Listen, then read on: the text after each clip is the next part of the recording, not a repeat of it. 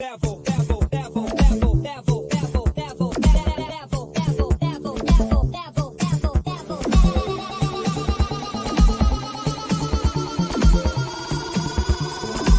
it to the next level.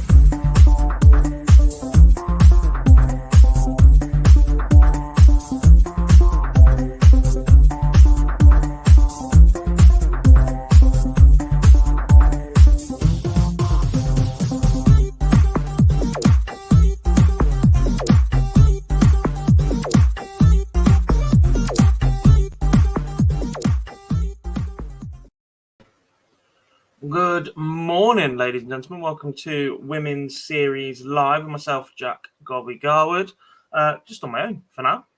We'll see how the day goes over in Germany. We might have a few of the team floating in and out throughout the day. It won't be my face this big on your screen all day. Once we are up and running, we'll have some featured games for you and obviously all of the results as they come in live. I'll just set my iPad up as well so I can watch along on the streams.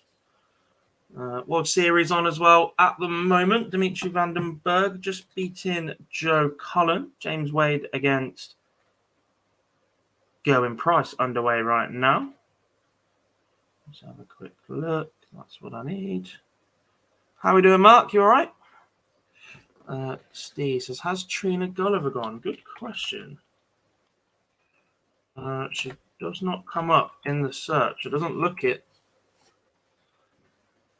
The big story today, though, is that Bo Greaves has gone and that Lisa Ashton has not made it to Germany in time to compete in event number 13.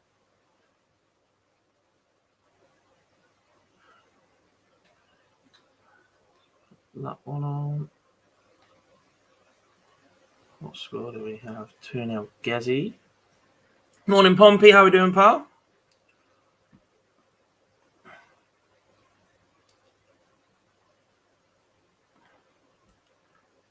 In fact, I'm going to share my screen already. Make my head a little bit smaller for all of you. Look. There we go. Much, much better.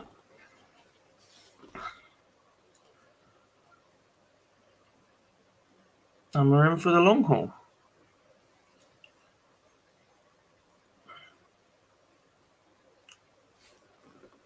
Let's have a look. Is Fallon action? No, Fallon is in New Zealand. So, obviously she did lose yesterday, but there's absolutely no way she was getting back home overnight for this one. It's not like it's just in Europe and a quick short haul flight. Let's have a look through the draw, shall we?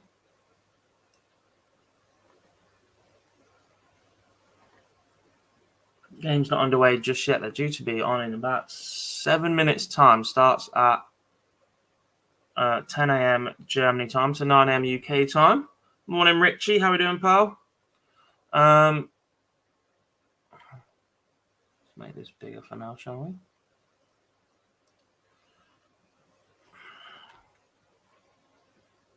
And we'll go through the draw board. 1, Yuki Sakaguchi, Sandy Wolf, Dieter Hedman, and Kasumi Sato all on the same board. That's an interesting little selection there. Who do we have on 2? Katie Sheldon, Anne-Louise Pearson, Sarah Schliemann, and Simone Paulukat. I'm going to murder some of these names this morning. Sorry. Board 3. Again, a few more newbies. That's just too long. I can't even see their first name.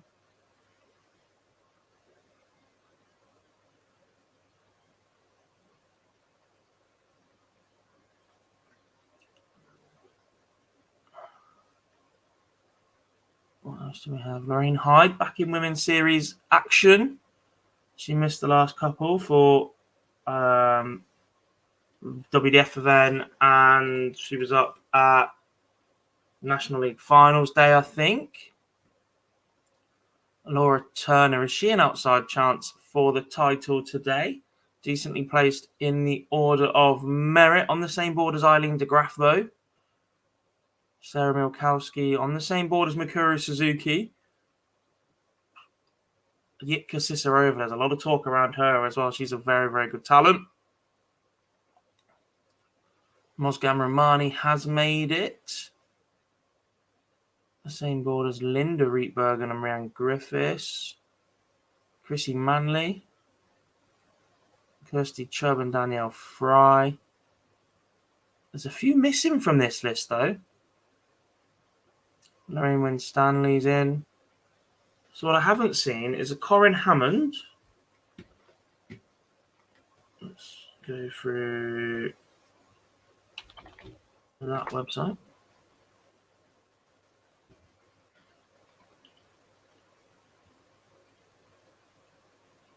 So obviously there's no Fallon. I don't remember seeing Chloe O'Brien or Jane Densley. Did I see Rhiannon O'Sullivan?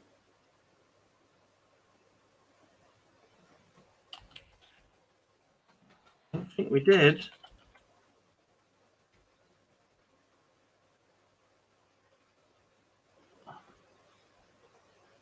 No Trina, no Corinne.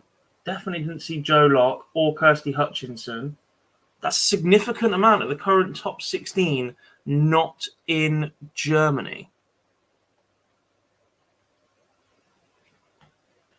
Be interesting how that plays out on the order of merit. Obviously, it is £1,000 to the winner of each event, I think. Yep.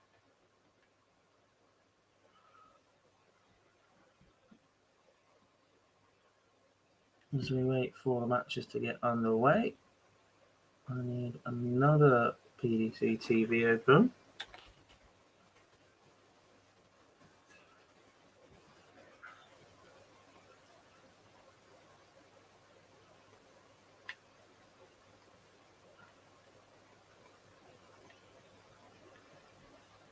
Goes in with a fantastic chance today now, looking at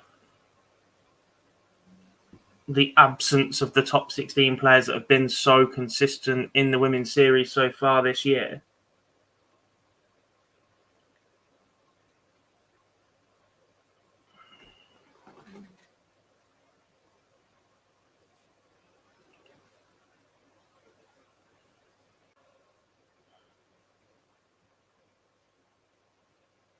Don't make any noise. Thank you. You're on mute. Lovely.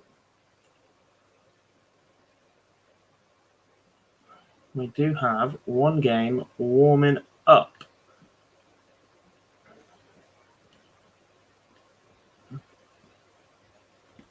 That's lovely. Can Bo make the worlds for event? Hello, Philip. Morning. Hello, everyone. What are you doing here? Just thought I'd pop in. Can Bo make the worlds? The easy answer is yes. Top two go on to make the world championship. Hypothetically, let's say she does win all four this weekend, she'd immediately be third on the order of merit. Looking at the players that are missing, Gob, she has a very good chance. That's a very, very good chance. Especially if Lisa doesn't make it at all. Well, I was going to say, I don't know how common knowledge it is, but Lisa's flight was cancelled yesterday. She was on the first one out this morning. I presume she got it. I haven't seen anything to say she hasn't. But to get there and ready for 10 was almost impossible. Yeah. Look, she's got enough buffer at the top to be able to take the first event, just ease yourself into the tournament, get there, have a bit of a practice, and get ready for this afternoon. Oh, yeah, 100%.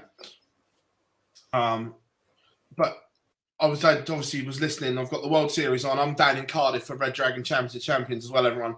That's why I'm going to be in and out through the day. Boise is on his way here as well.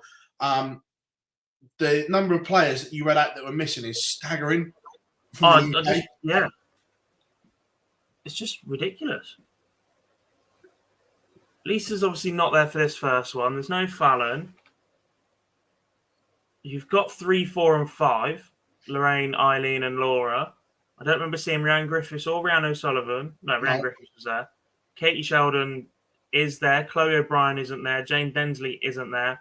Trina Gulliver isn't there. Corinne Hammond isn't there. Jo Locke isn't there. Kirsty Hutchinson isn't there. I haven't seen Robin Byrne either when I look through the list. No.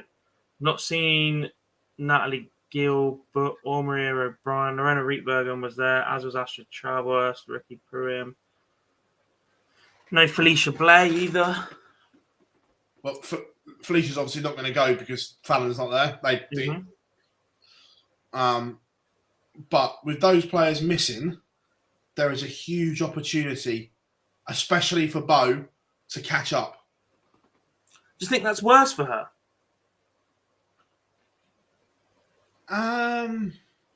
If everybody's there, fit and firing, there's less pressure on Bo to turn up and deliver. Yes, she's the world champion and everybody knows how good she can be and is expecting her to go on and win some of these events anyway.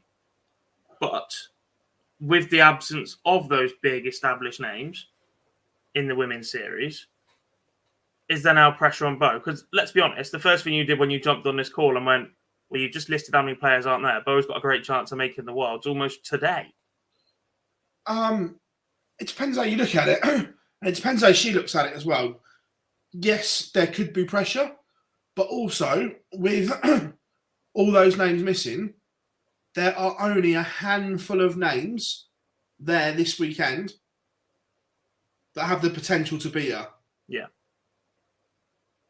That we know of. There's an awful lot of names in this draw that I didn't attempt to pronounce this early. That I've just never seen play.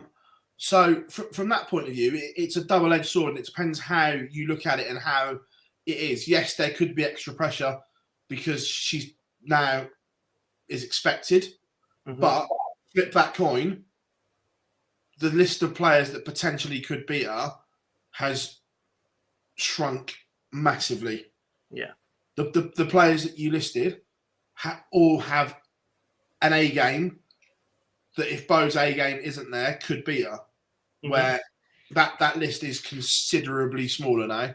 Yeah. I want to talk about the number of German players in the draw, actually. Fantastic. And the effect that I guess that women's darts is on the up regardless, but how much of this is due to Sarah Milkowski's presence? She's not the most talented dart player you've ever seen in your life at the minute, but her social media presence is massive. Yeah. It goes back to that thing that we've said a lot. It's commercial viability, talent. If you can hook the two up, you have the best recipe going. If not, you have to, I know you don't like it particularly, but you have to mix it and match it. And we look at it in boxing especially. Callum Sauerland dropped a bomb yesterday, and he's right at what he's saying. It upset a lot that he said that KSI Logan Paul does more numbers than Anthony Joshua Tyson Fury. And he's right what he's saying. Because 100%. It's a different market and it's a different audience. And it's the same here almost, that yes, Fallon, Lisa, Bo, Mikuru attract one market, but Sarah Milkowski, by bringing there, is bringing in a completely different market to the sport. So it's juggling that. Look, that can only go on so long, though, that if you haven't got the most natural ability or not the most gifted, you have to work and get better. That only goes on so long before people go, hang on a minute. But right now, I think it's a good thing. Yeah, completely agree. Mozgan Romani back in as well. I think there was a bit of pressure on her last time out. I haven't heard anything this time around, but her first trip, big pressure. First player from, is it Iran? Iran, yeah. And was followed around by effectively a documentary crew. This is one I'm interested in because the first women's series that she came to, I thought her action looked amazing. Mm-hmm. The last one, there was concerns. Yeah.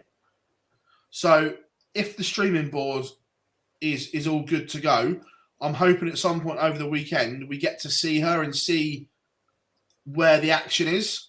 I wouldn't be surprised if that's the first board. We've got a nice little mix on there. We've got Romani against Jessica Kischel from Germany, and then we get Linda Rietbergen against Rhiannon Griffiths as well, who is one of the more established players.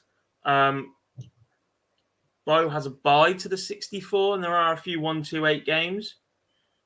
I wouldn't be shocked to see her on stream as early as possible today. Yeah, agreed. That's just the way it goes sometimes. Interesting that I just want to dismiss people. She's on the same board as Lorena Rietbergen. Would be Lorraine Winstanley in the last 16, most likely. Yeah. Gazzy has just won. Good performance, that. Yeah. Missed lots of doubles, but still comfortable. Still average 94, missing an absolute bucket load of doubles. Story of the morning so far. The Colin Dimmy game was a little bit of a struggle at times.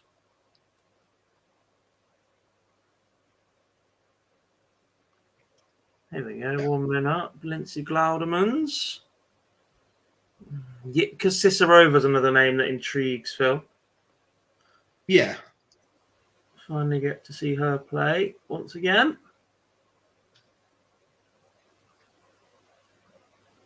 We will have reaction from definitely the winner and hopefully the runner-up from Germany. Big shout out to Banksy for the last 3 weeks. Mm-hmm.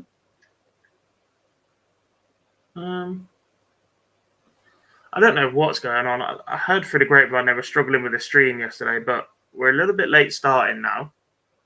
Matches are showing us warming up. There are only 4 matches showing us warming up, yet 2 of them are on the same board.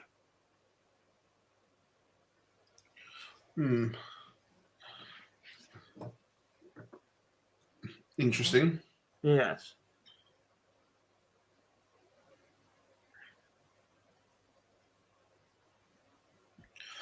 Interesting as well. MVG confirmed yesterday he is going to Budapest, but missing Jena and doing Belgium, and Gezi is missing the Belgium one. So they're all kind of They're still schedules at the moment.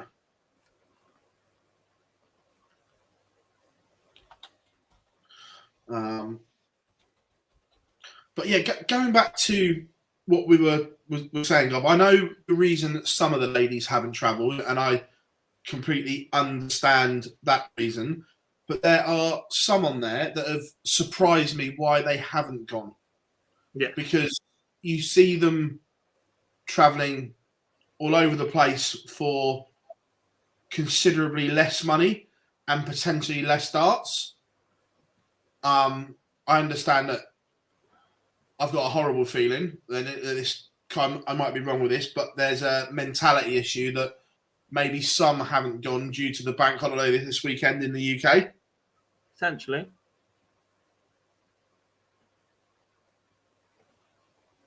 Yeah. But I guess, look, travel costs are definitely a thing at the minute. You're going by train to Amsterdam in a couple of weeks because the flights are just absolutely ridiculous at the minute. So that certainly won't be helping, especially when, in terms of prize money for winning the event, which look, only one person can do that in a field of 70 odd that we've got here, it's £1,000. Development tour, you get £2,000 for winning an event. And look, this is still growing and you have to back it up with revenue in and sponsorship and whatever before you just start jacking up prize money. But when there is so many traveling at that point, there is only so much money they can win and earn back and make the weekend profitable. Yeah, no, I get that. But my counter to that is You got to back yourself. Well, one, you've got to back yourself, and 2, there are players that will go and happily chase ranking points for a lot less money that you physically cannot make a profit on. Yeah. Because you're going for 1 or maybe 2 tournaments, where here you've got at least got 4. Yeah. So no, I fully get the cost element, but when this is the most darts on offer in a day or a weekend, and there's $4,000 up for picking up, look, and I guess it's unlikely that you will win all 4. However, the potential is there. Yeah.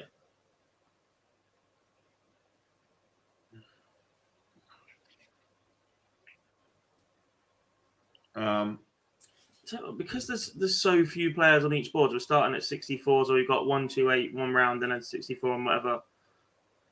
There's a big opportunity for some upsets today, or for some shock last 16 players. Yeah. Purely, well, firstly, because of the absence of so many of the established names we're so used to seeing going that deep. Yeah. Morning, Henry. Hope you are good, mate. So the blockbuster tie is just about to get underway in Hamilton.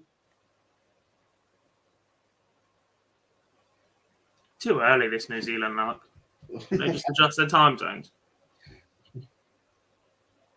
Yeah. I'll tell you what, the arena looks absolutely rammed this morning over there. It looks good. Or this evening for them. Right. Also, as well, people are forgetting with the women's series get gone. Today is also the first set of events for next year's match play. It is, yeah. Which again is surprising that some aren't there. Yeah. That carrot has been dangled and some have taken it up. Look, it's the first time we've seen Bo in a long, long time.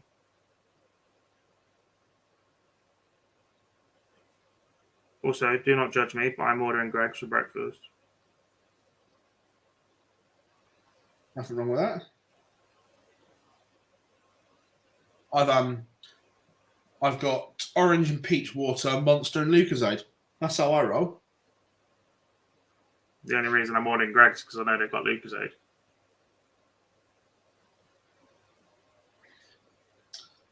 Henry, now.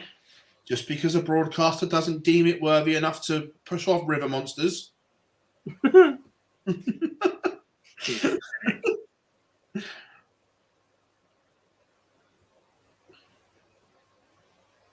Two of those, please, barkeep.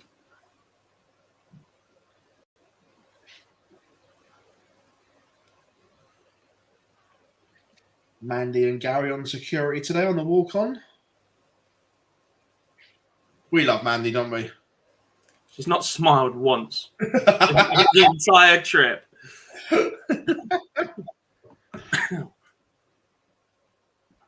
Still warming up.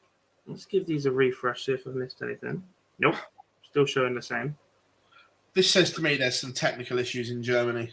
Well, yeah, we were due to start 13 minutes ago.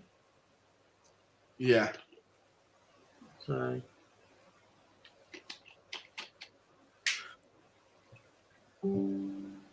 Yes, indeedy.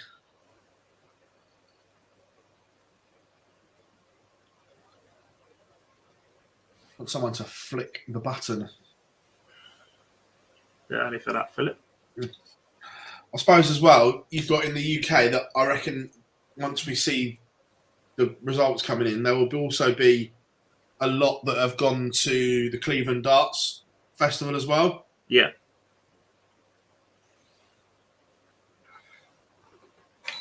I have a feeling that's where Trina might be. Well, when I looked at the entry list the other day, Bo's name was on there as well. But also what we know about the last block and it clashing with county finals, it wouldn't surprise me if Trina has replaced Bo in that pair. Yeah.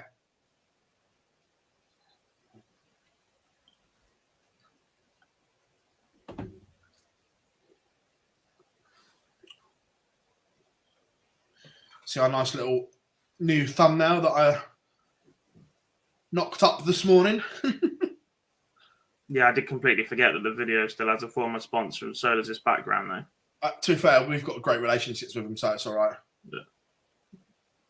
And World Match Play, this is the race to the match play, I guess. We started early. That was very early. I'll tell you, that's not a bad start. The Ferret kicks off with a max. Finger point. So does Michael.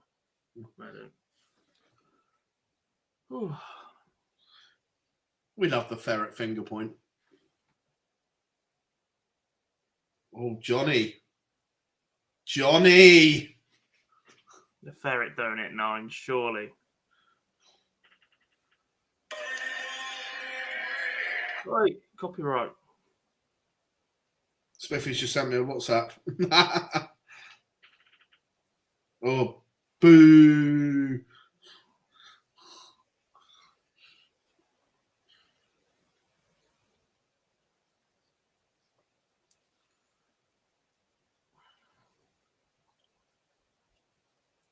Who's your tip for today then? In the women's. And in Cardiff, where you are? Look, Cardiff, where we are, this is almost impossible to pick a winner because it's just cutthroat. Look, I love this format as well, by the way. But it's so hard to win this event, being best of 3 all the way through. Some big names here as well: Chaz Barstow, Connor Scott, David Evans. Some big names, and which is great. The women, look, event number 1 here. As long as she settles, I don't see who beats Bo in this field. Mm-hmm.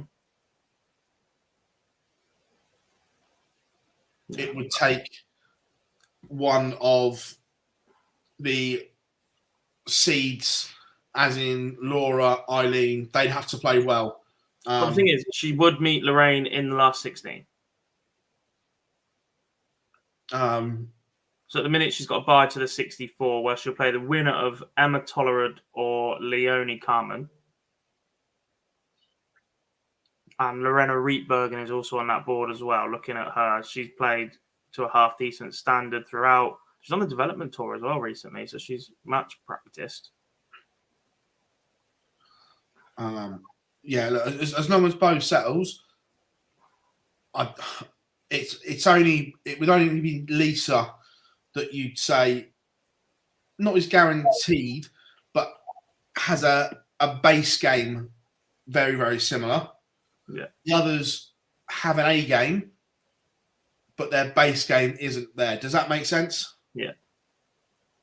I'm trying not to be disrespectful because they can all play, but their base level isn't there. But there's levels within it, isn't there? And we spoke about this a lot before this year got underway. And look, we've been pleasantly surprised by a group of the players. But when we looked at it last year, we had like an A group that were Fallon, Lorraine,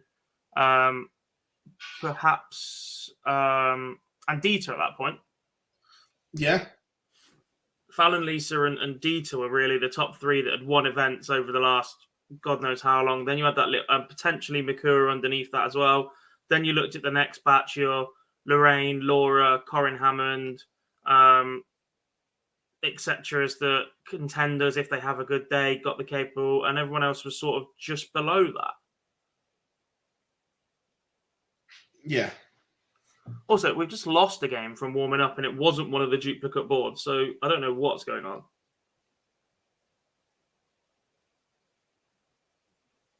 It's all a bit of a mess. If only somebody was watching that had contacts in Germany that could let me know.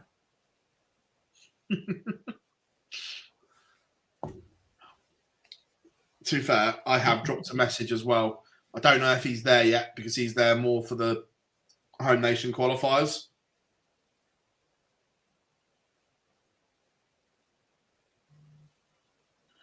Johnny Clayton is 2-0 up. Michael missed an absolute truckload of doubles last leg.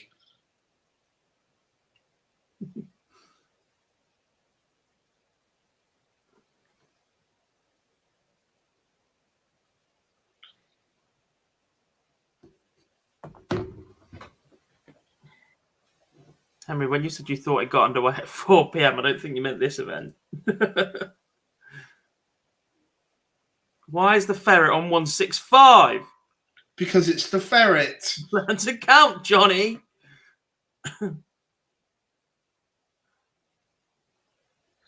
Michael breaks back.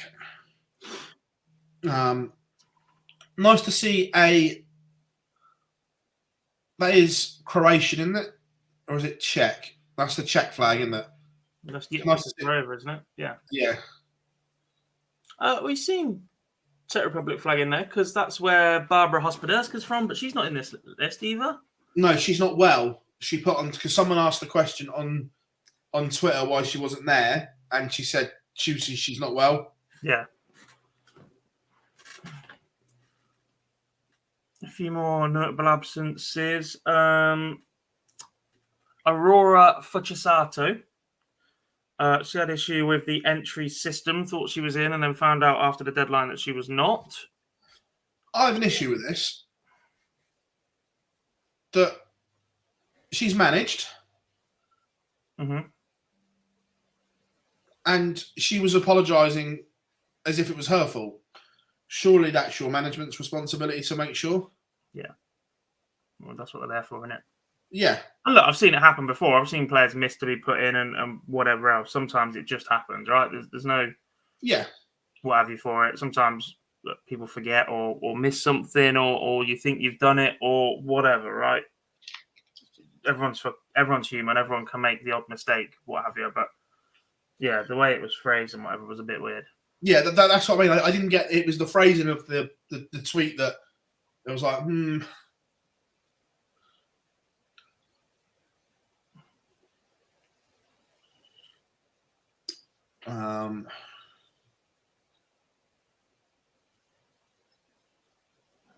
Oh, Michael, he's missing apps. To be fair, he's throwing 3 good darts there. He's literally planting them down the wire of double 4. But the Ferret, 71 to break again and go 3-1. And he has. Michael should be 3-1 up in this game, and he's 3-1 down. Mm-hmm. The Ferret dodging bullets. Oh, this looks a bit more promising. Oh. Looks like they've sorted it out, goal.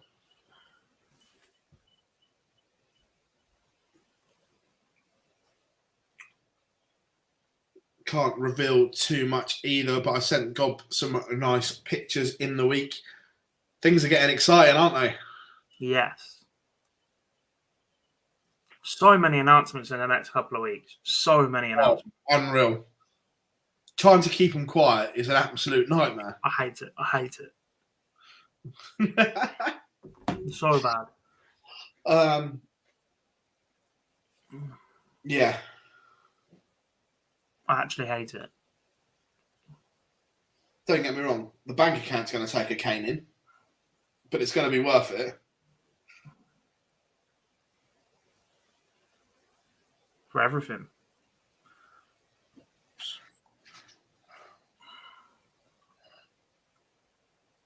In fact, I'm hoping. What we got? Just whack my calendar open. Oh,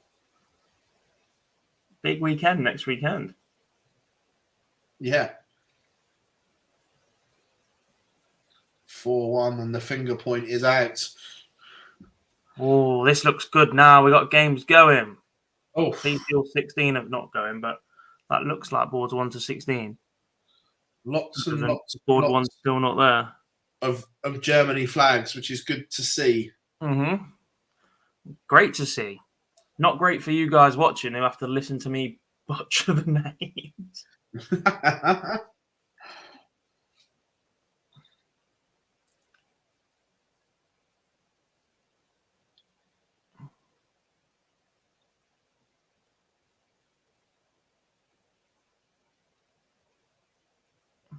Yeah. This is going to be a long weekend.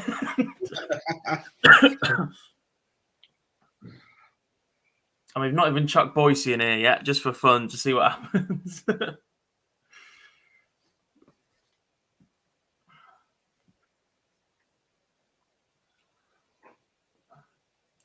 We need a feature when it does get going.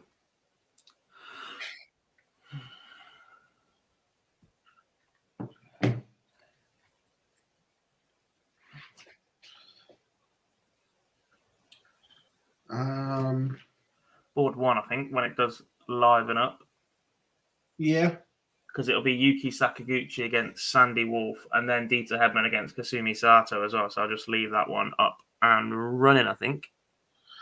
Look, it's great that Dieter is playing, but I just find it a little bit weird, the whole situation that she's put herself in. Yeah.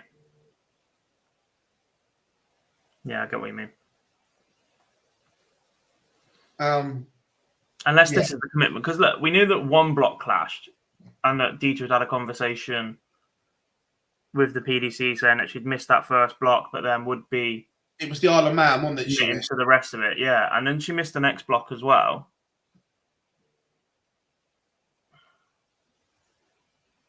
And it just felt a little bit strange at that point. Yeah. Look, it's great she's in. She's 100%. one of a select group that have actually won women's series titles. So to add that back into the fold is big. Yeah. But yeah, it's just weird the way she backed herself. And it was more the wording on her Facebook, wasn't it? That, again, the way it was worded, that where she was is it a WDF director or board member, whatever. The whole wording was just weird. Yes.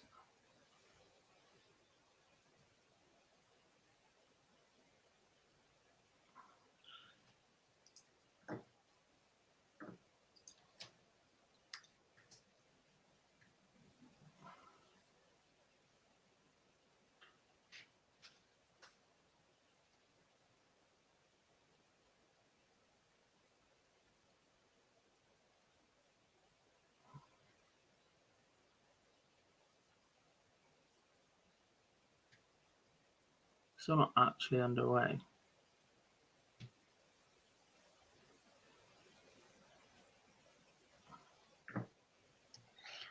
It's me getting Johnny text and graphic or picture ready, and MVG breaks.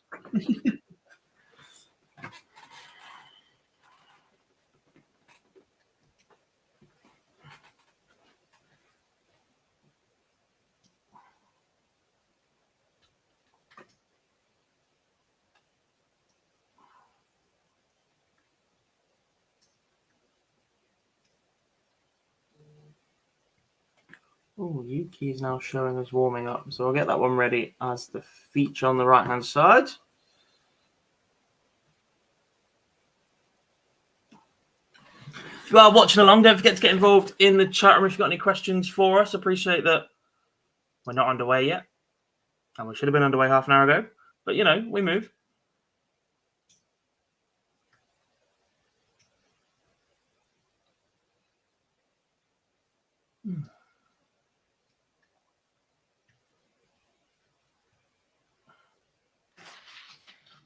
In New Zealand this morning, it's literally been a tale of missed doubles, both games. It's not been the greatest. Gezi looked good. Steady, but again, missed a load of doubles. Stuart Pike kept referencing on commentary in the first game that Clayton was saying it was a different buzz in the room because everybody wanted to win the last one to make sure they got something from the trip, etc.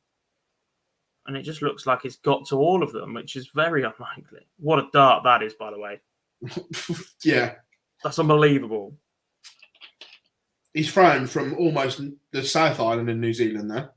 He's in a different postcode. Big fan of that, because that's my trick shot. Where I stand so far to the right, if I miss double 16, it blocks it immediately. So the only way to do it is to go even further to the right-hand side.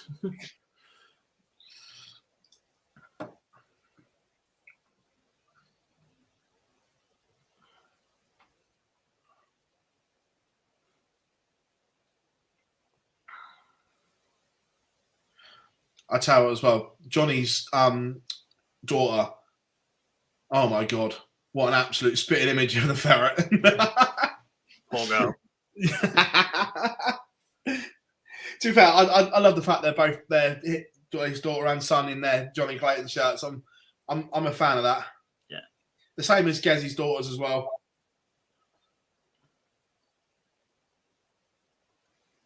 Yeah, we've seen Gary's lad as well.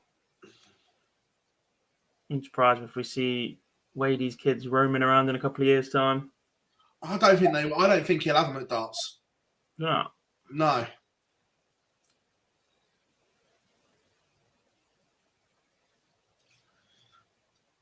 Do you reckon MVG could bring the pink shirt back for his little girl, like he used to back in the day? Maybe. Good dart.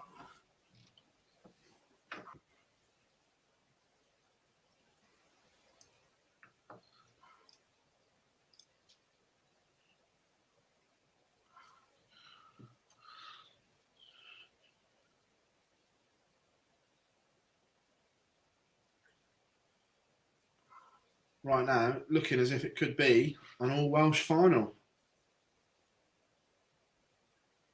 Yeah, wouldn't put it past the way Dimmy has played. I think Michael Smith may have something to say about that, but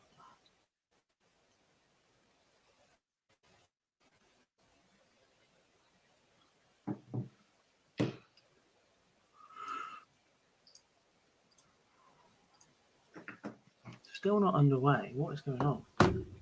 There must be some technical issues.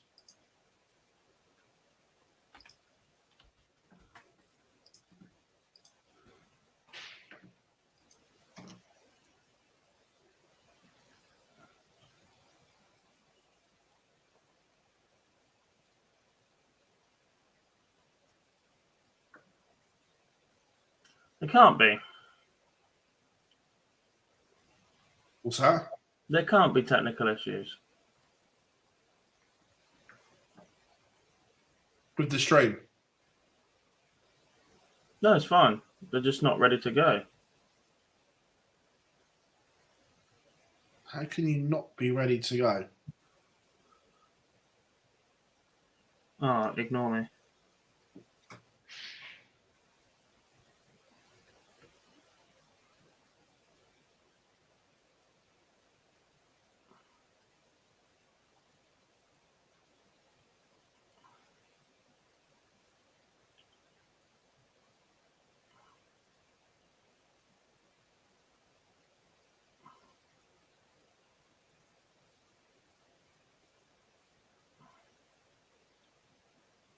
Ooh.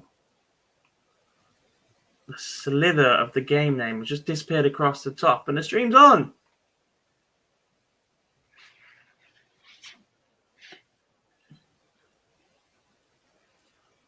And yes.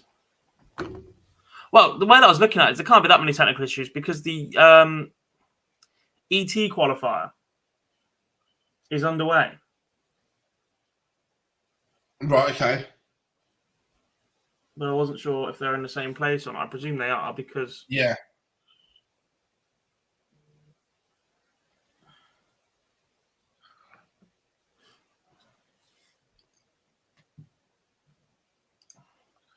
Yes, they are. So, game's on. First 4 in each of the matches. I might have to zoom out just a little bit on these scores so we can get everything on. Oh, that went a bit far. Do you think we're almost at a point as well where these have to go to first to fives? No, not yet.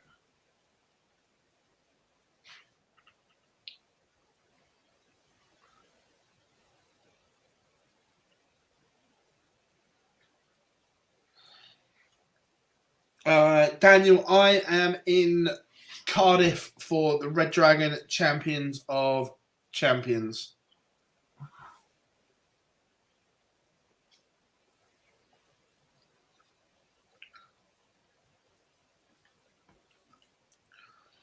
Nice little Norwegian flag there as well.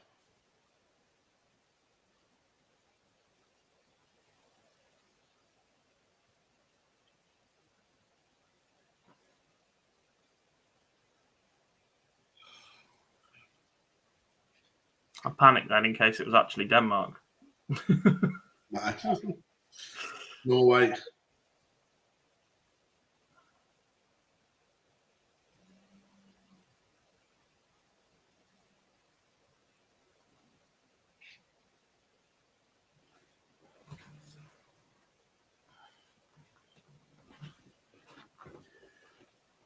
My breakfast has arrived, Philip. You're up. I'm up. God goes and gets his breakfast. So I will carry on. Laura Turner is underway. She's on board 6. Katie Sheldon on board 2. Yuki Sakaguchi on our feature game. Can she set this up? A ton to leave 82. That's tidy enough. When she comes back, should get at least a dart at tops. If not, 2 at 16s.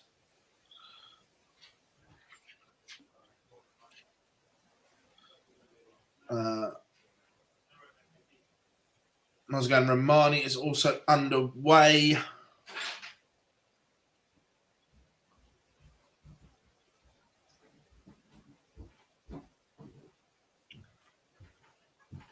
And Yuki Sakaguchi pins the 82 in 3, which suggests, it's only a suggestion, but I think she's on 25-17 and top. That is 1-0 to Yuki Sakaguchi. She has got a lovely action as well. Mm-hmm.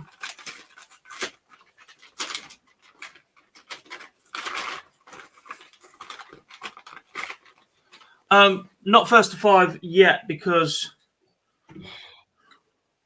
some of the players just aren't at a level in the early rounds that means that would make a significant difference.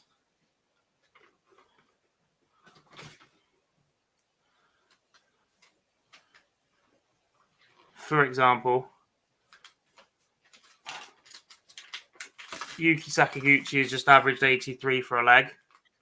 There are other people on the board so far that have just averaged 46. There's one match that's 40 and 33. Do we need an extra 2 legs to decide who's going to win that one?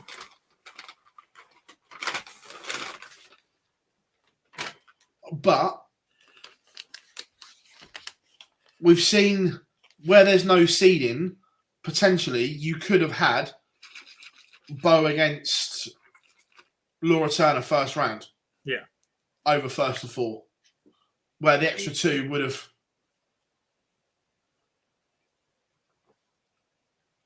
So I think that it's just me. If they're going to keep it at first to 4s in the early stages, then they need to bring in some seeding. Potentially. I'm surprised that doesn't exist now that we've got race to the match play and everything. Yeah.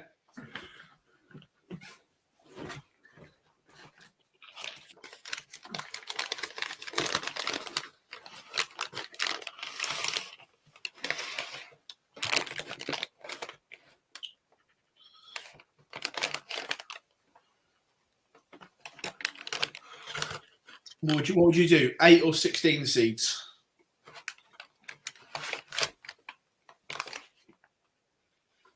In a field of this size, just 8.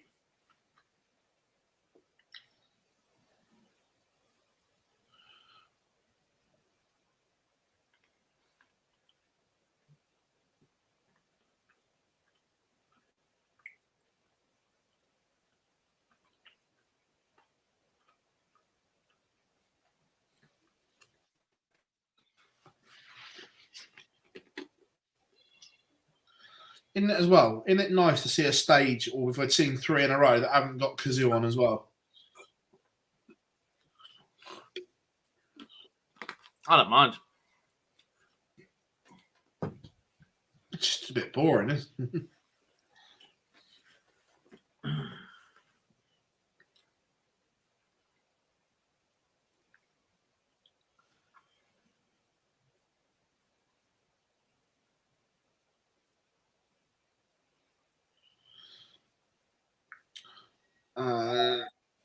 To be fair, it didn't surprise me, Daniel. I'm not surprised that he's missing the yellow one. I think there may be a few that skip Jena just because it's an absolute pain in the ass to get to. Yeah. That Jena and Risa are up there with the worst.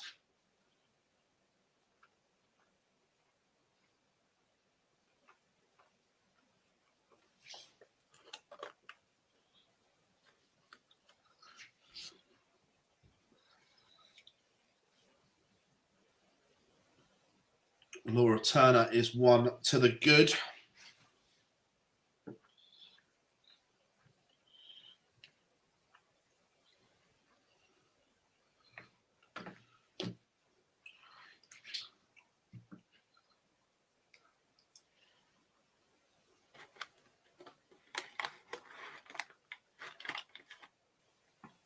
Tell you what, we were speaking about families earlier.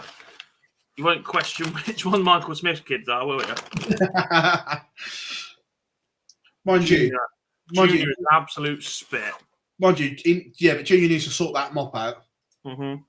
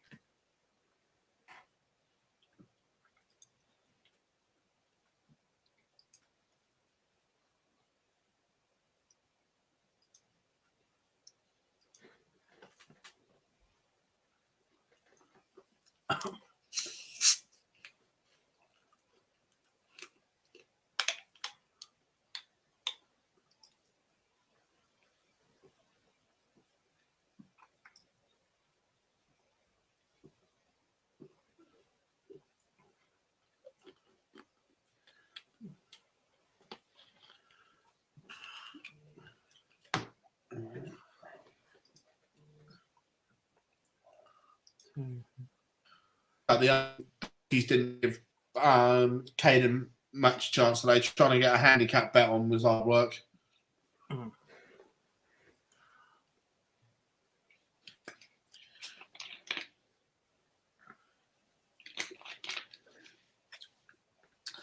No, I'm not going to Budapest, Daniel. It clashes with something else, but all will be revealed soon.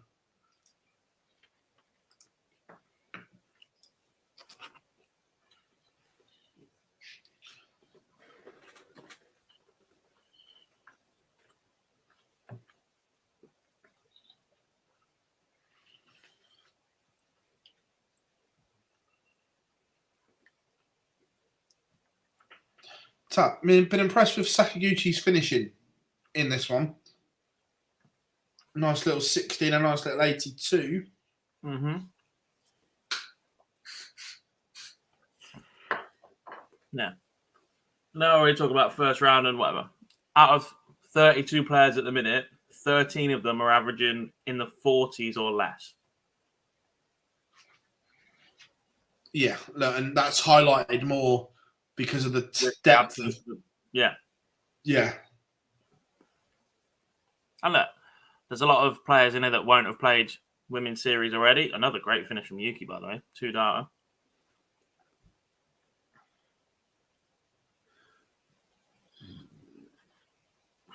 Our finish has been superb. That was a good finish from Denise Nerent as well on the stream.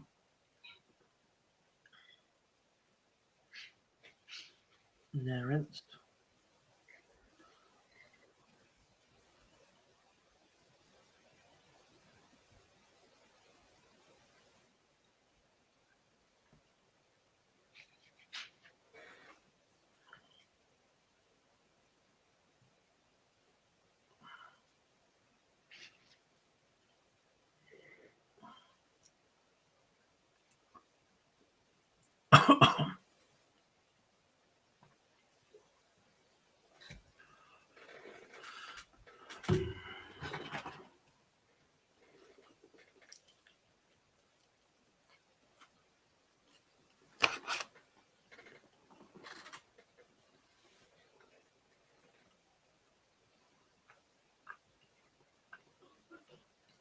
We have our first winner. We do. It is Sharon Stratsman-Paul winning 4-1 against Lindsay Glaudermans.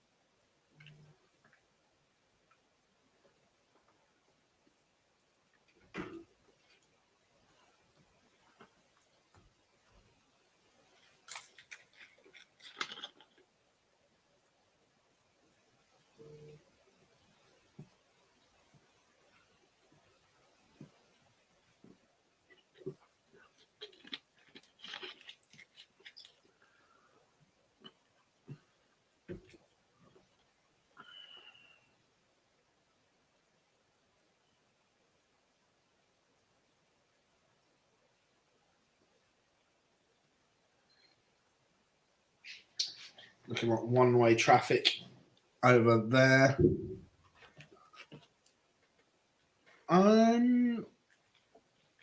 What flag has she got? That's a good question. I don't know.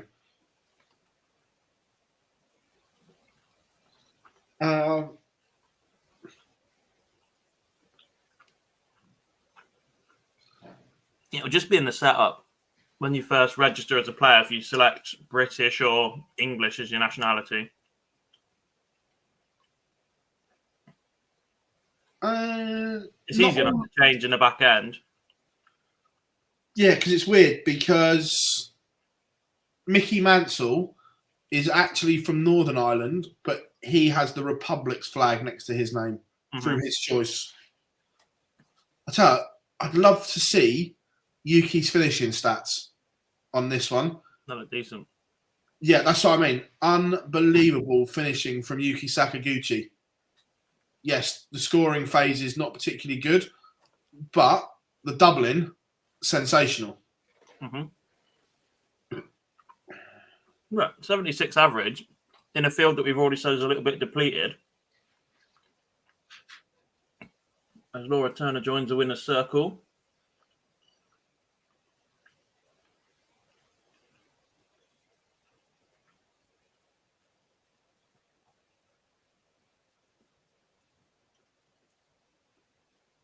You said that scoring phase weren't great, Phil. That's comfortably the best performance of the day so far. Yeah.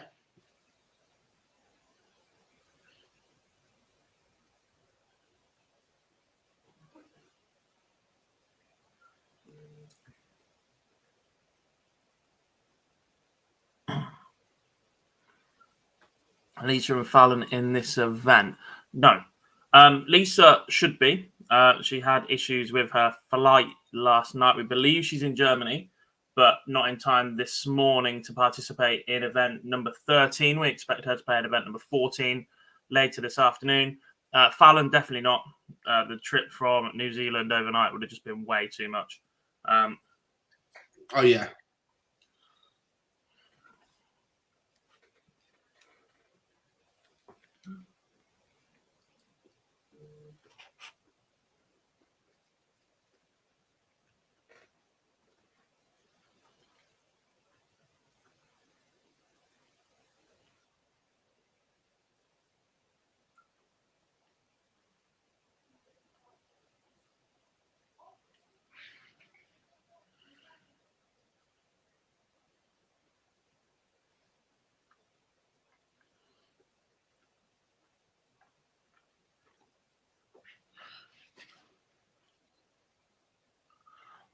See, Laura Turner got through. Like, it wasn't nowhere near Laura's standard. The same as there. Katie Sheldon is through, but she's miles better than that as well. And Moz Gamramani as well. Raymond Stanley also wrapping up a 4-1 victory, just a 63 average for her. Fair to say a slow start in Germany this morning. Easing themselves in, we'll go for.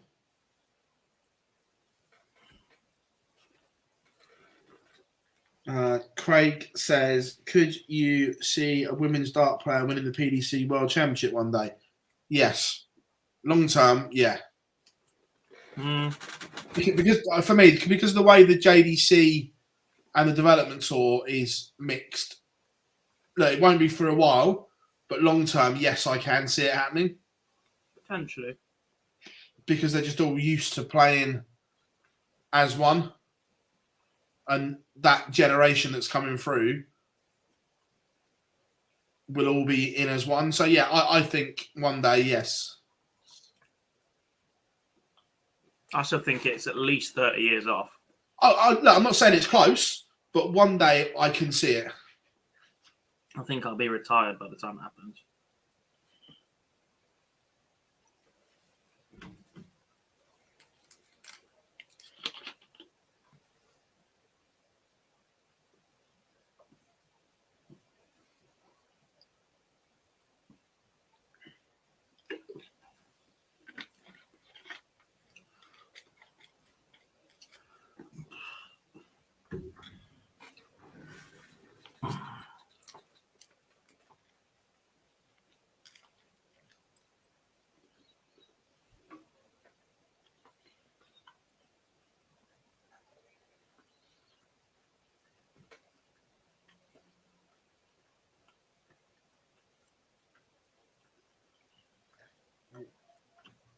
Let me get me Bully Boy picture ready.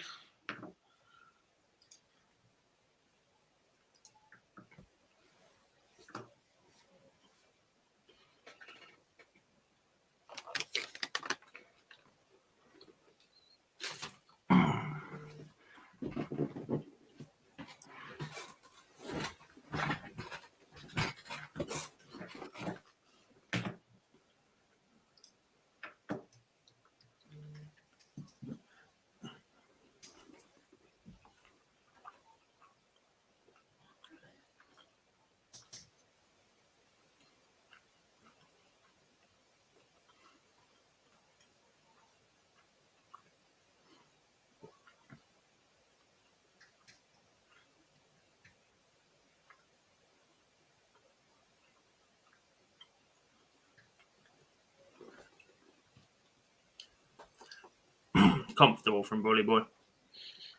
Casper was loving every minute of that. Well, let's just run you through all the results we've got so far. Then in the 1-2-8, Svenja Leira has beaten Theresa Verenusa 4-0. Roos van der Velde has beaten Helen Ward 4-0. Laura Turner 4-0 winner over Bianca Langendorf. Aletta Vaya has beaten Astrid Trauborst 4-1. And Lorraine Winstanley a 4-1 winner over Denise Narenst. In the last 64, Yuki Sakaguchi a 4-0 winner over Sandy Wolf. Katie Sheldon 4-1 over Simone Polukat. Sharon Stratzma-Pull has beaten Lindsay Glaudemans 4-1, and Mozgan Romani has beaten Jessica Kishel 4-1 as well.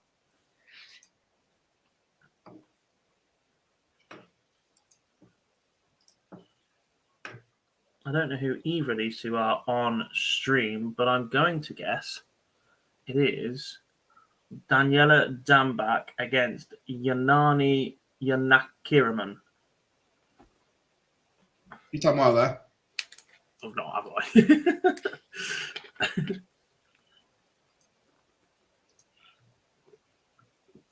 It's better than me trying to do it.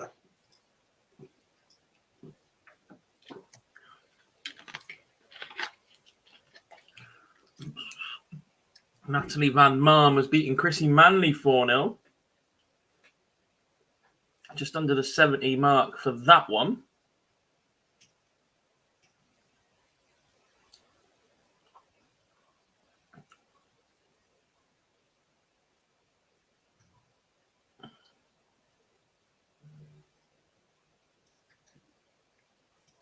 Is Yanani the first female Indian player we've seen? I think so.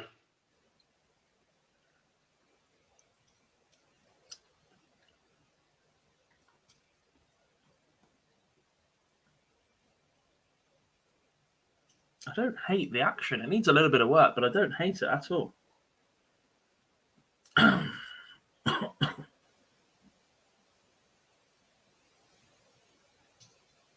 Same with Daniela's, actually. Needs to stay still a little bit more, but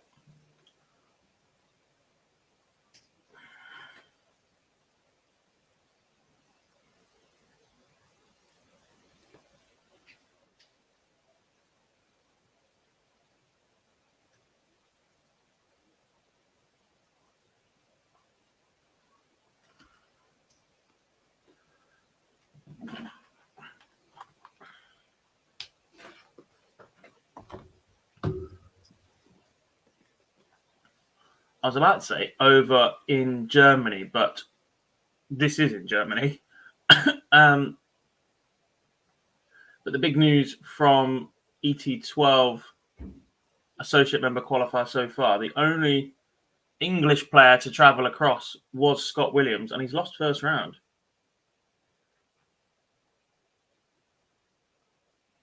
To Arjan Konteman.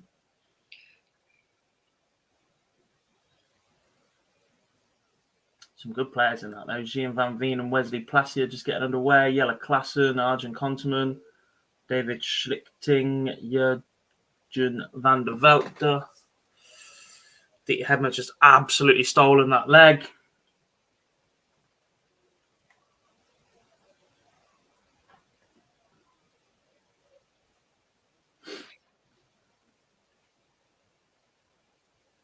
Danielle Fry beats Kirsten Weiss 4-3.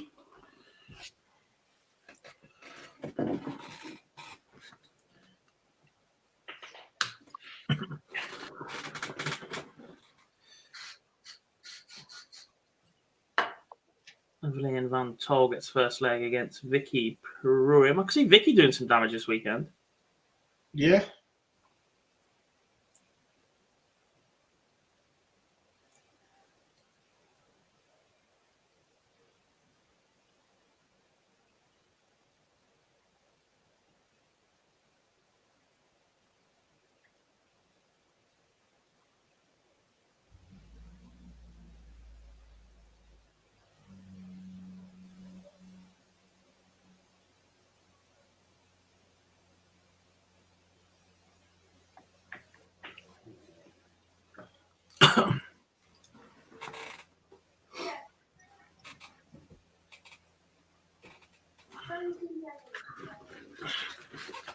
It's never a good sign when your name doesn't fit.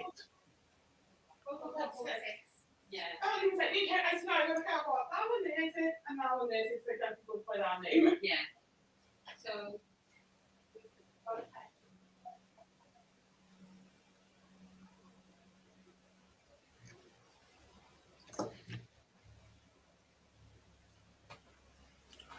I've had to open up the box fully to see the name of Rebecca Edwards' opponent, and I'm not sure I want to attempt to say it either.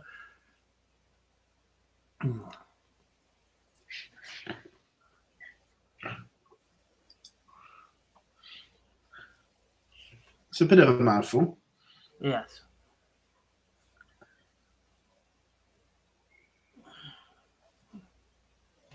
This is where I wish I had the ability to listen to the stream and listen to the likes of Murph and Nico, consummate professionals, attempt these names rather than me. Yeah.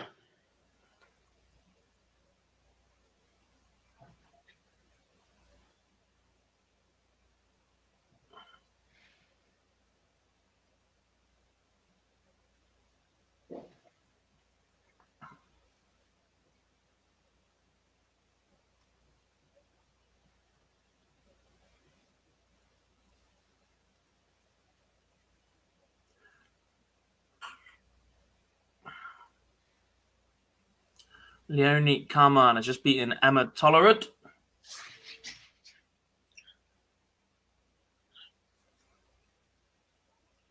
Sarah Milkowski and Anne Doris Dean are underway.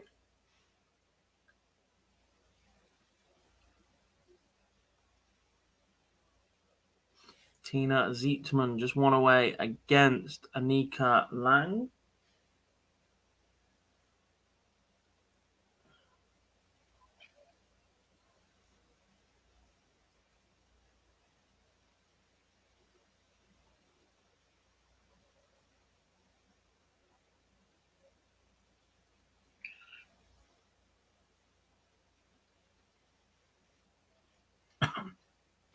Well, for those... Go. Signing autographs on the walk-on. No. Over there, I don't mind it because they get very limited opportunity for that to happen. I don't like it at all.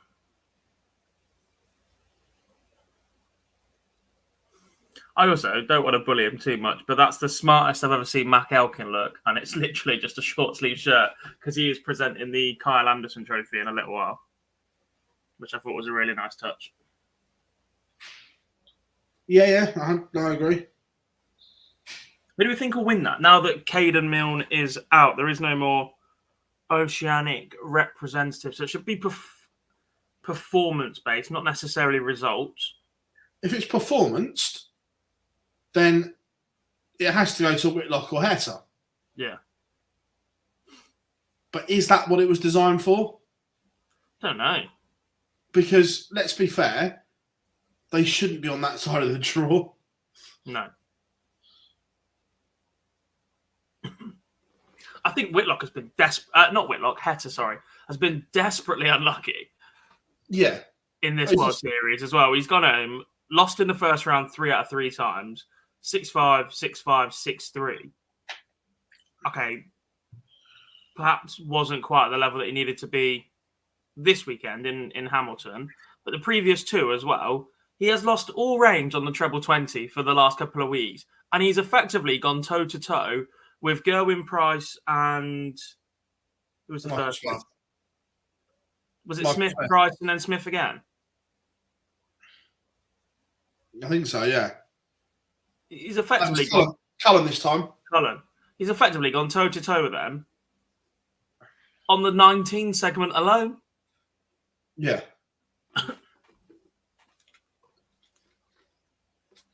This leg's a bit more like it from Dieter Hedman. Yes.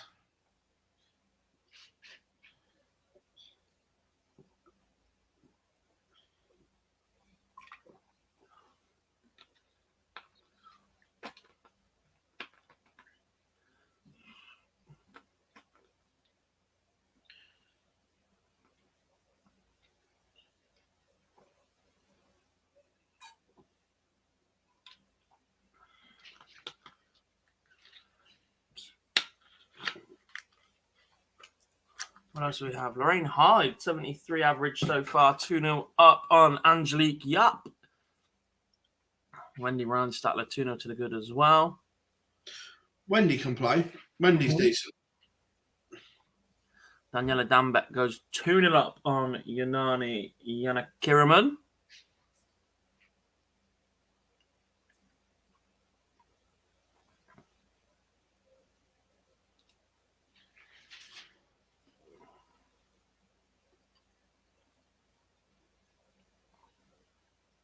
She's not played yet, Harry. She's on board 16. We have already had a result on 16 in the 1-2-8, which was Leonie Cameron beating Emma Tollerud 4-2. Bo is sat in the last 64 waiting for Leonie Cameron now, but that'll be after Jennifer Koenig against Lorena Rietbergen.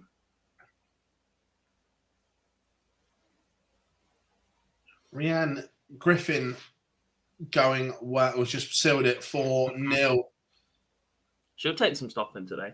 Yeah, remember, she was involved in a very strange game at the match play where for the first 3 legs she was nervous and just not in it against Lorraine Winstanley, but then she nicked the 4th and then was just rejuvenated. Yeah, turned it round, and then out of nowhere Lorraine pinched the last. So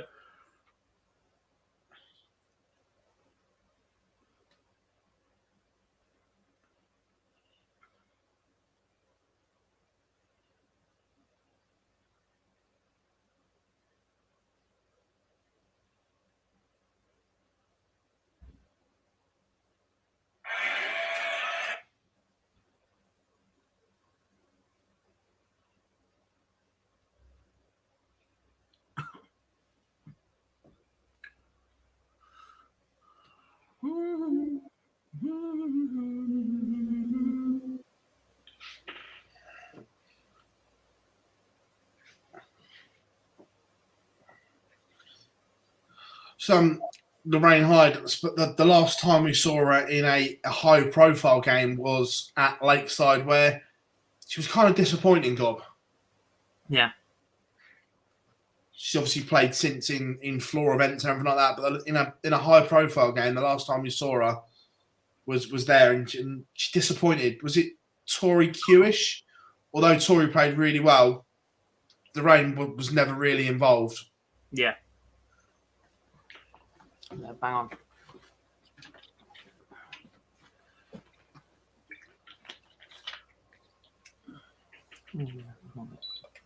Ooh.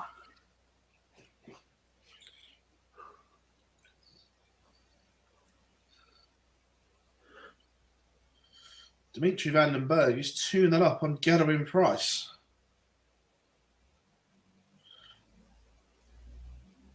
Slightly extended format.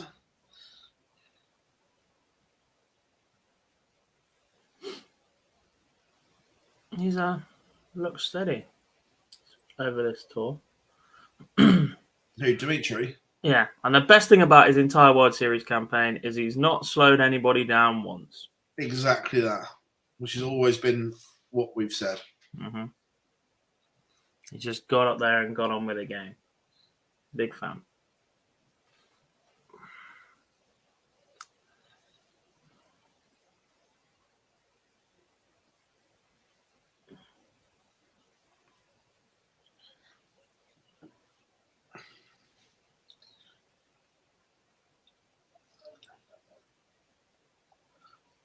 Not hanging around. There's the last 32 game warming up already. Ryan Griffiths against Mozgan Romani. I don't think that board had a 1-2-8 game, and then they've had a 4-1 and a 4-0. So Dieter Hedman, 4-0 winner over Kasumi Sato, pinched the first leg, but the rest of it, she was in pretty solid control throughout. That sets up a last 32 game with Yuki Sakaguchi as well. Wendy Ryan Statler's just beaten Laura Kleintitschen 4-0.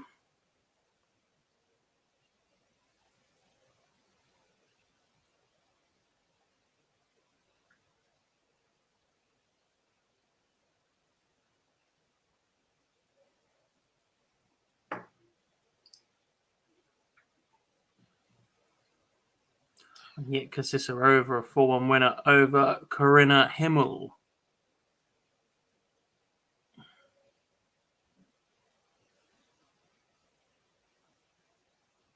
Oh, no.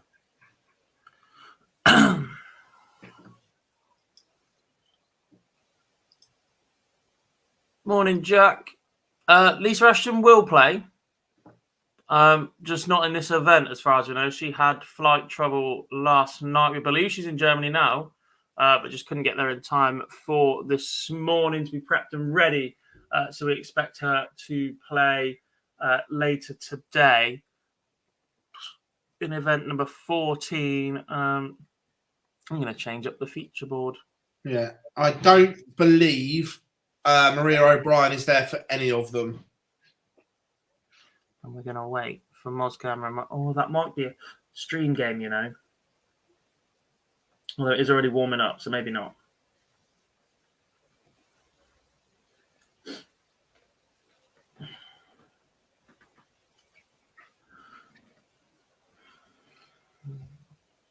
With going back to that flight issue, Gob, as players, what do you do? And this is not just the women, this is the men as well. That you've booked a flight within plenty of time, and then that happens. Not like you can do. Kick up a massive fuss. Hope you get compensated for it significantly from the airline. And unfortunately, just put up with it. Or do you start driving to these events?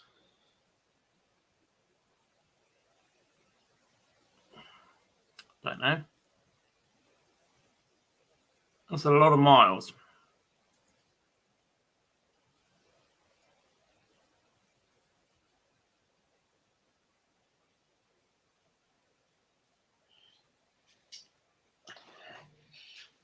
A lot of miles. And we've seen and heard of other players doing that before, but you normally need a travel partner for that minimum. Yeah. Especially for on the way back. It does extend that journey on the way back significantly. And with fuel costs at the minute, it's probably cheaper to fly. Yeah, I just worry that one, you're not going to get your luggage. Two, if you get there at all. I was about to say don't fly with Ryanair, but actually they seem to be one of the better ones at the minute. Yeah. Don't fly with EasyJet. EasyJet or BA are the ones that you want to avoid at the moment. Yeah.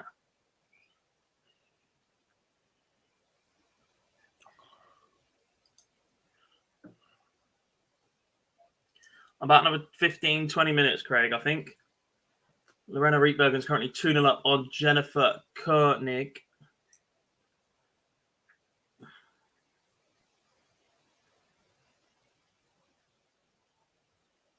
That was amusing. There is a significant height difference between Daniela Dambeck and Yanani Yanakiraman on the stream. And the camera operator has got them the wrong way round to start the leg. So it's significantly higher for Yanani and then Salu staring at Daniela's waist.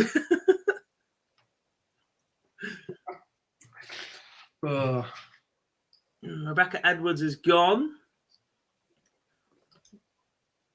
She has lost to Adriana van Wiegerden Vermaat. Nailed that.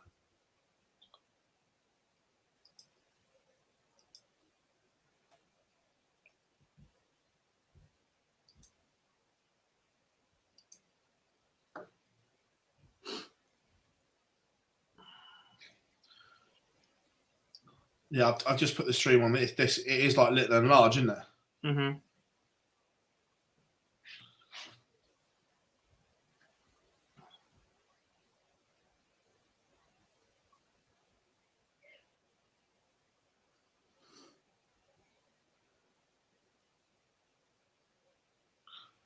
To be fair, neither of them are the worst actions I've ever seen.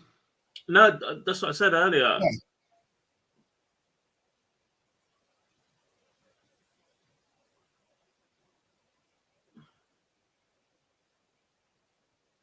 There's a little bit of a reach in Yanani's throw.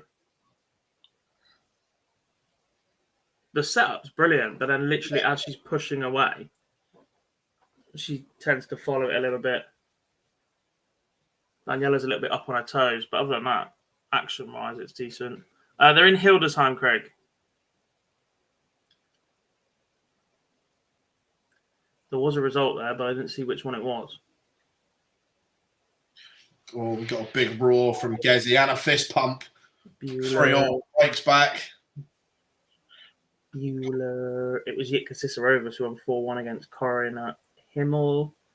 And Noelyn van Leuven has beaten Laura Patton 4-0 as well.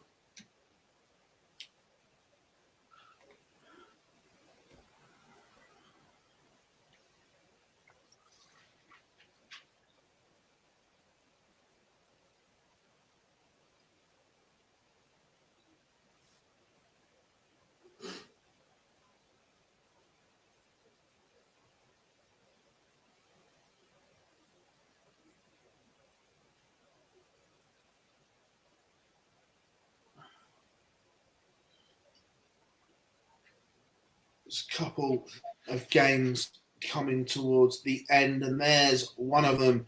Louise Pearson 4-2 Victor on board number 2. Was it not this year, it was last year that Louise had a couple of really good runs and days, wasn't it? Yeah. Tina Ziethman has just beaten Annika Langer 4-3. And Yanani Yanakiraman has just gone 3-2 up on Daniela Dambeck as well. Gezi's done the hard work, broke back, but he just got out of jail there with 2 treble 19s. But was handing the momentum back to Dimitri.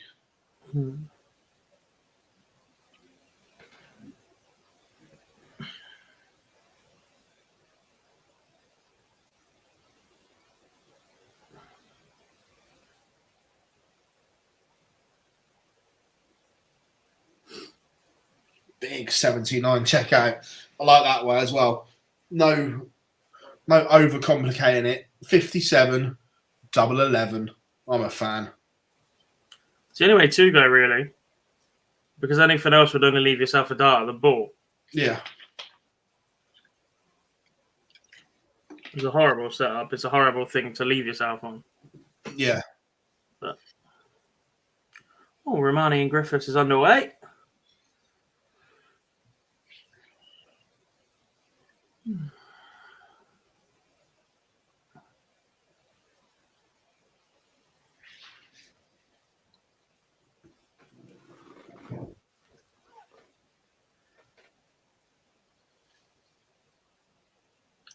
Not a bad feature game.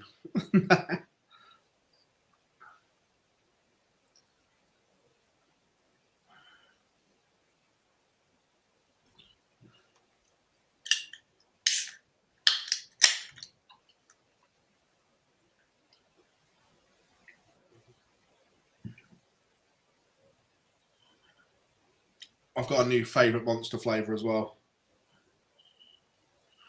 Put it in the bin. I don't have a go at you when you go out on your beer and your vodka. That doesn't put me in hospital. It could.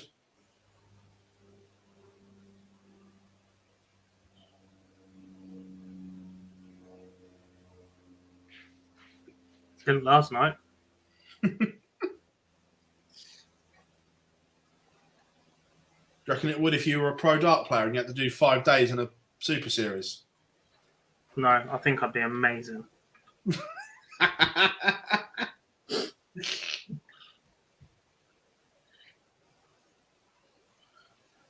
you reckon you could do 5 days with Chizzy?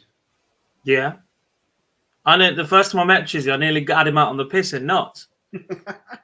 What a boy. No, you forget when I was at uni, we used to go to the pool tournaments up in Great Yarmouth for 4 days, student event. We used to get the train up at 6 a.m. on the Thursday morning, the first couple of years. So we were at the public's way, pretty much. Then we started getting a coach and just staying whatever. 10 before 10. 4 hours to drink 10, basically. You didn't have 10 by the time we arrived at Asda in Great Yarmouth. You had to do a forfeit. And then I used to do 4 days without a soft drink. The last year we were there, we'd always played all right in the team events. I was always capable. I'd had England trials and whatever. But I always just played rubbish in the singles.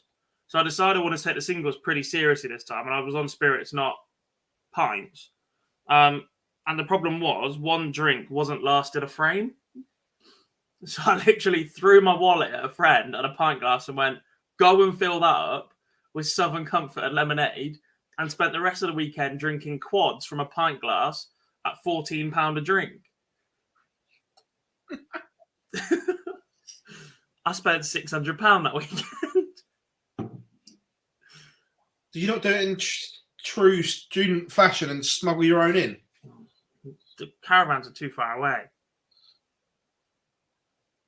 You not have a Lucozade bottle?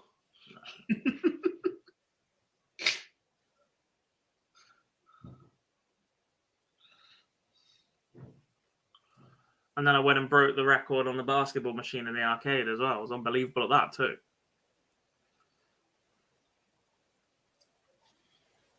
It's amazing how good your coordination is when you can't see. Oh, speaking of luggage, see, Stephen Hendry wasn't happy with British Airways yesterday. They've lost his golf clubs. Eek. How do you lose golf clubs? I don't know. I can understand losing like a little suitcase or something. How the hell do you lose golf clubs? It's gone to Mallorca on holiday with Lauren to play a bit of golf, and Yeah. it's got no clubs.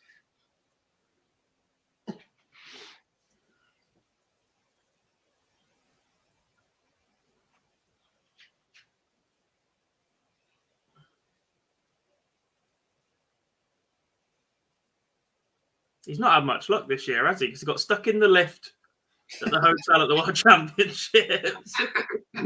I remember that.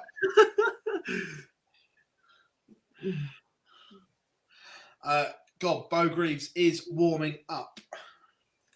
Woo!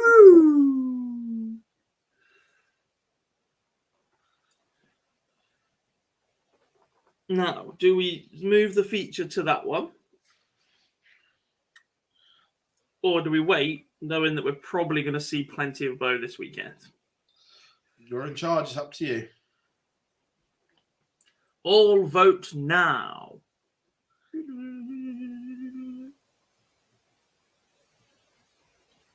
Kate Sheldon is out. She loses 4-2 to Louise Pearson. Without any averages. What's gone on there? The iPad has had a meltdown. I'll try it. I'm also convinced Yuki vs. Dieter might be being held back for the stream. This one has gone all the way, though. Is there another game to come on this board? Board 6.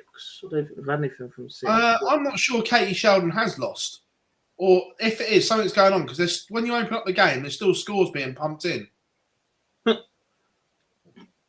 Yes, then, Dark Connect. So I'm not sure what's going on here. But I'm seeing scores going in.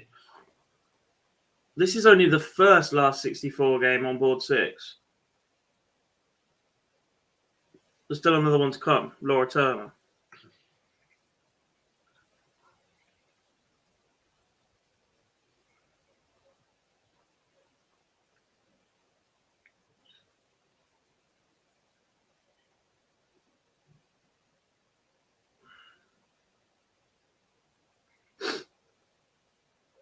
If we did this whole journey without flight, it would cost 150 quid and it takes 7 hours. Is that just one way? In a standard, moderately economical car. Morning, Matthew. Yeah, guys.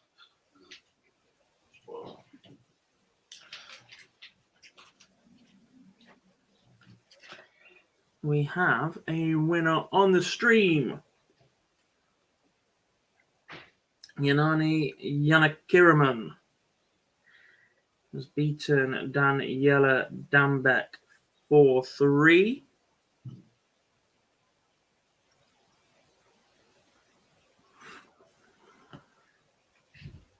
I wonder.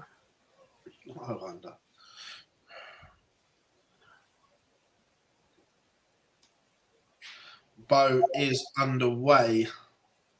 I don't wonder then. I didn't know if we'd get a big move across. Gerwin Price from 3-2 down has won 4 on the spin against Dimitri van den Berg.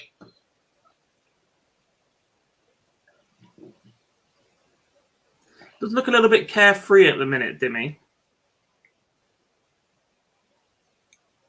I know we said it's nice to see him playing quickly, etc., but there also doesn't seem to be the same intensity in his performances.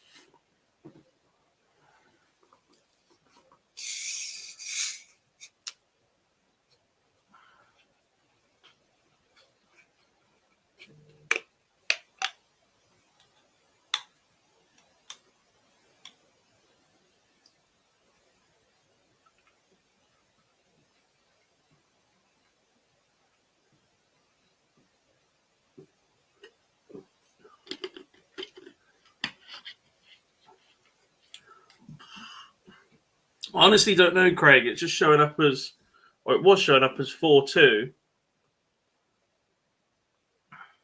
Now it's showing up as 1-0.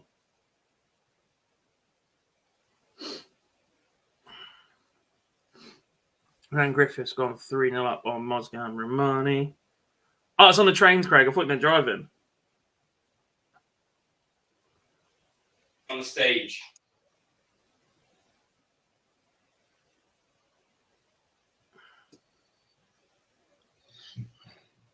Although the trains in this country are just as much as a mess as the airlines at the minute. Oh, Christ, trains in the UK are horrific.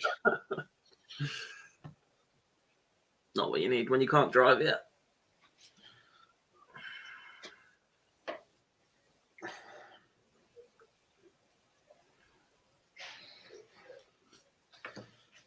Also, at the risk of giving away one of the worst kept secrets in sport, is this the last time for Dimitri? Yeah, yes. I believe so. Yeah.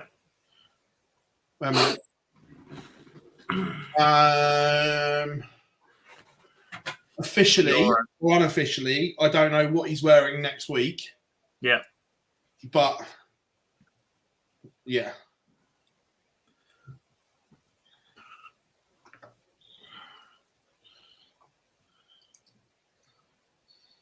Europe trains are so much cheaper. Yeah, oh, unreal. Bo, 1-0 up. 55 average.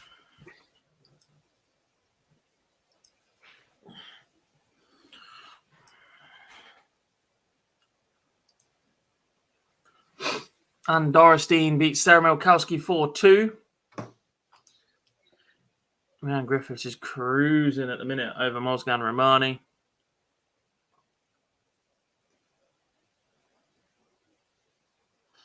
Going Price, first man into. To be fair, you'd probably say over the 3 events down under, he probably deserves to win one these performances. Yeah. Still think he loses to Michael Smith in the final.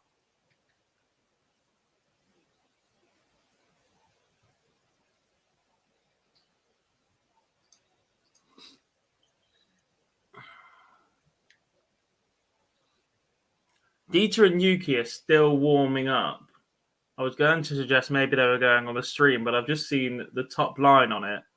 And can see why this board was picked now, Phil. What is it? I haven't looked. I'm just doing the tweet. Well, it's Laura Turner, who won her match in the 128 against Eileen de Graaf. That'll do. Fan of that. Tasty.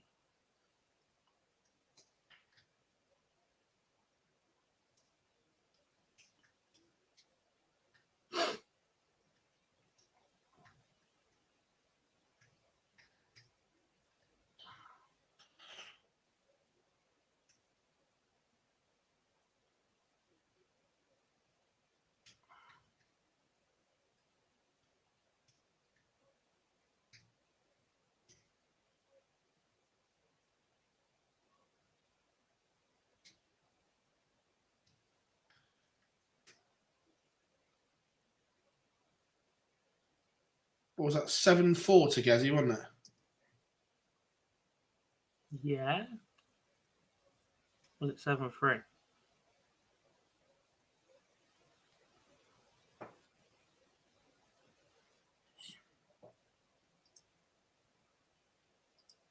Thought so. Ryan Griffiths, a 4-0 winner over Mozgan Romani. Wow, that changed quickly. Bo was 1-0 up, averaging 55. She's now 3-0 up, averaging 77. So there's no point putting that one on. Sharon Stratzman-Pull and Yitka Cicerova currently 2 apiece. Katie Sheldon 2-1 up on Louise Pearson. Tara Diemers won the first against Daniela Decker, and Kazilstra 3-0 up on Svenja Lehrer. Lauren Hitchens 1-0 behind to Stephanie Renok. Daniela Schug is 3-1 behind to Aletta Vaya. Priscilla Steenbergen 2-1 behind to Roos van der Velde. Sandra Molita is 3-0 behind to Iselin Howen. And Kazilstra's just wrapped up a 4-0 win in the end. Natalie Van Marm 3-2 up on Britta Gabrielle. Stephanie Fink Reeks and Yasmin Drilling 3 apiece. And Sandra Spranger and Yasmin Heinz 2 all as well. What do we have? We had a few warming up, but they've just disappeared. What is going on with Dark Connect today? First player into the last 16 is Ryan Griffithson. 4-0 win over Romani.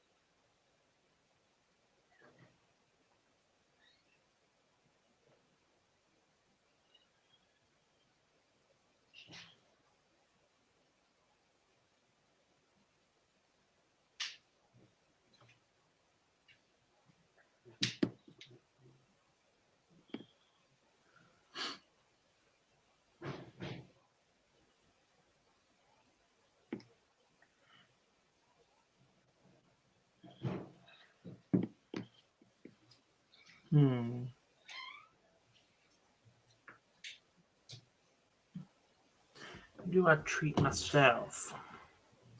4-0 win for Islin Howen.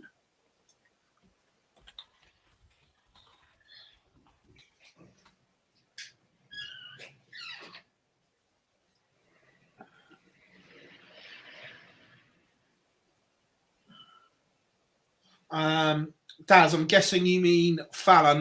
No, she's not. Obviously, she's in New Zealand. It's not a place that you can just change flights from to get people back, because you have to go New Zealand, or I think it's Auckland to Sydney, Sydney to Dubai or Singapore, and then to London or wherever you're going from there. So it's not as easy as just hopping on a short haul flight.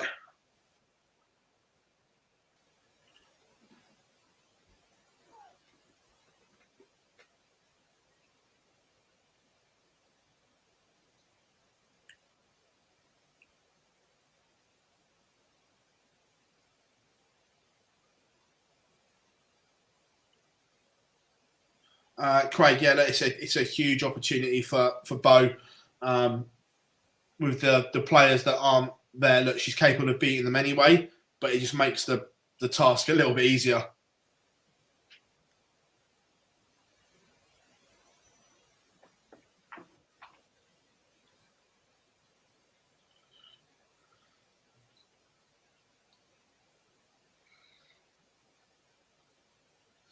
Mikuru Suzuki underway as well. Let's put Mikuru on.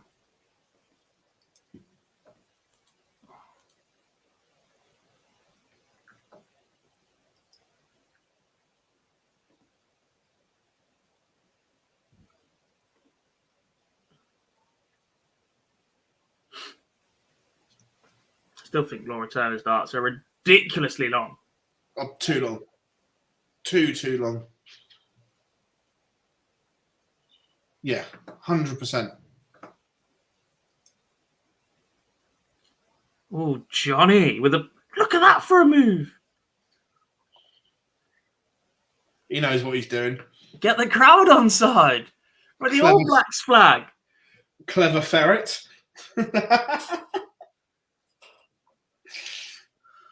So he's just as clever with his counting, shall we? Can't ask for too much. But yeah, no, I agree that it's weird. Obviously, you probably won't see it as much in this because the camera angles haven't got them all. But the way Laura sights her dart as well, Gob, it's not like most people would have it there and bring it back straight. It's actually pointed out to the angle like that, and then she brings it in to straighten it. Yeah. It's not something that you coach or teach. No. Holy. So no messing around. Bo won 4-0 in the end, averaging 84, which I'm pretty sure is top for the day by a decent margin. And he's back on again already. He's not hanging around. Against Lorena Rietberger.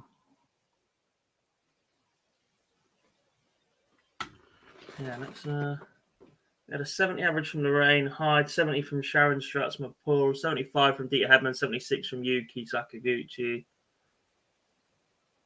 Yeah, both 15 points higher than the majority. Which, to be fair, you'd expect it. Yeah, 74 from Rhiannon Griffiths.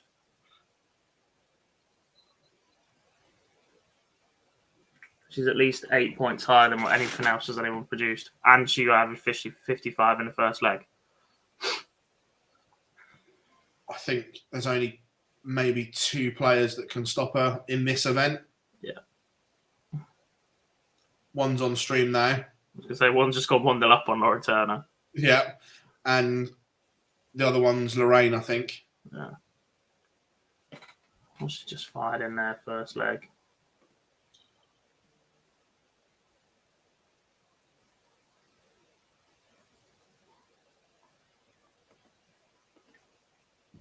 I got 1, 2.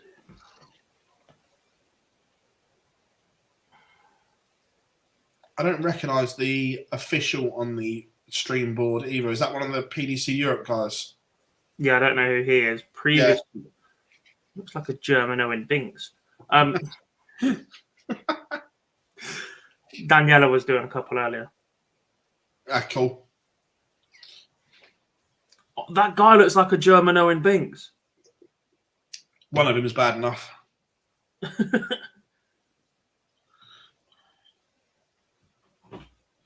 Oh, Smithy. Smithy. Yeah, I'll let you call that one in. Stephanie Rennock just beating Lauren Hitchens 4-0. Can you? Can you? Oh, Smithy. He went 7 deep into the 9. Also, that's pretty impressive that our PDC TV streams are that aligned. Yeah, no. To be fair, it was yesterday, I think it was. I had one on my MacBook and one on my Mac, and they were miles apart. Yeah. I'm in the same house. We literally see him miss that dart at exactly the same time. Anka Zylstra's just gone 1-0 up. 83 average. I said it before and I'll say it again. Anka Zylstra is a really funny one because genuinely, I've never seen her play well. I'm not saying she can't, but I've never seen her play well. Rietbergen sat on 53 after 15 darts. Bo takes out 116. Tidy. For a 15 darter of her own.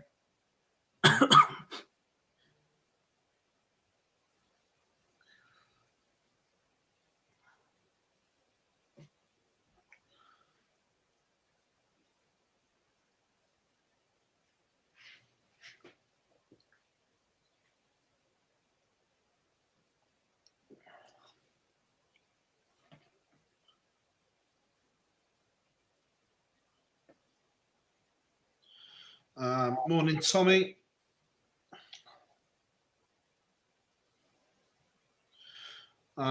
Jamie says, would you like to see at least one native ref during the World Series? The issue was, Jamie, we only saw that the Kiwi guy once because he was genuinely shit. The issue is that the officials locally, I don't mean this horribly, aren't good enough to be TV refs. It's not that. I just think when you are... Jesus. I'm not even sure she's missed a dart at that, but that was nearly a 12 dart from Bo as well. The PDC are in events and production based, and everything has to be clean and crisp and whatever else. And their guys are the best in the business, and that comes with the whole show that they put on and whatever. So, yeah, and I say the Kiwi guy that did it 3 years ago, he only lasted a game because he just wasn't good enough to fit into that production and seamless.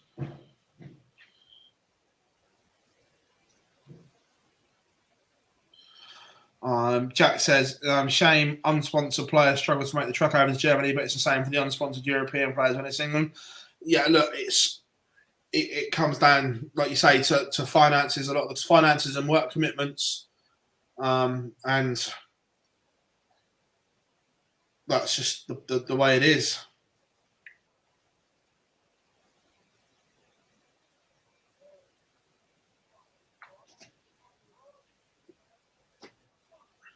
I think Bo's just missed 7 darts at a double in that leg and is still averaging 88.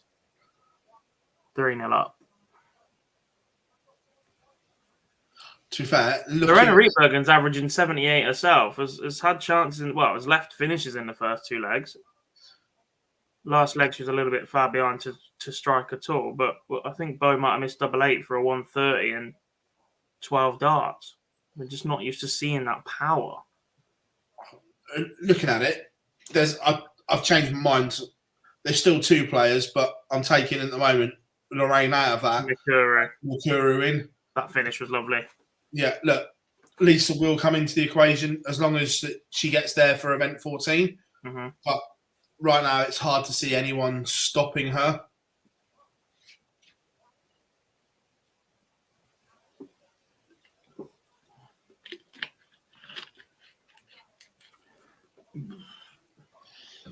How many more events before the Grand Prix cut off? 2 Euro Tours, I think. Is that it? I think it is only Budapest and Vienna. There's no Pro Tours. I think it's the 2 Euro Tours. So if you're not in the Euro Tours, you ain't going to Leicester. Sounds grand, that, doesn't it? No, there's one the week after the World Series, isn't there? No, because it was meant to be in Dublin, but got moved, didn't it? Remember that? There's something every weekend next month.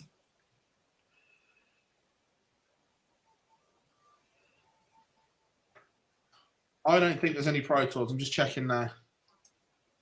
No, but there is Belgium. Yeah, so 3 Euro Tours. Yeah. Hungary, Jenna, World Series, Belgium, Grand Prix starts. Yeah, so yeah, 3 Euro Tours. If you're not in any of them, you're not down. 4-0, 90 average for Bo Greaves. Missed 7, 8, 9 darts at double in the match.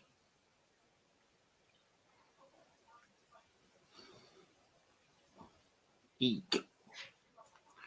Other players into the last 16 include Katie Sheldon, a 4-2 winner over Louise Pearson, Yitka Cicerova beating Sharon Stratzma-Pull, and that win earlier for Rhiannon Griffiths over Mozgan Romani. Warming up in the 32, we've also got Noelyn van Leuven against Stephanie Rennock, Lorraine Hyde against Priscilla Steenbergen, and Natalie Van Marm against Wendy Ryan. Statler Mikura Suzuki, 84 average for her. Very, very good performance against Lara Fröking.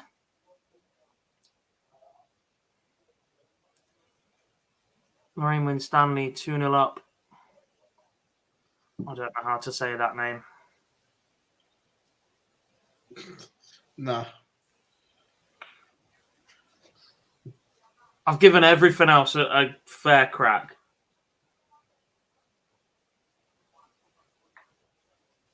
But I have no idea how to say Van Vegerden's first name.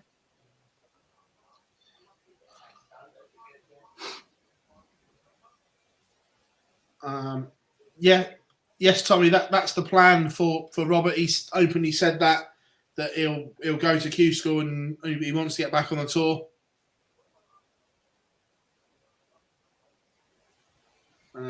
Not necessarily. I'm not saying I agree with it, but that's his plan.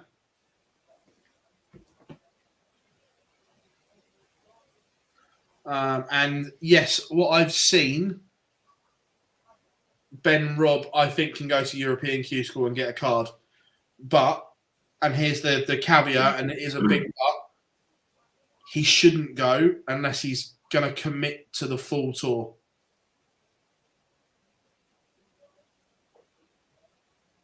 You can't do it. No. Half.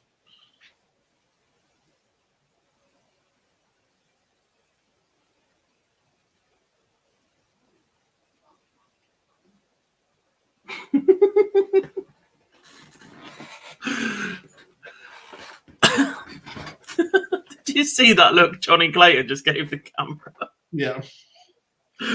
after he missed the ball? I love the ferret.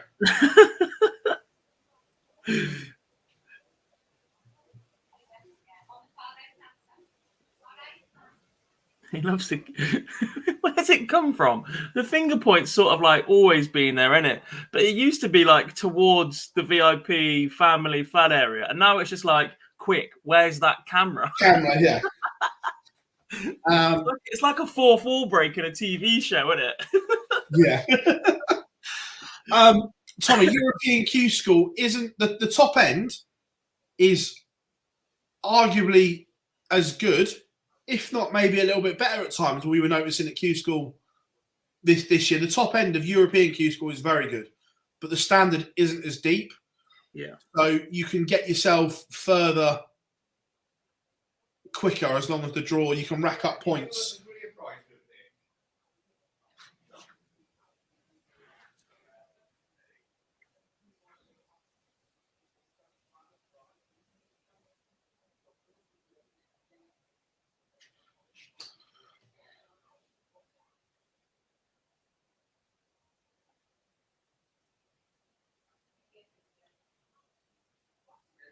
Oh, Johnny. Oh, that's a little bit good.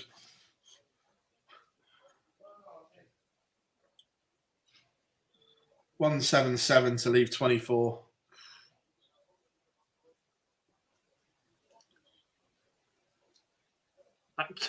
Come back, Johnny. It's just a walking meme right now. To be fair, I like Sniffy behind giving the old pullback as well.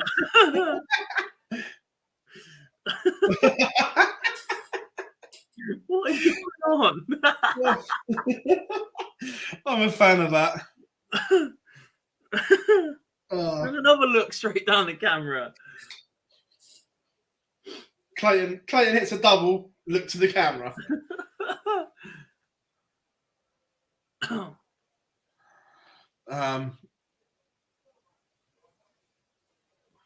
Yes, Daniel, the 2 stages is here to stay, mate. Is today a major? Oh, depends who wins it.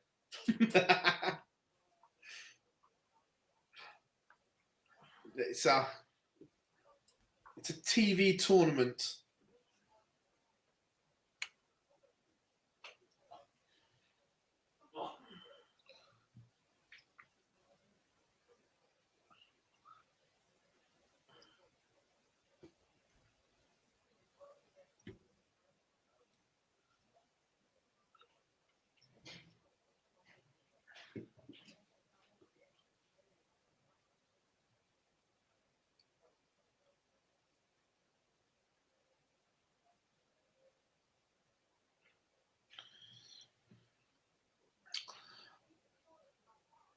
I'm with you, Johnny. I'm not a fan of it in its current form, but when it makes the money it does, it's here to stay.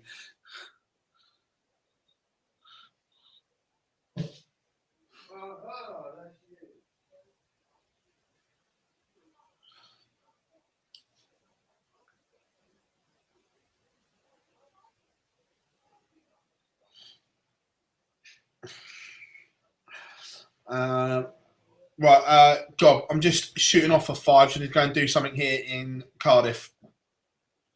Fine. Bye, Bye, Phil.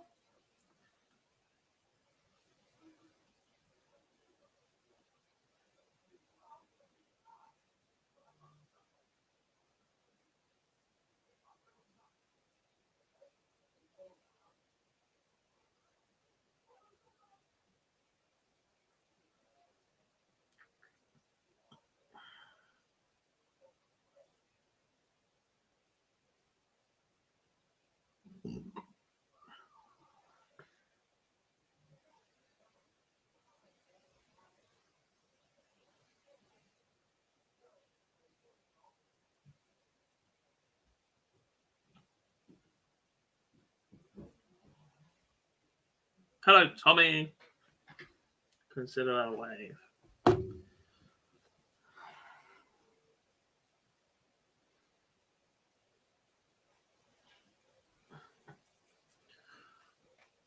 What do we have then? Interesting moments on the streaming board with 3 apiece between Eileen de Graaf and Laura Turner. We're talking about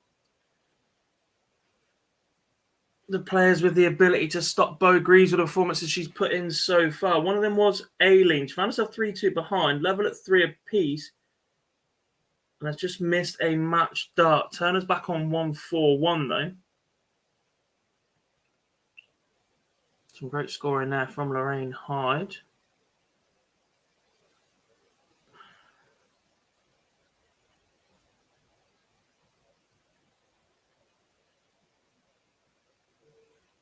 First to 4, Tommy. Eileen de Graaf does beat Laura Turner 4-3. And a little bit of a laugh about it afterwards as well.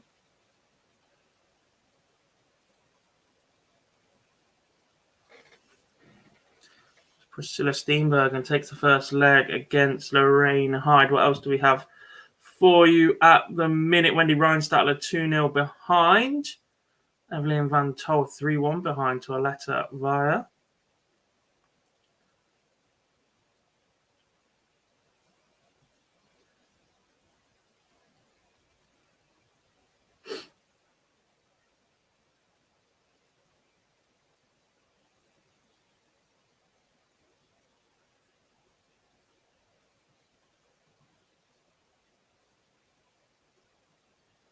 Wonder who will get on the stream up next. It's weird now because some boards have flown through. So we already have 4 players that have won and are into the last 16.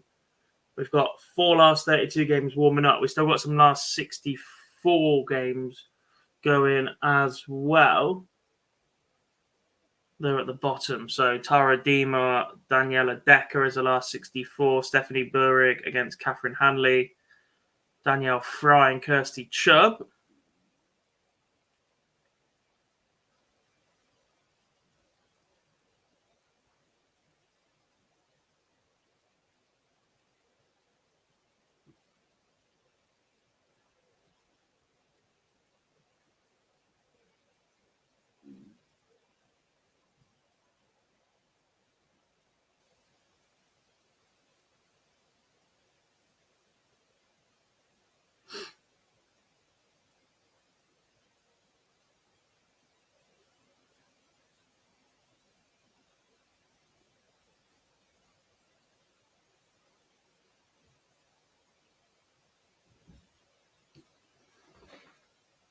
Win for Tara Dima.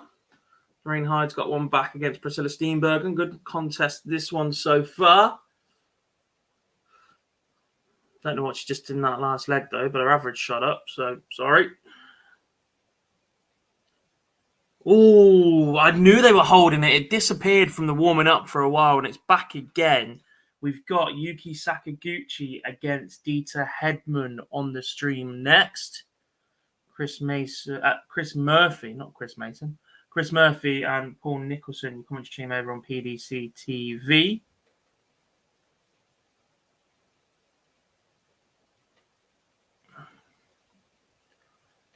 Adriana van Wiegerden Vermaat, 4-3 win over Anke Zylstra. And Aletta Via has just beaten Evelyn Van Tol 4-1 as well. Again, if you do know any of these names or pronunciations and I'm getting them very wrong, just let me know. I won't be offended, honest. Not as offended as the people will be when they hear me try and pronounce their names.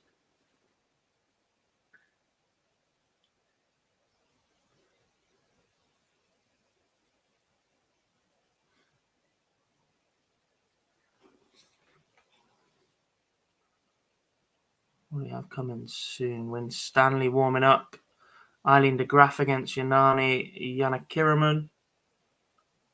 We've already seen her win on stream.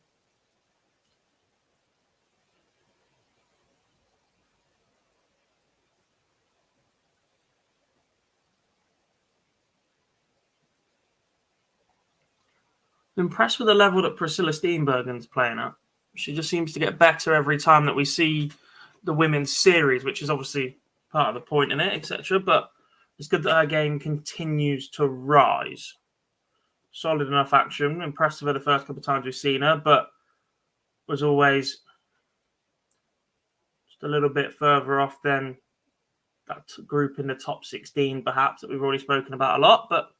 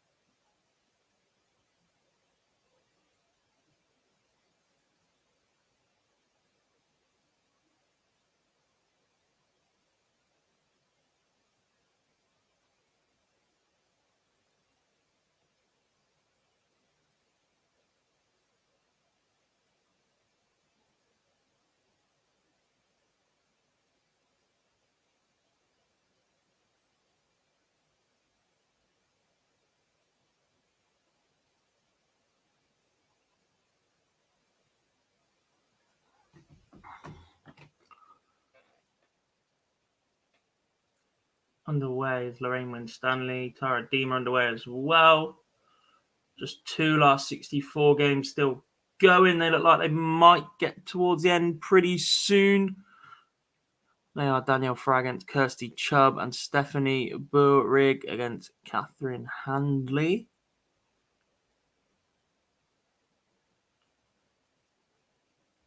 Michael Smith just got one back against Johnny Clayton.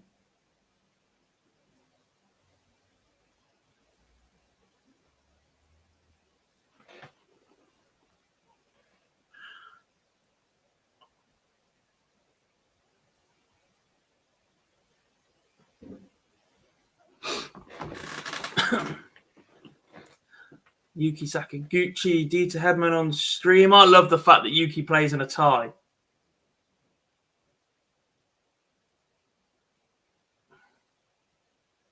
Gives proper Paul Nicholson vibes.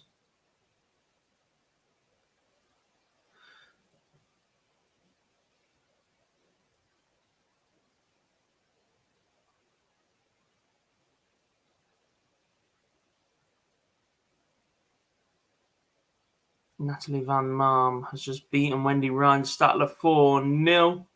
Priscilla Steenbergen just one away against Lorraine Hyde. Some contest this, 80 and 81 average between those two. Also, controversial opinion incoming. I don't know how Dieter Hedman's been so successful over the years with that action. I don't like it at all.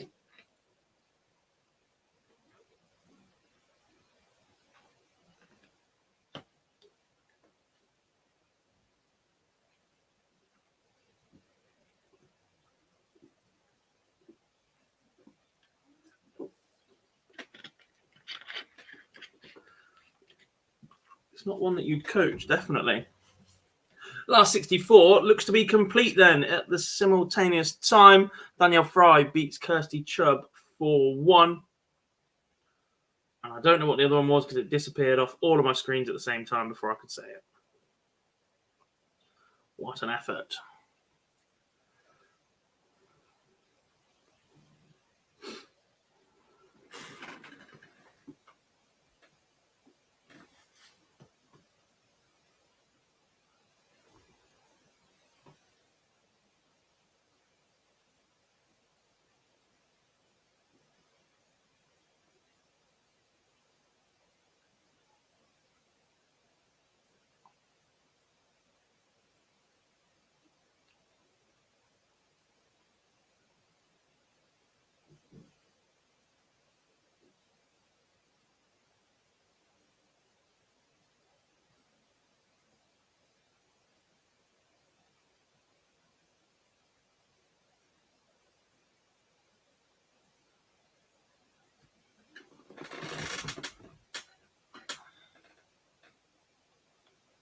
outside Fallon and Ashton, who do you think currently are the next best two? Bo, the level of performance we've seen from her already today. Just tidy. I'm probably Aileen de Graaf right now. Really impressive her consistency. She keeps adding just that little extra level, not quite enough to beat Lorraine or Fallon as often as she would perhaps like to. And isn't anywhere near as comfortable in front of the cameras as Lisa and Fallon and Dieter has been in the past or whatever. I don't think Makuru's too far away, but it's just seeing that level from her where there's such a big gap between some of these women's series events. I think that certainly doesn't help Makuru. She's been back and forward for a lot of those. She's averaging 84 again, pretty much 3-0 up. So I was impressed with her finishing in the last round as well. Priscilla Steenbergen beats Lorraine Hyde 4-1. Solid performance to that one.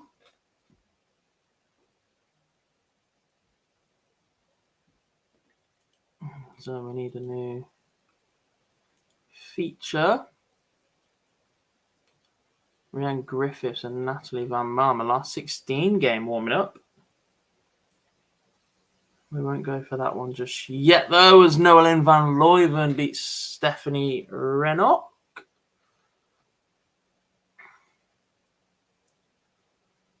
Let's go Aileen Yanani.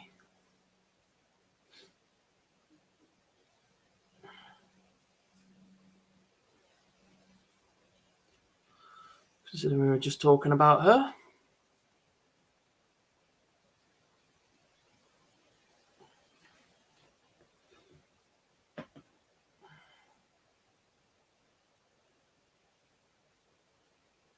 Nice embrace between Clayton and Smith. Really enjoyed that one on the World Series as well. Played in good spirits.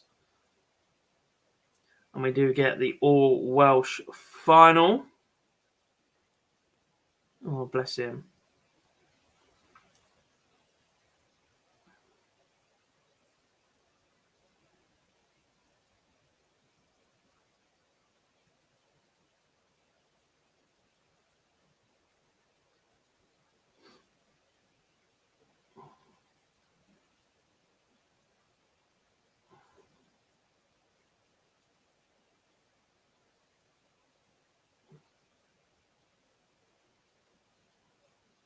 Yuki Sakaguchi flies in a 140 to start leg number 2.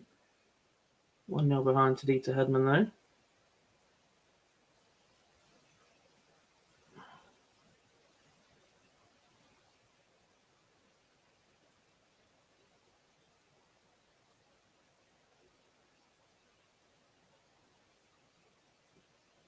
Yanani and Akiraman takes the first leg against Aileen de Graaf.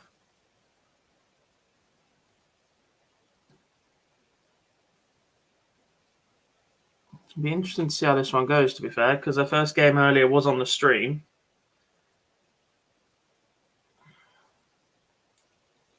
Seems to have started right in this. Let's see what happens when Aileen starts coming back at her, as we expect to happen. Very good performance from Mikuru Suzuki, 4-0 winner over Anne Dorstein.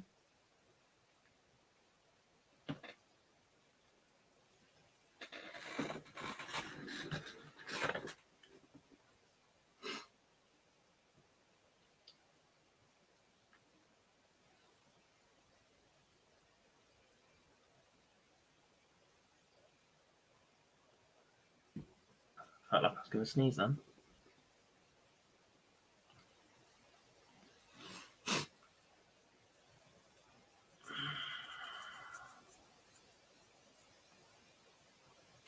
Johnny's a fluent Welsh speaker. Yeah, I wish he was a fluent Welsh counter. Would make him a little bit better at his job, but there you go.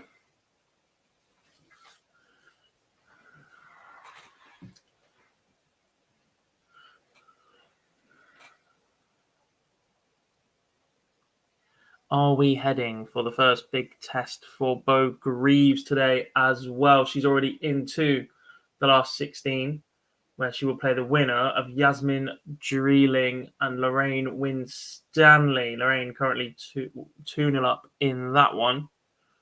Not quite been at a brilliant best yet today, Lorraine. Averages have been in the mid-60s for the majority of her performances.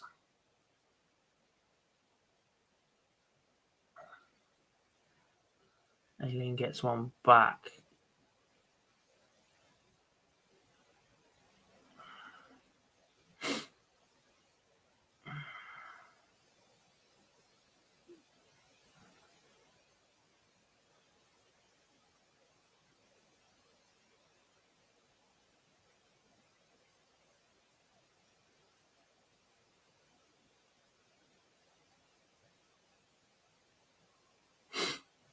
Who's worse, D'Souza or Johnny?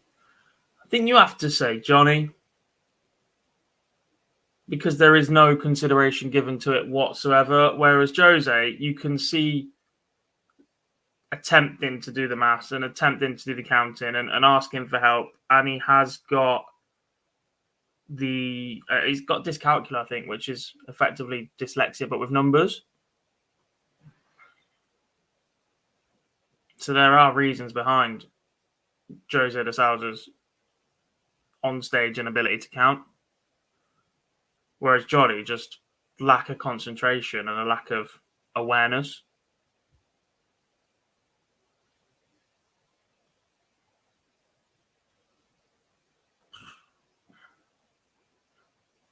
And that's part of the reason why I bang on about using the treble 17 segment rather than the 19s on the switch in the first visit or the first two visits. Because the breakdowns, if you keep your dart straight for the rest of it, just mean you don't have to think about switching and leaving bogey numbers and whatever if you stay straight.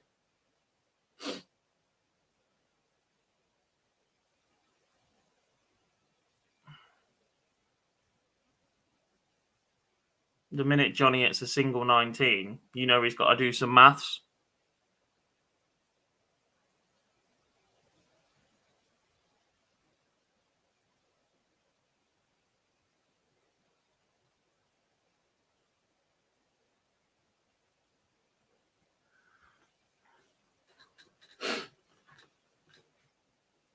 I really don't like the way it goes about it, but someone that is interesting to watch at the minute in terms of maths and setting up legs and whatever is James Wade. Because he was always incredibly reluctant to switch. It was, I'll score a 60 rather than I'll attempt to score 57. It's straight on the 20 bed. If it's not in the treble, I'll move across and I'll try and fire it in or past it. And he started to switch that little bit more, but he doesn't hit the treble 19 a lot. Well, that's what it feels like. So he's leaving like 262, which means you have to go 18s first, and then he's firing around a board that he is even less comfortable with because he's always been someone that just doesn't like to switch.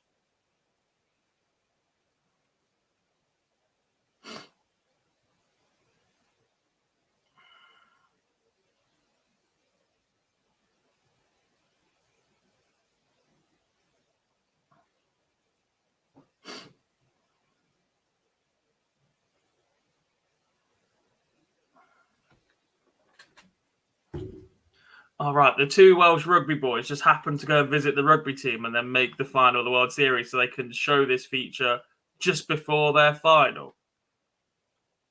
Ooh, how convenient.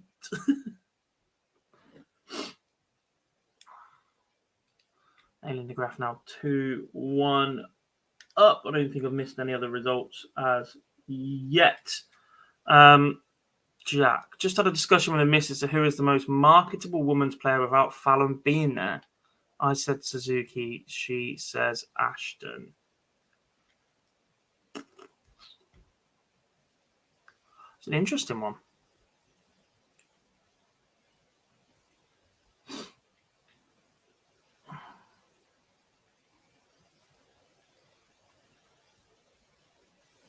I'd favour Suzuki over Lisa at the minute.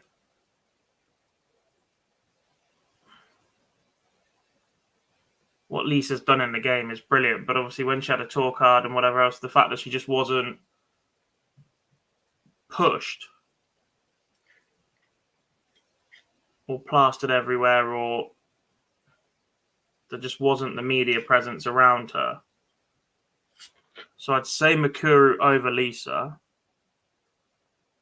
But I also think that 19 or 18, 19-year-old world champion with an A-level game that competes against. In fact, let's have a quick look.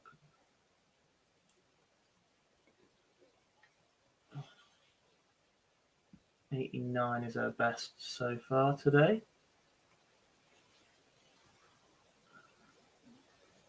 84 and 89.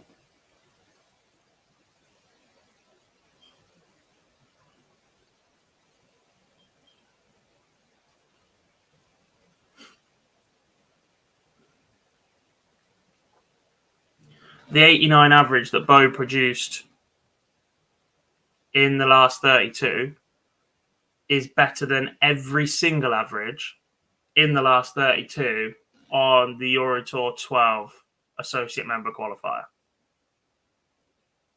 I'm not saying she's a better player than all of them. Scott Williams had a bit of a mare, averaging 85, what have you. But the 89 that Bo produced is higher than every single average in that last 32. As Lorraine wins, Stanley wins 4-0 and sets up that meeting with Bo.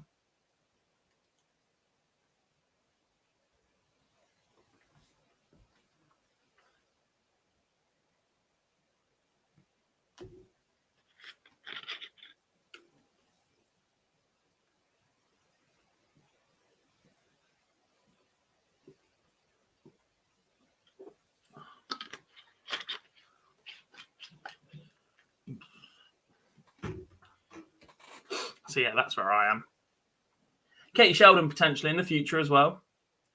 And then you do have those players that are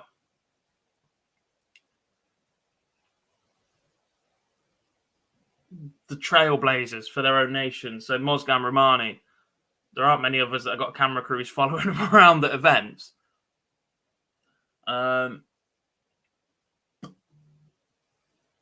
Chloe O'Brien not here this week, but young, Scottish. She's had TV features around her as well. And actually, Sarah Milkowski probably in the conversation as well. Her social media presence is massive.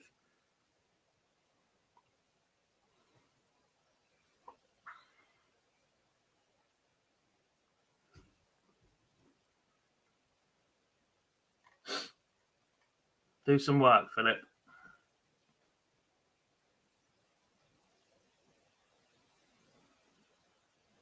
It's my show. Go away.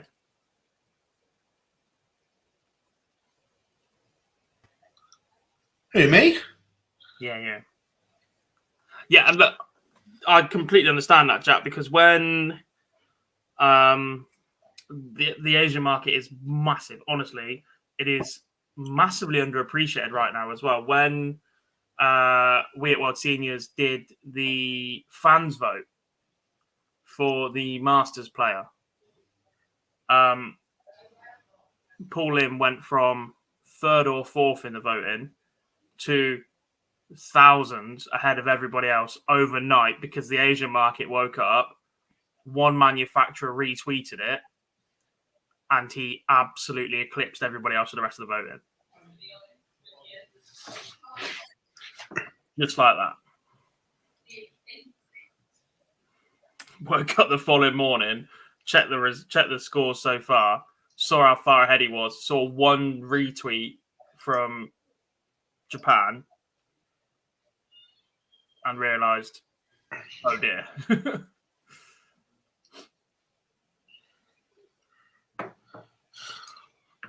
That's the thing, though, Gob, isn't it? It's like I said there, rightly or wrongly, sport just isn't about ability anymore. Yeah. Whether people agree with that or not, it's that's the facts of the matter. That, and this isn't just art. This is in general here. Sport, full stop, is more than just ability now. Yeah.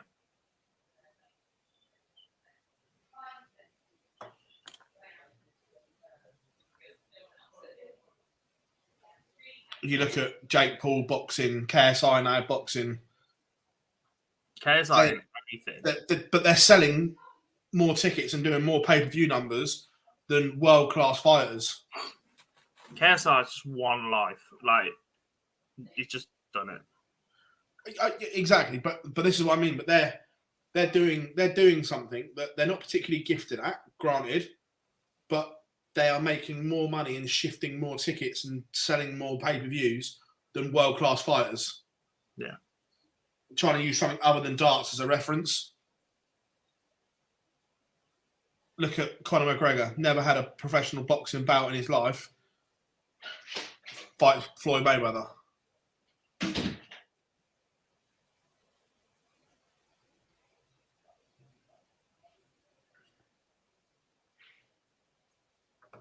It's the world we live in these days. Yeah, agreed. Mace has got it there perfectly as well. AJ is not the best boxer in the world. Yes, he's a great athlete, looks amazing. But he's not. That's facts. He's not the best boxer in the world. He's 100% a great athlete, but with great marketability, it pushed him into places that he'd never have got without that. Yeah, Fury never retired because he was still champion, or was he about to give the belt up? And Fury Usyk does not do anywhere near as many buys as Fury AJ would have. I'm just putting it out there. If they get it on again, Logan Paul and KSI does more pay-per-view buys than Fury Usyk. Logan won't fight KSI. Jake will. Jake Paul KSI would do more pay-per-view buys than Usyk Fury. 100%. I want to see his numbers tonight. Well, the fact he sold out the O2 to start with, and he's not even a boxer. The undercard's decent, though, in terms of YouTubers with a presence. You've got a couple on there that have boxed before now, so the standard of boxing should be better than it has been. Plus, you've got his brother on the undercard, which is a decent story. There's another group in the UK at the minute, Beta Squad, who have got one of their guys fighting one of the FaZe clans. So they've picked the right fighters. Well, you look. Not going to be an Eddie Hearn special, but Joe Joyce fighting Joseph Parker coming up.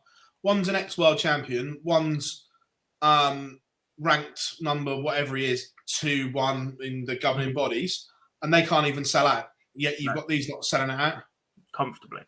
So this is what I mean. Sport now is just not just about ability. Yeah, it's everything that goes with it as a package. Yeah, Aileen beating Yanani.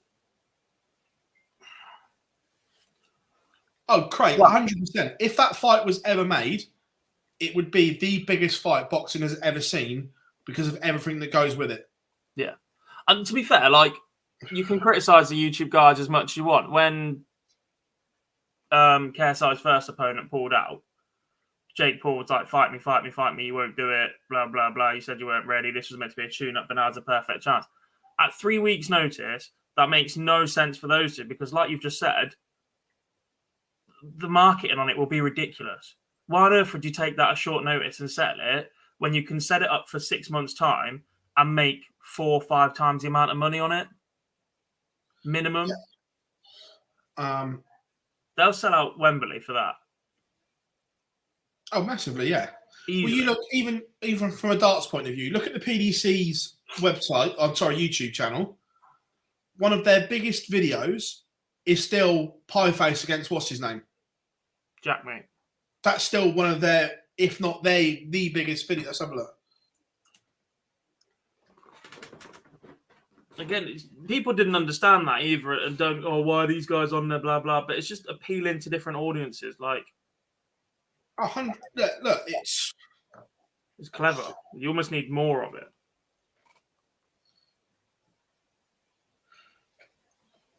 Ozzy, when's the final starting? Could we chuck it on in there? So.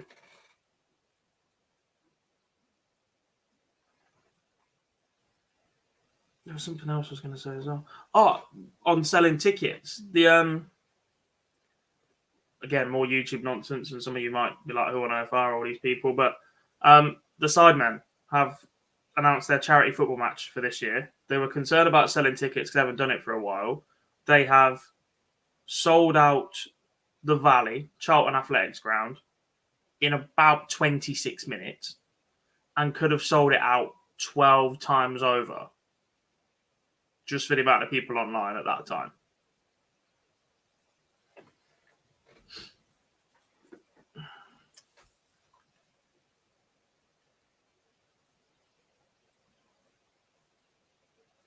So, where would you hold the Fury Anthony Joshua fight? Wembley.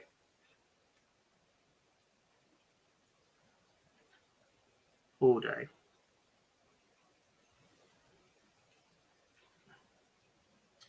Yeah, just looked. The Pie Face Jackmate video has done over 1 million views on the PDC YouTube channel. Yeah.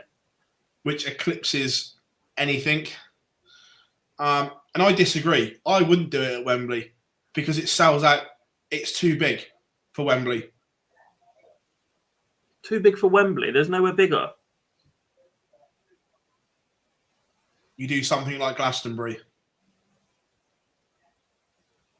Just put it in a field and have people stand there. You could see it. You could literally a summer's night in a Glastonbury style feel. You'd sell. Honestly, Fury AJ sells at Wembley 3-4 times over. Yeah. The demand would be huge. Still. Yeah. Afternoon. Oh no, it's still more. Jesus, it's still morning. Morning, John. Didn't Justin Pipe say this for years some time ago about if your face didn't fit? Yeah, bang on. May have also been the fact that you played slower than a snail at times, but yeah. How we doing, Joker? Hope you are good.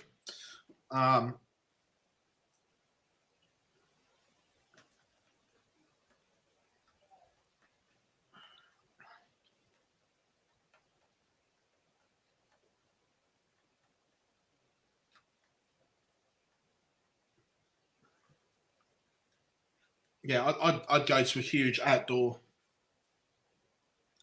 someone like Nebworth, someone like that, just and build it around. Eddie Hearn's back garden. To be fair, Fight Camp was still one of the best things they ever did. It was brilliant. There weren't many winners over lockdown, but Matchroom were one of them. Oh, massively. To be fair, and online darts, we did all right over lockdown. Yeah. we They also had their home series and everything else. Like, then they got darts back with no fans, but played, which was quicker than contact sports and whatever. So yeah. Oh, look. Whether you like the Hearns or no not, other sport in the world had a stop and go sign man in Germany. whether people like the Hearns or not, during lockdown, they elevated the game and got people back. Got people back watching sport. Yeah.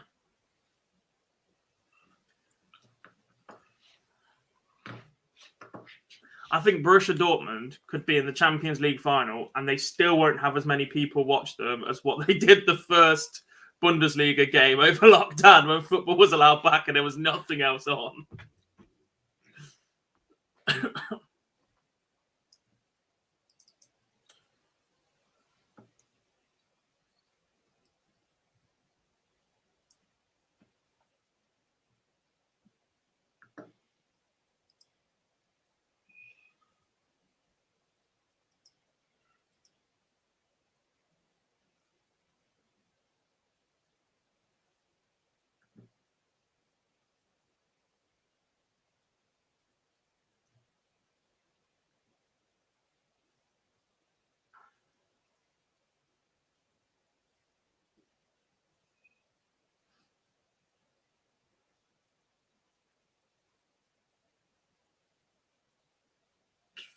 Oh my, that's a tidy group.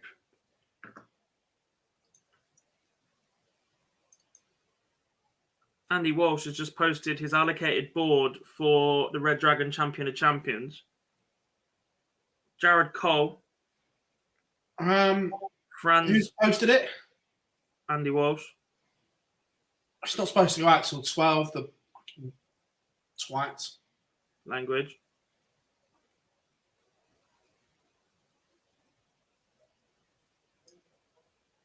I won't tell you who else on that board then.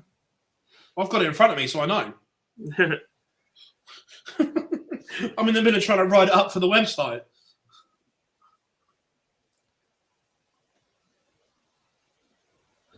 I'm guessing Bowen and Lorraine's being held for stream because that's been sat there for ages. I expect so. I've also got it sat waiting to be the featured game, but it's going nowhere, is it? It's just been sat there for too long.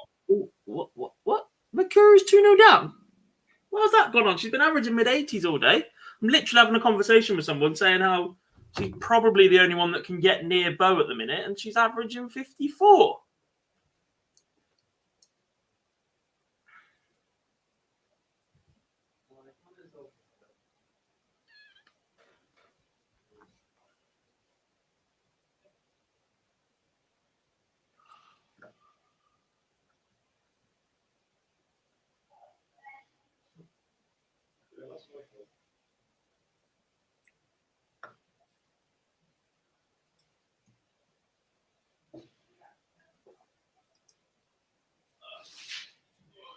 Gazzy and Johnny also underway or just having their warm-up darts.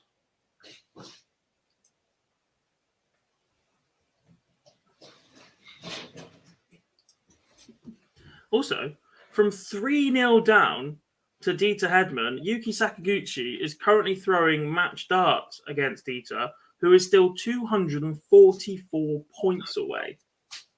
Hello. Hello.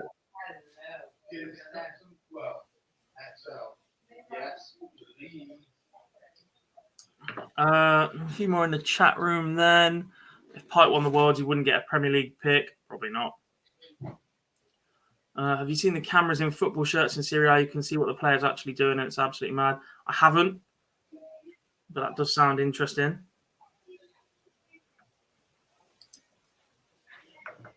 I love F1 for that sort of thing, like just camera angles and technology, and the heads-up display graphic on the Halo bar that they put from the in-car view is just ridiculously good. A little bit of a nerd when it comes to all that sort of stuff. Use Old Trafford cricket ground. That would be ideal. You've got the infrastructure there. You can just put more seats on the ground. Maybe. It's not the biggest cricket ground, though. At that point, look, it's miles away and the time limit is terrible. The time difference is terrible. But in terms of big stadia, the MCG or the SC. I was about to say, I knew you were going to go Australian cricket ground then. Yeah. But they hold, what? That was 90,000, didn't it? Or I made that number up. No, I think it does, but that's without anyone on the pitch. Yeah, that's what I mean. Then you'd have pitch, you'd have all the way around it. It's a better view. It's a circle, isn't it? So it's a better view for people than a Wembley or a football stadium that is oval in shape. Isn't there a new stadium in India?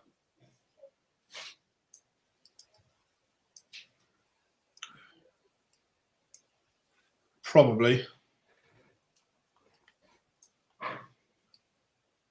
Might be a bit warm for that, but you could put it outside. So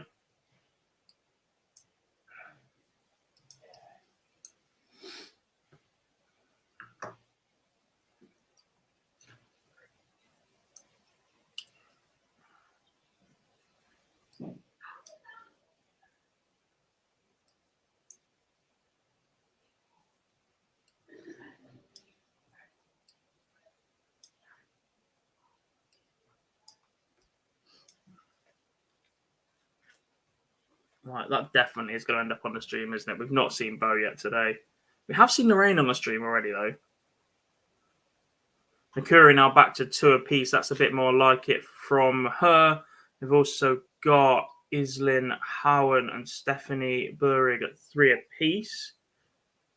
Already into the last 8, by the way, is Priscilla Steenbergen and Rhiann Griffiths. Yet again, Rhiann flying through and then having to sit around for a bit. Rhiann beating Natalie Van Marm and Priscilla beating Adriana van Vigarden Vermaat.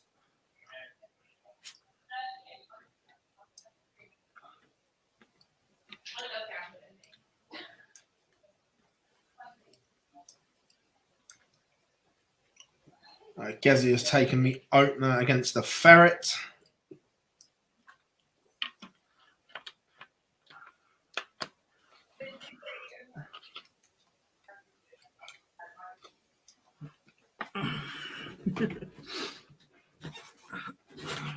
I asked an Irish friend in a group chat earlier how to pronounce Adriana's, I'm going to guess, sister or relative, because they share the Van Vigarden surname without the Vermaat, which is, I'm going to guess, through marriage or something. And the reply I got from one of them was Siobhan from the Lee Mac sketch. I love looking at Irish names and then what they have.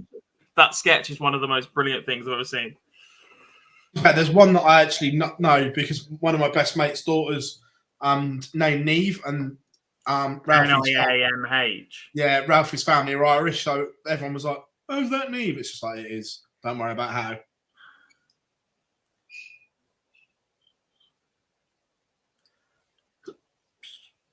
It is Bo on stream.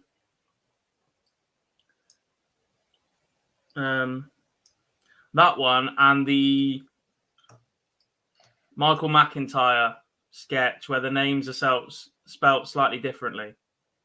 Yeah. Stephen with a V or PH.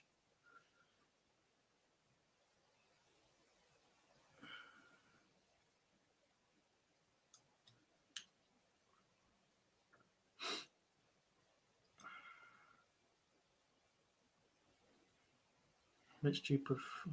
Johnny says, make it best 2 out of 3 falls. Match sells Wembley 3 times. Not sure they make it 3 times at the minute, unfortunately. Which do you prefer, the old or new Wembley Stadium? Show my age, but I like the old one. Show your age all you want. I never saw the old one. The old one for me.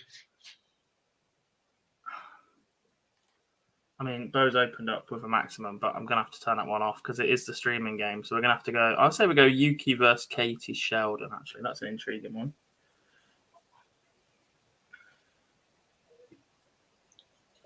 The New Zealand Darts Masters is on throw. Gezi 2-1 up.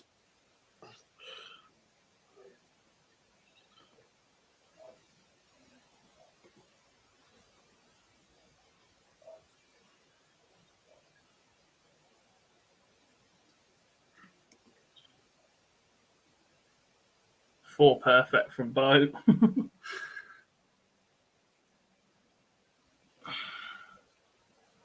$81 after 9. Yeah, brilliant. And it 11 dart leg to open. Wow.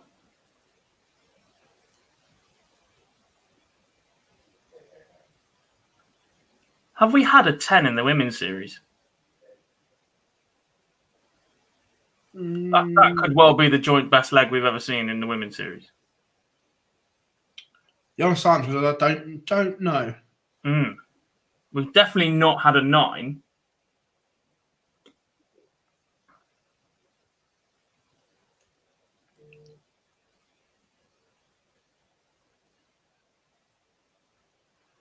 No, 100% not. Few more. It's like a GoPro that's sewn into the shirt. Plus, he's got a microphone as well, so you can hear him talking and what's going on. This is really fast when you see it like that. They're really trying it. I'm not too issued about the players having cameras in them. I think that might be a stretch too far. I do think referees should wear a body cam and should be mic'd up. When we saw Jared Gillett do it in his last A-League game, I thought that was absolutely brilliant. Yeah, but there's a reason why the Premier League don't want referees. Because they're worried about hearing swearing, but I don't care. It's professional sport. Get over it. Yeah, no, it's not so much the swearing. It's they are worried about what is tolerated towards referees. Does that make sense? Yeah, if it's mic'd up, then players are more likely to get fined for it. If you're heard on that swearing, you get fined. It will stop. Oh yeah, and rightfully so. It will stop so much quicker than anything they've tried so far, where they just decide at the start of the season what they're going to be lenient on and what they're going to be more aggressive on as referees. It's not even that. Players have an issue with consistency. It's not even that. There are other influences in that VAR room. Because Gary Neville let it slip on, you know the overlap when they do the live fan debate. Yeah, I'm not sure if it went out or not, but someone in the room recorded it. So obviously the Sky commentators, they get to hear what the what the VAR is saying to each other. Yeah. So they know beforehand, and there is someone from the PGMOL in there as well. Yeah. And it was, I can't remember what game. It was a game last year that a goal, they were looking at something in the build-up, but there was also something they should have gone back for even further. And they were like, we're not going back because we'll have to, and the exact words were Neville said that we heard said, we're not going back that far to send him off because it will ruin the game. Ridiculous. I 100% I'm with you, but that's what I mean. That's why they don't want stuff mic'd up, because then there's no out. Yeah. I'm not sure if that clip is still about. It was on Twitter that someone obviously got it from a phone from that overlap thing when Neville was talking about it. I'm not sure it's on the polished version that they've put out. Probably not. But it certainly was out there.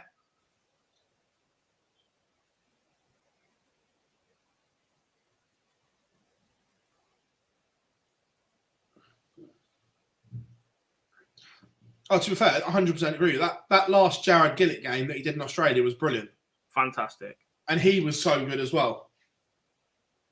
I think he lost a little bit going to the Championship first as well before they changed the rules on Premier League. I think he's one of the better ones in the Premier League. Still? Yeah. I know some people really disagree, but yeah. Yeah, but the problem is people disagreed that Mike Dean was actually a good referee. Oh, I hated him. It was about him. No. He was a wannabe Nigel Owens. But he very, very rarely got a big decision wrong. I agree that was his character and whatever. Good luck breaking Bogre's throw, Lorraine Winstanley. I saw the last leg. Was it 21 or whatever? What was this one? She lost the last leg on Lorraine's throw in 21. Bo missed 2 darts at double 8. She just fired in another 11 darter on her own throw.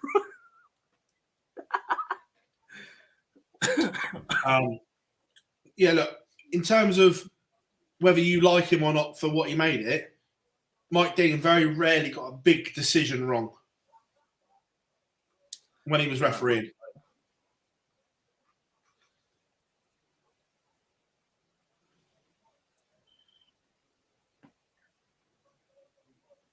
Don't get me wrong. As a VAR official the other week, he was horrific. But on the pitch,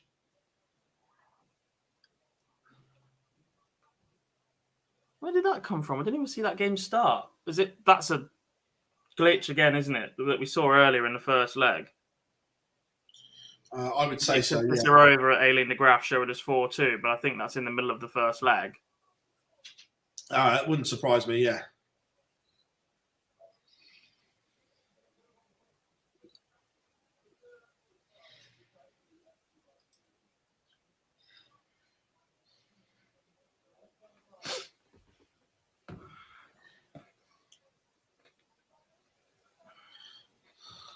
See, Lorraine's had a bit of a mare on throw here. After 9, she's not even at the 400s. Well, when your opponent's gone back-to-back 11 on their own throw, does seem to have just rattled Lorraine a little bit, perhaps. Yeah, Aileen just took the first leg in 15 darts against Yitka. Yeah. And this is what I was saying earlier, when we were talking about the absence of players and the draws and stuff we might get. Yeah. 2 of the last 8 will be either Tara Deemer, Noah Lynn van Leuven, Iselin Howen, or Sandra Spranger. 97.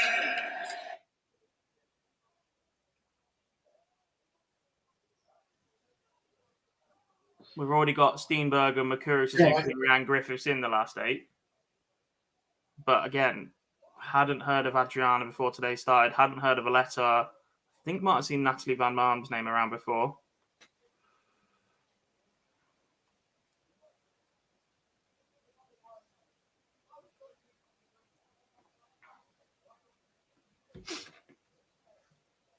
(3-1) Bow, averaging 98.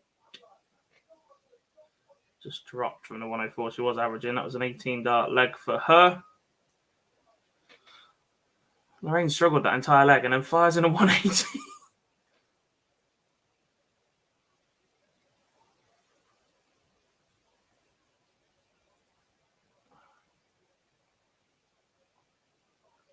Dennis Priestley wore a camera at the Worlds in the 90s. I'm not sure what it would add to darts.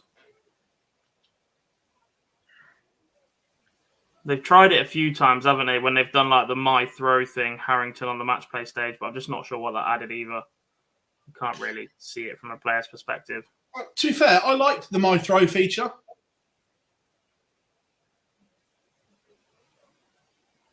Nah.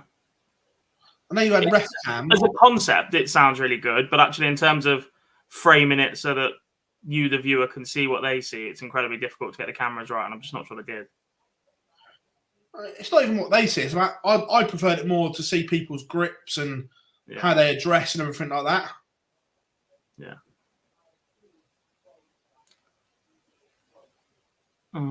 Just fly through a few more. Anthony's in. Hello, mate. Good morning from Little Old Island. Will anyone try 167 times 39 dart? Don't think so. There's just no value in going in that route, unfortunately.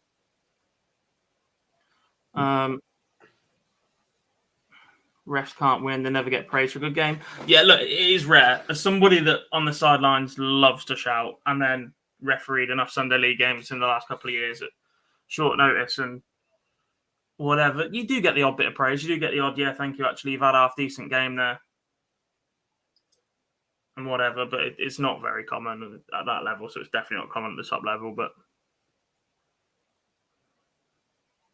No, look, fans will never agree that if the referee has given you your team a questionable decision, you're always going to do it. But the way I look at it is like, is he right in law?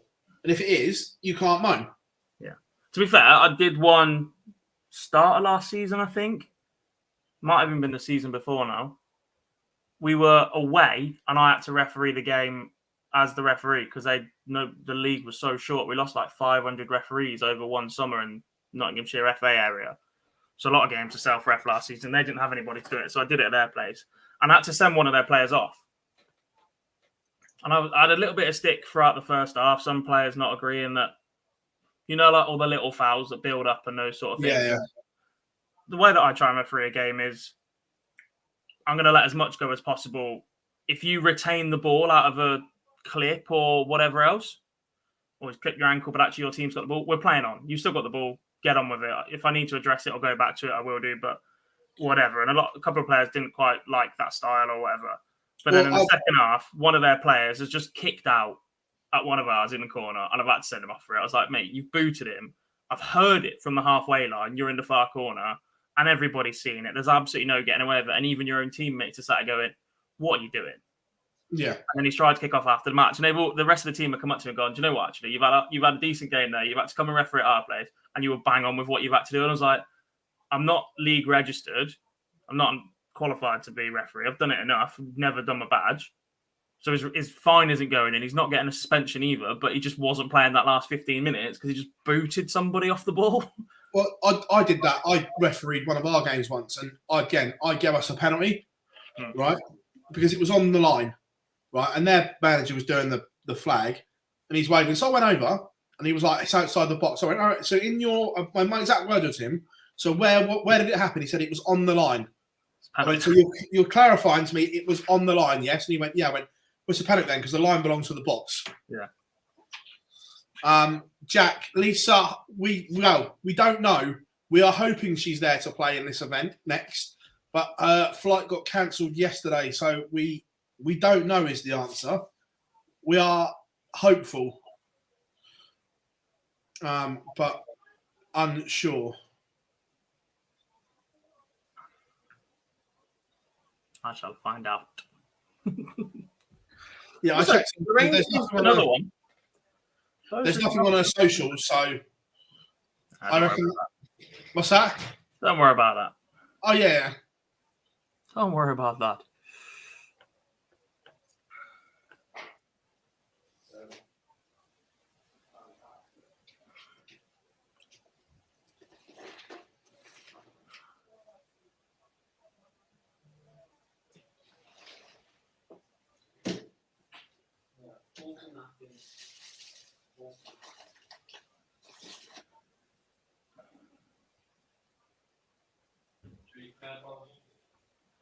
Gazzy is about to break back, or is he? Yeah, pins double 5. Last start, we get a big fist pump, and we are back on throw in that one. We've got 3-0 lead for Nolan van Leuven. Islin Howen 2-0 up on Sandra Spranger. Alien de Graaf 2-0 to the good against Jitka Cicerova. And the average dropped to 88 once again, but that's still ridiculously consistent from Bo Greaves as she wraps up a 4-2 win against Lorraine Winstanley. She probably got tied up in a match that dragged into a little bit of a scrap there, I think, at times. Yeah. Two of the legs are 11 darts. They're not a scrap at all. We're just seeing in that brief glimpse of a moment just how good Bo Greaves can be. Oh, his ability is undeniable. But even that last leg opens up 1-2-1. The next time she hits a treble is in the 7th visit. It just switched off a little bit. Since the break in Hamilton, Johnny's not fired. Yeah. Oh, I hate that route. What, on the 104? Yeah. You're not a fan? No. Despise it. Where should your first start be, Phil? I know. I'm 104. I'm a 20s man because I like double 12. No, you're an idiot. I like double 12. No matter what you like, if you miss it either side, you do not leave a finish. Well, yeah, but I'm going to back my ability to at least keep it straight and hit a single 20. Phil, I've seen you play. Do not do that. Pick something else. I'll go for the ball. First start should be at the 19 segment.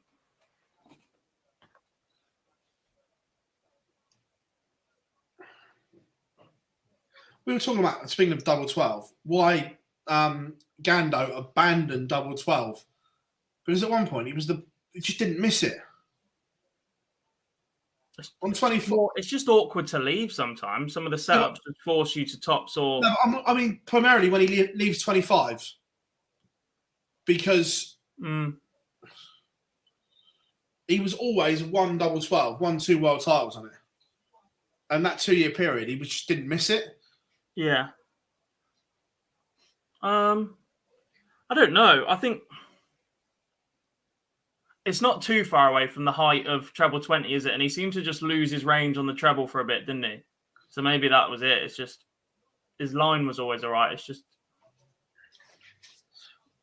Sean, he'll be fine, mate. He's won the Premier League, the match play, and one of the World Series events. He'll be fine, mate. Just a little bit of tweaking. That's all it is.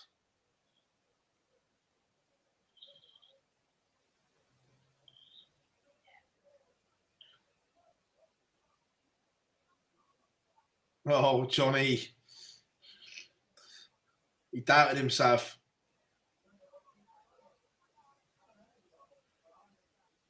I think, watching that, Johnny was going to go for double 16 there instead of double 18. He stopped himself, but it doesn't matter because Gerwin Price has won 3 on the spin. He's now 6-4 to the good. Hmm. Johnny in trouble. But Oh, we like I are said good. earlier, it would be kind of fitting. Gezi arguably deserves one of these events. I know no one's got a God-given right to, but he's played well enough to win one of them. Mm-hmm. I just saw it flash up on the screen, but it has disappeared once again now. Just promised us. Oh, that's why, you naughty buggers. What? You naughty buggers, PDC TV. What? They flashed up on screen the next match. What is it? Well, they put up Mikuru Suzuki versus Aileen de Graaf, and I was like, oh, yeah, brilliant, interesting. She hasn't won yet. Aileen's only 3-1 up on Yitka Cicerova. You bad people, PDC TV. I saw that.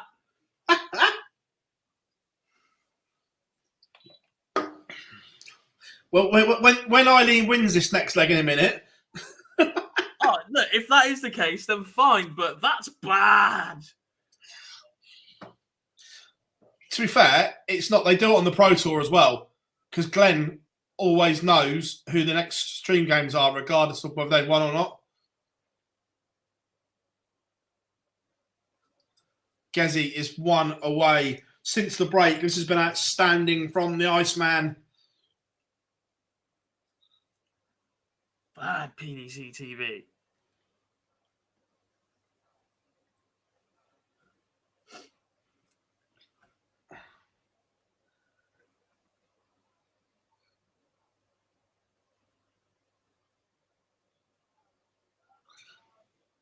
I shall be dropping off shortly because I have some media to do. See ya. It's only 5 to 12.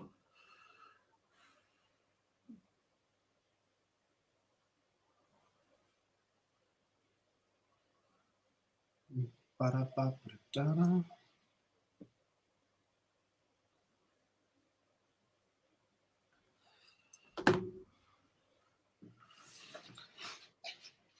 Let's get a Gezi picture ready.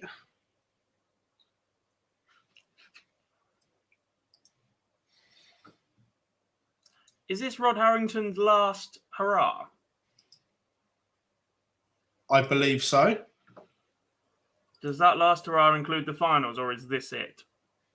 This is it, I believe.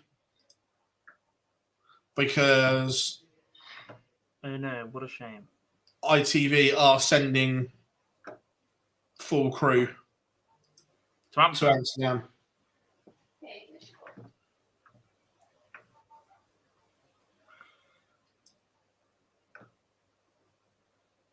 Aileen de Graaf has beaten Yitka Cicerova 4-1, and I suspect she might play Mikuru Suzuki on stream next. Do you think? Yeah. Jesus. What makes you think that? Premonition.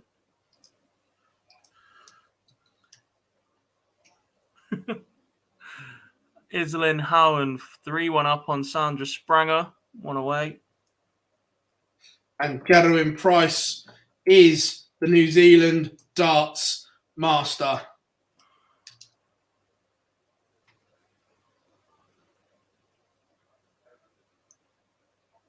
I invited him in.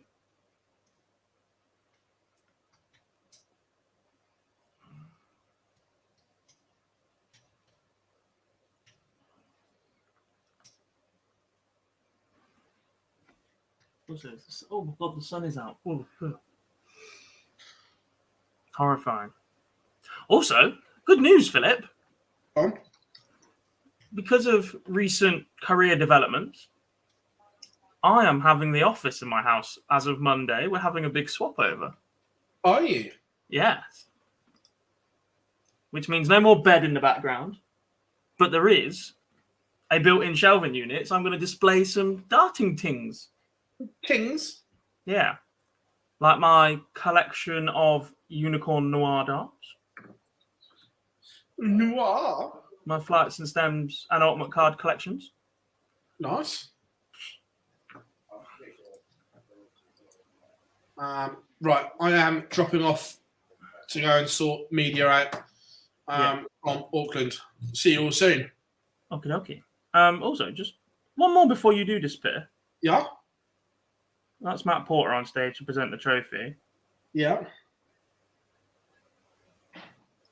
I think with him is the Mayor of Hamilton. Not concerned about that one. More concerned about the Kyle Anderson Award. Yeah. And nominees or whatever. I presume they have to be in this field, which would rule out Halpine. Which says to me Hetter or Whitlock's getting it. Mathers is there. He was shown in the crowd earlier.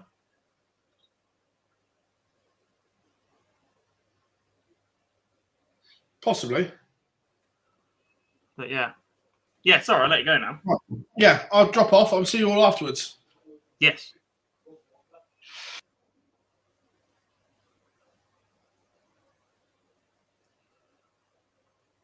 How we doing, Mr. Boyce? Wales the place to be. I wouldn't go that far, Tommy. I'll joke.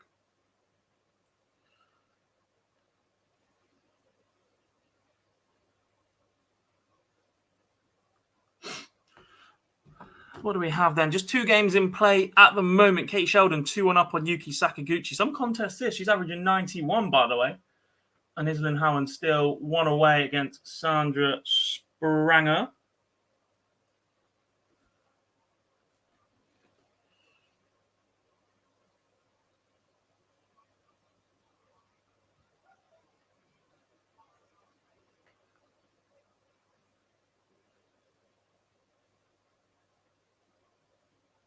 Am I going to go Q school? No, never going to Q school.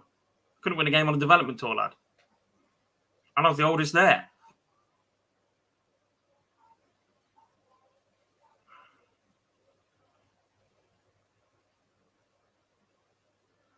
Stream 2, quarter-final, Aileen de Graaf against Mikuru Suzuki.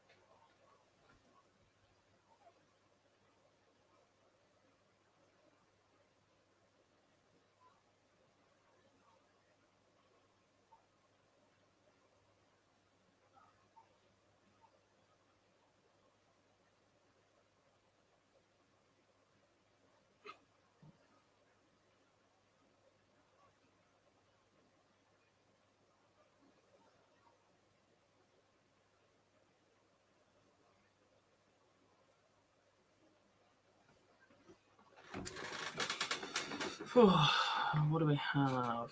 Is Sheldon the next superstar of the women's game? Potentially. She's young enough. She's got the ability. Once she gets used to being in front of cameras is the next step, I think.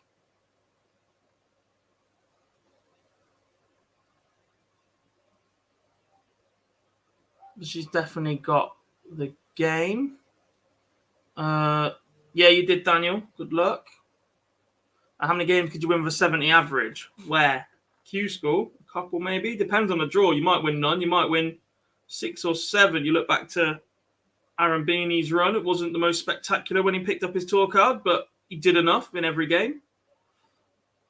Stephen, is Chloe O'Brien not playing this women's series? No, she's one of about 8 of the top 16 that have chosen not to travel. It is quite a depleted field at the moment. Just give this one a refresh, actually. See if we've got the breakdowns.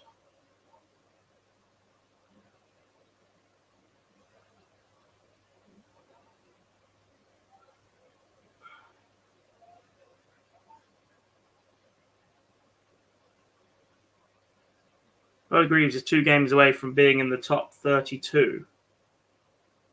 In fact, she'd move up to 23rd in the world just with a final.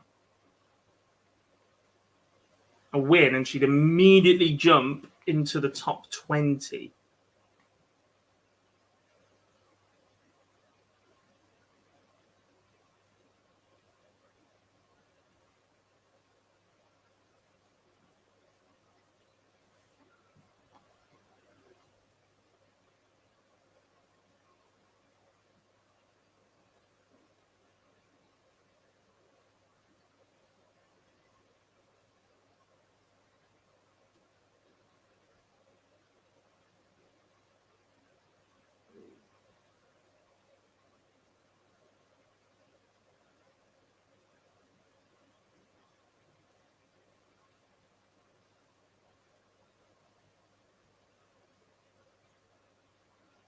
As far as I know, Q score has not been confirmed yet.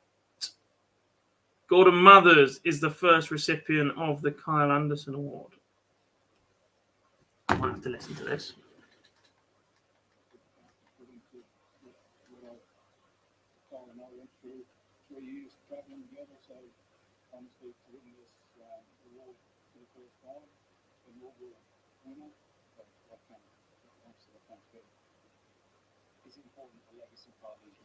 Katie Sheldon wins 4-1 and Islin Howland wins 4-2. So we do have a last 8 complete.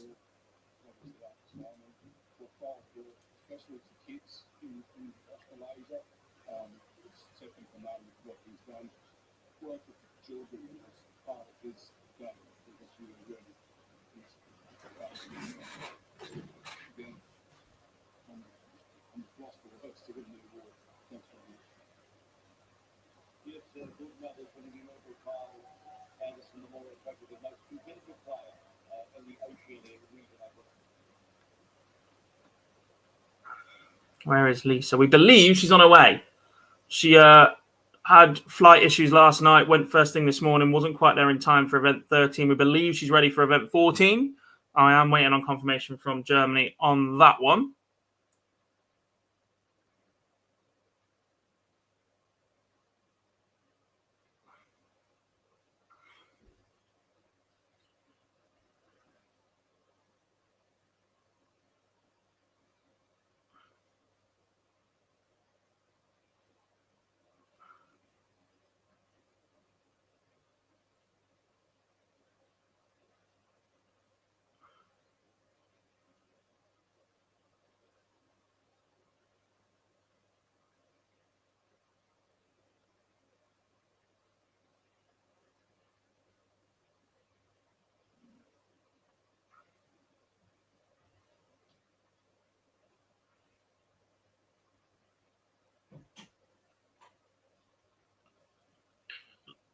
How long before Germany gets a player in the top 8? A while yet.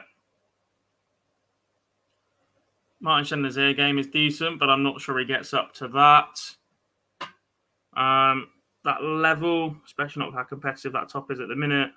Max Hopp's dropped off. Disappointed with Florian Hempel's second season. More likely in the women's game, to be honest. Not sure who, though.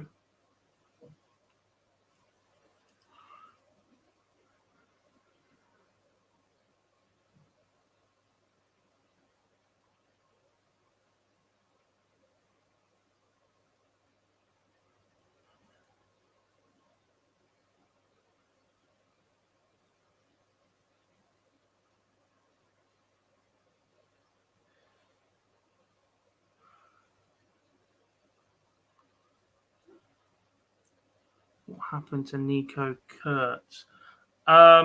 He decided that school was important, so he's finishing his studies. He's not dropped off or anything. Well, not dropped off. He is still playing darts, plays on development tour and what have you, but just not focusing on darts as his main point at the minute.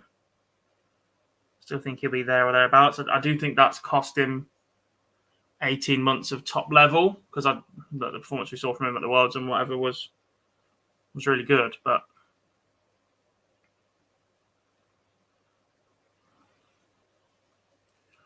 okay, so Bo is underway against Noelyn van Leuven.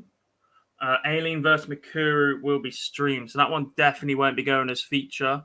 So do we want Bo versus Noah Lynn? Do we want Katie Sheldon versus Priscilla Steenbergen? Or do we want Rhiannon Griffiths versus Islin Howen? No idea if I'm pronouncing that name right, and I feel really bad now.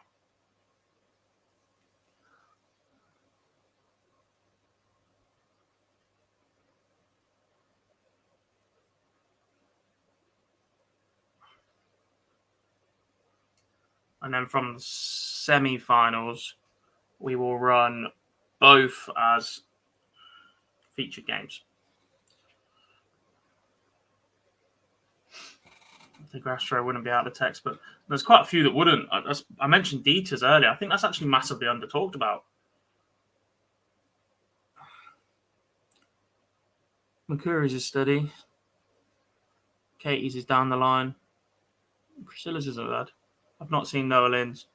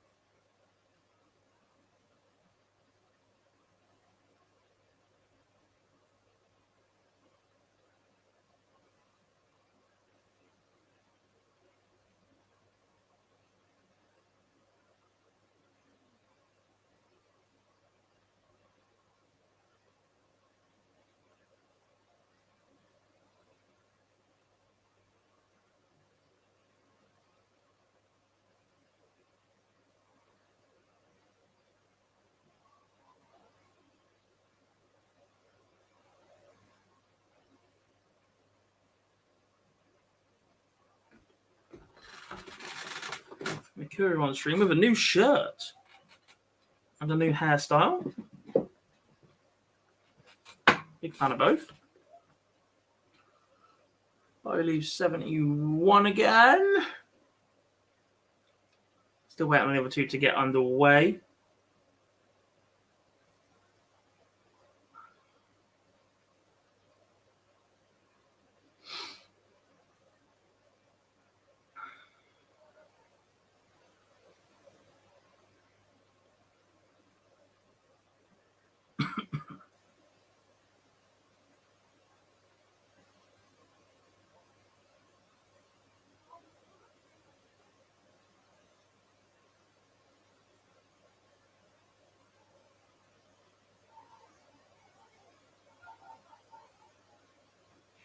Doubles her lead.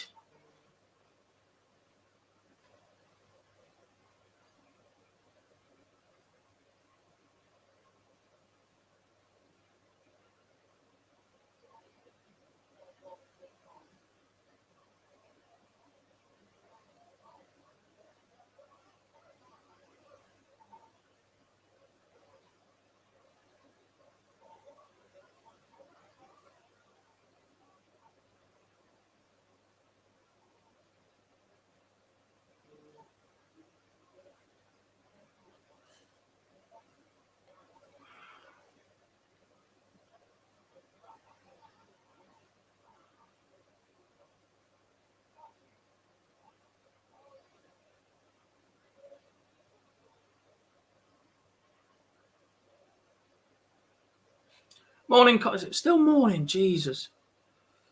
Been up way too long already. And we do have another event to go, so woo! I need more Lucozade. How are we, mate? Good to see you. Good to have you here.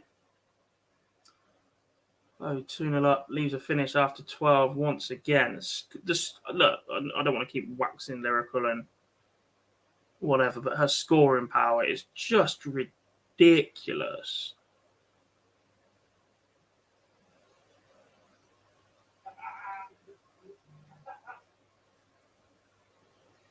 Oh, good, you panicked me then. Steady from Van Leuven, though. 140, 17, turn 137. I don't know a lot about Noah Lynn, so if anyone in the comments or chat room does.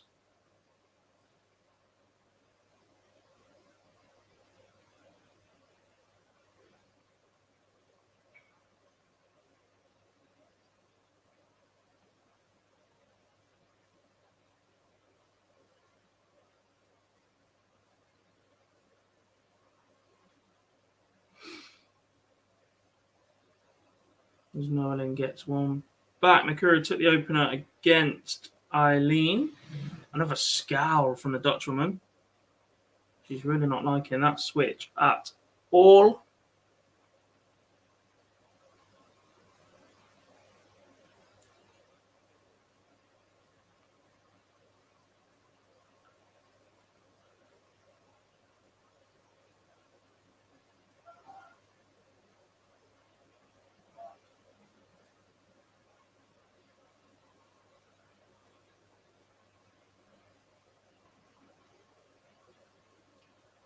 An interesting last 8 when you look at the order of merit as well. Makuri's not in the top 10 at the minute.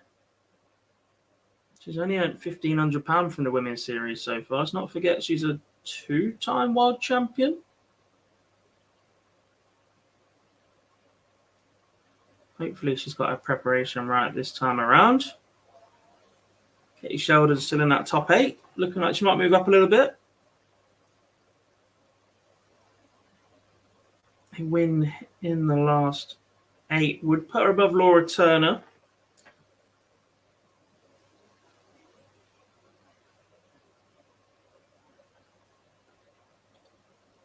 Priscilla Steenbergen needs a win to make a major step.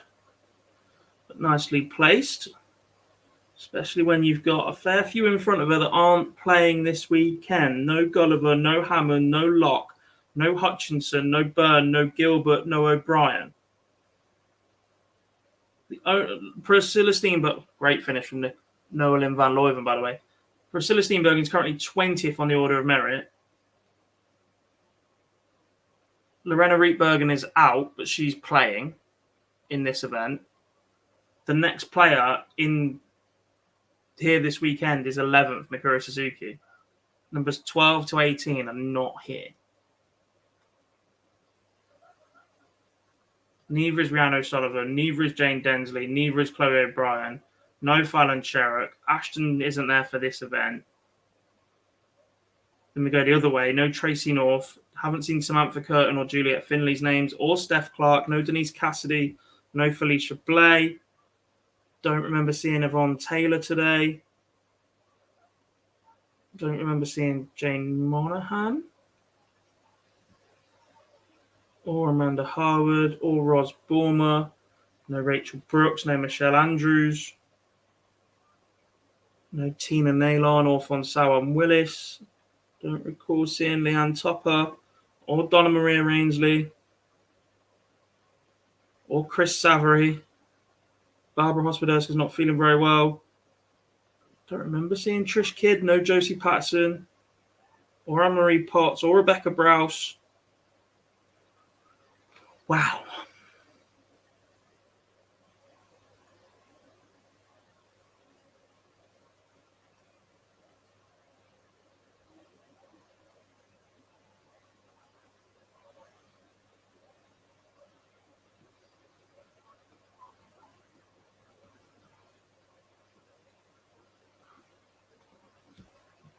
See how this plays out for the rest of it then. Greaves with a chance to move back in the lead.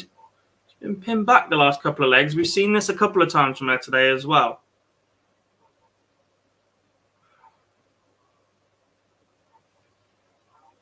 Goes in 2 though, 1 away from the last 4. Elsewhere, Mikuru has just gone 2-1 up on Aileen de Graaf. Kate Sheldon's taking the opener against Priscilla Steenbergen. And it's still in the first leg with Rhiannon Griffiths and Iselin Howen.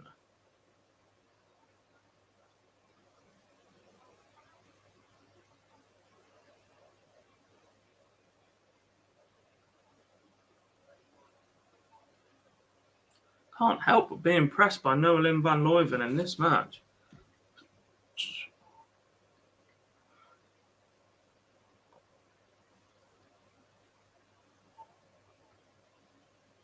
Especially she only averaged 58 in her last match against Tara Dima. 72 a little bit earlier.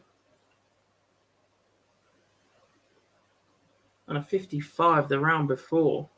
Seems to be a little bit all or nothing there with Noah Lynn, but she's producing it when she needs it most here against Bo Greaves. That, though, is absolutely massive. 180, 85, 180. Bo sets up another potential 11 dart leg. She's already had 2 today.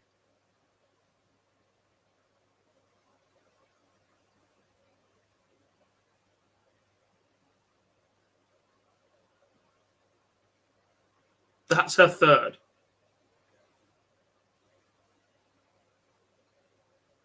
To win the match.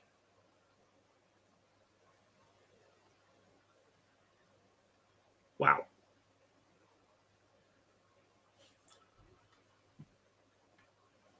Excellent performance from Bo then. First player into the semi-finals. Let's go, Katie.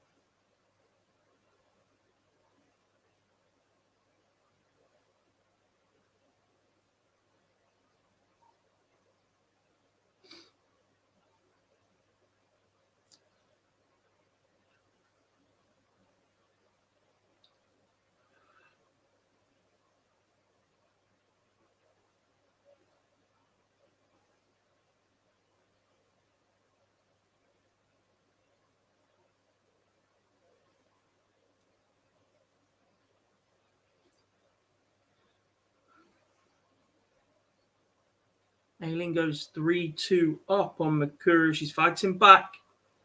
She's one away. Opposite half of the draw as well from Bo. Is that where we're heading for today's final? I think Katie and Priscilla might have something to say about that one. Rhiannon Griffiths is currently 2-0 down to Iselin Howan.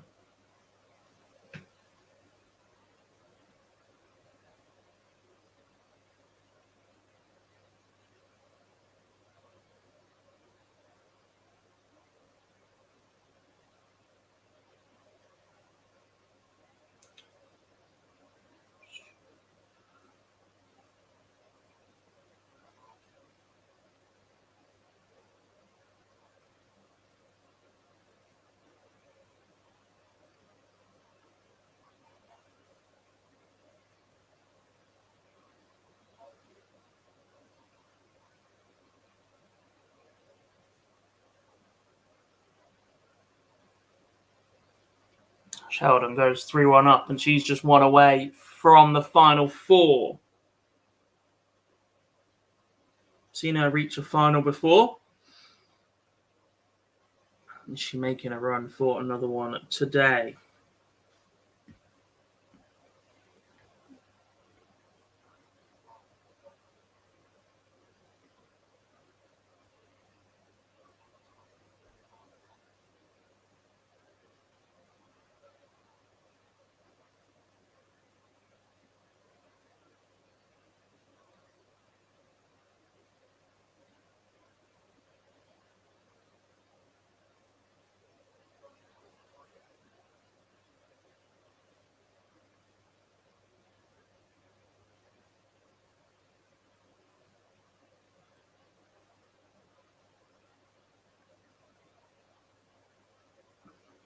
Sheldon edges ahead against the darts here in leg number 5 as well.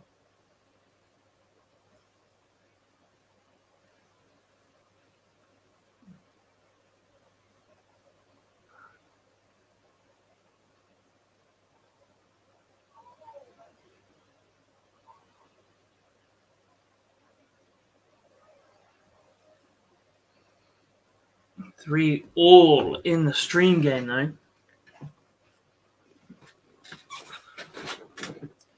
And we're going to a decider between, I'm going to suggest, the two most experienced players left in the competition.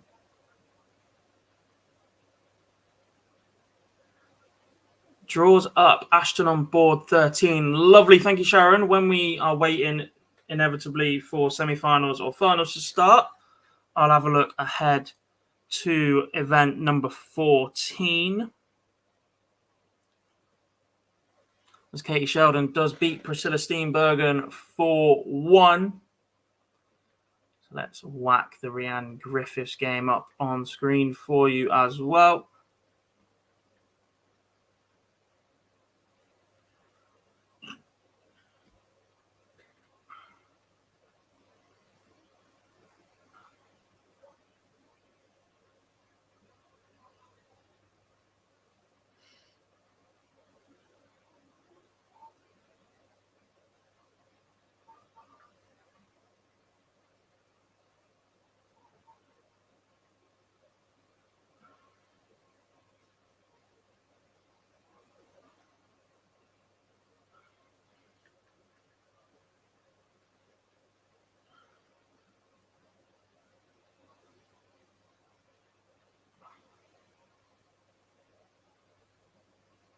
Doesn't seem that slow while they're playing, but this one's not been played at the quickest pace in terms of the numbers going up or down. And it's good news that Lisa Ashton has arrived then in Hildesheim. And will take part later this afternoon. And that was always going to be the case, but a win for Eileen might close the gap a little bit, but I don't think Ashton's place as number one is under any threat right now. Having said that, if Bo Greaves does go on to win today in event number 13, Lisa will want to shut that down as quickly as possible in event 14. You do not want to let a player like Bo Greaves get on a roll, settle in the environment, keep producing the darts that she's producing.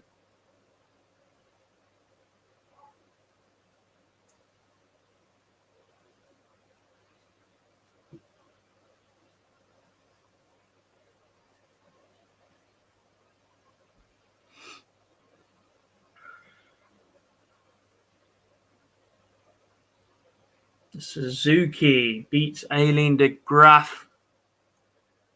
Wins it on double top in the end.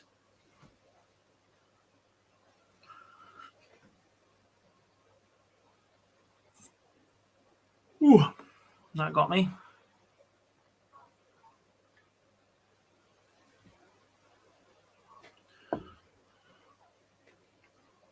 At some point, I probably need to run some ad breaks as well, but we'll keep going for now.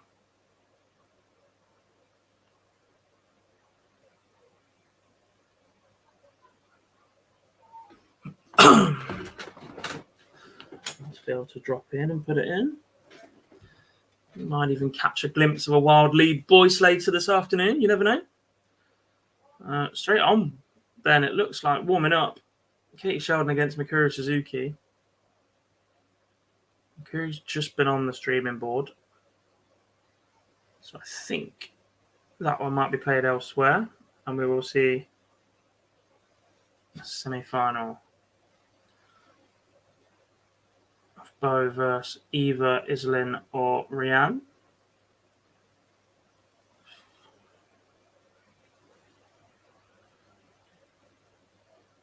I lied, maybe it does feel like it's taking a bit longer. Howard pins 52 in 3, though. Goes 3-1 up. One away now and has the darts.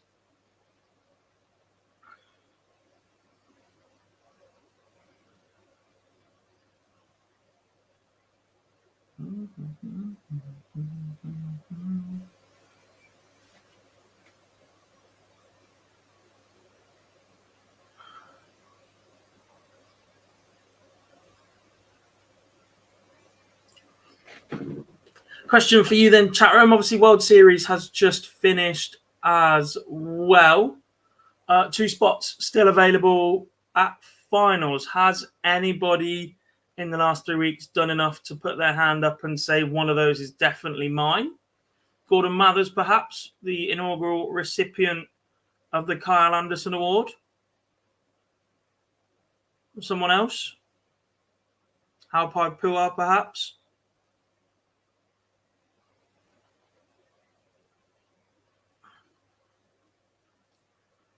Or do we think the PDC might go elsewhere with their selections?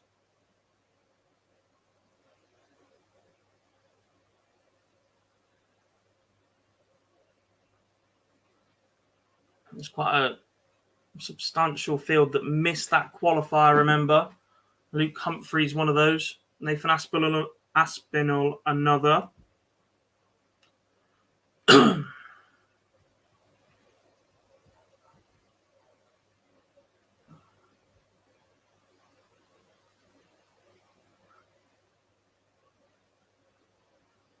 Good responses from Griffith. Stolen the darts comfortably here.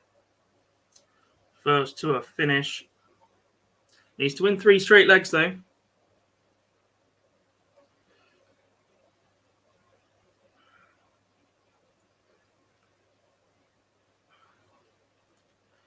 I'm on the wrong channel.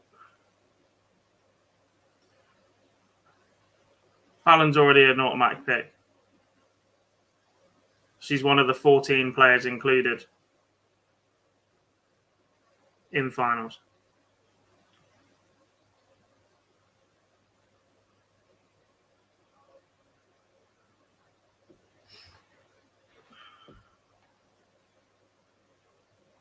Griffiths gets one back, 3-2 now.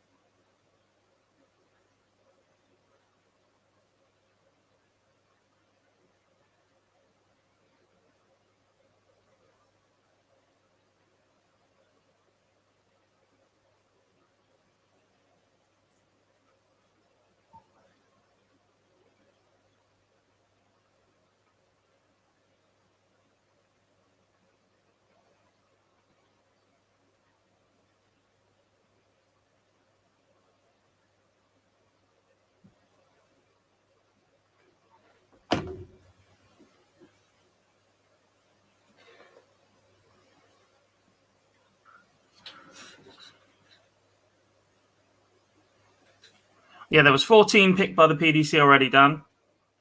Then there was 8 qualifiers, headlined by Danny Noppert, probably most notably. And then there's 2 more picks still available with the PDC to be used at their discretion.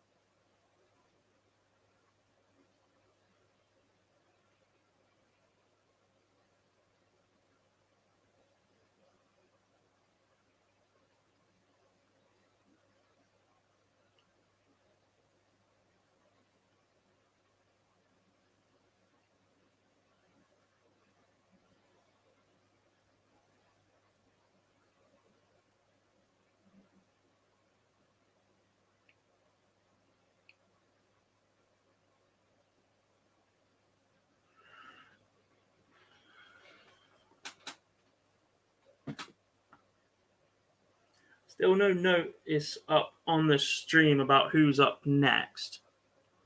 And Sheldon versus Makura is still showing us warming up. Now, we know that doesn't mean they're actually warming up. They're not stretching or anything. It just means somebody's tapped the button on the iPad.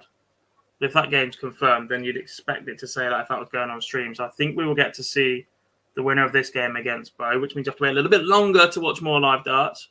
But from the semi-finals onwards, we will dual screen both games as a feature. We'll be able to watch the scores come down that way. So apologies if you are watching on PDC TV as well. Perhaps give us a pause for about 15, 20 seconds. Just allow that to line up with what you're seeing. If you don't want to see the scores coming in before you see the darts hit on PDC TV.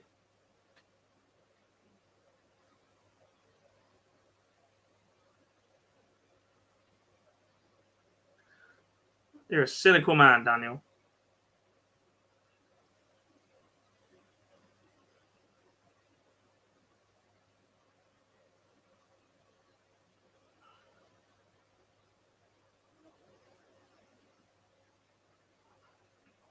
As Iselin Howen defeats Rhiannon Griffiths 4-2. And that is as much as I know about her. This has been interesting. We did say this was a possibility earlier in the day. Leif Magnusson, it flashed Griffiths versus Greaves. Somebody's been at it again because it's not Griffiths. She's just lost. That's twice on the PDC today. That's naughty. Lots of screens to keep an eye on those, so not bad.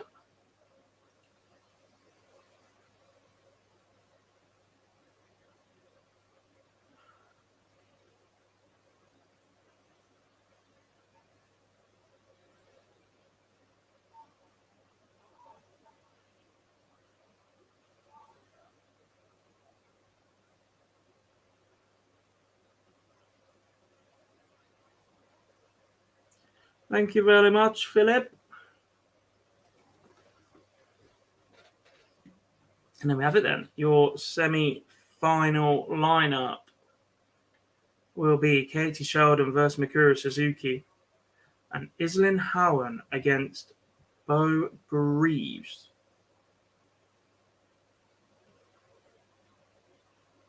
And at this point, I might have to unmute the stream just to find out how Iselin's name is pronounced, because I'm convinced I'm getting it wrong. And just hope that Murph and Nico have got it better than I have. They have the advantage where they can just walk out the commentary booth and go and ask.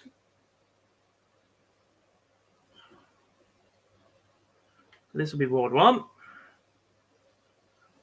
Unless we see one after the other, I wouldn't be against... Well, wouldn't be the first time the PDC have done that.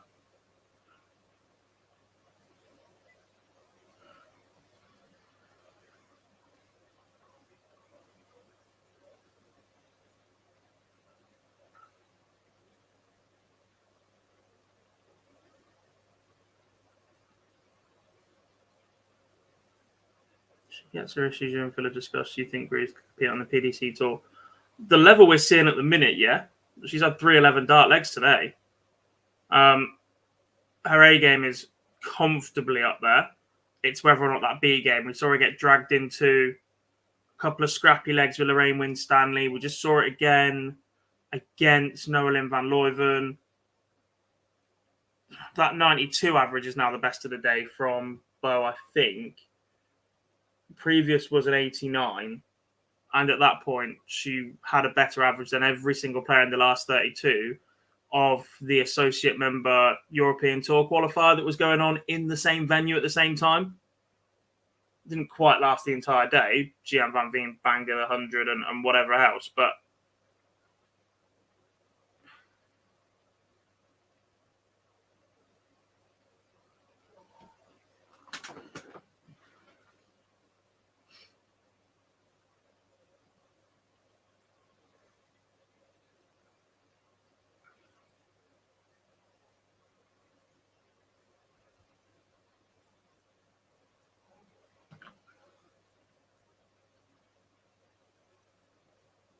it helps that her action is so mechanically good. Like, traditionally, where a massive stereotype generalization granted, but it's still true to a certain fact, but it's changing, but traditionally, men and boys play more sport as a youngster and whatever else. You can see how the coordination skills are built differently from an early age. And I think that's represented in some of the ladies' throw. They're not mechanically as sound as a male throw. The propulsion isn't quite there in some of the actions, the extension, etc. You get a lot of little flicky darts. They hold the dart differently. You can see general differences between players that not everybody this applies to, but the majority, it still does. And where Bo has just been playing darts since she could hold a pencil pretty much. Her family are mad on it. Her older brother plays. I think her dad used to play as well. You can just see how the mechanics of her throw, they look natural, but it just looks like a proper throw. Whereas you look at the other successful ladies in the game, look, Trina's throw is absolutely mustard. Straight down the line, lovely extension, what have you. We spoke about Dita's throw earlier. We've looked at Aileen's throw earlier. They're not the most... You wouldn't coach them. You wouldn't say, watch this player, this is how to do it. And there's an awful lot of players out there like that. Even Lisa Ashton to a certain extent.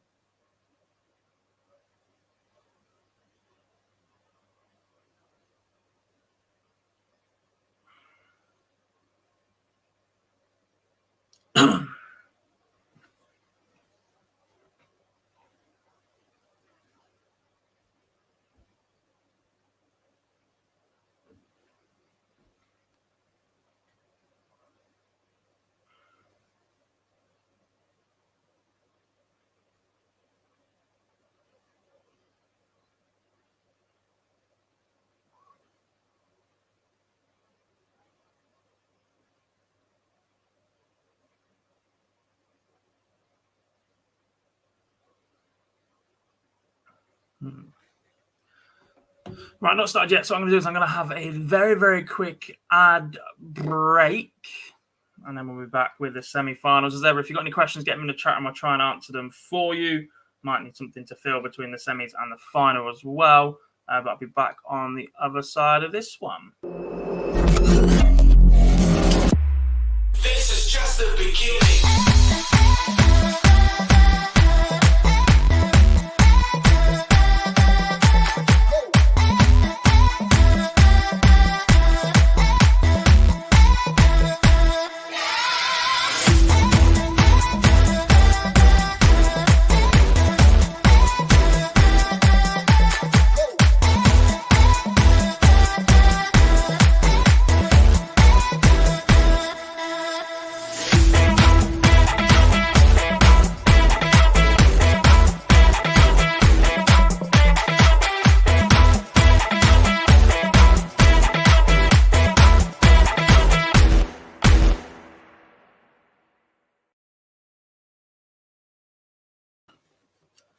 Big thanks to the guys over at Red Dragon for all of their support. A reminder at the minute as well, setting up over in Cardiff. Phil and Leah there as part of the social media team.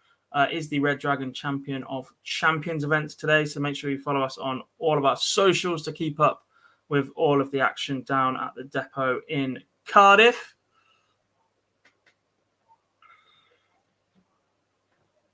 Do spread the word that we're streaming this event and the next one as well. I'm here all afternoon. I'll be back again tomorrow. And then Monday, the live lounge returns with Phil and Lee. I won't be there. No wedding this week.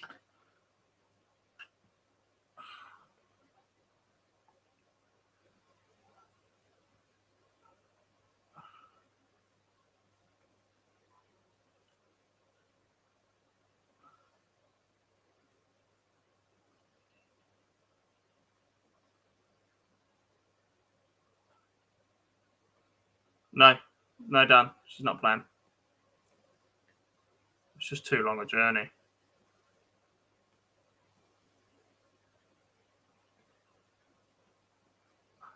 Does that now fit better?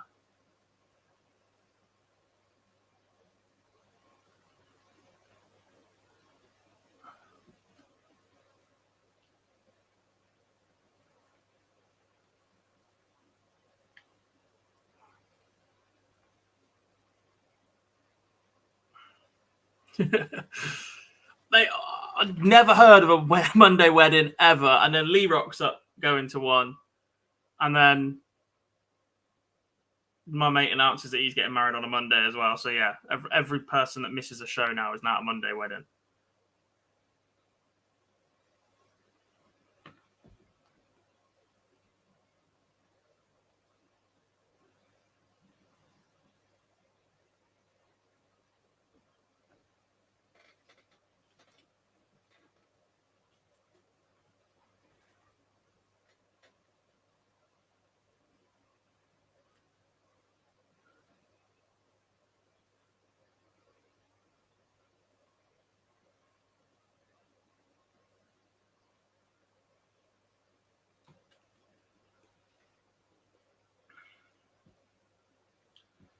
Give it a quick listen, see if they She has say dominated Howland's this name. tournament so far.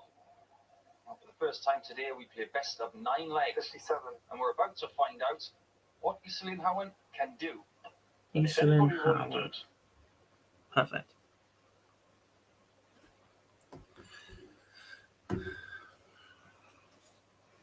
Should write a song. I can't write a song. Sing karaoke though. Better than Henry can as well. Don't tell him I said that. He'll be upset.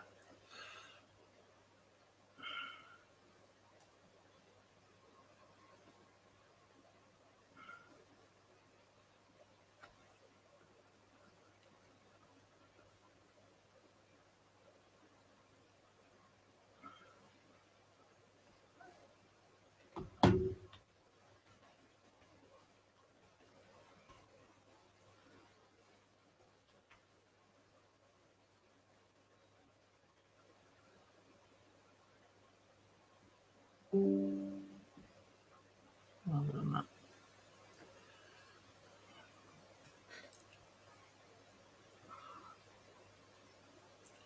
Sheldon takes the opener against Suzuki, by the way. Missed that one.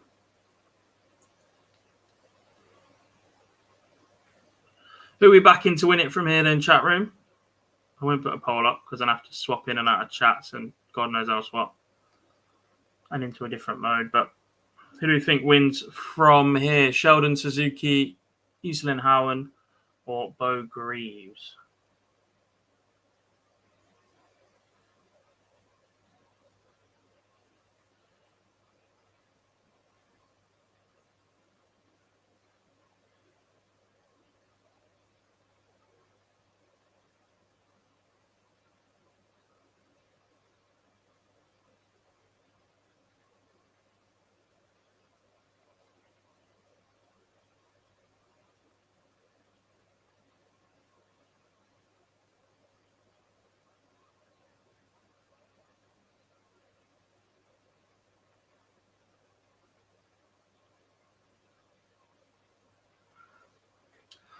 First leg, Bo.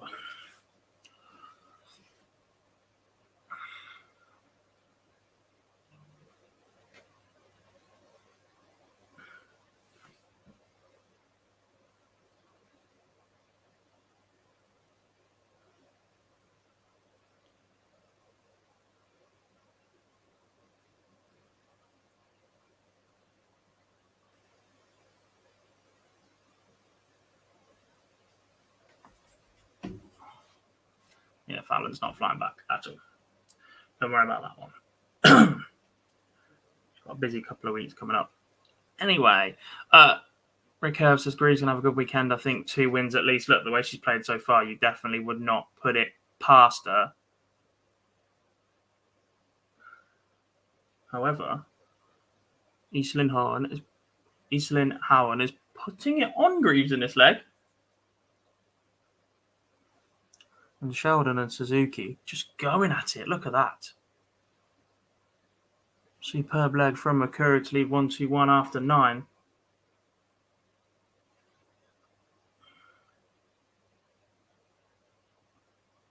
Lovely extension. Iselin's got in her action. Flick of the wrist right at the end.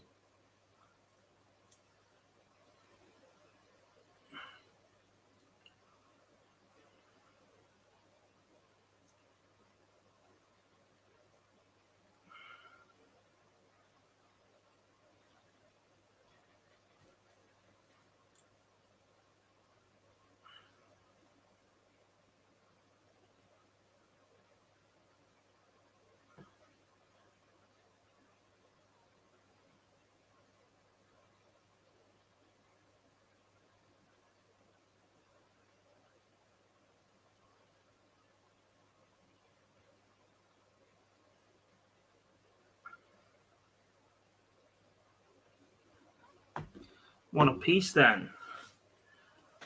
On board 2. One apiece in both games until Suzuki takes out 50 in 2. Takes 2-1 lead. Reminder, these are first to 5 now.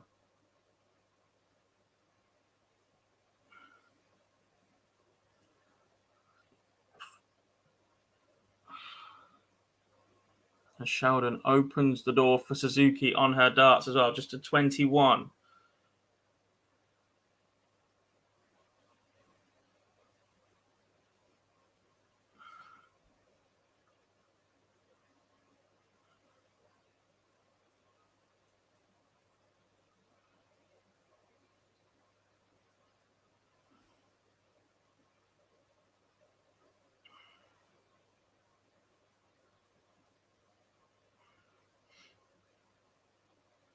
Oh, I was meant to talk through the draw for the next event, but we will do that before the final gets underway.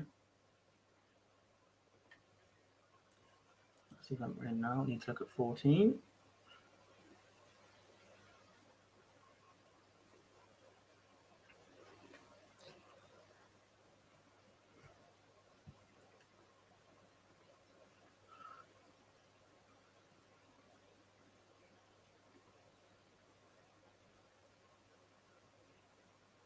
Oh my.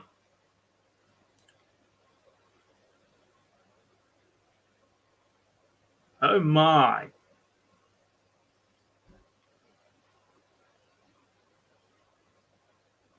The draw just got interesting. Bo Greaves 2-1 up.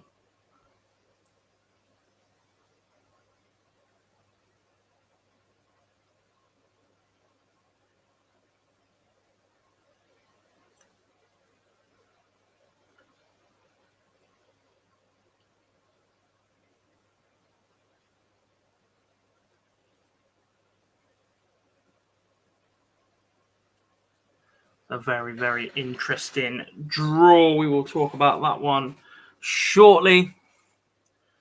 As Bo opens up with a maximum here. Katie darts to level up. Didn't expect this the way her leg started, but she's responded well the last 9. Goes in 3 and will level at 2 apiece once again.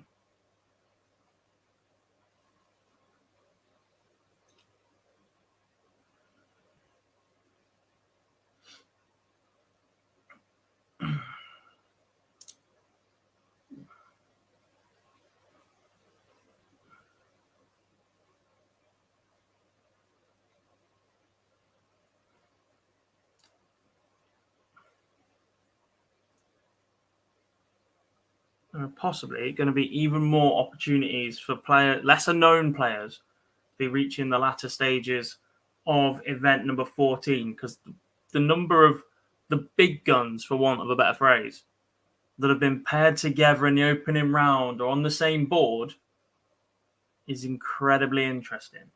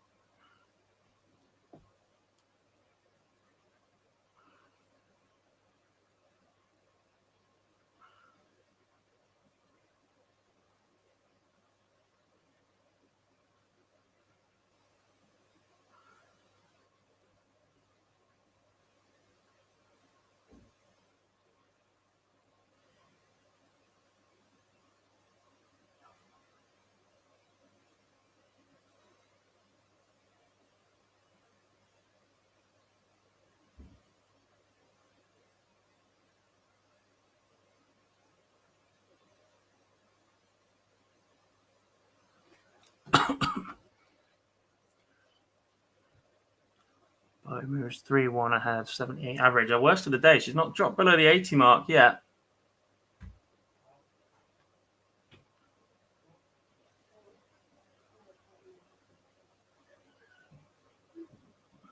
Suzuki 3-2 up on Katie Sheldon.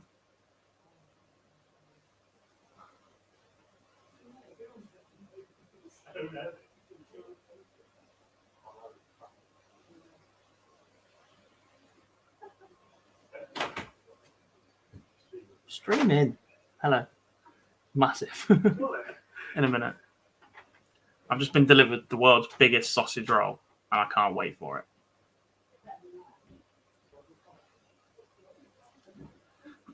Has Vicky Pruim entered? I'm not sure.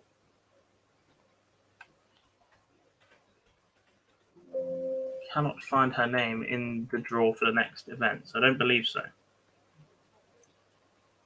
How old is Katie and where is she in the rankings? She is just turned 18. She might be 19.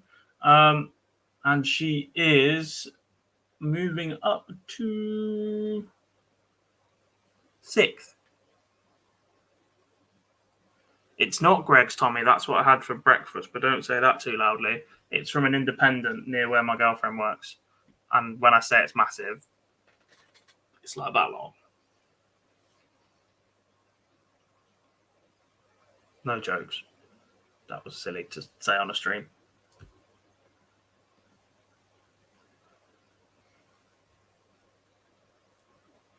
Oh, Harlan finds herself on 162. Not ideal. And that's not enough pressure on Bo here, who has the chance for 104 to move 4-1 ahead and just one leg away from the final.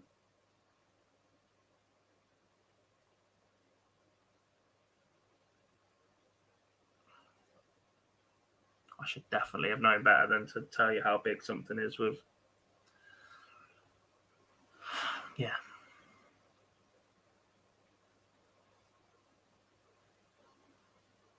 Silly. Oh, Suzuki, darts missed for a 4-2 lead once again. Sheldon not been the most convincing on her own throw at the minute. You do feel like if a break's going to come, it's going to go in Makuru's favour, which would put Katie 2 breaks of throw behind because Makuru won the bullseye.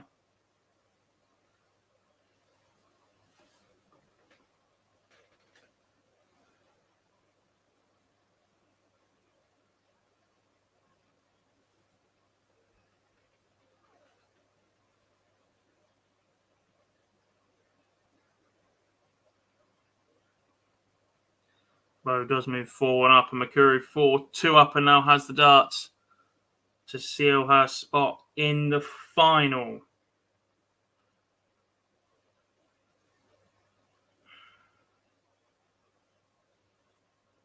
Are we starting to see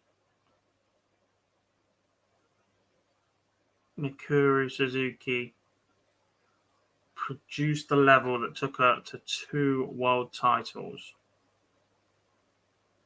and an appearance at Alexandra Palace, and a claim at one point to be the best female player in the world?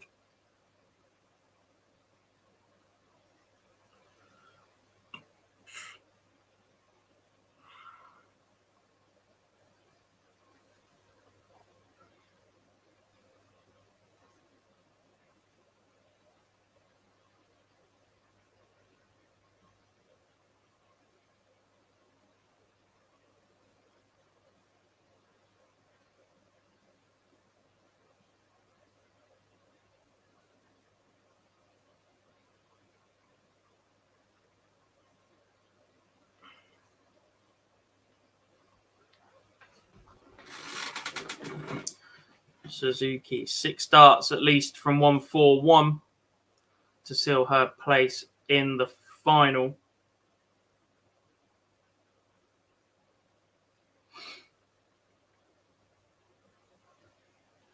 She won't have liked that.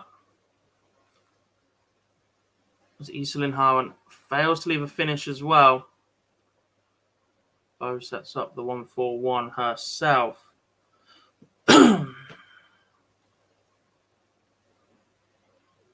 Chances incoming then. More match darts possible for Suzuki here. Or a match dart, sorry. Back-to-back 35s. If Katie can get the immediate break back here, she will have the darts in the next leg to force a decider.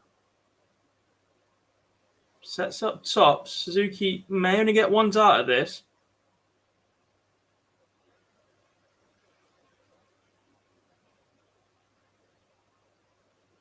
And Greaves leaves 95 as well. Not ideal. Force yourself into a double 19 attempt or wasting another dart for something a little bit more preferable. Leaves 48 as well. That's just not found enough trebles in this leg. Thoughts on a black bullseye and red 25 segment. This was used once. Nah. I've seen it a couple of times. Not a fan. I like the board how it is. It just stands out. You know where everything is. Which checkout route you dislike. I can't stand 16s. No, I like 16s on 80 if your opponent's not on a finish because I hate tops. Suzuki is your first winner then. She is into the final, and that was very nearly. Swiftly followed by Bo Greaves, who's just left 32. Eastland Howen has to take this double 2 if she's going to stay in this match. Appearance of 2022. Which she does. Our first final of the day will be Mikuru Suzuki versus Bo Greaves.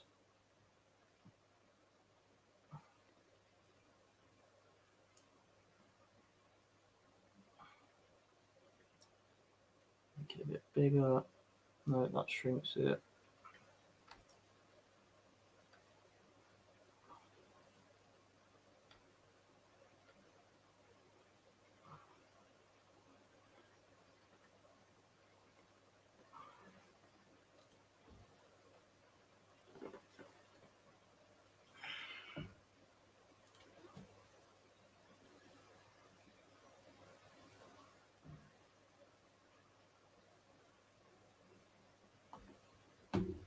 As your final in a few minutes. Right then, let's look ahead at that draw like I promised you.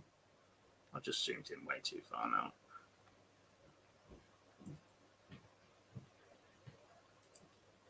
For the next event, which is this one right here. And as I said, there are some absolutely belters in here. We start Laura Turner on board 1 with Kasumi Sato, Vicky Pilgrim on the same board as Danielle Fry, Amrian Griffiths, Noelyn Van Leuven. We've just seen her take Bo Greaves pretty deep, pinching a couple of legs off her on the same board as Tara Deema, Kirsty Chubb. Then we get the first heavyweight contest of the draw, Eileen de Graaf against Dieter Hedman. What a stinker of an opening match for both of those two. Evelyn Van Tol's on board 5. Really impressed with Yana Kiraman earlier. She played okay on stream and then seemed to get better throughout the day. Bo Greaves on the same board as Anka Zylstra.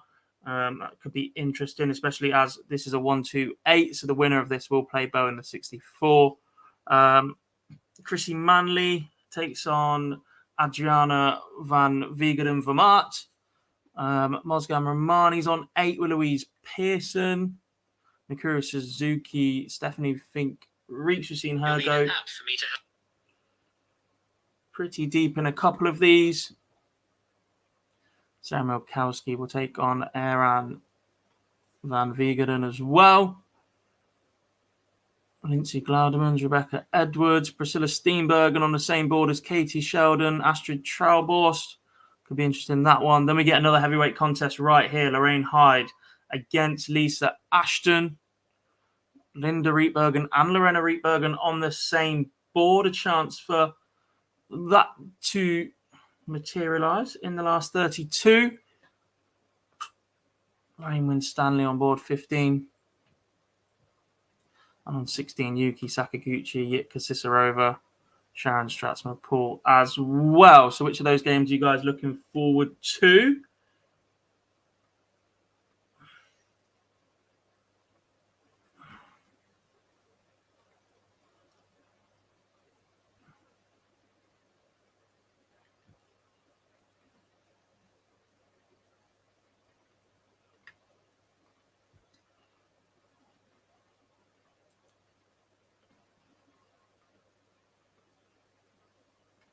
In fact, ooh, don't want to see that big.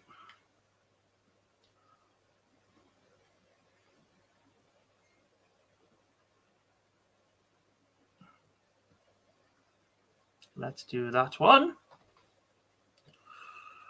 Do you believe in double-double or keeping it in the board? Some go double-double, whatever the situation. Depends what you're chasing. Doubles are bigger than trebles, so logically it makes sense. Do you spend as much time throwing out there? No. You also run the risk that if you miss on the outside, obviously you're at a bigger disadvantage than if you miss going for a treble, because chances are you're at least hitting a single. Even if it's the number next to it, your score's still going down somehow. But things like 96, if you block the treble with the first dart, do I go 18s tops? Yes. So you never know. Shows me how good Greaves is. She threw a 71 average and looked horrible. Suzuki won with 75 average. Yeah. She's just... scoring power looks ridiculous. We've seen it, 311 dart legs on the same day already. And she's still got a final to play and then a whole other event.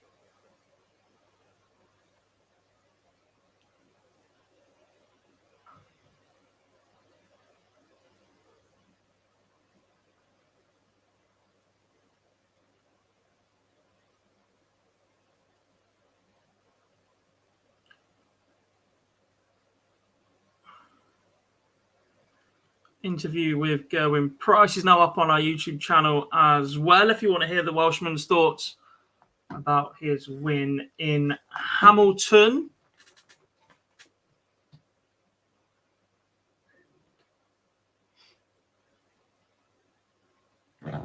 As we wait for this final to begin.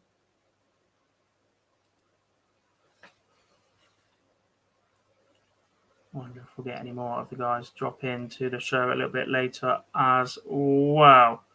Right, let's check out some more stuff from our friends over at Red Dragon. And hopefully by the time this finishes, we'll be ready to go with the final.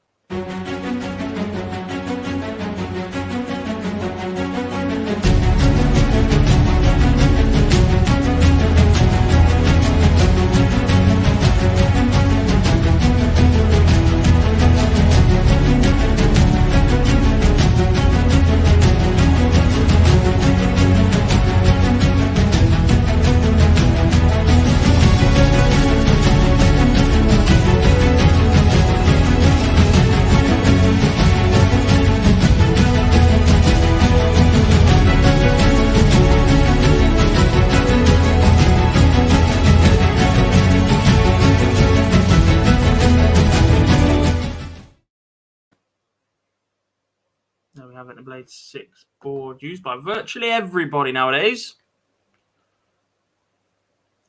Joe, waving hello from Northern California. Hope everyone is doing well. Good to have you with us, mate. Thanks for joining us today, or say us, me, at the minute. Hopefully a few more of the team might drop in throughout the afternoon. Phil and Lee down in Cardiff for the Red Dragon Champion of Champions event. Phil will be with me tomorrow morning as well as we run through events 15 and 16. We'll have a little bit of a look at the order of merit later this afternoon as well. As ever, if you've got any questions, do fire them in the chat room. I'll do my best to answer them. Keep you guys entertained throughout the day. As we approach the 4.5 hour mark already.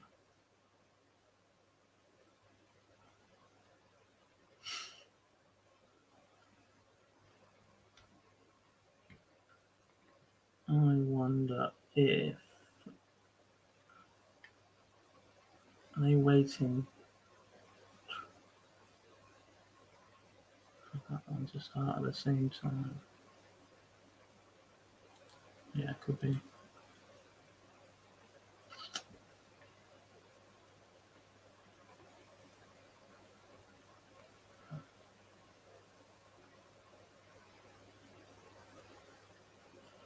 So it looks like we had 2 associate member Euro Tour qualifiers earlier. We've had 2 qualifying events today. We've had 2 players qualify earlier. They were Jean van Veen and Jelle Klaassen. They beat Marcel Hexel and Jurgen van der Velde in the semi-finals effectively, but they were qualification matches. Another one of those come in later this afternoon as well.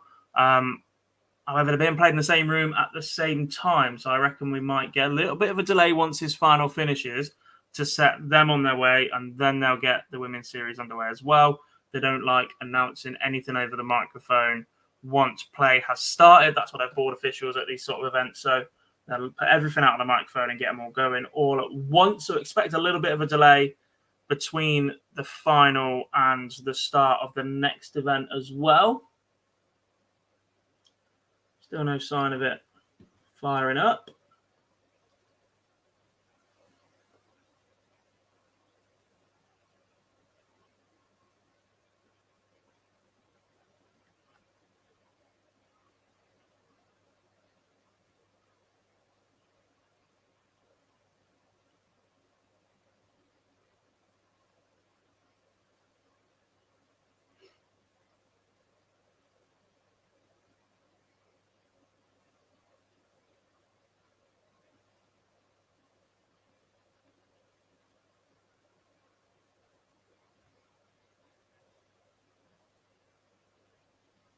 Jeremy, now see different flags in the women's series, India and Norway. Yeah, and I've been really impressed with all 3 players as well. Eastland Howen, never seen her play before, but she just gave a real go at Bo Greaves in that semi-final. She's produced some really good results today already. Emma Toller had lost pretty earlier on. Be interesting to see how she goes against Lindsay Glaudermans this time round. She was on the same board as Bo Greaves earlier, actually. And then Yanani Yanakiraman struggled a little bit on stream to start with, but when your first game is in front of those cameras, it can be incredibly difficult. But once she settled, she looked steady. Her action looked really good. A couple of little things to work on, but can't help but be impressed with her as well. So yeah, completely agree. Is it too late for Bo to qualify for the Worlds? It is not. There's this block, and I think there is one more block after this as well before the World Championship cut-off. It is top 2 that qualify for the Worlds. And as it stands, those places are filled by Lisa Ashton, who has 8,100, and Fallon Sherrick, 5,800. But a win here for Bo puts her on £1,000, would immediately put her 19th on the order of merit. A double up today would put her in the top 8. That's how dominant Lisa and Fallon have been in this series. Because you can win 2 events and immediately jump into the top 8. That's how everyone else has been spread around, and those will just continue to pick up money.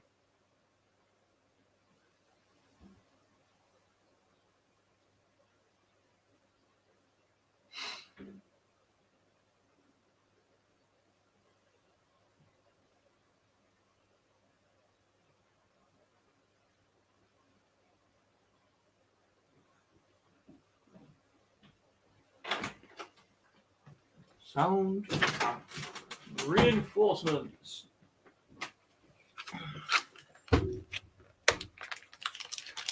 Seriously, if anyone from Lucasade is watching and wants to sponsor us, I would take it. Can even sell the alert to Barzi, who loves his caffeine. Ooh, we had movement then. Ooh.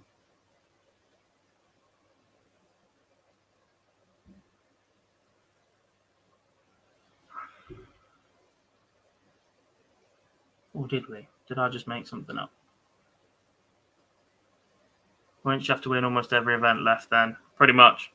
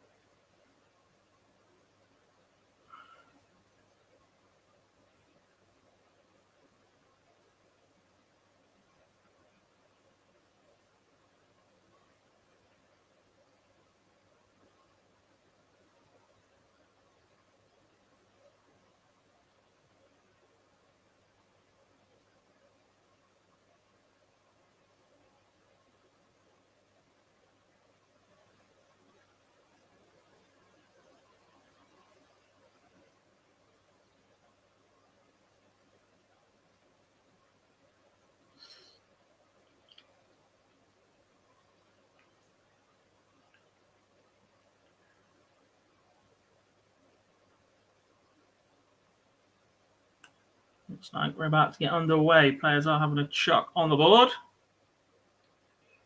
Just having a quick look. 34, 15, 16. Yeah, the last block of women's series is the last weekend of October in Wigan. So this is event 13. So it is possible at the minute. Whether it's likely or not is a different matter.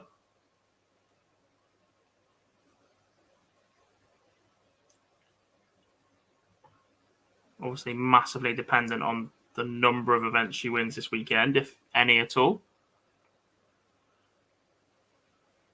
But we'll see how that one goes. 8 events left. She's effectively got to earn 6.5, 7 grand from it. So she can't afford to not be in many finals at all.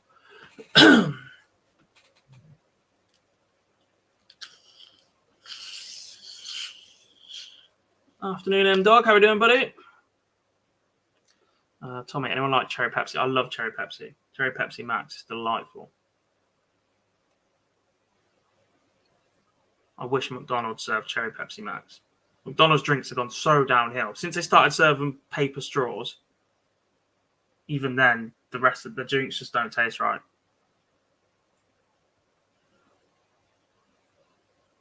Favorite takeaway? Greg's. Or a pizza. I love a pizza.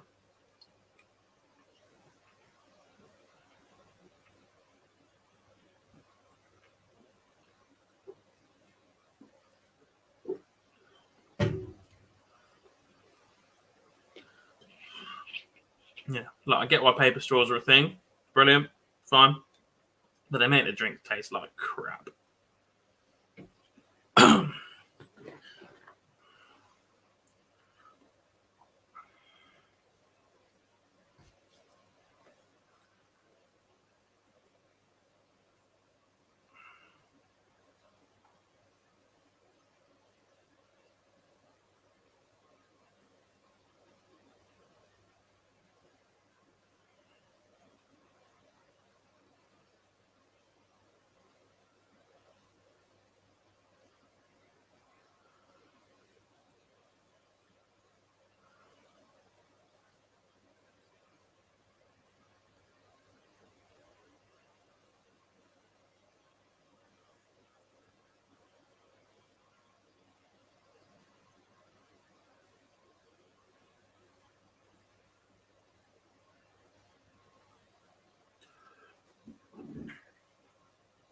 I'm quite a fussy eater, so it's no good for me. I've started eating curry recently, but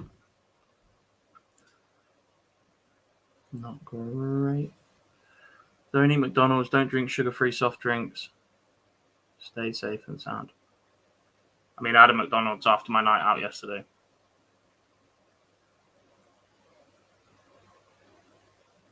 I know how to get up way too early this morning.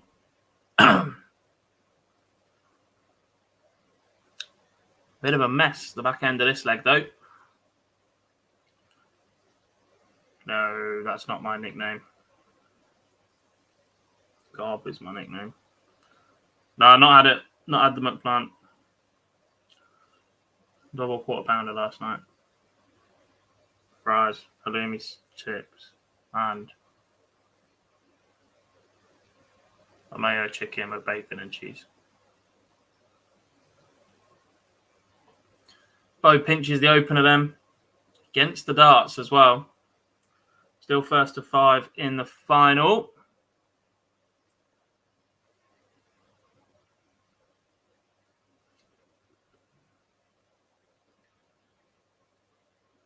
That's not what I want. That's not what I want. Where's it gone?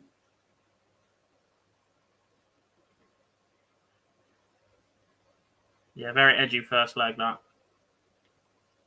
From both. I don't think it helped. The first 3 darts, Bo had 2 in the treble and then 1 bounced out on top of it, and it just seemed to unsettle her a little bit.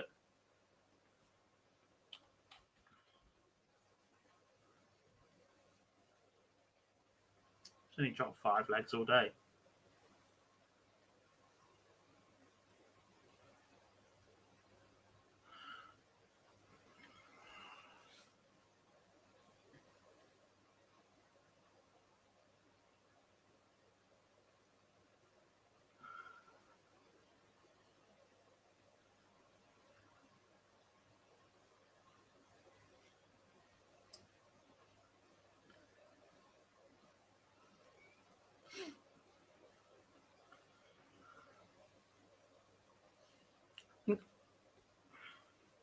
Unfairly, I think it's quite. I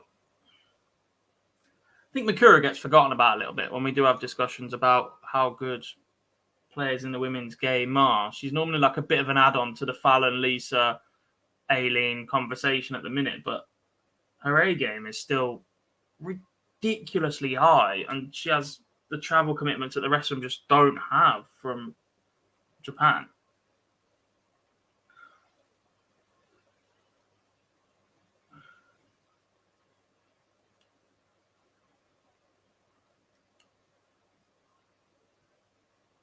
Suzuki gets 1 back in 14 darts.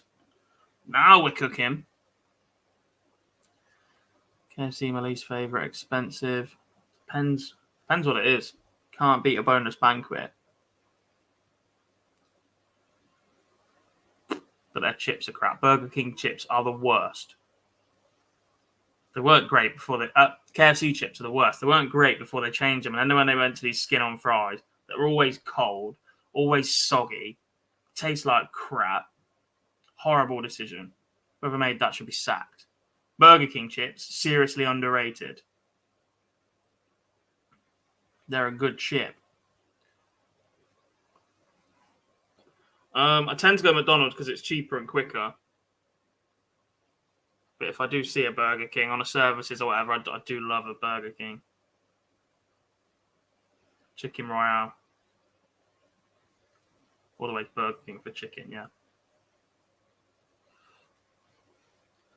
Best hangover cure. No, John. This is the best hangover cure in the world. Serve cold. Lucozade Energy Orange. Unbelievable.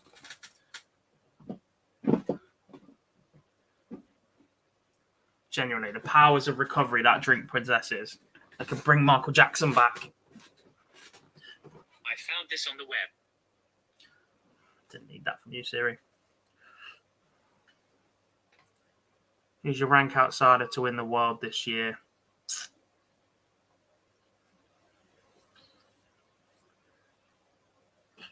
I'm not sure if they're a rank outsider, but I'd be having a look at Luke Humphries at the minute.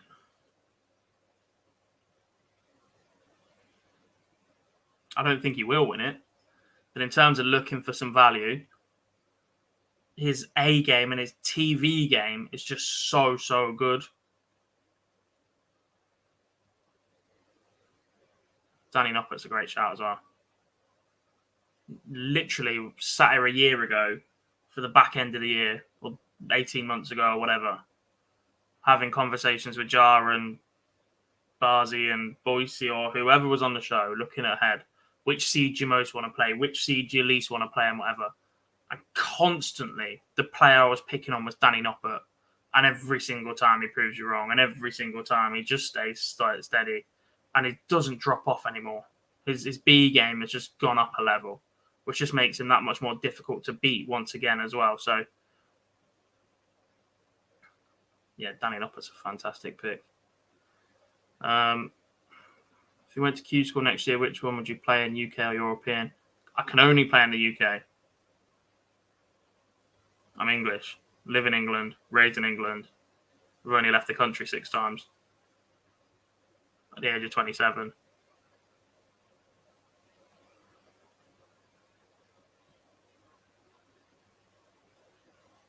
It's the only one I'm allowed to play in. How well do you think Bo will do once she gets a card? If she gets a card, that's the big conversation. It's taken her a while to decide that attempting the women's series is for her. Whether or not she then pursues Q School and going down that route is a different matter. Let's not forget, Bo is still eligible and could rock up to the development tour for the next couple of years. Then we've got real issues. If Bo's rocking up to the development tour averaging high 90s and Josh Rock's doing the same, well, we've got issues.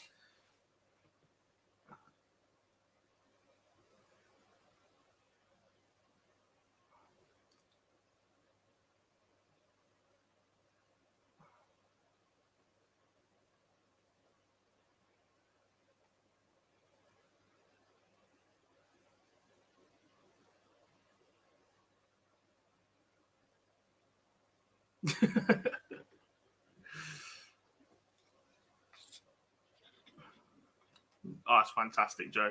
I wish they'd paid me as well. 3-1, Bo Greaves. Just starting to turn the screw a bit now. Those scores are saying tons far more often. Seeing 3 figures hit far more frequently from Bo Greaves. As her average starts to climb, she starts moving away from Mikuru.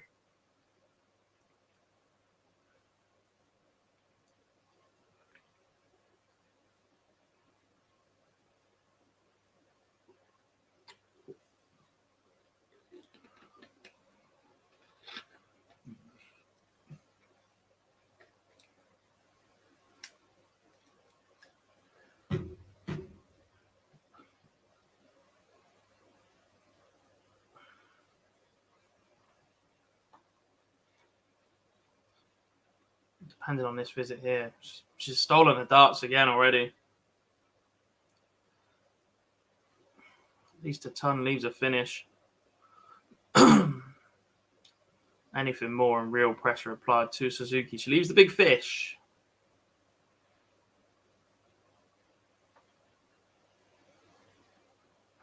Will we see this from Bo? We've already seen 3-11 dart legs today. Couple of big finishes, but nothing spectacular as yet.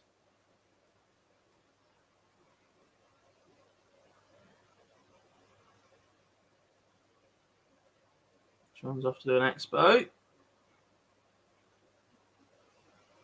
Get yourself some Lucozade, mate. I promise you. And then drop back on the stream tomorrow and tell everybody how right I was. You can thank me for it later. And then buy me a case.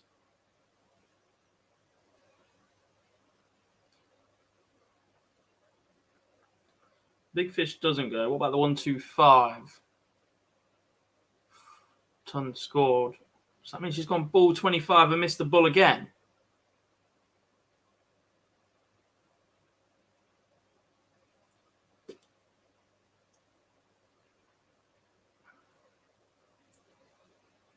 If you can lip read, stay away from PDC TV. Don't think Bo was very complimentary about herself a second ago. The 125. There's the bullseye. There's the 25. And, it wasn't far away. Superb effort. She does clean up the 25 though, and is one leg away and throw in for her first PDC Women's Series title, and opens up 140.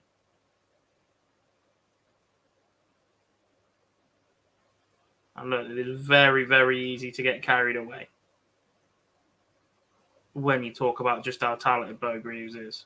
But the way she's played so far this morning, the fact she's still got extra gears in the locker, once she's got this first title out the way, as it looks like is going to happen right now, we're seriously having the question,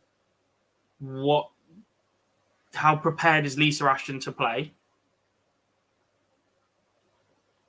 Because she is in the draw for the next round, for the next event. She's made it to Germany, ready to play.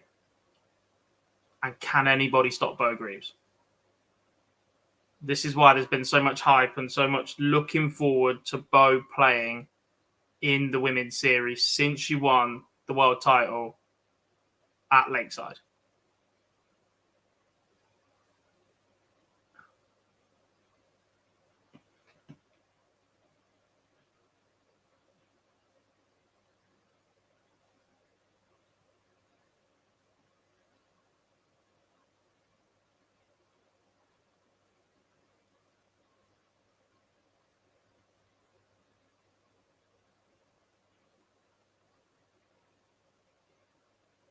Can she win it in style? Has she missed a dart to win it in style?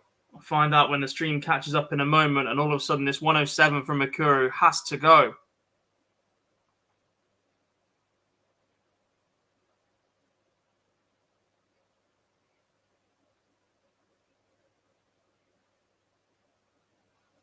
Just 47 scored.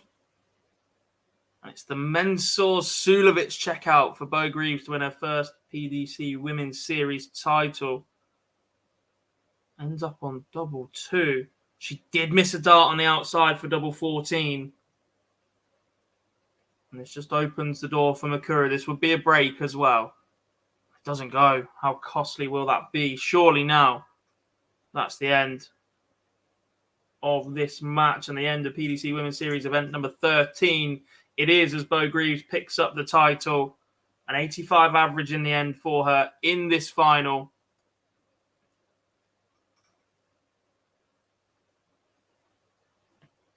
She defeats Mikuru Suzuki 5-1. And that win immediately puts her into 19th spot on the order of merit. Everybody else, look out.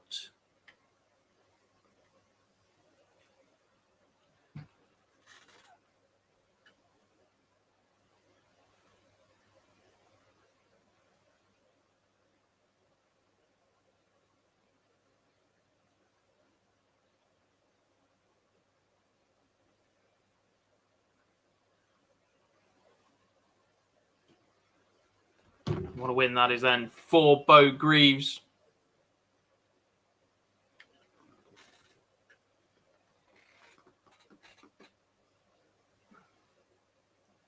She takes the customary photo in front of the dartboard. Look, Joe, you laugh. Watch her take all 4 after watching her play like that throughout today. Chris Murphy's just about to speak to her. Is anybody going to bet against it? We know Lisa Ashton has arrived. We know that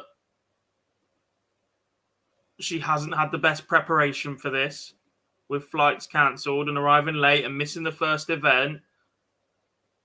And this is a bit like players in at the top level, Peter Wright, Gerwyn Price, etc., missing events throughout the year that has allowed Michael van Gerwen to return to form. If they're not there to beat him and constantly keep him knocked down, the minute you start winning one, you get on a bit of a roll. And there is a very, very good possibility right now that Bo Greaves will at least do the double.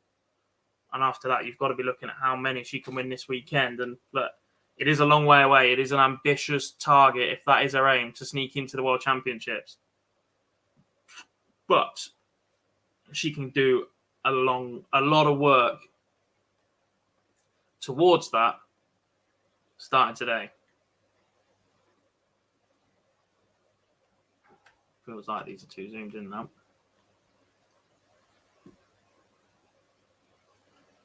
5-1 win in that one then. As we wait for the next session to get underway. I don't think that's an issue, Jamie. She's dropped 5 legs all day, Matt. She dropped 2 to Lorraine. Is it Lorraine? Yeah, she dropped 2 legs to Lorraine Winstanley, 2 legs to Noelin van Leuven, one leg to Iselin Howen, and 1 leg to Mikuru Suzuki.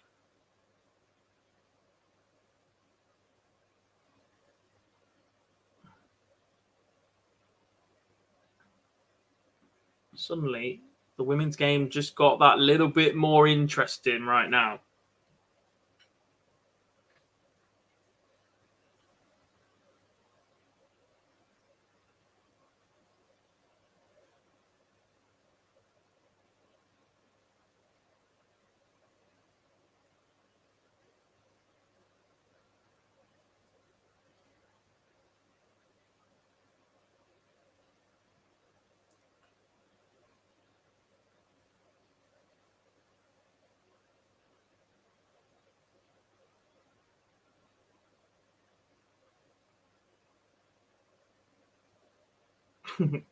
No comment.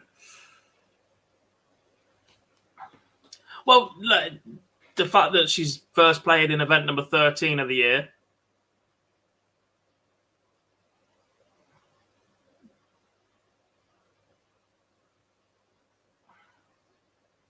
Might be a little bit of her own downfall towards the World Championship, but can't help but feel like the women's match play that was announced. This is the first event on that cycle, by the way. So Bo's just taken a massive lead over everybody else in the race to that top 8 to be in the women's world match play in 2023.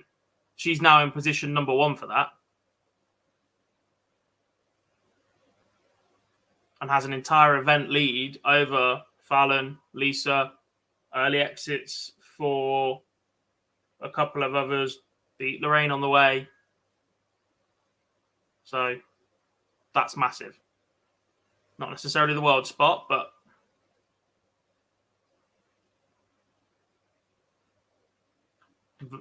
not possible to make it to the Grand Slam either. But so thanks for joining, Anthony. All the best, mate. Hopefully we'll see you tomorrow. She won't be there. Fallon won't be there tomorrow, no. The journey's just too big from New Zealand, and you can't be cancelling flights that long haul at the chance that she might have still been in today and left last night or whatever. So, no.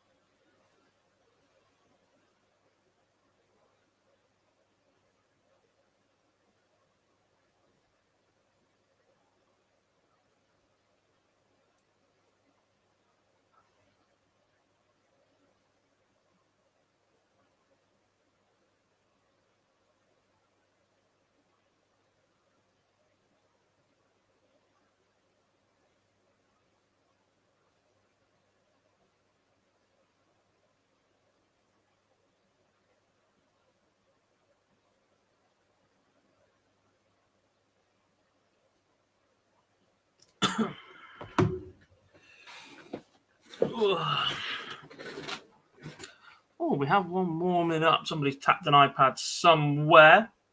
Let me make myself a bit smaller for you guys.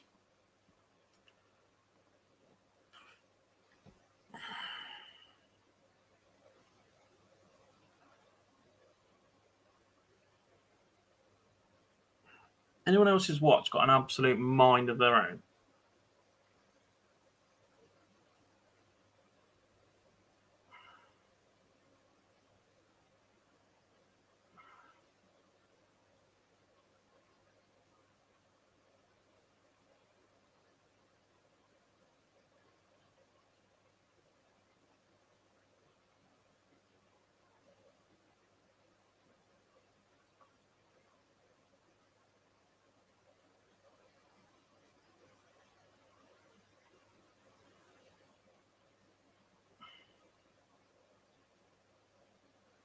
Oh, my.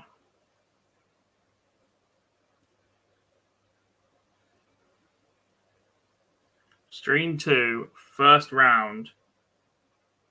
Aileen de Graaf versus Dieter Hedman.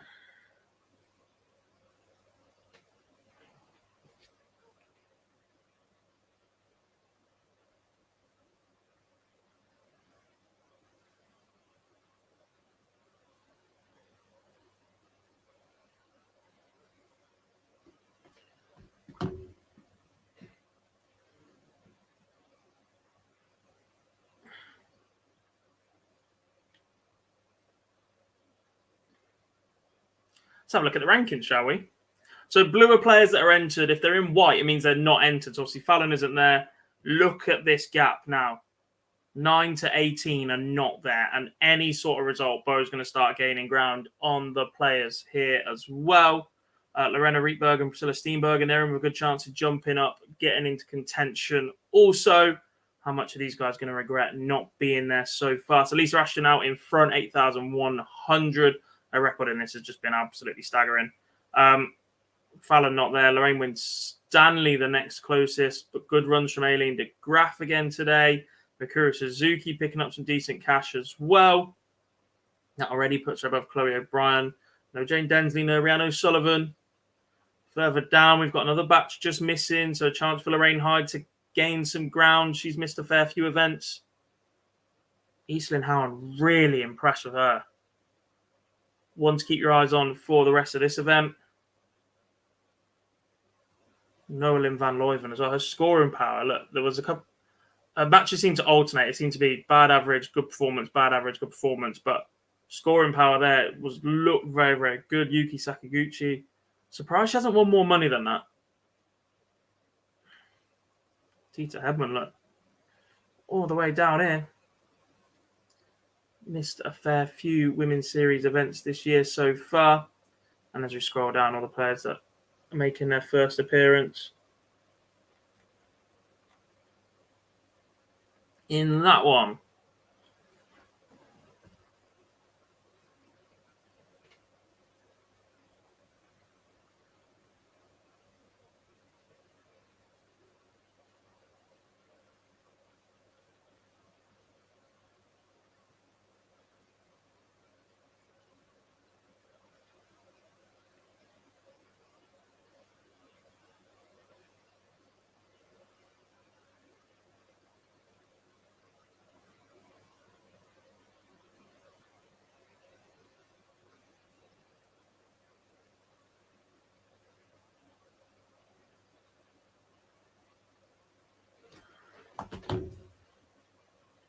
What a horrible man.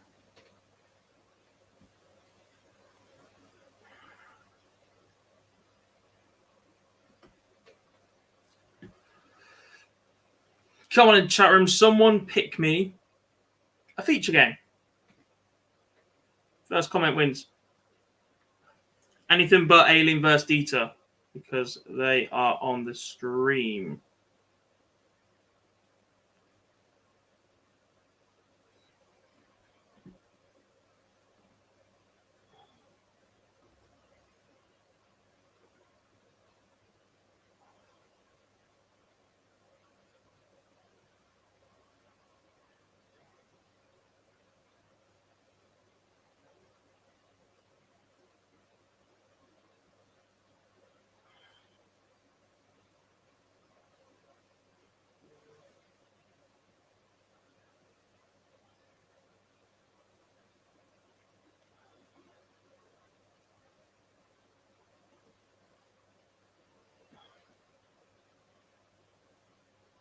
Recurve once. Lorraine wins Stanley. Ask and you shall receive.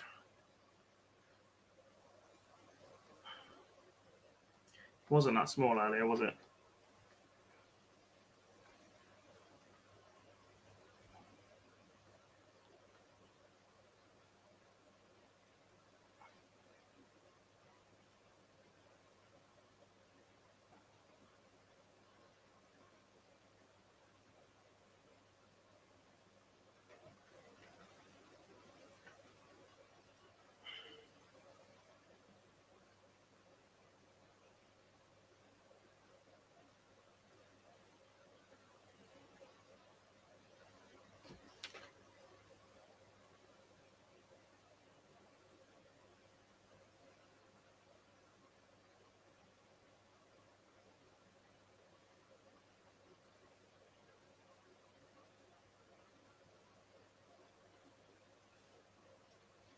Lorraine has a strange. Yeah, there's no extension to Lorraine's throw.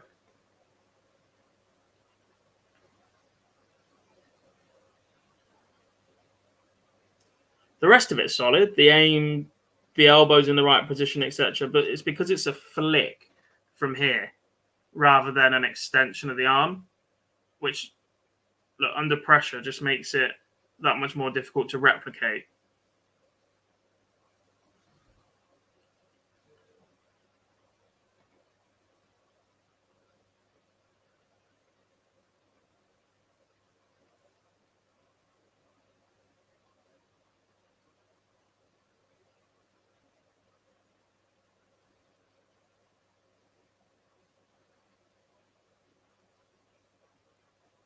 Bo will play the winner of Anne Dorestein and Anka Zylstra, Craig.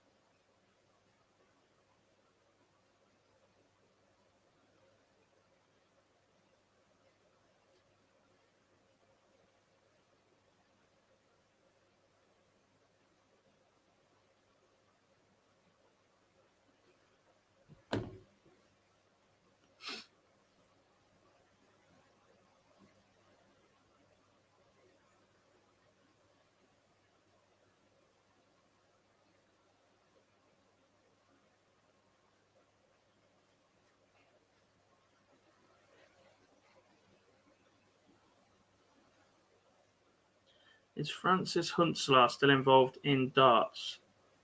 Believe so. I believe at one point Francis was supposed to be an ambassador for World Seniors. I'm not sure if it was travel or something else that stopped her being able to attend Circus Tavern last year.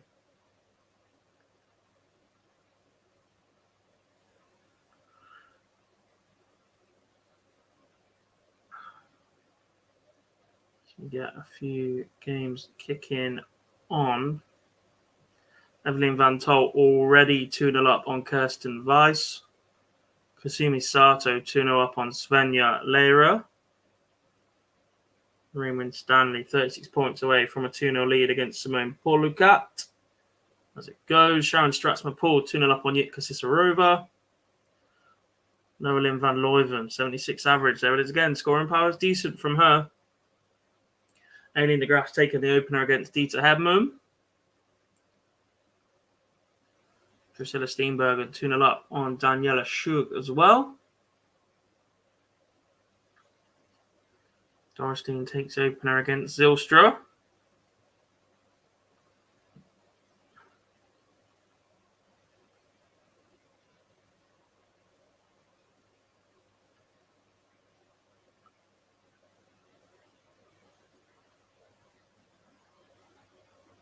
Just a bit more like it from Lorraine Winstanley as well. Lisa Ashton straight into the action, 1-0 up on Lorraine Hyde. With plenty of eyes on Lisa now after that first tournament performance from Bo.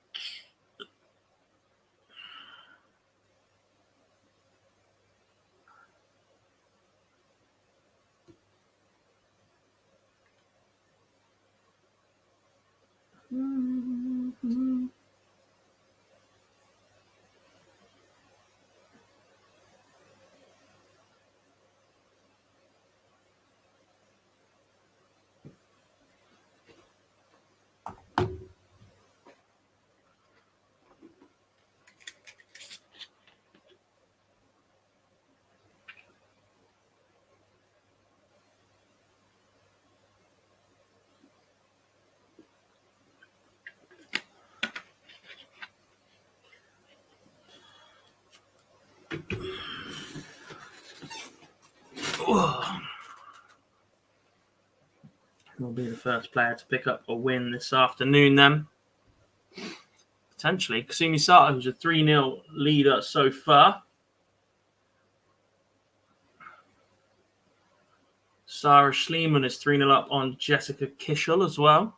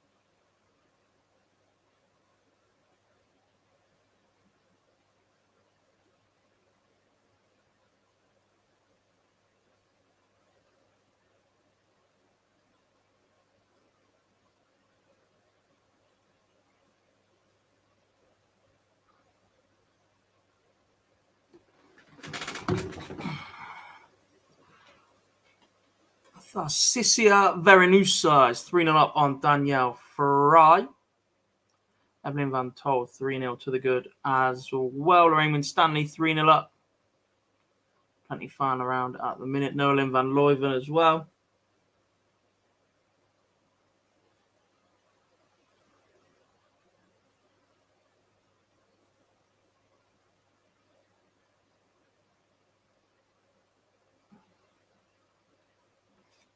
How have they not scored? Ooh, some aggression from Dieter Hedman. No idea what the score is in that one because it's disappeared off the stream. Ashton goes 2-1 up on Lorraine Hyde. That's a significant improvement in averages as well. They must have had a pretty stinker of a first leg, but steady response in leg 2 and 3. It's a tough draw, that for Lisa. It's a tough draw normally in an opening round, but it's ridiculous draw when you've had travel issues and not played in the first event.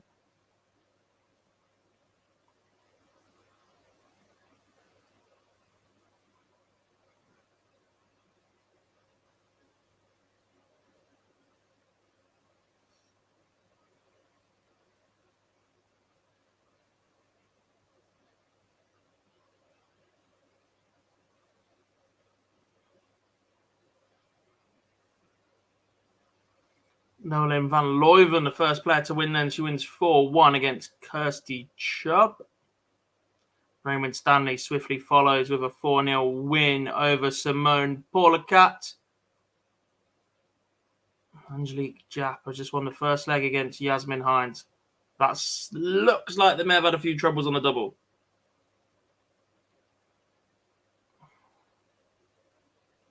Patricia, sorry, only just joined. Guessing this is event 2. What happened in number 1? What did happen in number 1? Lisa Ashton couldn't make it. She had travel issues overnight, so her first game is going on right now. The event was won by Bo Greaves, her first of 2022. She beat Mikuru Suzuki in the final. She also beat Lorraine Winstanley en route to the title as well, dropping just 6 legs all day. Good deep runs for Katie Sheldon as well.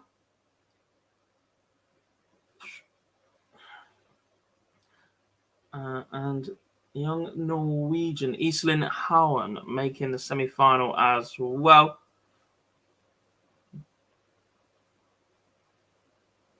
Straight back on as we're into event 14.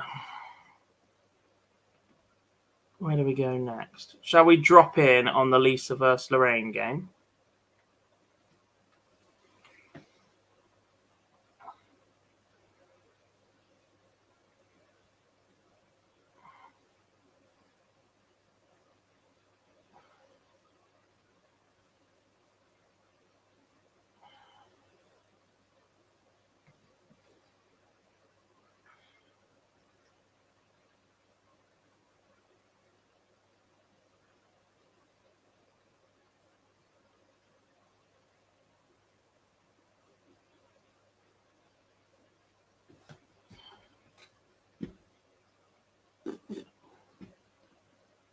Evelyn Van Tol wins 4-0 against Kirsten Weiss. It starts for Lisa as well. Allows Lorraine a chance to level up at 2 apiece. Reminder, first of 4s in all the early rounds. 5s in the semis and the final.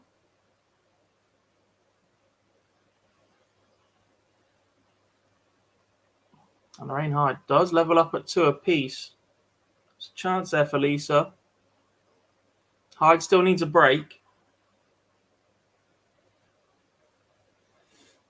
Dorstein 2-1 up on Anka Zylstra. Interesting that one. Winner of that plays Bo Greaves in the last 64.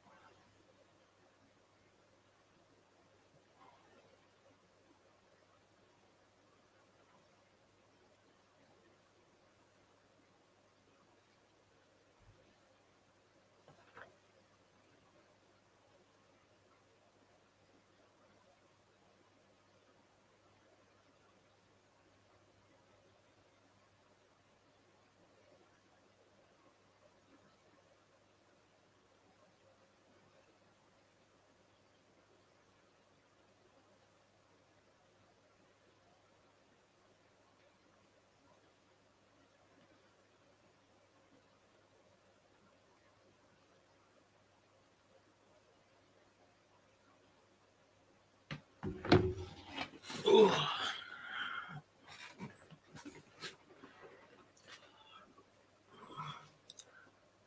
Thesisia Verenusa beats Danielle Fry 4-0. She's into the last 32.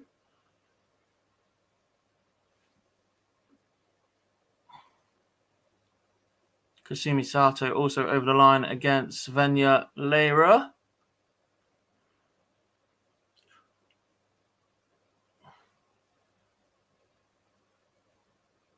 Sarah Schliemann beats Jessica Kishel 4-3 in an all-German clash.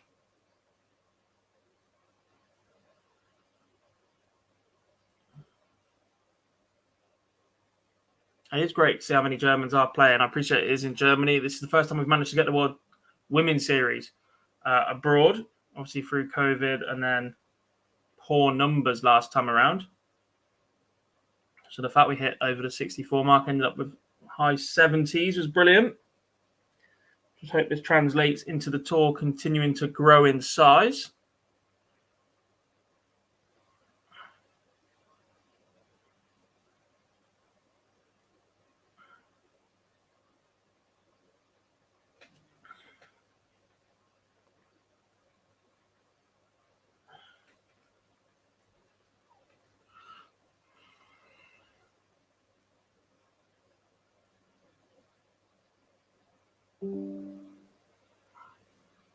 Sure.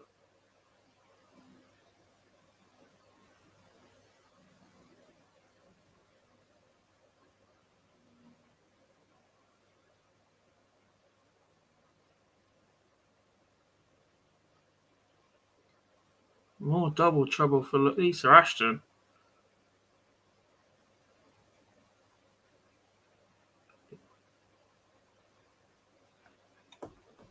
But she does win that leg and is now just one away from the last 32. Scrappy indeed.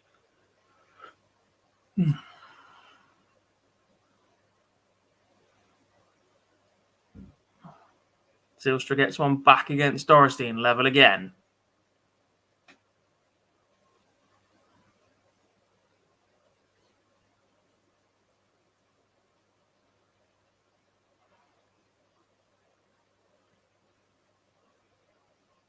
Dieter Hedman, 3-2 up on Aileen de Graaf.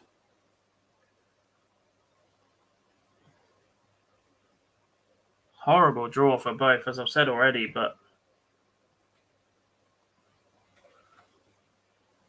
without Fallon there this weekend, the likes of Aileen and Lorraine must have been targeting this weekend for a chance to catch up. And it's just not going that way so far for Aileen.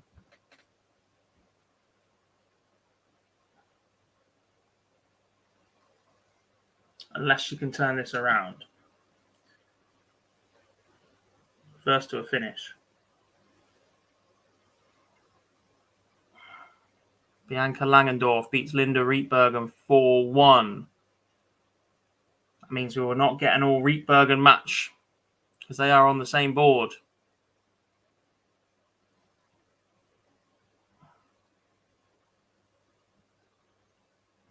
Big visit needed from Lorraine High. Gets it, but Ashton favourite against the dart. Visit less to this point.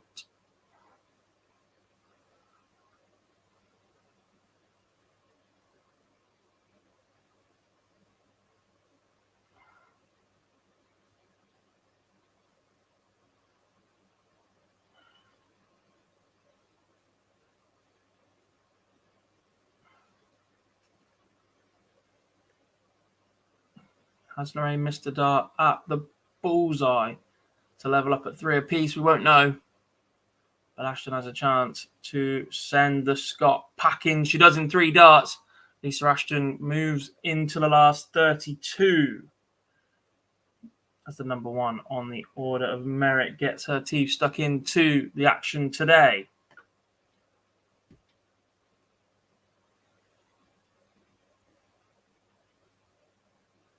Let's go Turner.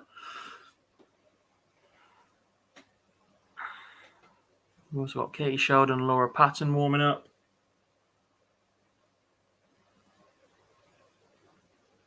Oh, chances missed by Hedman.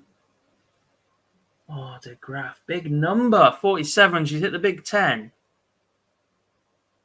37 left.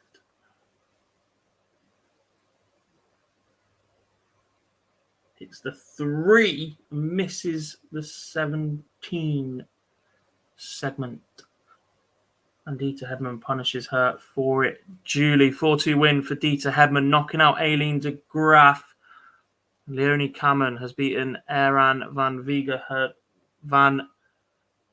Wiegerden as well.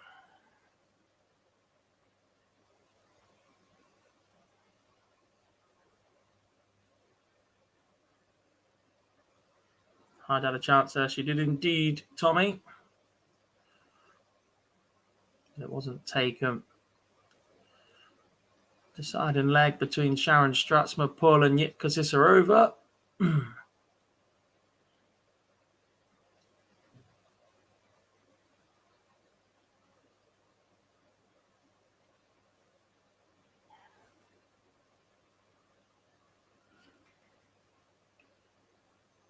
Dorestein once again ahead of Anke Zylstra in that old Dutch match up.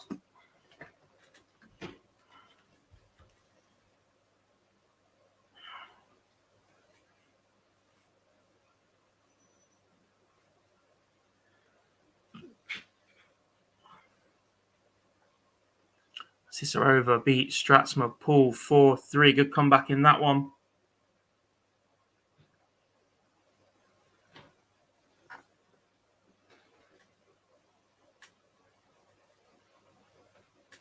I have post.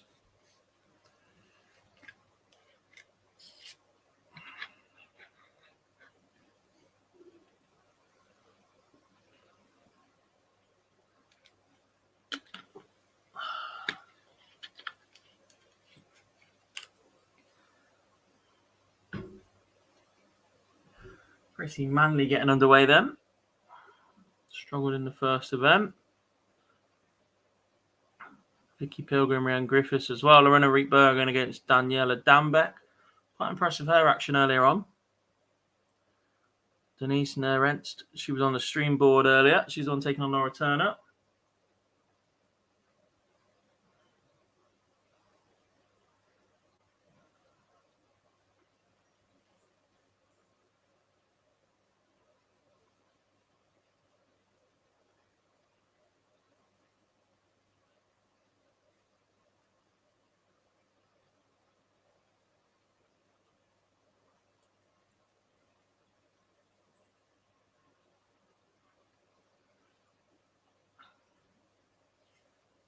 Turner takes the opener. Zylstra, Dorestein, 3 apiece. Laura Kleintitschen, 3-2 up on Stephanie Burig.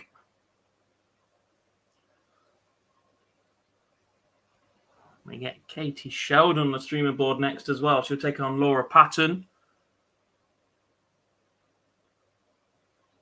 In the company, Chris Murphy and Paul Nicholson as your commentators on that one. Hopefully you're listening to me instead, though. No offense, boys.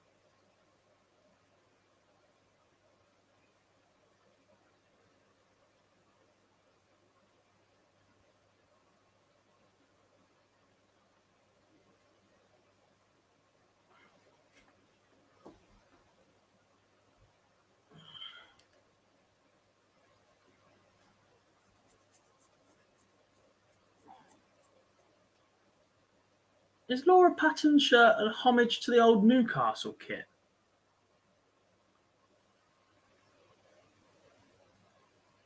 Red and blue big stripes with a giant blue star in the middle.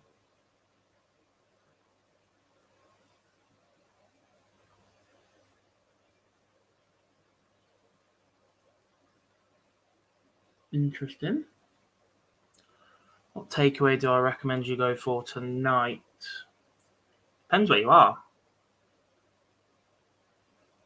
I ordered a kebab the other day and they left the lettuce on after I specifically said don't. So I ate chicken strips instead. True story.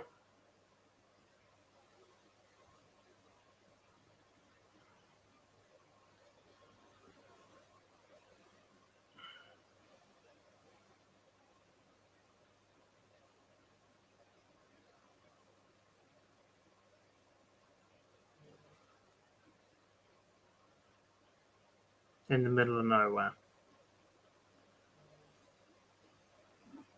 Gotta have a Chinese near. Get a local Chinese in.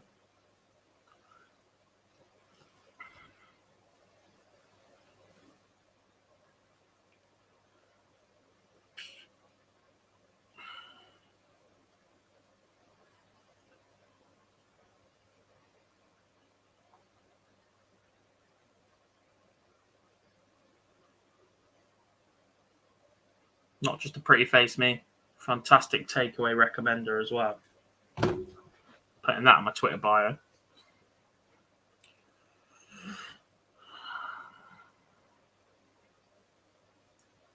Horror show of a leg here between Denise Nairn-Ernst and Laura Turner as Anka Zylstra breaks in the final leg to beat Anne Dorestein and set up that matchup with Bo Greaves in the last 64. One more game before that one will be played.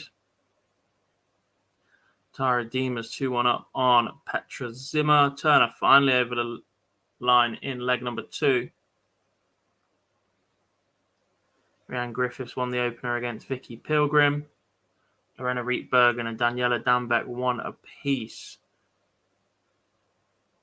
Standy Wolf, Tina Zietherman getting underway. Sarah Milkowski against Britta Gabriel as well. Daniela Decker against Yuki Sakaguchi, also 0-0. However, result, Natalie Van Marm has beaten Lauren Hitchens 4-3.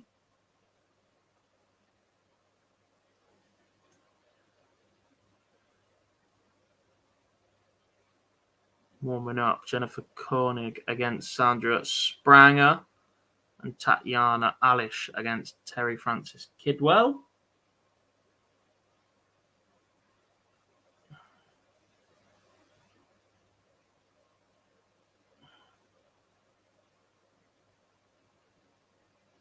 Stephanie Burrig beats Laura Kleintitchen.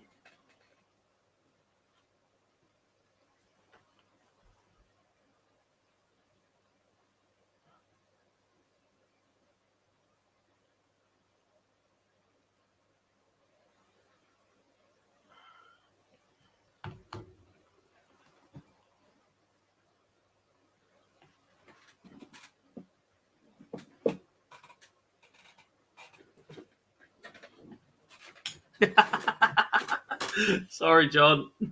I'm not much better if I had that breakfast this morning.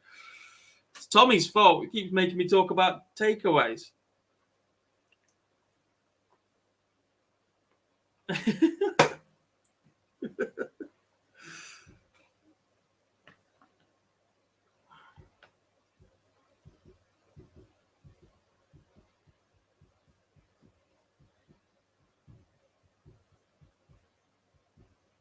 Give the people what they want. Which is a Southampton goal, by the way, because they've been absolutely all over Manchester United in the football.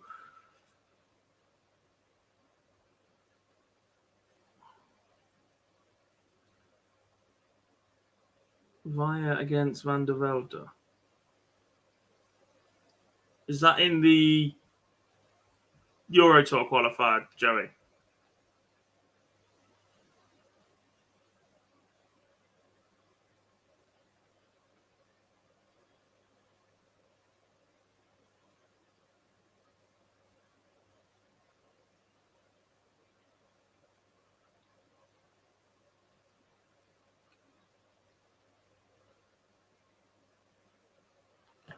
Hey Dylan, thanks for watching, buddy. Unfortunately, we can't because you are under 18, as you just said. And we work with too many bookmakers for that. I mean, we're not technically partners, but we do have Betfred up on the screen. I cannot have anybody under the age of 18 on screen for that. Depends on the bookmaker. Some might even go older as well. A few years ago, I tried to do some work with Ladbrokes, and I was 20, and I had to be 21 to work with them. I think Phil or Lee might drop in soon anyway. Say hello to everybody from Cardiff. Give us a cheeky update as well. Laura Turner's now 1 away. Elsewhere, Sakaguchi took the opener. Katie Sheldon raced into a 3-0 lead over Laura Patton. Ryan Griffiths 2-0 to the good, but average has dropped below 50. That's not what we used to see from her.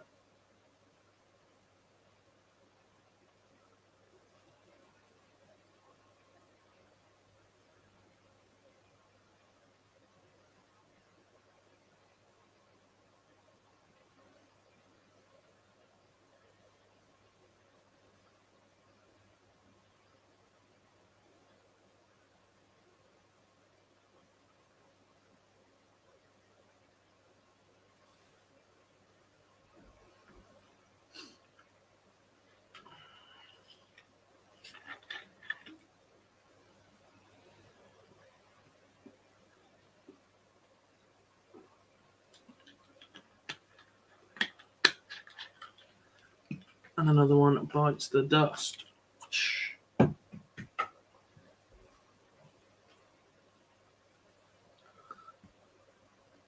can't wait to move into the office in the room next door.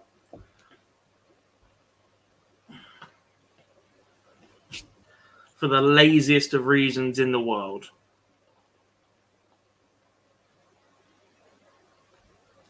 I will no longer have to make my bed before every stream.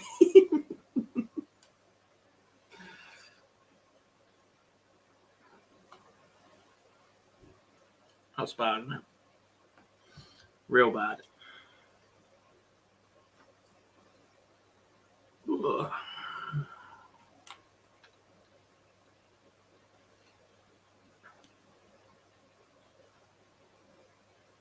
Yeah, Tommy, so this is a 3-bed house. I live with my brother. When we first moved here, his job was 100% remote. So he had the office, and I have the option to go into an office for work. He's now got a new job where he has to be in the office 3 days a week. I'm changing careers soon. So we'll spend a lot more time working from home than I already do. So that makes sense to make that an office. For me, instead, get some more dart stuff up on display in the background. Change the camera setup a bit. Get some light in there. Stop having to worry about my bed being in the background constantly. Do I have a dartboard at home? Yeah, it's downstairs, mate. Of course I got a dartboard.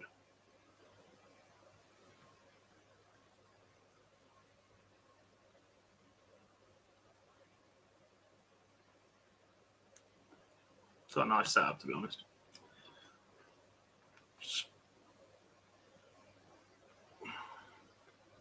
Laura Turner wraps up a 4-0 win over Denise Nerentz. As Mozgan Romani gets underway against Louise Pearson. Emma Tollerud 0-0 against Lindsay Glaudermans. Terry Francis Kidwell underway against Tatiana Alish as well, as is Sandra Spranger against Jennifer Koenig. My advice, do not put one in the loft. I didn't get that. Go away. It just gets too warm. Heat rises. Warmest room in the house. No. just don't do it. Rhiannon Griffiths beats Vicky Pilgrim 4-0. Not her best performance. Let's put Romani on. It doesn't matter how much room you got up there, it will just get so warm.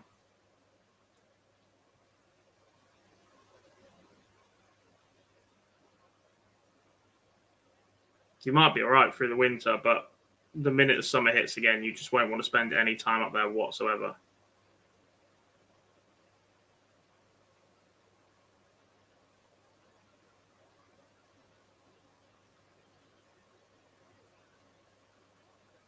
Lorena Rietberger, a 4-1 winner over Daniela Dambeck. Oh, interesting game on the stream next. Astrid Trauborst against Priscilla Steenbergen.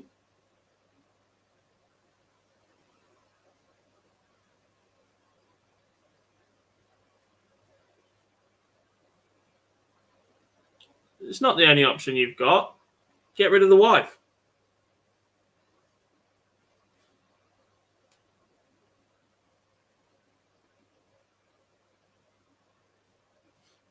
Simple. Then put dartboard wherever you want.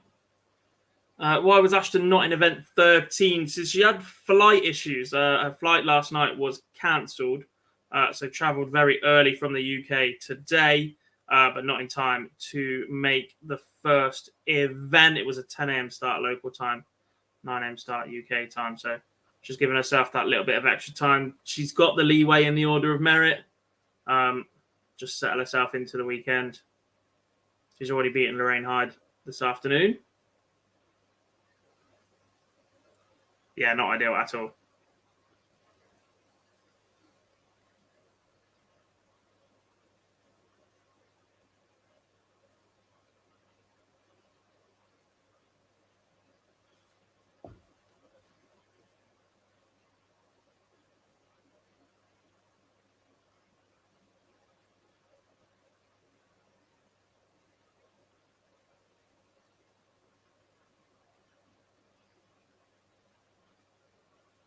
Potentially.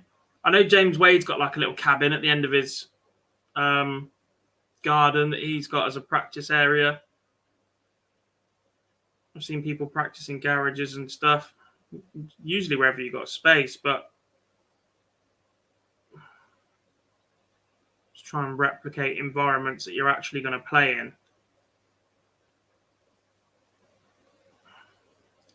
Visually, that's quite important as well. Like my board is freestanding. And unfortunately, I've probably got it the wrong way around in the house, but because I've got sliding doors on the wall where it would be ideal, it means it's sort of under the stairs backwards. But you can see past the board towards the rest of my house, which obviously means you're constantly looking beyond it for distractions and that sort of thing. So, yeah, ideally get up against the wall if you can and whatever else.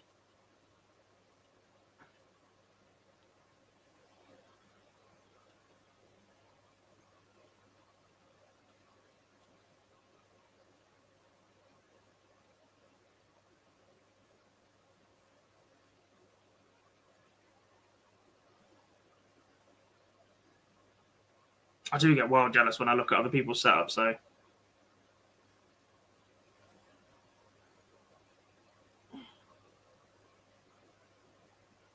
Not that mine's bad, but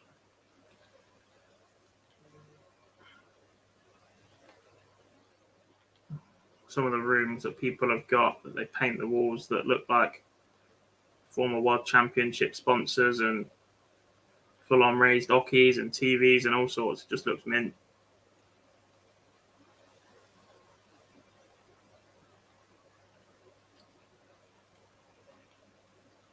Yeah, I know one person that practices on the stand outdoors. I just don't get it. Do not get it at all. Plays in the winter with like a torch strapped to his head. Like, what are you doing, man?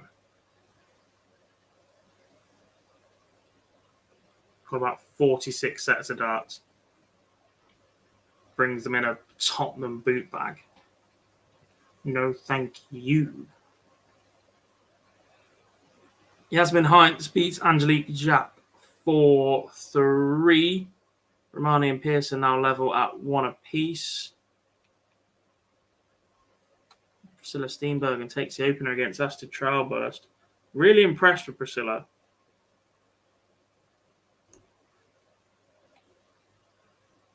I said that earlier. She just looks like she keeps getting better and better.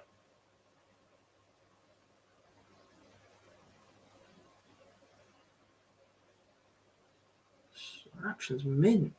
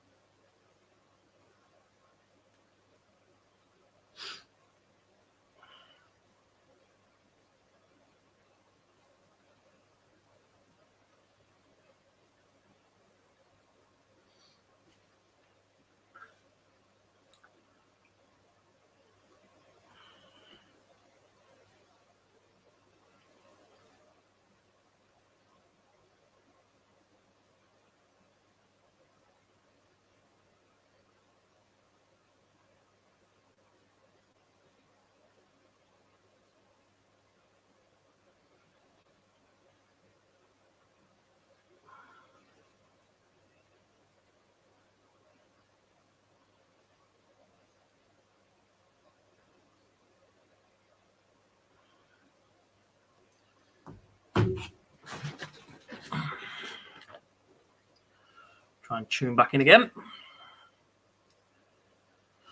Griffiths back on the way. Hopefully she can produce a better performance than what she did in the first round. Lindsay Glauderman's 3-0 up on Emma Tollerud. Craig Bowe will play Anka Zylstra, but not yet. There's a game in between. I think it might be Lara Frerking and Bianca Langendorf. Can't remember what board it was on. Just do this though. Zylstra 6. Board 6, board 6, board 6. Tatiana Alish and Terry Francis Kidwell. So after that one, Bo will be on. A couple of results for you. Yuki Sakaguchi through once again. And Aletta Via. 4-3 winner over Roos van der Veld.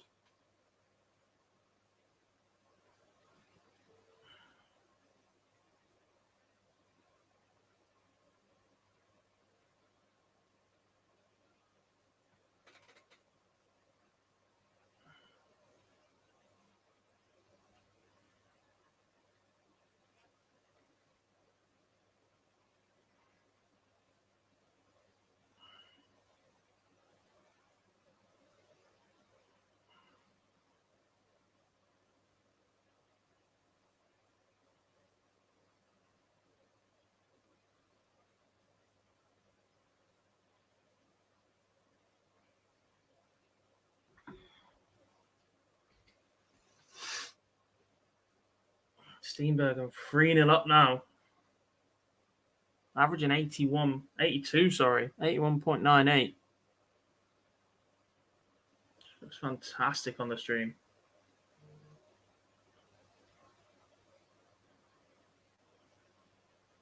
She gets a little bit lazy with her action a couple of times. Doesn't quite fully extend it, but it just looks solid. Really impressive. Sandra Spranger 3-0 up on Jennifer Koenig. Tara Dima beats Petra Zimmer 4-3. A few more warming up now. Mikuru Suzuki against Stephanie Fink-Reeks. Yitka Cicerova against Iselin Howen. And Lorraine Winstanley against Helen Ward as well.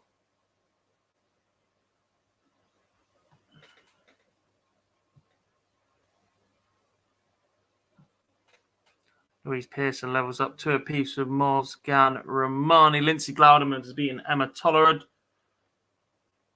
I think that's back-to-back first-round losses for her.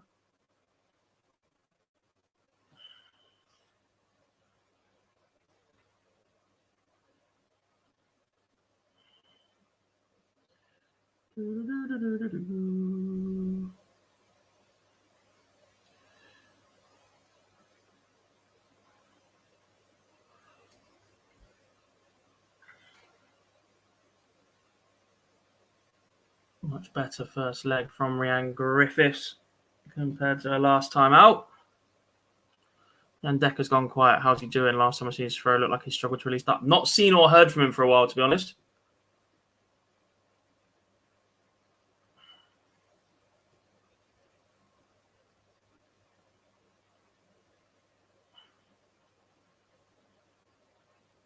He's a player you always wanted that little bit more from. Used to love the Lakeside. Terrible nickname. Terrible nicknames. Double Decker was a play on words. Didn't mind that, but the Coat or Mr. Coat or whatever he was. Oh no. Garbage. A horrible nickname.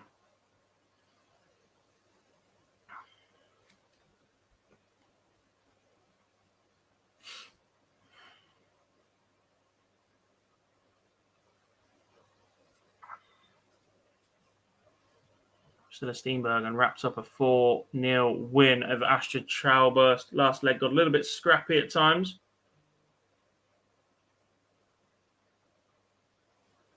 That's one way of doing it. She just bust 12 inside on the 6, went for double 3, hit double 2, and then went bust on the double 1. Not the route I'd have gone. She does get over the line 4-0 in the end. Louise Pearson now leads Mozgan Romani 3-2 as your featured game. Whilst Iselin Howen, semi-finalist in event number 13, is underway against Yitka Cicerova. Kasumi Sato, Laura Turner warming up, as is Mikuru Suzuki against Stephanie Fink-Reeks. That one's been there a while, so we might get that as a stream. This is a 64, you never know. Yeah, still a few 64s to get on and get going. Noelyn van Leuven against Corinna Himmel just underway also.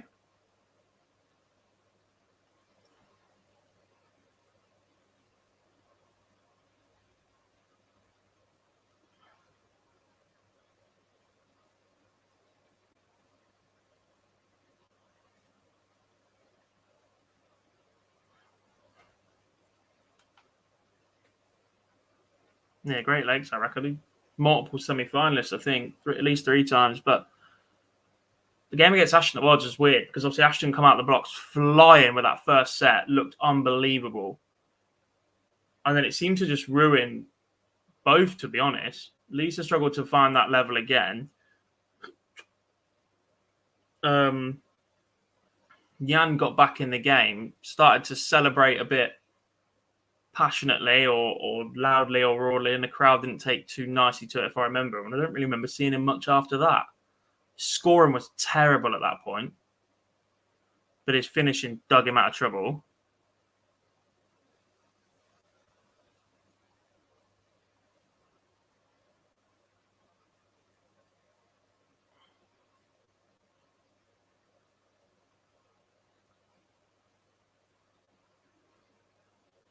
So I think Nicholson and Webster will make comebacks. Not to the level of top 16, top 32 PDC Pro. Though I think you might see them chuck in the live league a bit more frequently or pop along to an open or something like the Red Dragon Champion of Champions and get a taste for it. Yeah, potentially. Could you see him going for an ADC belt? Maybe long term.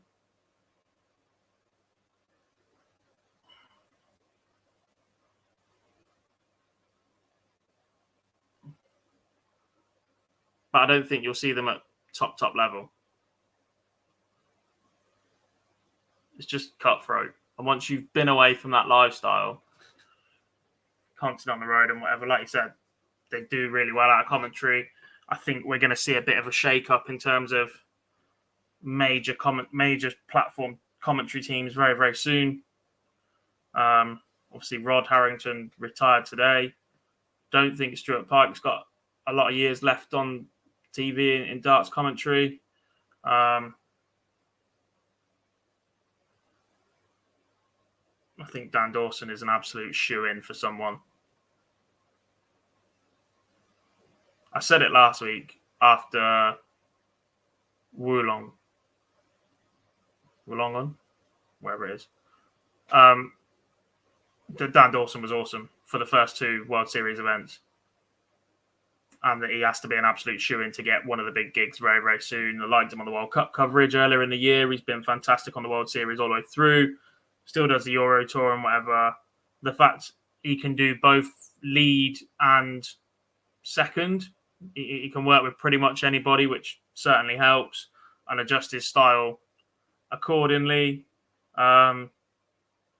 Knowledgeable, clearly loves the sport. But it was most noticeable when he wasn't on commentary this weekend. The difference between the coverage this weekend in New Zealand and the two Australian events was massive.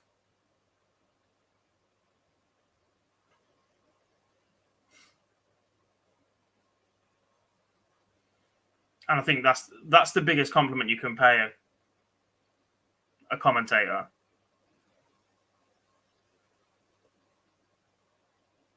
Because he is fantastic at what he does. You'd say, oh, he's brilliant. But when it's even more noticeable when they're not there, I think that says a lot.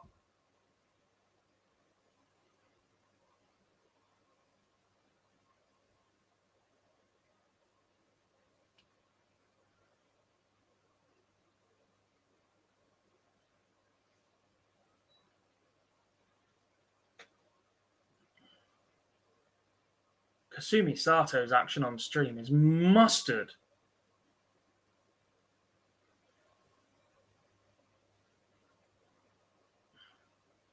Not sure I'm a fan of the compression sleeves, though. Lisa Ashton wears one as well. Mikuru.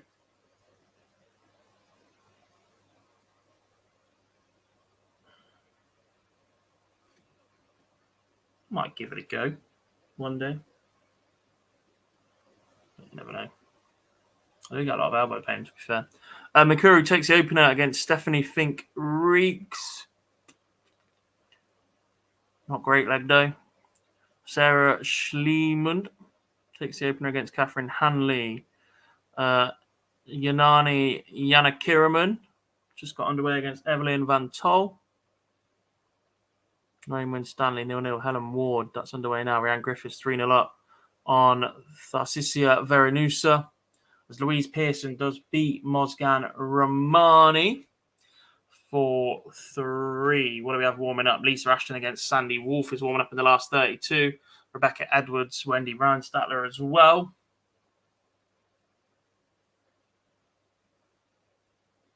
I think we wait for Ashton.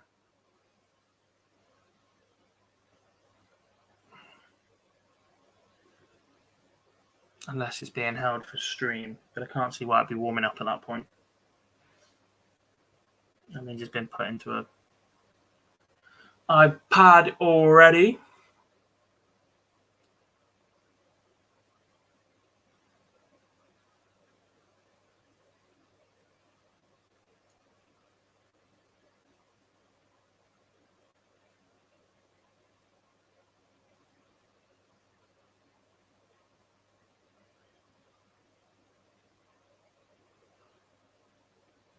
Don't need that, don't need that.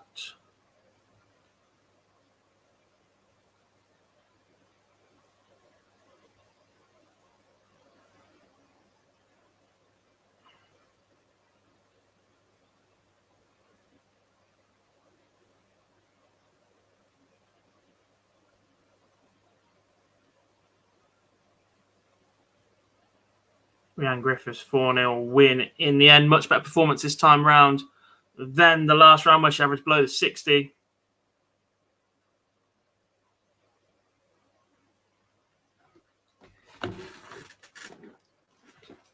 Oh, Spranger won away against Jennifer Koenig. Lara Frerking. Laura Turner takes the opener against Kasumi Sato.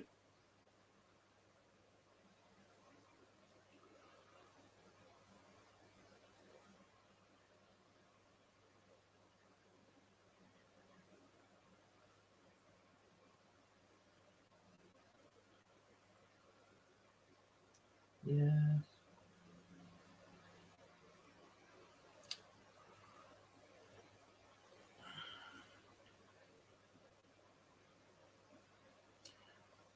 Do I think some former world youth champions are done at the top level? Monk, Hubbard. Potentially. But Aaron's still playing. Whether or not he commits or can find that extra level to get himself back on tour, etc., is a different matter. Hubbard's been out of the game for a while now, really.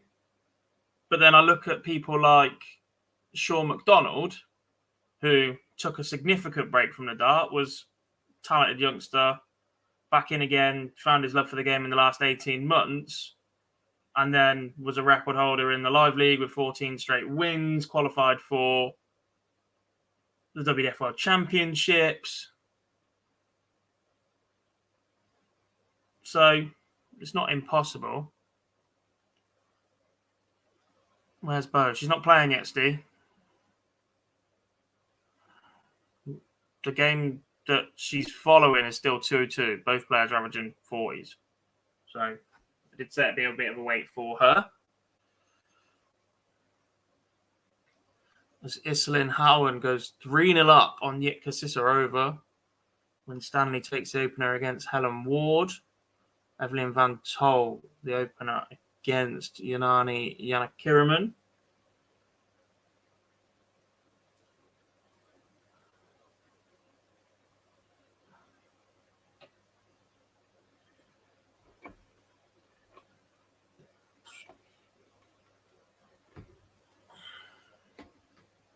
Hubbard was a fantastic talent. Really nice lad as well.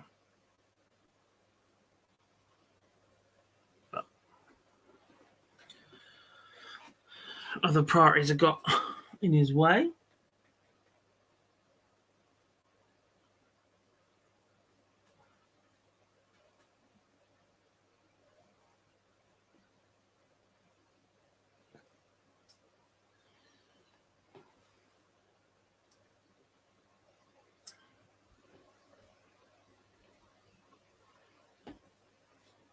The thing is, look, not every solid youth player is ever going to go on and be world champion. They're a future world champion, they're a future world champion, they're going to do this, they're going to do that. It just doesn't always materialise. Justin Van Tagal was meant to be the next Michael van Gerwen. He hit the development tour and struggled. Leighton Bennett stalled a little bit recently. The big one for me at the minute is Luke Littler, though. Just battering professionals and men all over the gaff. Ashton underway then against Sandy Wolf as we get a feature game up.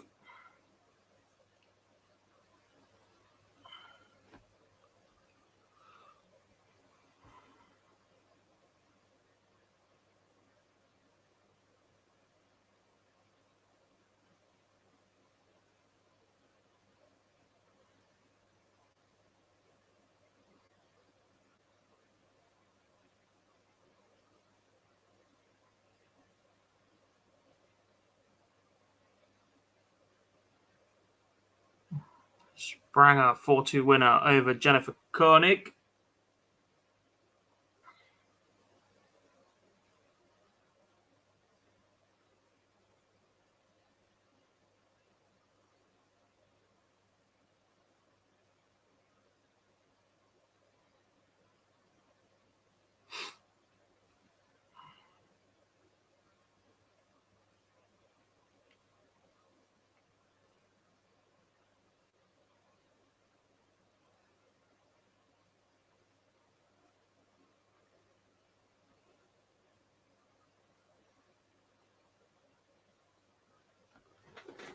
Steady opener from Ashton leaves the finish after 12. Mikuru Suzuki 3-0 up in her last 64 match as well. We've lost a few early doors because of the matchups we had. Obviously, we had Dita versus Aileen.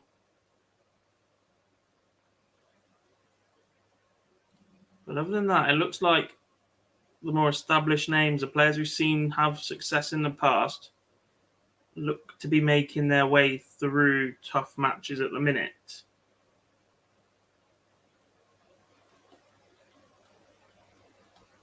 Ashton takes the opener in 16 darts. That'll make her feel a lot more comfortable.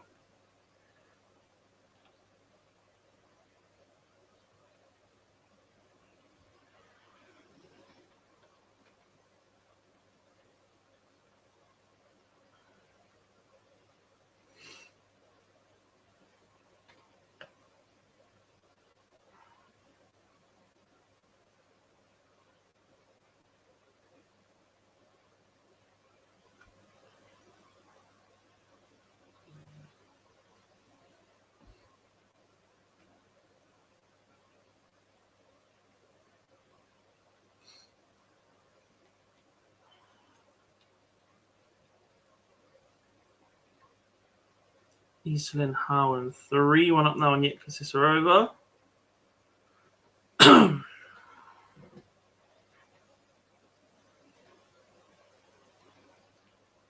Terry Kidwell 3-2 up on Tatiana Alish. Bo Greaves will play once we get a result in that one, and the winner of that will play the winner of Greaves' game. It is against Anka Zylstra.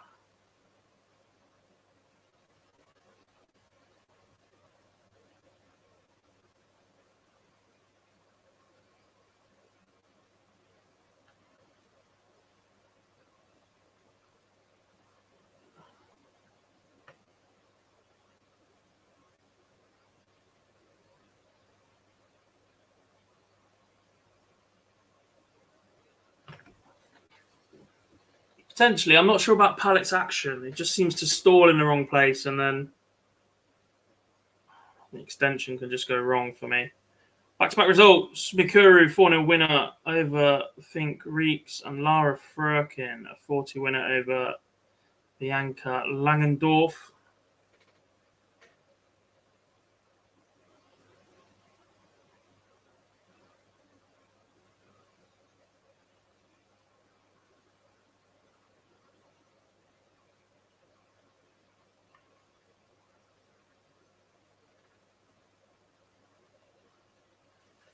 Ashton, back-to-back 16 dart legs. Just finding a bit of rhythm now.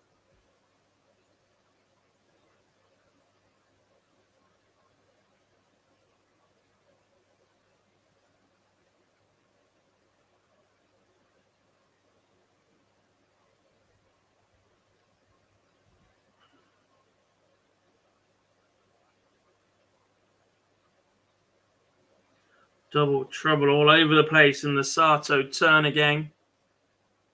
And it is the English woman that takes the lead 2-1. Rebecca Edwards finds herself 2-0 behind to Stephanie Burrick.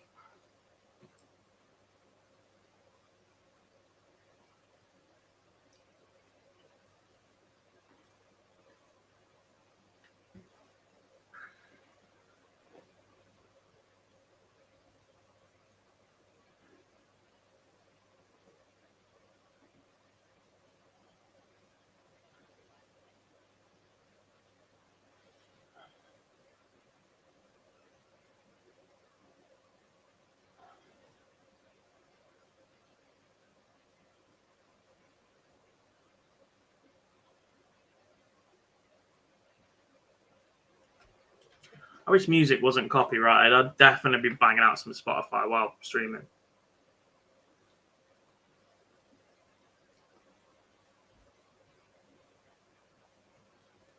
Win Stanley 3-0 up on Helen Ward.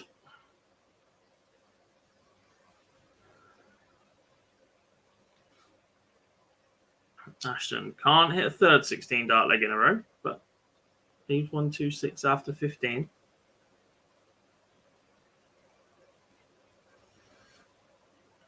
And plenty of time at it as well.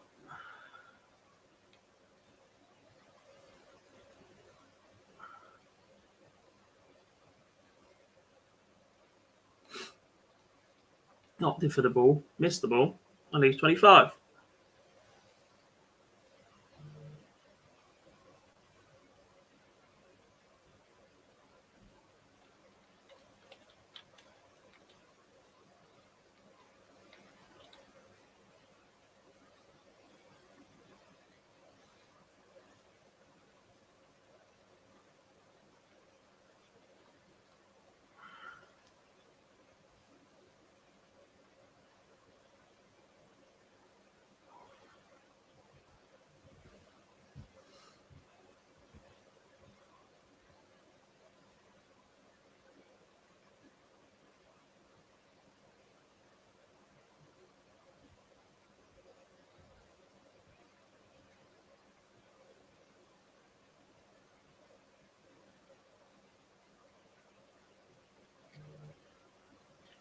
Ashton moves 3-0 ahead.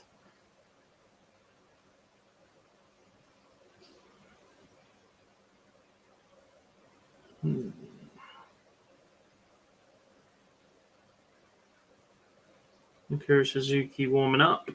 This is Lorena Rietbergen and Priscilla Steenbergen against Katie Sheldon. What a match that should be. It's a shame both of them have been on stream already this morning. It is the last 32 game, though. Don't mind to watch that one as it happens. Sarah Schliemann beats Catherine Handley 4-0. And Tatiana Alias has just leveled up 3 apiece with Terry Francis Kidwell. The wait for Bo Greaves in event 14 goes on.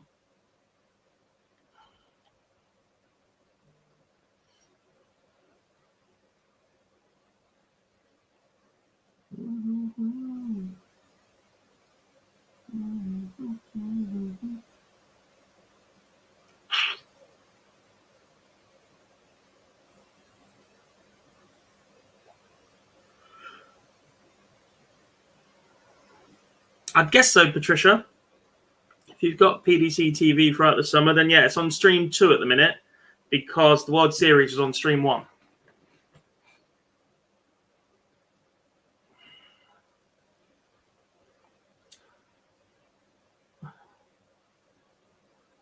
But yeah, I guess if you've got PDC TV, it's available in Ryan. Win Stanley 4-0 winner over Helen Ward, and Wendy Reinstadler also a winner over Leonie Carman.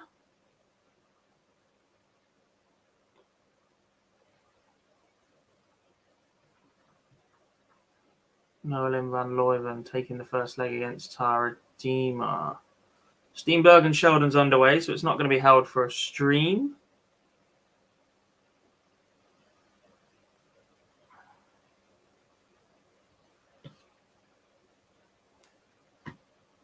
Evelyn Van Tol, 4-0 winner over Janani Yanakiraman. I was getting that right earlier, and now I'm struggling again.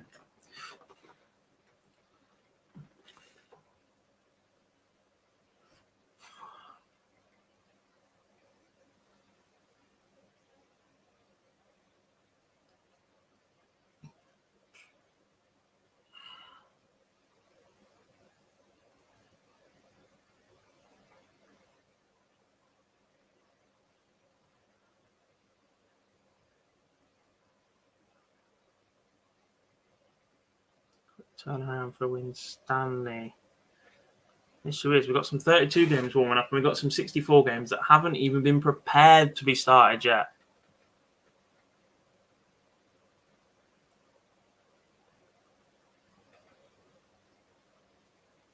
Are we in for a late one? It's 5-3 already now. The second event does seem to be going a little bit slower than the first one this morning.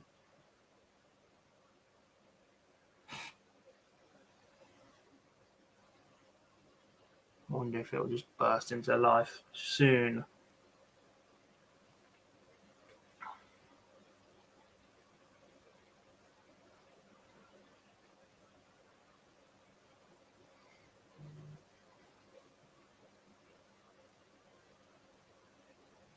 Ashton drops a leg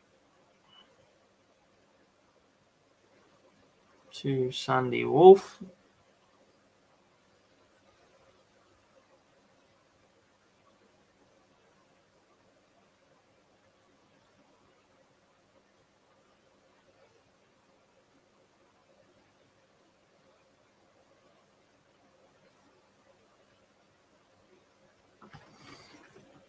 Eastlyn Howen beats Jitka Cicerova 4-2.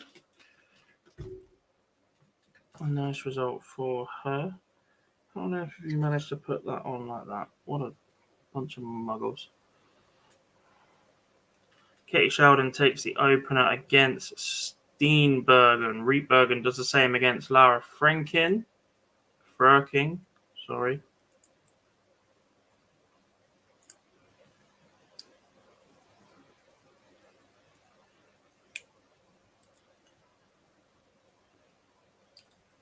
The first to a finish on board 6 is Kidwell.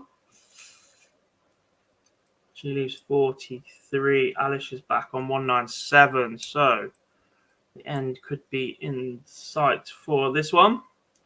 Afternoon, Simon. How are we doing? Good to have you here. As Ashton wraps up a 4-1 win over Sandy Wolf.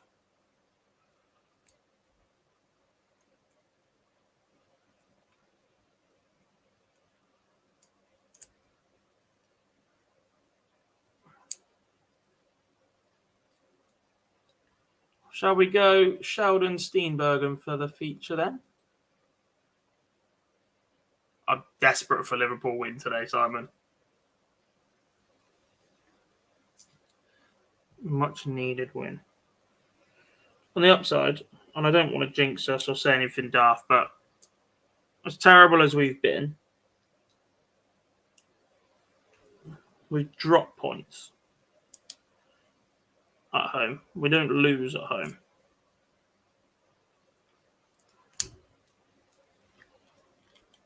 Especially not in the Premier League. I still don't think Virgil's lost a game at home in the Premier League, which is ridiculous. I don't think Mane did at all in his entire career. I don't think he's ever lost a league game at Anfield. I think he's only lost lost to that Napoli game in the Champions League. But other than that, his record at Anfield was just ridiculous. When you consider that's 4 and a bit years. It's just unheard of. Thank you, Patricia. Glad we can help. Hopefully, we'll have some new and more varied content coming your guys' ways very, very soon as well.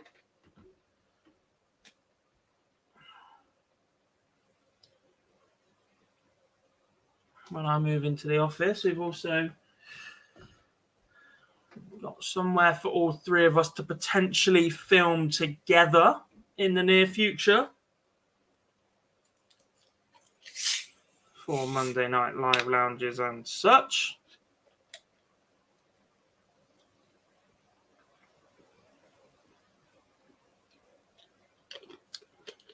So exciting times for us ahead. And hopefully we push on towards 30,000 subscribers. I wonder if we can get there before Christmas. We're at 27,000 now, so let's keep that progression going. Right, I did promise this one. Oh, Yuki Sakaguchi against Eastlyn Howen in the last 32. Put that one on the stream, please.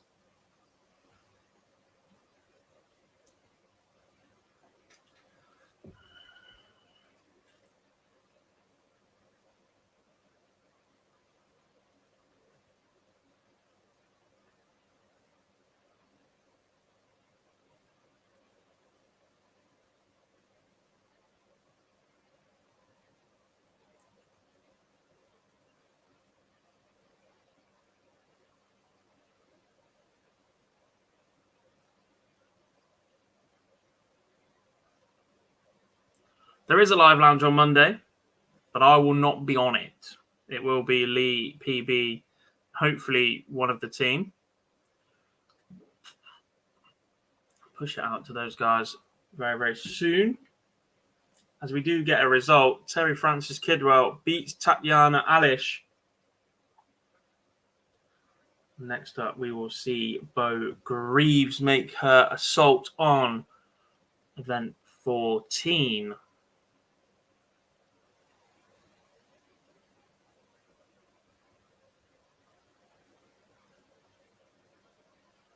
Ooh.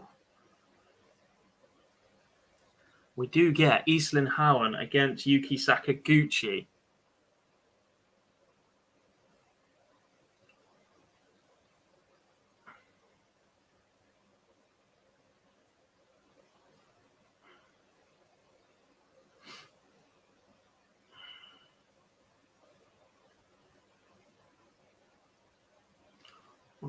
Finish that is from Priscilla Steenberg and a 104 checkout to go 3-1 up on Katie Sheldon.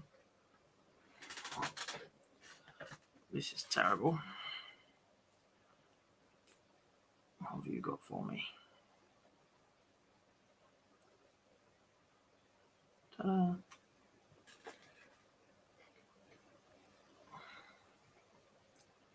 It's bank holiday Monday as well, but yeah. Hopefully you guys can still join us, or them, or the channel.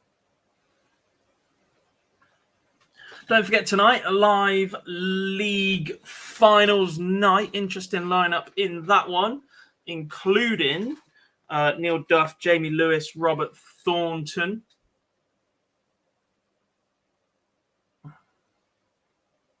Andy Jenkins, 2 others, Lee Evans, and 1 other. That's about as far as I get.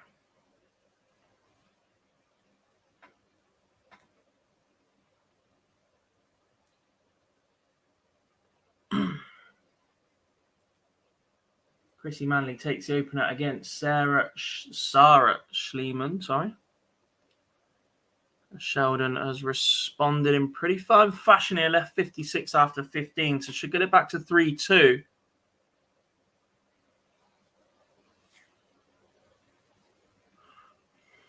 $30K giveaway. It's certainly on the cards, Tommy, because we kept promising a 25K one, never filmed the video, and now we're 2K more than it. So, yes.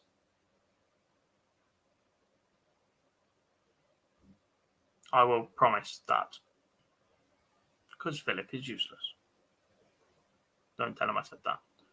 4-2 win for Stephanie Rennock against Natalie Van Marm. A few games warming up at the minute. Getting ready to be played. Lindsay Glardemans against Stephanie Burig. Wendy Ronstadt against Leonie Kaman. Yuki Sakaguchi, Eastlyn Howen. That one will be on the stream. Bo Greaves and Kazilstra underway. Been a bit of a wait for Bo. Will that have helped her? Obviously, she played a lot in the first event.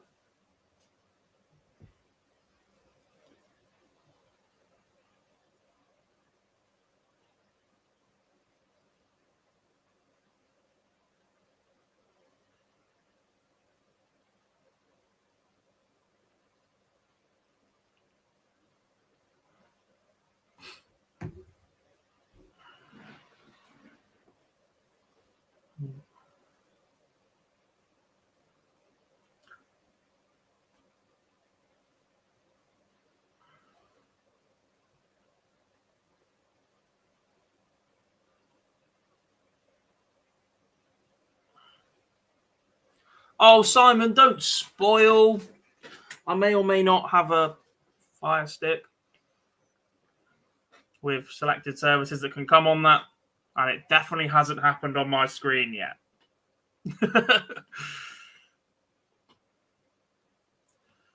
But what excellent news.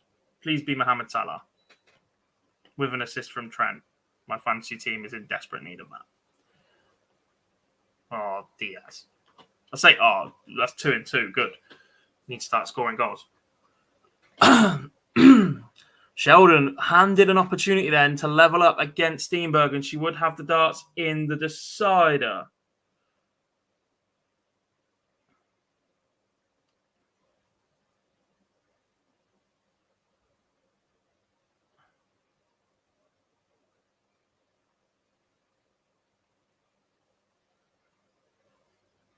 How far behind is this?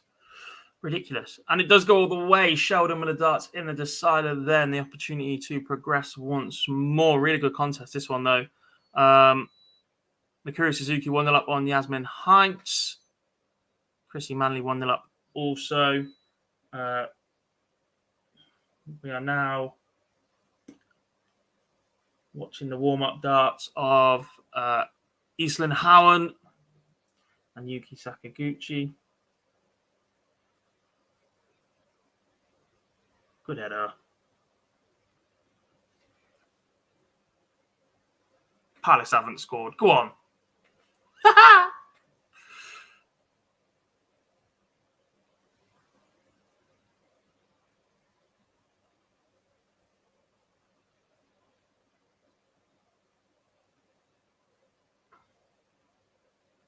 It's better than Soccer Saturday, you lot telling me the scores.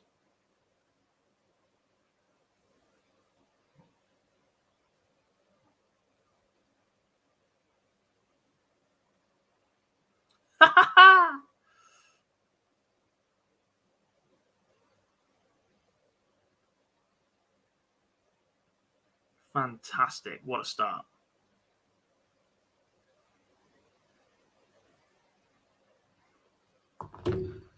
Rejuvenated.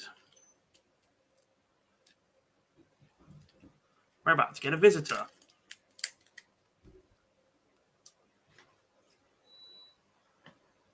Oi! My brother has just been to a dart shop and bought some new darts. I'm going to make him come here. Simon! Have we scored again? We're 1-0 up, and then someone's telling me 2-0. I'm still seeing the VAR check from the 1. Oh, he's got the new... Yeah. The new news. Yeah, I've tried the old ones. We scored again. Simon, again. sorry, God, won't say nothing more. 30 seconds later, 2-0, get in, Harvey Elliott. Well, I presume Elliott, and you don't know my brother's name is Elliott, but yes, fantastic. 7 minutes. This is still saying 4. Get me a stream that's... What do we have here then, folks?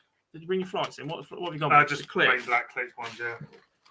Ooh, what They're way? downstairs. 23. Oh, you 23. would It's a pick bit something I heavier. don't like. So they're heavier than my old ones, my other ones. It's because, you know, like on the Devons, Yeah. they had a scallop in the middle that I could put my thumb in. They do as well, like there. Might have to have a Hold chat it. with these. What do we think then, guys, of the new Simon Whitlock darts? They just felt nice how they hand as well, to be fair. How good do they look? Could be time for a practice with them later. I think that's made up my decision what I'm doing tonight. Who won the first one? Bo. Yeah. What score in the final? 5-1. Battered her. Yeah. Steenbergen beats Katie Sheldon then. All right, so. Thank you for that. So that was. Goodbye. Now he just needs to learn to count.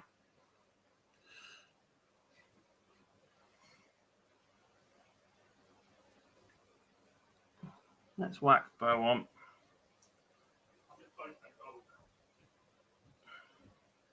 Oh, Harvey, that's unbelievable. What a strike. What a boy. Crisis? What crisis? As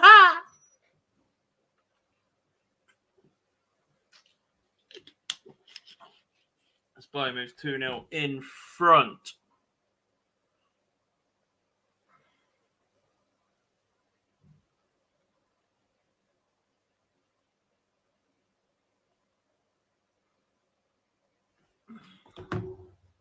Fantastic.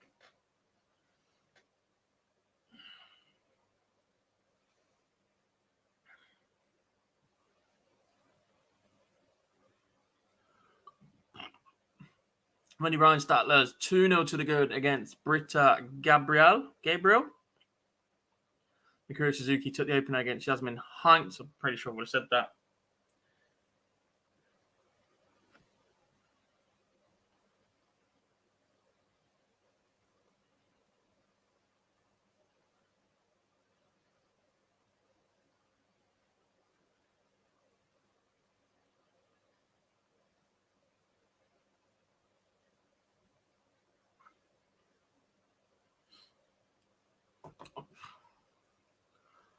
Not that we need an easy game. I don't think we've played, but Man United got the better of us early on. But in terms of performances, I don't think we've been terrible, right? And that's daft to say, and everybody's panicking that we need a midfielder. We were overrun a little bit by United. They just went missing. But that midfield was Hendo, Milner, and Harv, wasn't it? So, but we had a shed load of chances against Palace.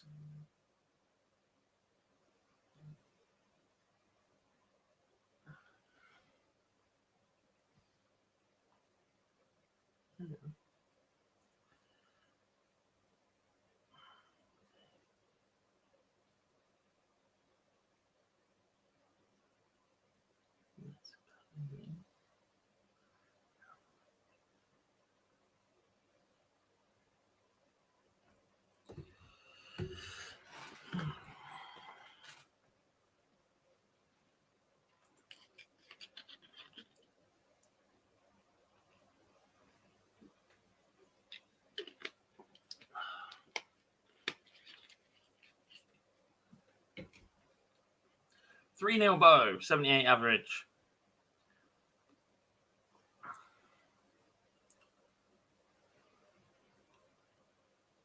She just looks comfortable, doesn't she? I know. I still think we need another midfielder. Anderson ain't getting any younger. Thiago's too injury prone. Naby isn't the player he's supposed to be. Never really replaced Genie. I like Elliot though. Links up on that right hand side with Mo so well. But the issue is that used to be Hendo's role, and then I think he's a little bit lost. So.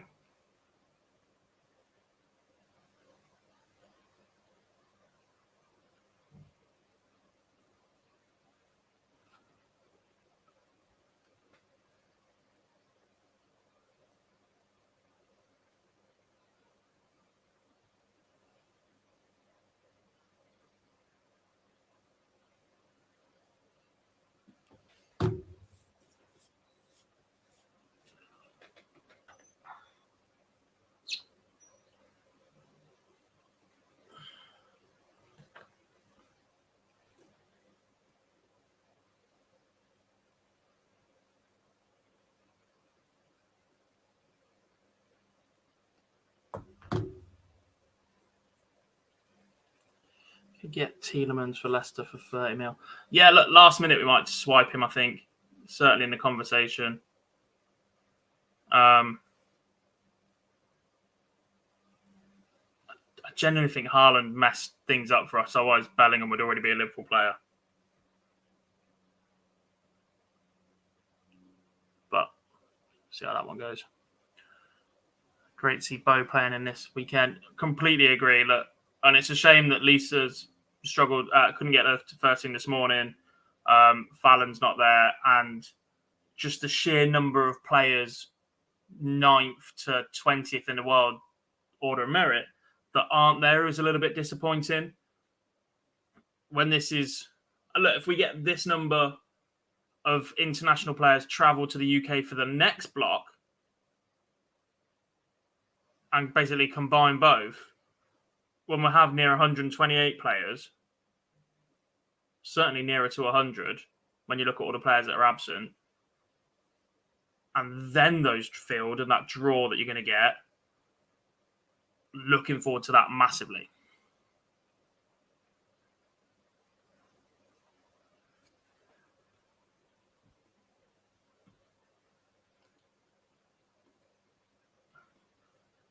Because obviously, just a reminder, there is no Fallon Sherrock, no Chloe O'Brien, no Jane Densley, no Rhiannon O'Sullivan, no Trina Gulliver, no Corinne Hammond, Joe Lott, Kirsty Hutchinson, Robin Byrne, Natalie Gilbert, Maria O'Brien are all not in Germany. That is a lot of talent in the women's game. not playing. And they've all got different reasons, whatever, fine. But it's a big loss.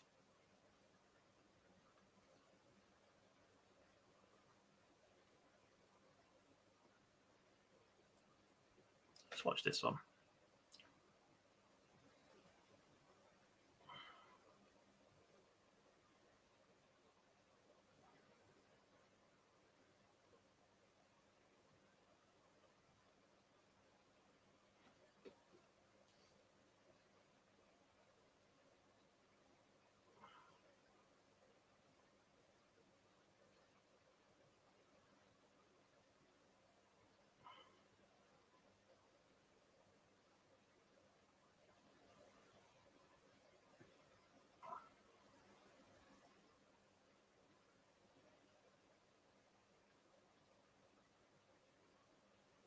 Chelsea had a penalty ruled out.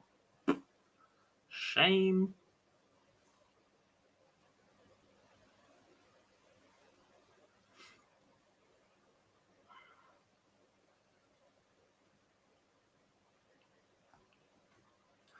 Results for Lorraine wins Stanley, a 4-0 win, as the same for Wendy Rheinstadler. That's a 32 result as well. So we are edging towards that last 16. Hopefully some more of these begin to just line up. Less waiting around. Already a fair few in the 32 finished.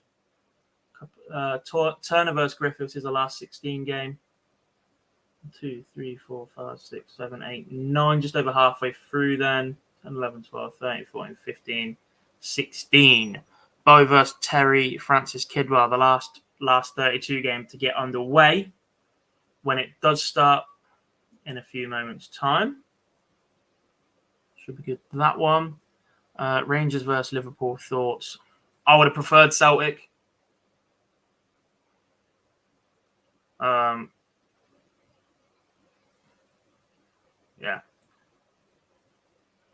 There's a lot of stories there. The whole fact that Rangers adore the Queen and Scousers hate her, or the royal family, etc. The former Gerrard connection very recently as manager and whatever.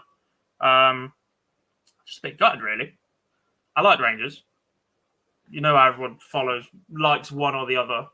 I'd always pick Rangers over Celtic as a Scottish side to support in the Old Firm or whatever. And I really liked Rangers' European journey last year. Really liked it. I thought the fans, the atmosphere at Ibrox was absolutely amazing. The song they use, I'm Feeling It, is immense. And now I'm a little bit gutted that I can't really play that until we've bashed them. So, and they're just going to be up for it. Drawing any Scott team is just going to be up for it. So it's a bit of a pain in the ass, especially when you look at City and Spurs group. But tis what it is. Suzuki, 4-0 win over Yasmin Heinz. Doesn't look like she's really got out of second gear there. Mid-60s average, but it's enough to move into the last 16. Stephanie Rennock, 3-0 up on Louise Pearson now. She's averaging 85. Another player that I don't really know an awful lot about. But this could well be on its way to the best performance we've seen from a German in the women's series ever.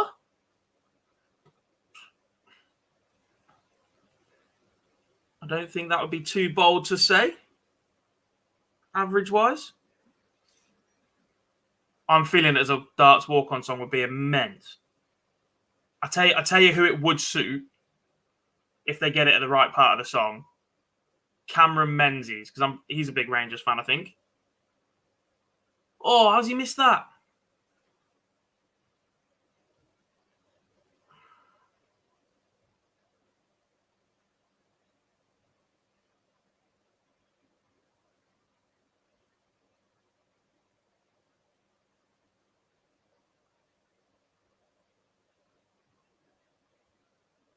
Yeah, I think Menzies would suit that song. It's just mad, isn't it? It's just mad. Get yourself going. And I think that's Menzies all over. So if he was to make the Worlds, I'd absolutely love to see that. I think there is an issue that PDC don't really like football associated songs. You think when Mensah played Tina Turner in Aberdeen or wherever it was, or it did not go down very well at all. But yeah, Old Firm in England, would you like to see it? Always gets talked about. What, as in those two clubs joining the English League or just moving that game before?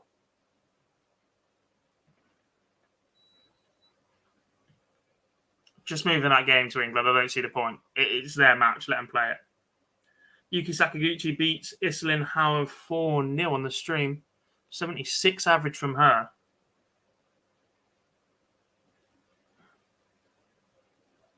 Her action looks so steady, but it just does look like it takes a lot of effort because of the stop. Yeah. The thing is, you can't put them straight into the Premier League. So you'd have to start them at the bottom. They're not going to want to do that. They lose all that history. The Scottish League then suffers from it massively. Oh, my God, Joe Gomez. Ref. That's filth. That's late. What are you doing? I just can't see it. I mean, I'm not against a reshuffling of the English leagues. I think there should be 5 divisions of 20, not 4 and the 92 pyramid that it is or whatever else. All the same size, all the same numbers of up and down in every league, not the massive differences. Because when you look at some of the sides that are stuck in the National League, look, there might be a little bit of bias in this in that I've worked for Notts County before, but when you look at some of the sides that are stuck down there now and how difficult that playoff is to get through, there's only 1 automatic, then 4 quarterfinals, 2 semi-finals, and a final. It's just ridiculous. And I think because of the number of fixtures you get in those divisions and whatever else, oh my God. You drop it to 20s. You can rotate midweeks. You get more time off. You get more and more international players playing in Championship and League One teams as other teams start go searching for these kind of players and what have you. So I just think it makes sense. Restructure all the leagues. Make them all 20, like the Premier League is. 5 divisions of that. So your top 8 teams in your National League are the ones that you'd be looking at moving up, basically. If you look at the top 8 last season, I don't think you could say that any of them aren't ready for professional football. They're all full-time anyway. They're all paying enough. Notts County's ground holds 8,500 more than Bournemouth does, and that's in the Premier League. And go from there. But have the same number up and down in each of them. And I just think they take the cups more seriously as well then. Because there's more time.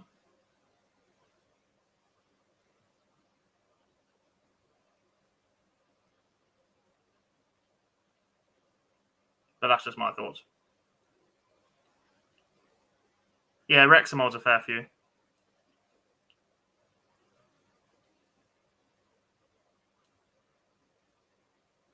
Some of the football being played down there is lovely, but it just doesn't get results. You just have to resort to long ball, big striker, lump it in a lot of the time. So what happens when ITV4 are going to show their live darts events like the European Championships when on a Saturday night ITV4 show league football highlights? Good question. Genuinely don't know. Genuinely don't know if that's been considered yet. Obviously, the only events they've got left now on ITV are the European Championships and the Players' Championship finals. And as far as we're aware, the Players' Championship finals start time is being moved because of World Cup football. So, earlier start, earlier finish, get some big screens up in the arena, and then watch the World Cup from Minehead. How great does that sound? A day on the darts. In Minehead, Players' Championship finals, and then watching the England and Wales games on the big screens. Oh, please. Stephanie Rennock wins 4-1 against Louise Pearson, and it looks like they might be holding some of these last 16 games back. The one I am concerned about is why Bo Greaves and Terry Francis Kidwell has not started yet. I say that as the last 16 game starts, which is the one on the screen, Lorena Rietbergen and Lisa Ashton. I'm pretty sure it was Lorena we saw at the Dev Tour recently as well in Germany. Can't put Lisa and Lorena on, so we're going to have to go for Hedman versus Spranger.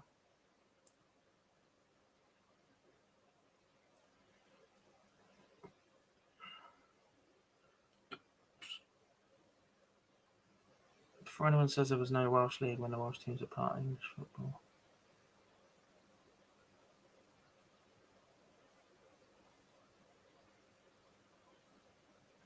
Yeah, non-league stays the same structure, etc. But you look at the top 8 teams, you take them out of the National League effectively to be top up to the 100 that you need, and then everything else stays as non-league.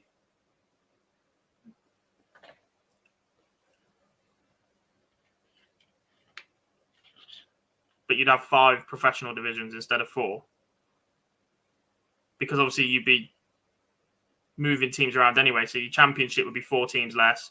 Your League 1 would be 4 teams less. Your League 2 would be 4 teams less. So that's 12 of them anyway. And then you only need 8 from the National League. It's not as if you're taking all of them.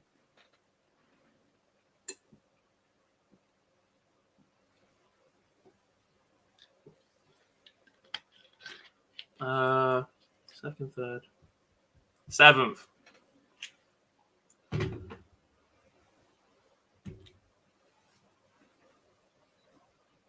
Seventh can go up. First goes up automatically. Second and third go straight to playoff semi-finals. Fourth, second, third, fourth, fifth, sixth, and 7th.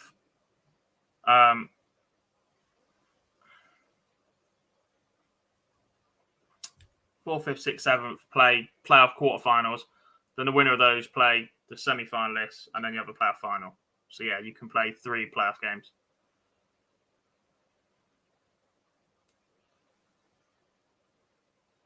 Correct. Look, I get all that. I just think that some of those clubs are ready to make that step. It would be under the FA or Premier League or working their way down. It'd have to work as a set body at that point as well. EFL and Premier League would have to work together, but you just finance it and restructure it, don't you? Like, there's enough money in the game now to filter down properly. I just think it will filter down the leagues better as well.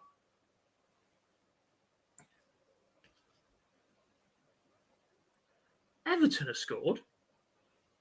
That's not Anthony Gordon, is it?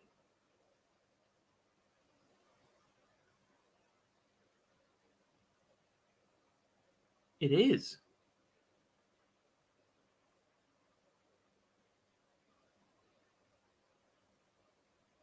Now he's got 5 Premier League goals for the 80 million that they want for him. Brilliant. What a rip-off. When is the stupid merchandise being released? Oh, I wish. Just stupid. But then if you wear a T-shirt that just says stupid, it looks like you're calling yourself stupid. So I'd have to be really careful with that. Because I'm not stupid. Everyone else is stupid, obviously. How early am I talking about for the darts? Will it all be 1 session instead of 2? Be a great day sport? Yes. It will be a 10 a.m. start all the way through to 6 p.m. And then the football will start at 8 p.m. UK time, I think.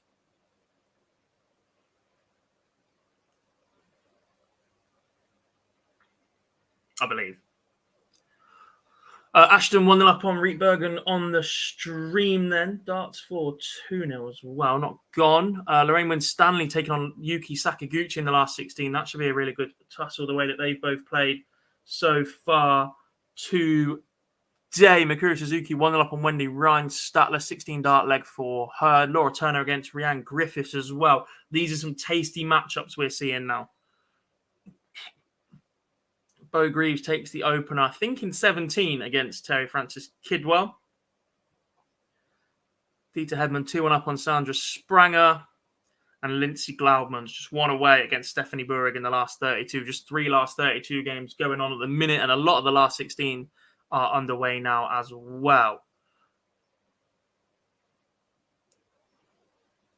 Oh, I'd love to do an all-sports show, Tommy. Absolutely love to do an all-sports show. I've got the notification now, Simon. You can mention it. I'm feeling it. Gallagher sent off for Chelsea. He's trying way too hard, and he's just way too good for them.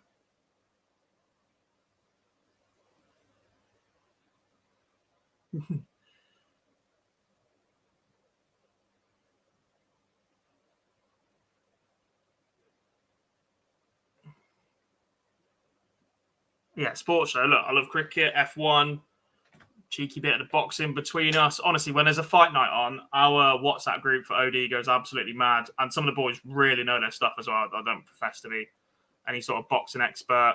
Love a bit of rugby. It sounds like an absolute worldie by the response I've just heard from my brother downstairs. Rugby, yeah, follow the tennis, golf. Don't particularly watch a lot of golf, but I do follow with what's going on at the minute. That new PGA Tour idea with Rory and Tiger looks really interesting. If the technology can hold up, it looks like a really good concept. Don't know, really. Olympics has suddenly become an expert in every single sport you've ever seen in your life. Is this a trend?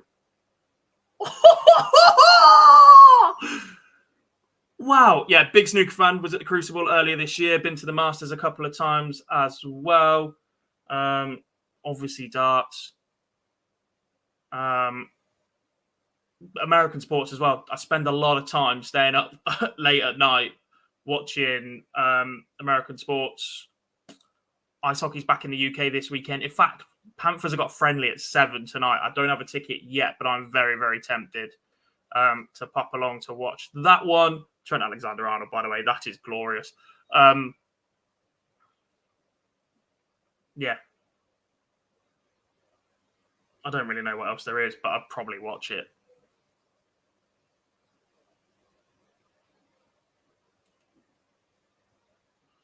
Ronnie's the GOAT, 100%. Look, Hendry was brilliant, changed the game a little bit, but Ronnie is just ridiculous. The shots he can play, the range, the fact he can do it both-handed, the way that he's done it over such a long period of time, the fact that he's done it fighting with mental health issues all over the place as well. Ridiculous. We've not scored again. Simon, behave.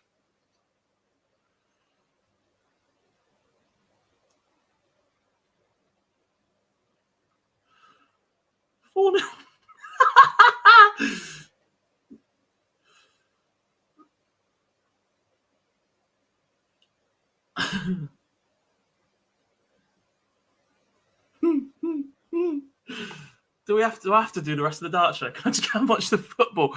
Lisa Ashton, 4-0 winner over Lorena Rietberg, and superb performance from her. Rietberger never really got into top gear like she's capable of. Win Stanley still 1-0 up on Yuki Sakaguchi. Bo Grease 3-0 to the good, 85 average, looking pretty comfortable for her. Lindsay Glarderman's 4-2 winner over Stephanie Burig. So that's one of those 3 last 32 games still underway. Dieter Hedman is the other one, and she is 1 leg away from the last 16 as well. Did I see the Chris Mason interview? I've not watched it yet. I really, really like the fact that the PDC are not afraid to go and have a conversation like that. I like the direction they've taken that podcast and whatever. Some of the extra content they're producing at the minute is really good. Can't lie. Definitely see. I don't want to give him all the credit in the world, but you can definitely see the fact that Eddie Hearn understands it and is pushing it a little bit, perhaps from inside, etc. So, yeah, I like the fact they're showing off a little bit more. Oh, Bobby. Oh, Bobby.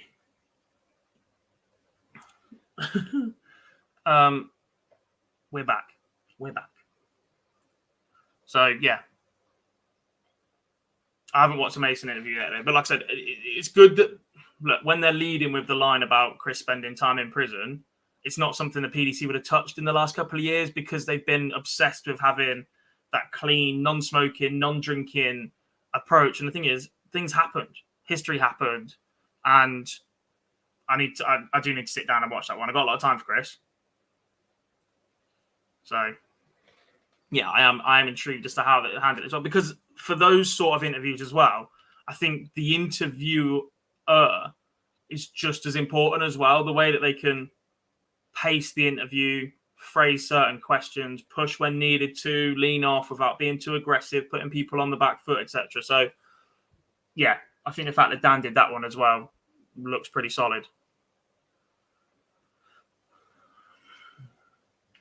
Okay, so Ashton is the first woman into the last 8. That win over Lorena Rietbergen was a top 16 match.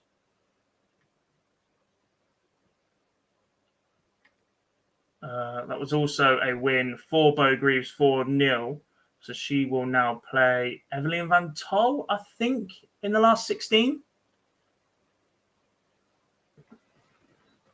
Jamie, I don't really know how. Don't get me wrong, they played very well last week against us, but how Southampton haven't scored 4 past them earlier is beyond me.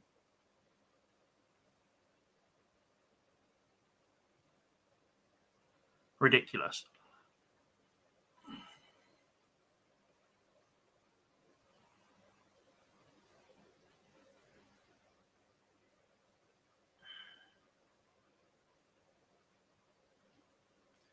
I'm feeling it.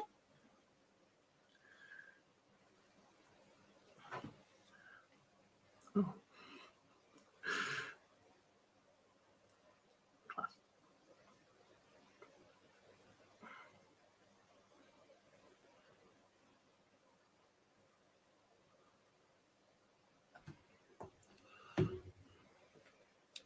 Hedman then 96 points away from a 4-1 victory. Sprang us out on double one. Not ideal. Oh, that could have been 5. Ronaldo's not starting, Jamie. He's not getting in that side. And the thing is, Ten Hag's strong enough to not put him in that side. Ten Hag is trying to play a similar style of football, attacking-wise, to what Ole Gunnar Solskjaer was trying to do when he linked up with Martial, who wasn't as ruined at that point, Rashford in better form, and bringing in Sancho. And then you bring in Ronaldo, who, look, scored goals, granted, changed the entire way you play football, stops you being as aggressive on the press, and is a negative action in the dressing room by the looks of things.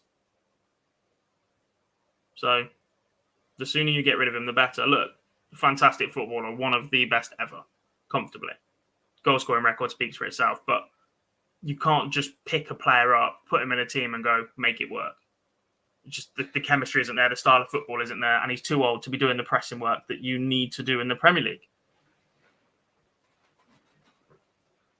And if you really, really want Anthony, and you're struggling to get him in from Ajax, and Ronaldo really, really wants Champions League football in his last year, he hasn't got to work that hard in the Eredivisie because Ajax will absolutely piss it. Put Ronaldo in that deal, send him to Holland, and take Anthony off him for less money. Job done. Hedman, 4-1 winner. The last 32 is complete. Win Stanley 2-1 up on Yuki Sakaguchi, who's averaging 85. She's 14 points higher in the averages at the moment. Mikuri Suzuki 3-1 up on Wendy Ryan-Statler. And Laura Turner 3-0 up on Rhiannon Griffiths, despite having a slightly lower average in that one as well. Didn't Priscilla Steenbergen lose?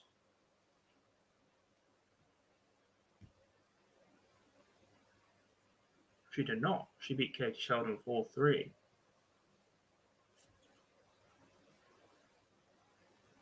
Afternoon, Adrian. Bo Greaves won the first one. Pretty comfortably in the end. Dropped 6 legs all day. Superb performance all around. 3-11 darters in the tournament. And when she turned it on, she just looked like no one else could live with her. A couple of legs, she got drawn into scrappy matches, doesn't quite go away, loses concentration a little bit, perhaps. But it was a fantastic performance that put her straight up in the order of merit. And she's looking pretty sharp here as well. Hasn't really been tested as yet. Evelyn Van Tol played pretty well throughout today, though. She's a name that just keeps popping up with some decent performances, decent averages. So this should be a little bit more of a contest than what we've seen against Bo so far this afternoon.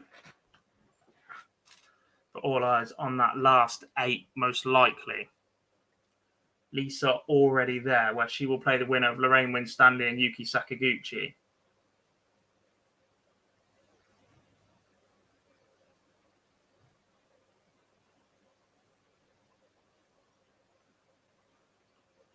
believe Dieter Hedman is going to play Noelin van Leuven.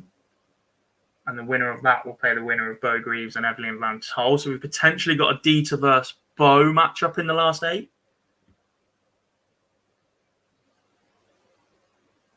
Chrissy Manley will take on Stephanie Rennock. No, I've just made that up completely. It would be Bo versus Manley or Rennock. That's what it would be. But yes. Let's whack this one on so we've got something on.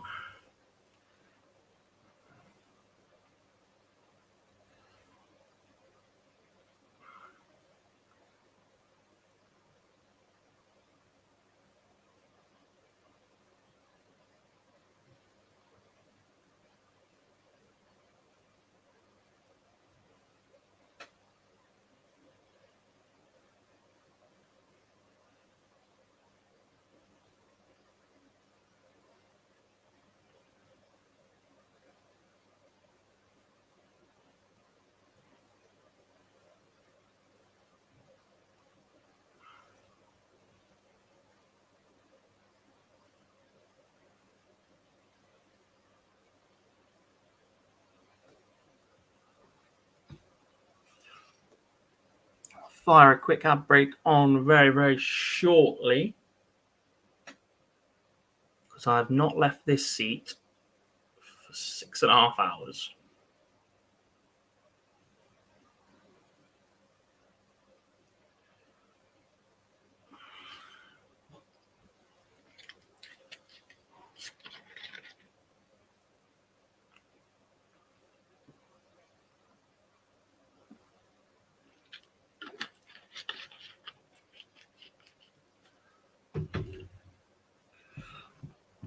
Suzuki beats Ryan Statler.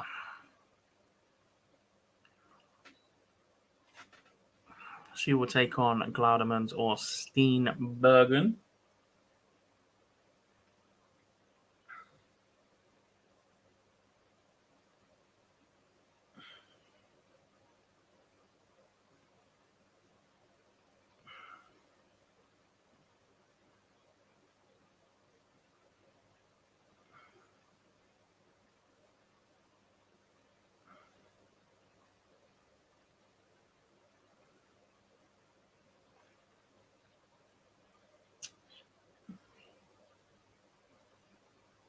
Underway on board 3 as well. Still waiting on Hedman versus Noelin van Leuven.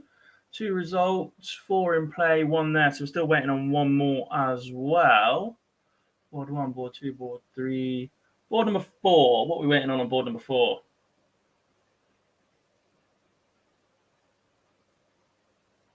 Manley versus Rennock, I think.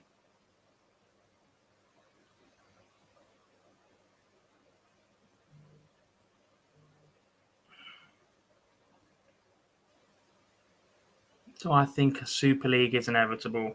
Yes.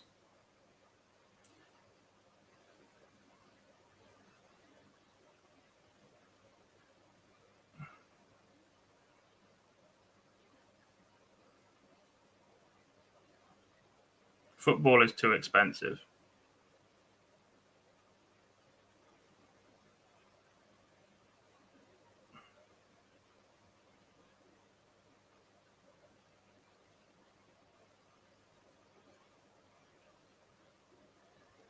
I think a Super League is inevitable, and it will come with a subscription model to watch all games.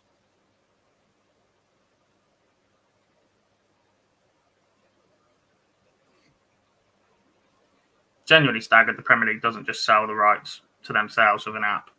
They don't need to sell TV rights. They can just put it on an app, take it away from everybody, and keep all of the revenue themselves. But I suppose then they have to provide a decent service, and if anything ever goes down, they're the ones to get it in the neck.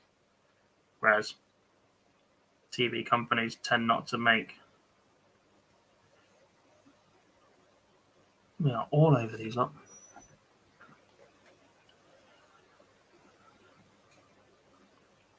Sakaguchi edges ahead of Lorraine Winstanley. She was 2-1 up. She's now 3-2 behind.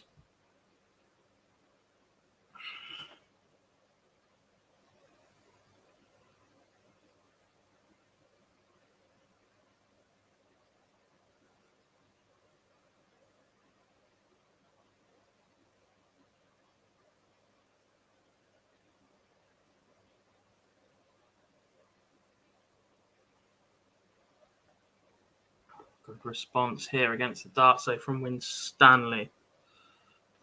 Needs to break, and then we'll have the darts in the decider.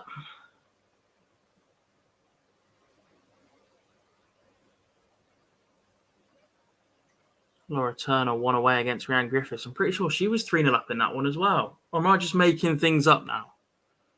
I'm pretty sure that was one-way traffic at one point. That's now back to 3-2. Bo takes the opener against Evelyn Van Tol. Manley and Rennock are finally warming up. Hedman and Van Leuven underway as well. And Steenbergen 1-0 up on Lindsay Glaudemans.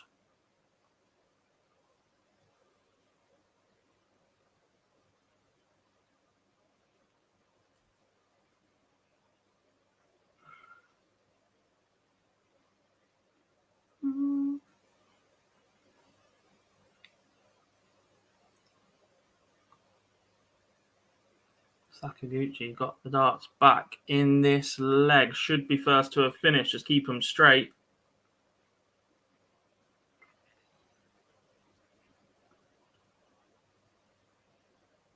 Steenbergen doubles the lead over Glaudemans. Not saying nothing. Not again. Not again.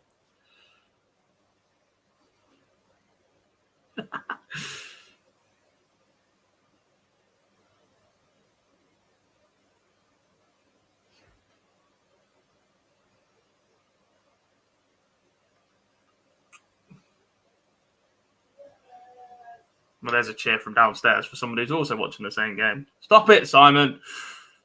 Oh, and there's a notification. Verge! Everybody's on it. What is going on?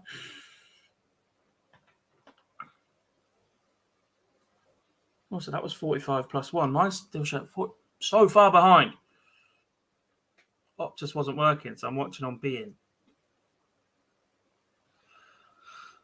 Great 1-3-3 from Lorraine Winstanley to leave 74. How much pressure does that apply to this 100? First dart, so important on this checkout. Such an obvious thing to say.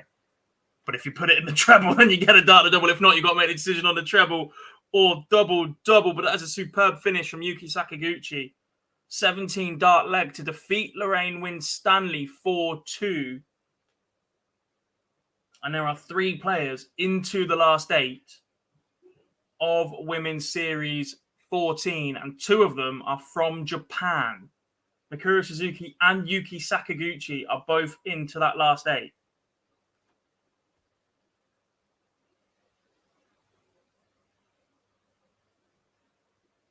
What a header.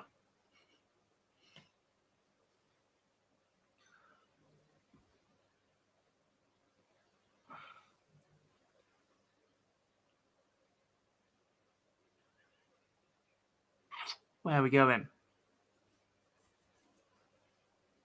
Blue.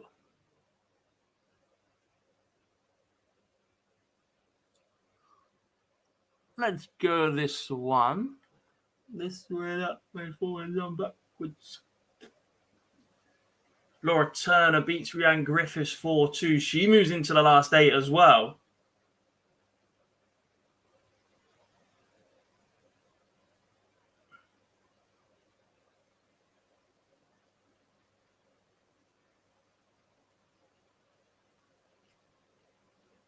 And Notts County has scored a second. What an afternoon. Come stream with me more often.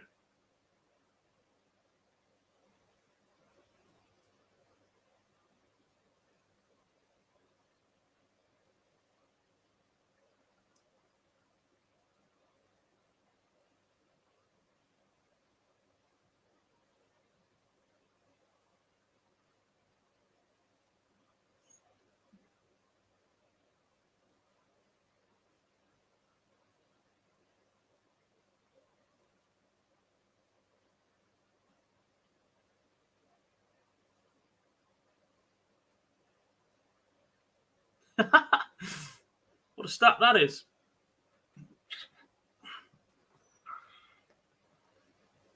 We're the top scorers in the Premier League so far this season.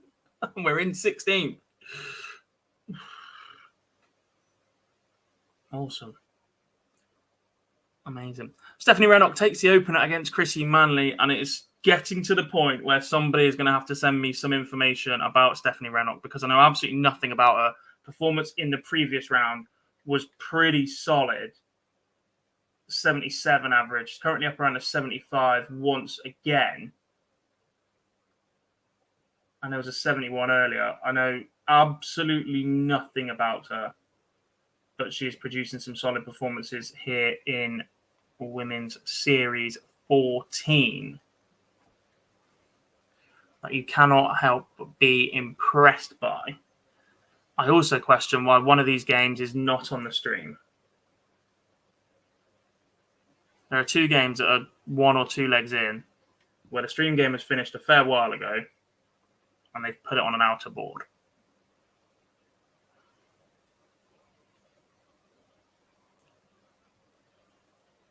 As Priscilla Steenbergen wraps up a 4-0 win over Lindsay Glaudemans, puts her into the last 8 as well. Ashton Sakaguchi warming up already. Getting on with it. Bo Greaves just won away against Evelyn Van Tal. Again, just mid-70s average. She's not really been pushed or tested this afternoon. But she's also not delivered the ridiculously high averages that she was earlier either.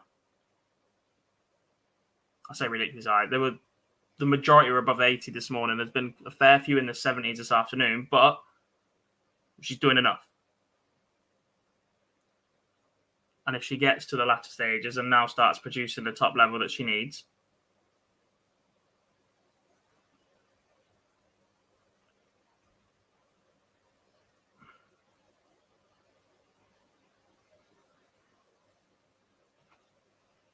then she could well be on her way to back-to-back titles today.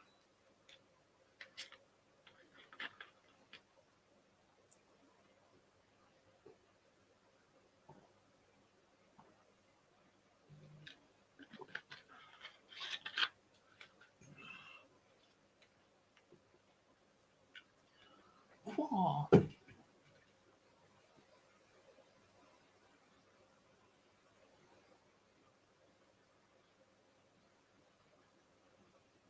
I don't even want to tell you how many bottles of Lucozade are on the floor right now.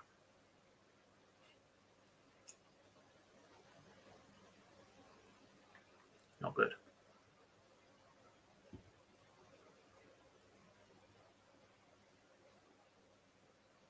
I really like the look of this last 8, and it's not even complete yet.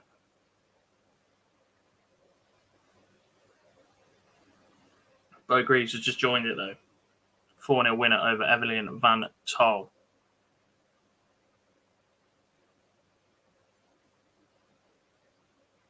Two last 16 games to go.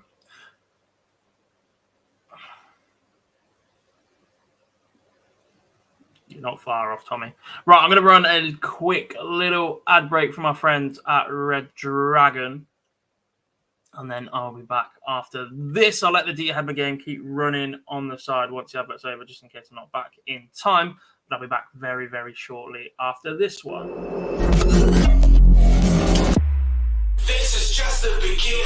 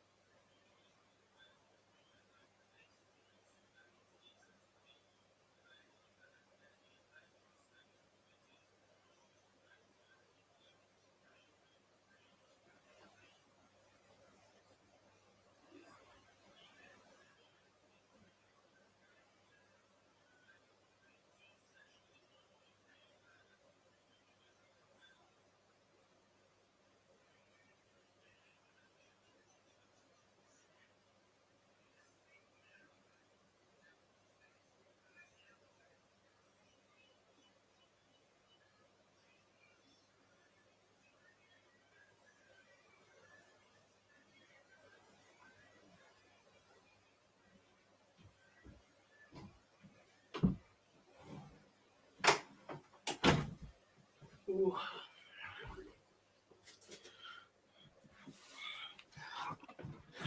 Hello there. I am back to a piece in this one. Or maybe they've not started the last 8 yet.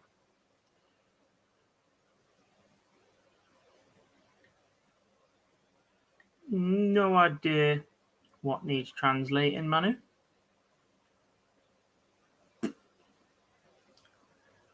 Thanks.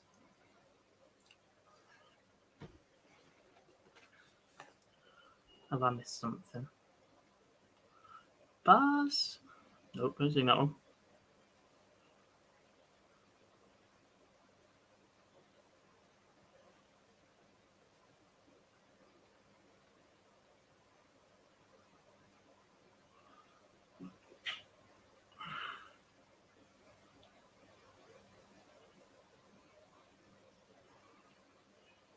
No idea.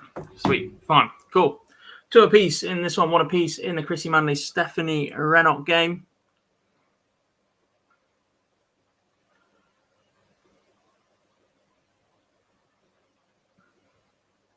Both of these games in different quarters as well. So opponents are sat waiting for these two.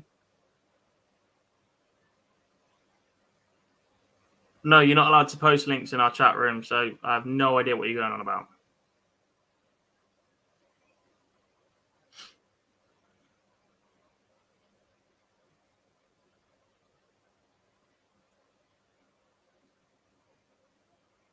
As Van Leuven goes 3-2 up on Dieter Hedman.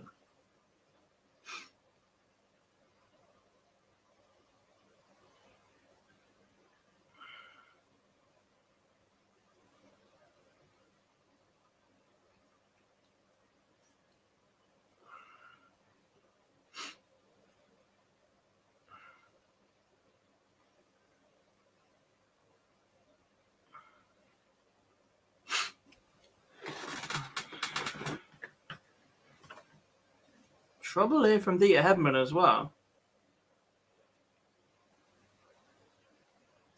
Ah. Manu, can you send it to me on Twitter? My name's on screen on Twitter.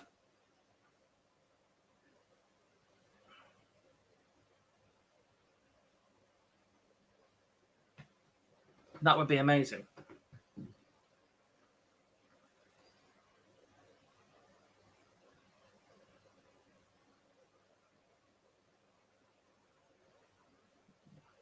Big trouble for Dieter Hedman now. She's got the darts in the... Well, she had the throw in this leg, but effectively pinched by Van Leuven already. Plus these. Big, big trouble now for Dieter Hedman. She's staring down the barrel of the last 16 exit. Stephanie Rennock 2-1 up on Chrissy Manley. No, that's a shame. Yuki Sakaguchi and Lisa Ashton underway as well.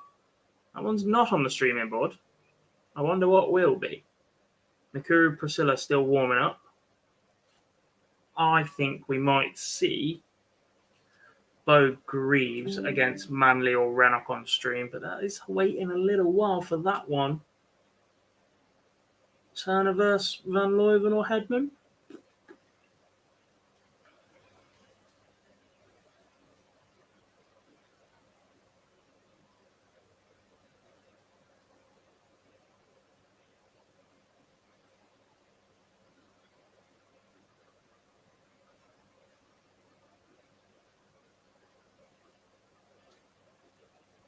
Van Leuven beats Dieter Hedman 4-2. What a performance that is.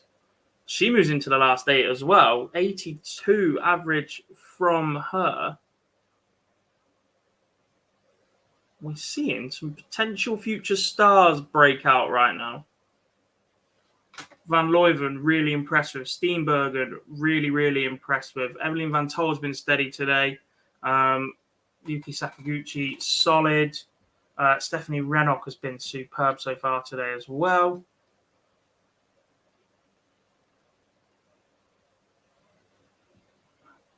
This is where the absence of those players, again, is could make a difference, because the likes of O'Brien and Densley and O'Sullivan, etc., have allowed these guys to get comfortable in this environment now.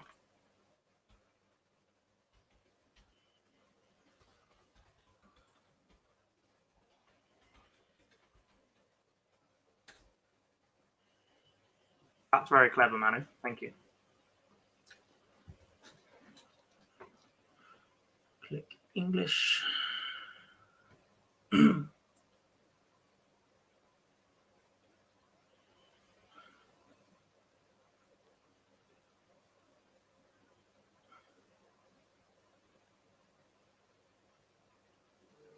Multiple German champion in soft tip and steel. German Masters twice, WWF World Cup 2015,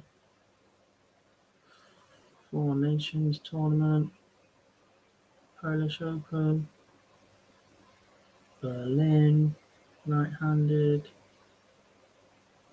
titles and achievements won, video major.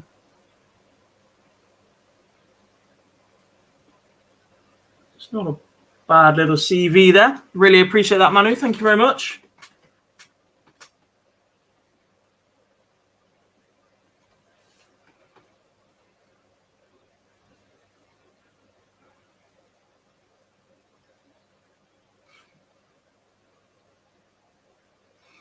Ashton 1-0 up on Sakaguchi. Mikuru, Suzuki, Steenbergen just getting underway. And then I have a big feeling Turner, Van Leuven will start on a separate board as well, which means we will get Greaves versus either Rennock or Manley after this one finishes. What do we want, guys? Ashton versus Sakaguchi or Suzuki versus Steenbergen? I'll get your question in a minute, Adrian, as well. I'm not ignoring it.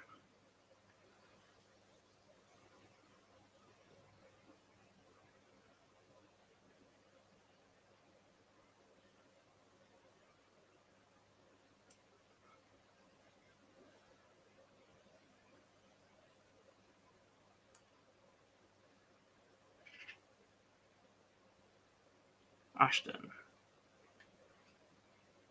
1-1.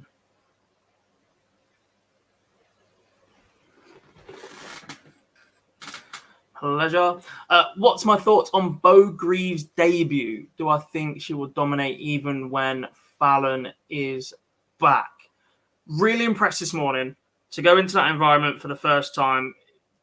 The setup and the way it goes is completely different. Look, WDF and floor events, etc. There aren't really any rules about what you do in the arena. Once you're in the door, it's fine. When you're at the Oki or the other side of the tables, might be a little bit different. Phones out, lots of noise. Whatever is fine, right? PDC, completely different atmosphere. Once you walk through the door, you're not supposed to have your phone out. You're definitely not allowed to take photos or videos. And you're meant to keep the noise down a bit as well, right? There's just respect. You play in a professional, almost sterile environment is the best way to describe it, but it's not, right? But it is just different. So to go into that completely different, basically, and settle as quickly as she did, beat the names that she did, including Lorraine Winstanley, with the performance level that she did, 311 darters, just let her darts do the talking. Really impressed with that. Not quite been the same high level this afternoon so far. Hasn't really needed it, which I guess is a little bit different. But she is showing a level of game right now that other players can beat. And this morning, the way she played, there was only a handful of players that could have beat it, to the point where even at the last 32 or last 16 stage, me and Phil were sat discussing who in the field can stop her. And she'd only played 3 games. And there wasn't many names we could come up with. Ashton in the fold this afternoon makes things a little bit more interesting if she beats Yuki Sakaguchi. Mikura was one of those that we tipped to be able to stop her, lost 5-1. So when she switches it on, have we scored again? We've only just kicked off, for Christ's sake. When she switches it on, I don't think there are many in the world that can live with her. I think Fallon's A game is up there. I think Lisa's A game is up there. And I think Mikura's A game is up there. But other than that, no one else is living with top level Bo Greaves. Whether or not she dominates is a completely different thing. It's how quickly she settles, as if she wins this afternoon and then wins one of the two tomorrow as well. Look, big ifs, especially now Ashton's back in the field and whatever. We'll see how it goes. But if she picks up at least another one title, if not two, by the end of the weekend, she's then got the added pressure with 4 events to go that people are expecting her to play better in a field that should be stronger in the UK because of the amount of players that are missing from 9 below. So you're O'Brien, Densley, whoever else that were in the match play field or very, very close to the match play field. Your Corin Hammond, who's got experience and what have you. It's if she can live at that level when they're all back, so you get tougher rounds earlier on. With the added pressure of the fact that she could be very nicely placed at the end of this weekend, that Fallon is in reach for the World Championships.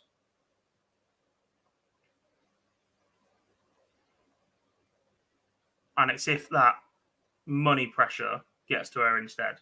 Stephanie Rennock defeats Chrissy Manley 4-2, setting up that tie with Greaves. And this should be a bit of a test. She's had to wait a long time between games today as well.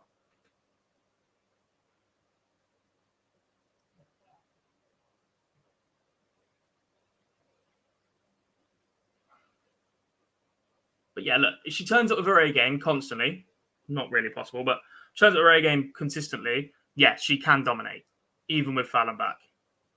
Or he's offside. Blech. That'll be a correction.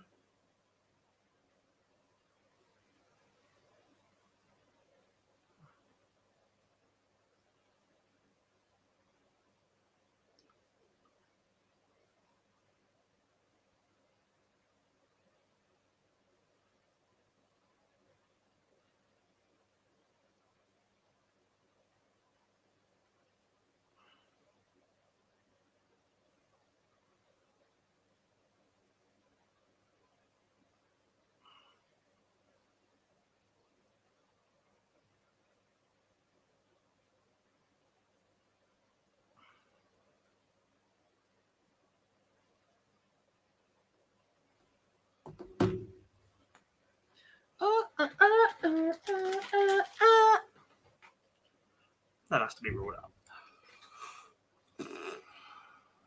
Great response from Ashton. 2-1 up. 10 points lower in the averages. First to a finish in leg number 4.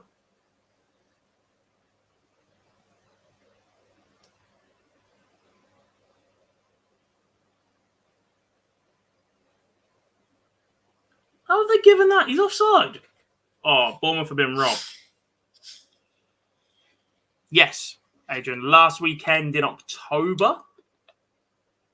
29th and 30th, I think.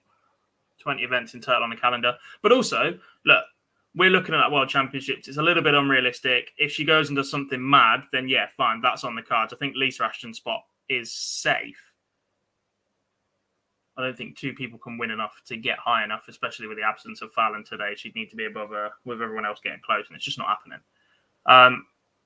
In fact, we might be close to the point where we can mathematically confirm Lisa. By the end of the weekend, we could mathematically confirm Lisa at the World Championship. If she's more than $4,000 ahead of Lorraine Winstanley, by the end of the weekend, Lisa's in.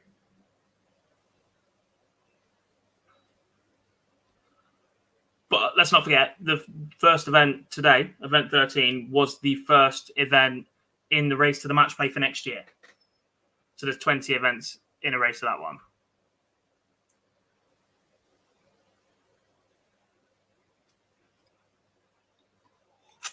Ooh.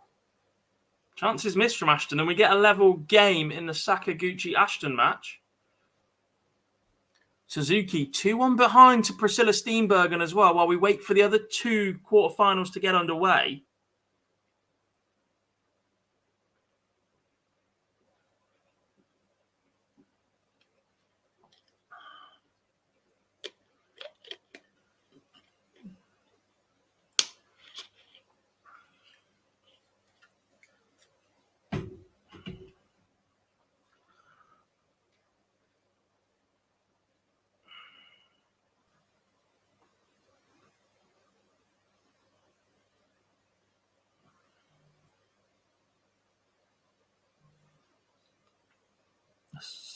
Suzuki and Steenbergen go 2 apiece as well. Starting on the stream very, very shortly will be Bo Greaves against Stephanie Rennock.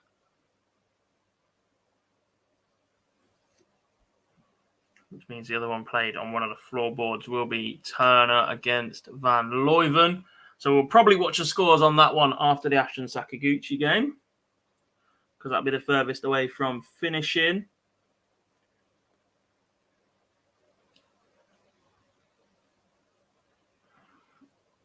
Potentially, Simon. I think the one session worked this time. That proved there was more of a demand for it or whatever than filling it into the rest of the night.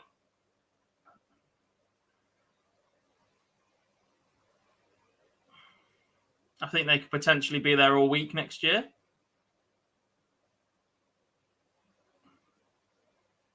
And just filter 1 game a day in the sessions, a bit like you get at the BDO Worlds or whatever else. And then you can run the finals both on the same day, in the same session. But actually, in terms of running the tournament in a session, wow, Lisa Ashton, 1-3-1 checkout.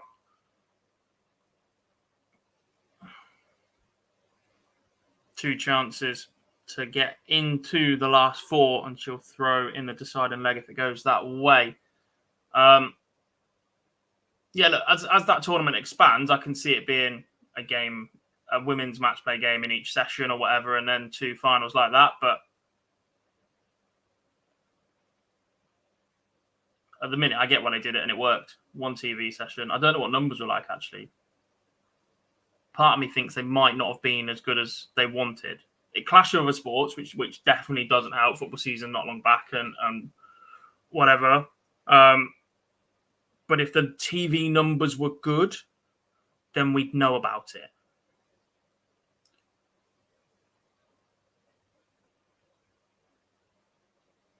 Should they show more of the World Youth Championship? No. I'm perfectly content with Development Tour World Youth not being streamed.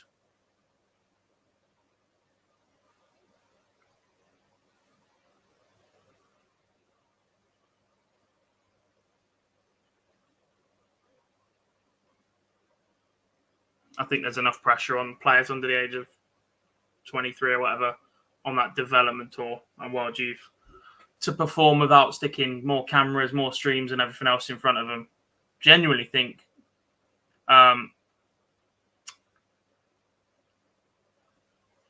Dart Connect is brilliant for the sport and what we can do with it. Like, I'd never have been able to sit here and stream this 4 or 5 years ago before Dart Connect became a thing.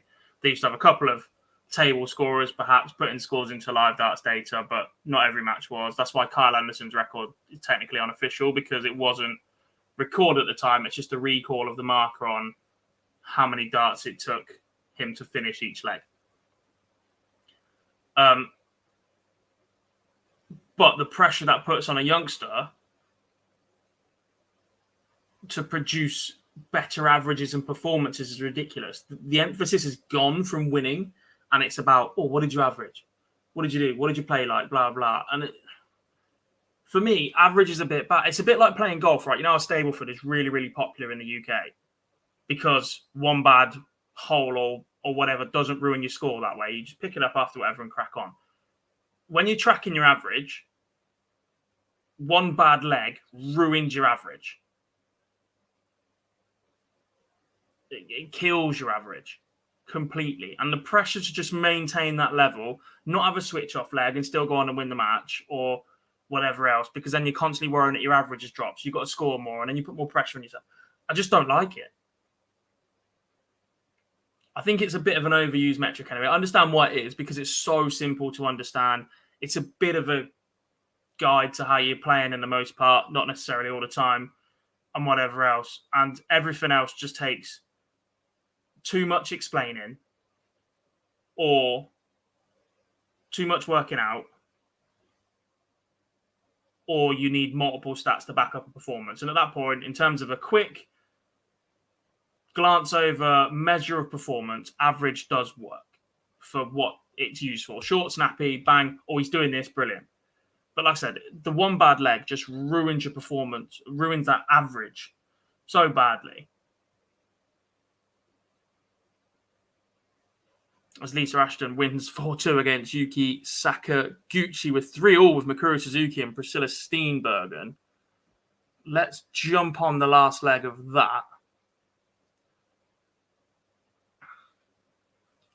And then we'll get Laura Turner and Noelin van Leuven as well.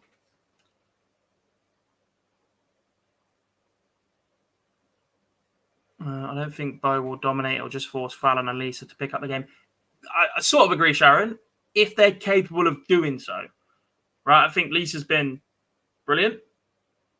And she's been number one on this women's series for pretty much since the start of it. In terms of ranking, order of merit, performances, etc. I'm a bit concerned about her lack of A game at the minute. I expect a little bit more from her when she's been playing seniors. And she was in Australia recently. Didn't do as well there as you would have liked. Obviously, Fallon won the women's match play. Lisa lost a little bit early in that one as well. So, and she was injured the back end of her last season as a tour card holder as well. So I think that's impacted her a little bit negatively. She does need to just get back to basics, get back to winning, and start producing just performances that are just that little bit higher than what she's got at the minute. It's just how long does it take for that to materialise? Fallon definitely got the A game to do it. Struggled in this World Series. I don't think that's up for debate. Lots of pressure on Fallon. And the fact she's now got another rival to go in and contend with it can just be a bit draining as well. So it's whether or not they are able to respond to it. You'd hope so as the top two. If they all just drag each other up, the top level of the women's game could be absolutely ridiculous. But it doesn't always pan out like that. Suzuki has matched darts. It looks like she's already missed one at the bullseye from the 1-2-3. Wants 25. Suspect 9-8 for this one. Bo Greaves takes the first leg against Stephanie Renault. Oh, the throw looked like it was going to be lovely, and then she just doesn't extend her arm. Missed darts from Suzuki. Outside shot from Steenbergen doesn't go. More match darts incoming for Mikuru. She's already seen her compatriot defeated by Lisa Ashton. She will not be defeated at this moment, though, and her hunt for back-to-back finals goes on for Mikuru Suzuki. She beats Priscilla Steenbergen 4-3 and sets up a match with Lisa Ashton in the semi-finals. Simply lovely. Laura Turner takes the opener 16-dart leg against Noelin van Leuven. And as I said, Bo Greaves won the first one up on stream.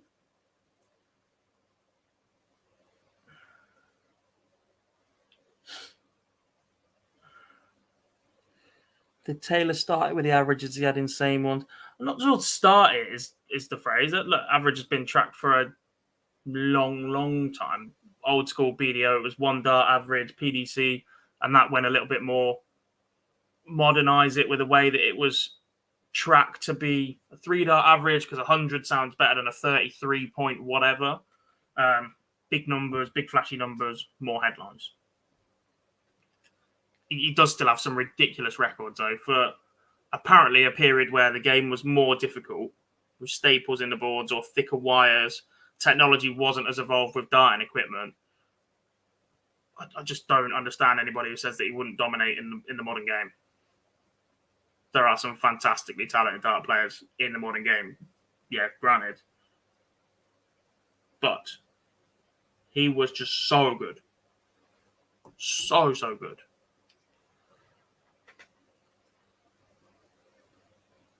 If you give him modern tools, he gets even better. So, watch, not 7. I just got a notification, but it was Oxford United conceding. Bad man. 1-1, Stephanie Renault. Missed darts from Bo. Double 10.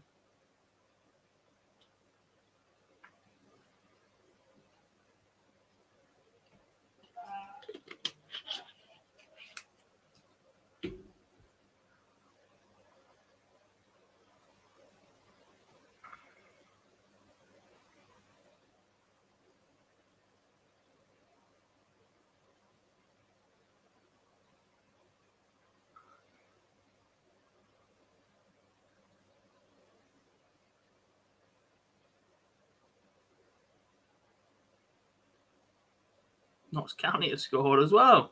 What a moment.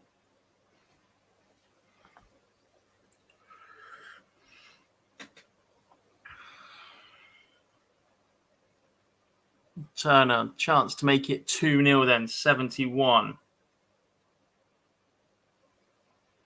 He doesn't score from there on his own, surely. That's another corner.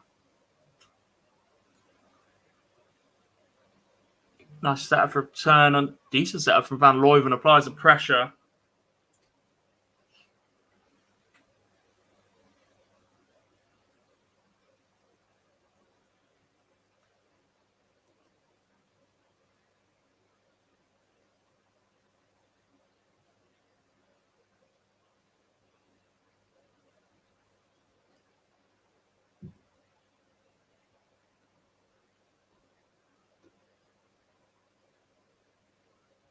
Who scored that? I missed it.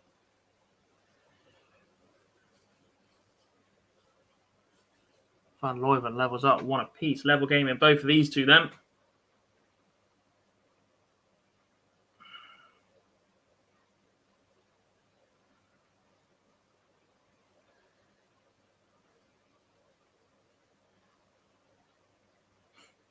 Finish.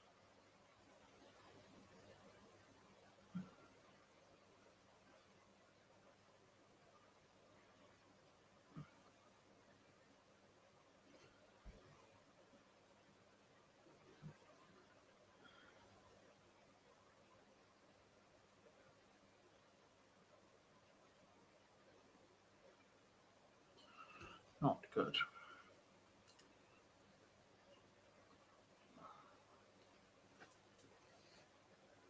I have a couple of Bournemouth supporting friends. I'm going to send them a message.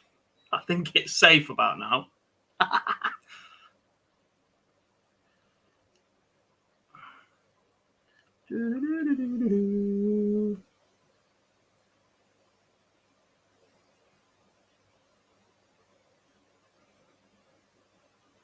Actually, no, I'll wait, and then I'll call him mate with the 8 number instead. Haha!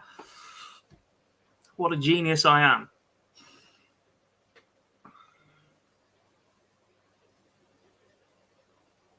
Oh, no, he deserves it, Simon. Funny, though, isn't it? Welcome back to the big time, boys.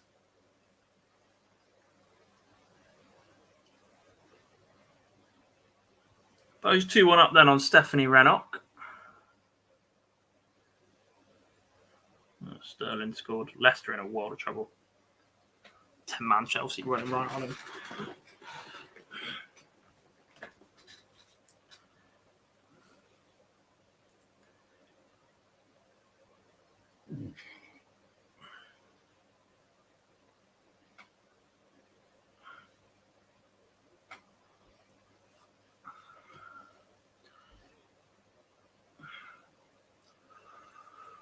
Chance for Turner to take the lead. 2-1 for double 8. Chance goes begging again. Chance for Looijen then. Hold a throw. Still first to 4 in these ones. The next matches will be first to 5. Pinched. Only a hold, but it's a massive hold when your opponent's had the chance like Turner's just had.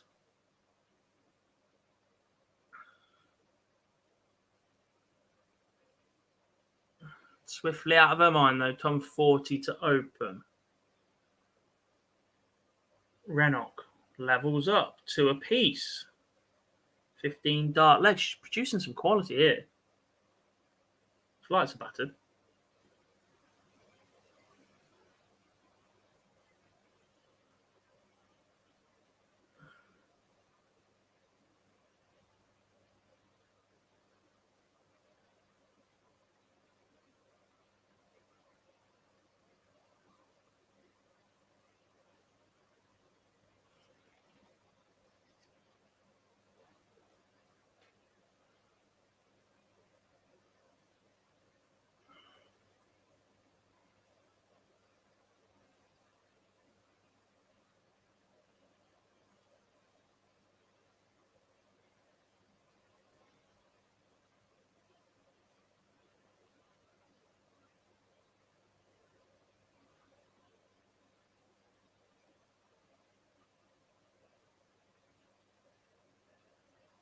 Oh, Harvey Barnes got one back.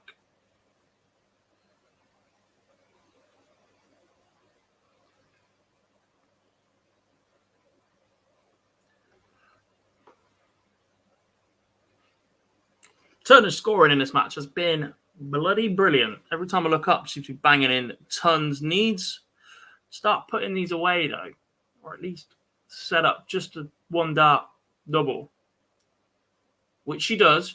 But she did have trouble on the 16 in the last leg. Will she get a go at it? More importantly, outside look for Van Leuven at 106. Doesn't go 56. Leaves the ball. Folds. Scores 50. Leaves 56. Goes in 1 for Turner. 2 apiece. Bowie fires in a 13 dart leg for a 3-2 lead.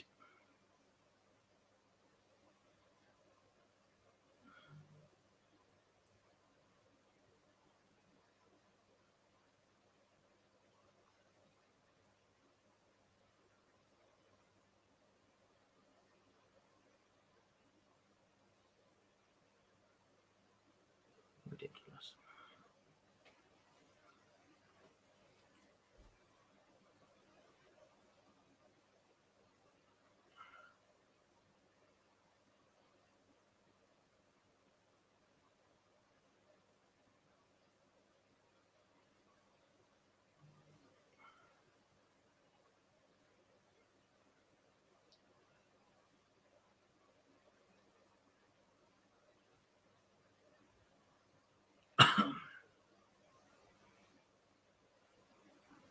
What setup that is from Van Leuven.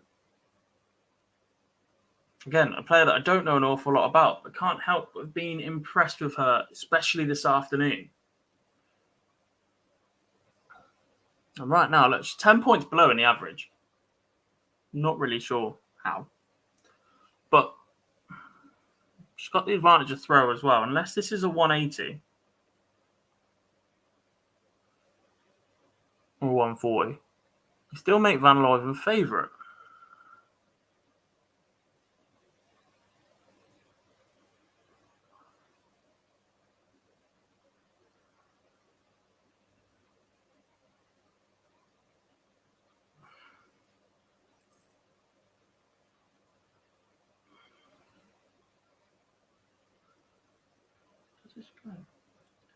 Bow-eyed up a 1-1-4, drag the first dart into the 5.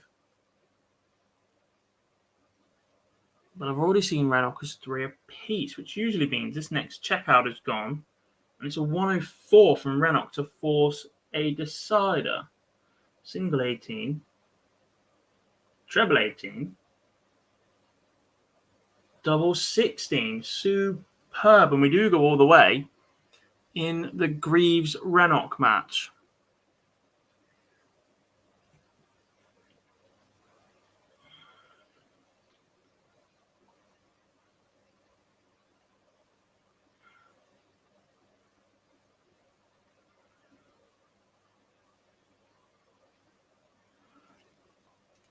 Get the boys a rest. Van Leuven 3-2 up then. Turner up against it. Another player that will be looking to capitalise on Fallon's absence. Close the gap as much as possible. That second spot for the World Championship still very much open. Currently 1900 between Lorraine Winstanley and Fallon Sherrock.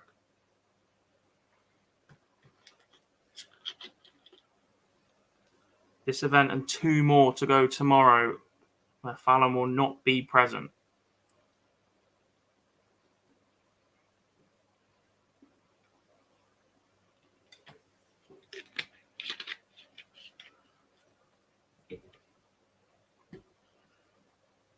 Where is my mouse?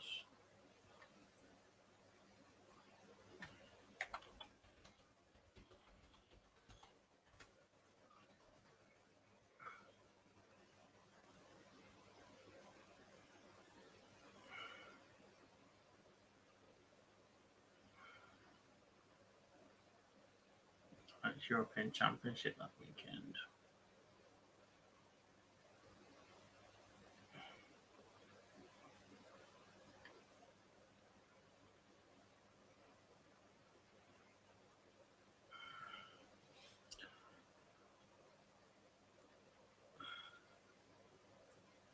15 dart leg for Greaves gets her over the line.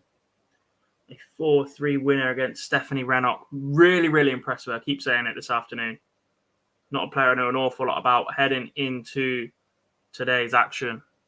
Not a player I'd ever heard of, not even knew a lot about, but been really, really impressed with the German so far today. Hopefully that continues tomorrow, but the final four is starting to take shape here, and my gosh, is it frightening. Bo Greaves, Mikuru Suzuki, Lisa Ashton.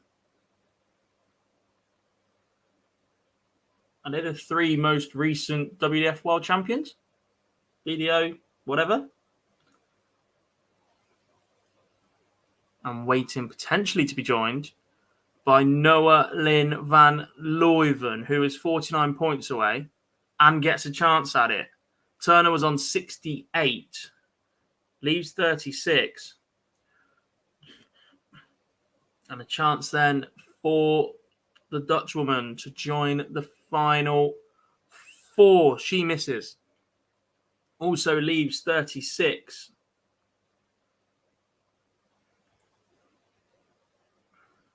I swear that's a Dutch thing. They absolutely love double 18. However, it's pinned by Laura Turner, and we go all the way. Van Leuven with the advantage of throw. Suzuki and Ashton are showing us warming up. I wonder if they're going on the stream. You would expect so, as Bo's just come off of it. And we may even see back-to-backs today in the semis. You never know. Oh, I hate Man City.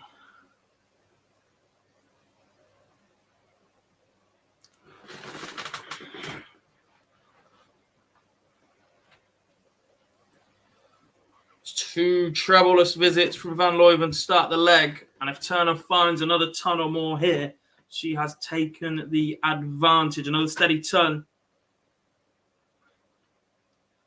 Van Leuven needs at least two trebles now. 140 keeps her in this. Anything less than Turner. Pretty comfortable. That'll be disappointing for Van Leuven.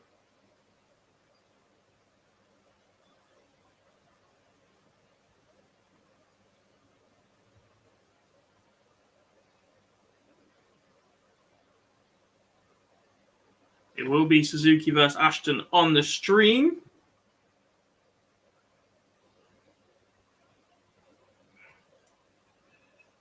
A little bit of a slip from Turner. Not punished by Van Leuven, though. And she will have the opportunity. Just a steady turn. Even a 60 does enough here because you force Van Leuven into two trebles with the awkward 309. Horrid leave. Probably a deflection.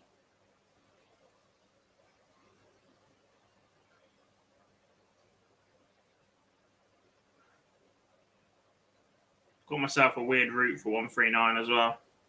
Bet nobody can guess where I start. Plenty of time then for Turner from 139. She might need it after that visit. 47 to leave 92.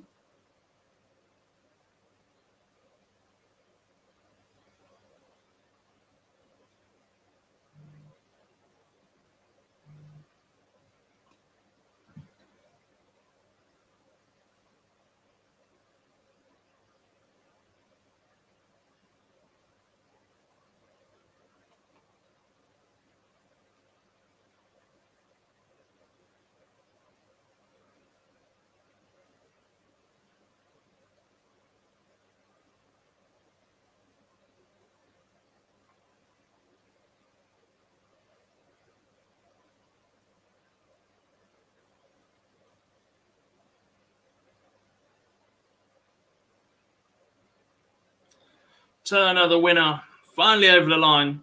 Let that leg go on a little bit longer than she would have liked, but she does complete that final four. She will now take on Bo Greaves in the semi-finals as Lisa Ashton and Mikuru Suzuki are underway on the streaming board. However, as there's only two games left, you know what time it is.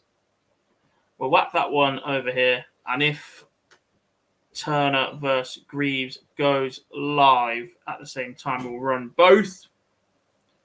Apologies if you are watching on PDC TV and anything is spoiled, but at this point, I'd have nothing else to do.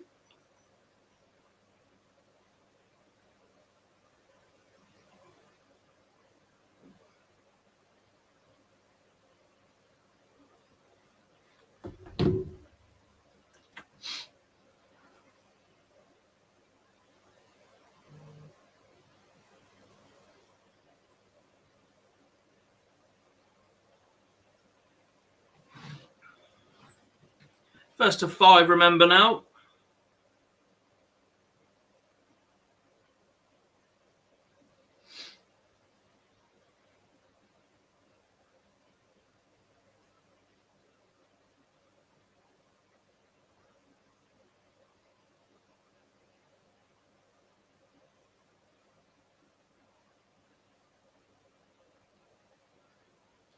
Ashton comfortably in control in this first leg. Nakura's found a couple of trebles, but she's not stayed straight enough around them to do any damage yet. And the last 2 visits have been an absolute disaster. 14 dart leg for Ashton.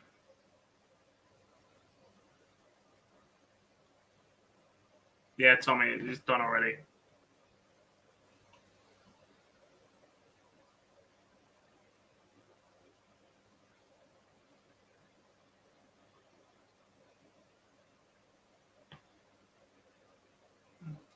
One 0 Ashton opens up 1-3-5. Absolutely no relenting from the 4-time women's world champion. Get petrified every time I mention that because I said the wrong one when I met her at the Circus Tavern. Good job, me.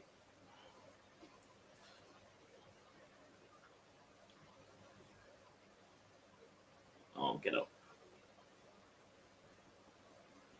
Great 8. Oh, no, we haven't. I've still got a player injured. Simon!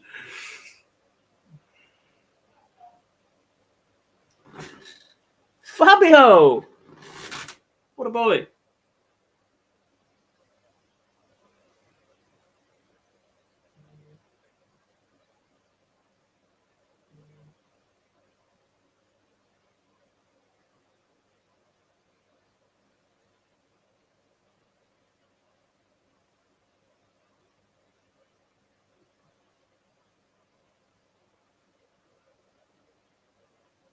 I would, yeah. Yeah, world champion means something to a lot of people, including me. Good responses from Suzuki, but might not get a go at it.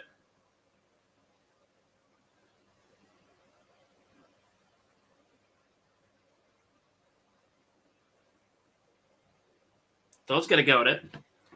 Wants 81 to level at 1 apiece. Great finish. 14 dart leg to respond. Both legs 1 in 14.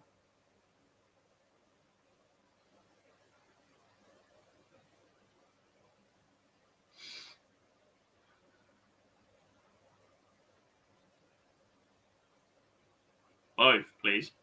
I want a world title, but I want it to be paid as a world title. Bang.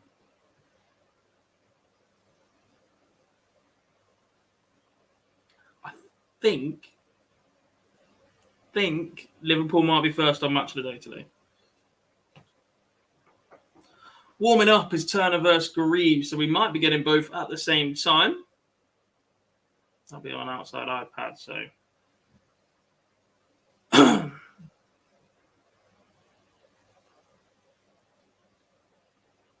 Not going back to back on stream. Great responses from Suzuki from going 1-0 down. She had back-to-back terrible visits. She went 55, 43, 13 at one point. The last leg and this leg, scoring has just been switched on. And it is superb to see. These last 2 legs are more like the Mikuru you expect. And if she starts sniping finishes as well.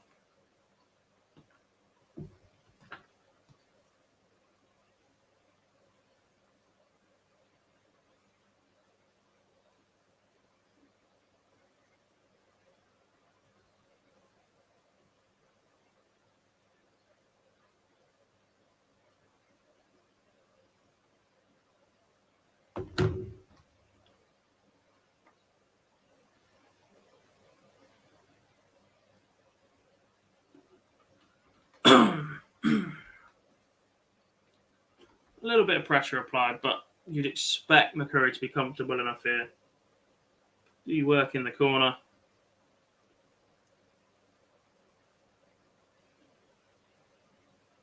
And she takes a 2-1 lead. Big response needed from Ashton now. Opens up with a 140. Can't ask for a lot more on your own throw.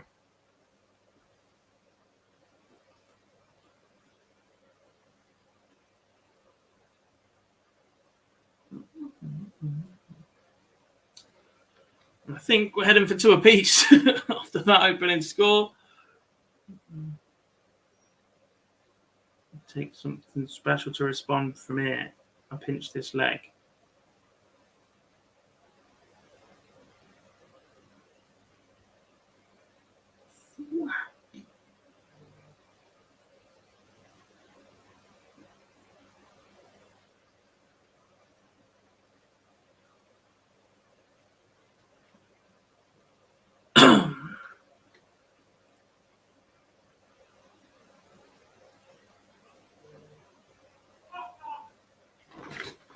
Oh, not another one.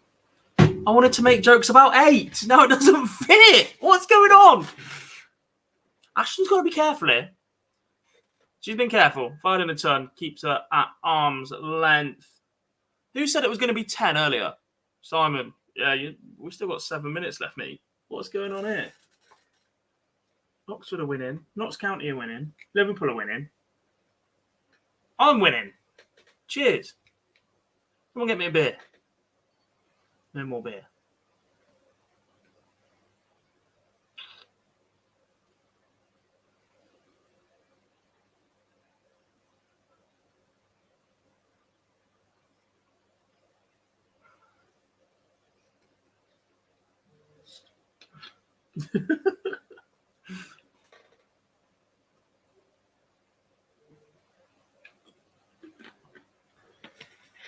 Oh no, Notts County conceded. What time is it? 4:45. Right, do I go and watch ice hockey tonight or do I watch KSI's boxing match? Can I be asked to go and watch ice hockey? Can I still get a ticket to the ice hockey?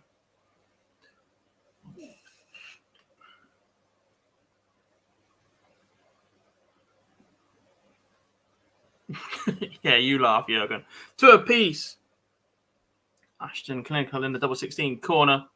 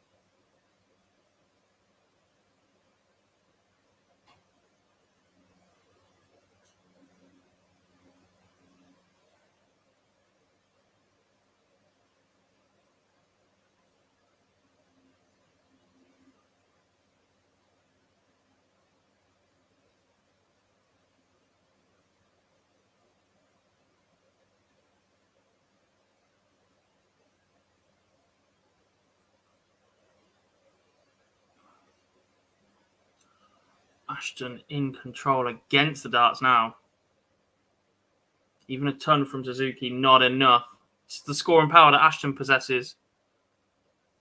She looks for a 3-2 lead. A little bit of a slip that, though. That just invites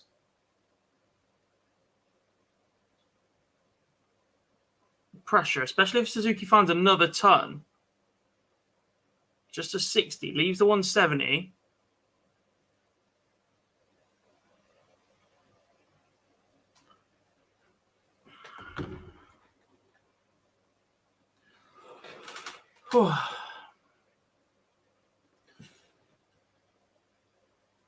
Why is it never Ivan Toney?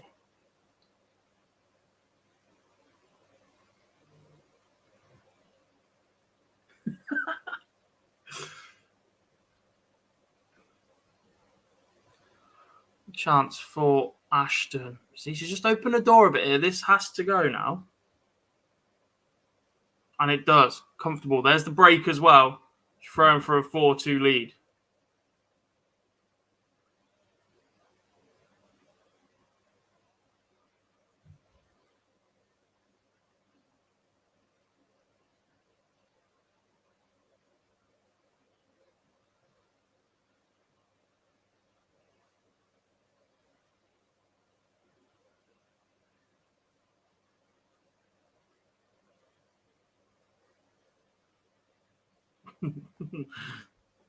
We got a £100 million striker sat on the bench, struggling for midfielders, and have just scored 9.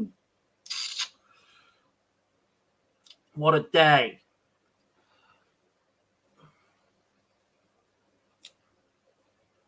Chance for Suzuki, just break straight back, it would appear. Back-to-back tons. 140 from Ashton. Just keeps her far enough away that Suzuki needs 2 trebles to apply the pressure. 1, and you still give Ashton the advantage. It's steady.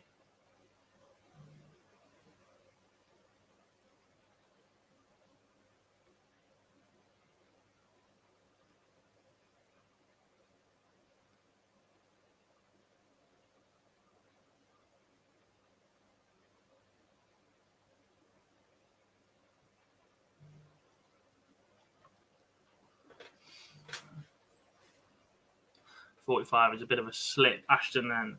I love this shot. Ball, double 16. 25, 57, ball. Could be. Doesn't go, leaves tops. And a big shot needed from Mikuru to get us back level. Otherwise, Ashton will have a 2-leg lead. The breaker throw advantage. What a finish. Where has that come from? A 156 from Mikuru Suzuki to get us back level. She breaks back. She has the advantage of throw in this leg. It is now effectively a best of 3, and she has the darts in 2 of them. What a finish that was from Mikuru Suzuki. Ashton must be a little bit wounded in there. These two have just gone blow for blow, traded off of each other in the center of the ring so far. What a fantastic finish from Mikuru Suzuki. Ashton head down, doesn't watch it go in. My, oh my. This game it's just swung back and forward, chucking a couple more cliches. Ashton now taking the ascendancy with scoring once again. 4 out of 6 trebles here. Big visit needed from Mikuru right now. That's not it. All that work to break back, the 156, keep herself in the game. And she's hit 1 treble in 3 visits.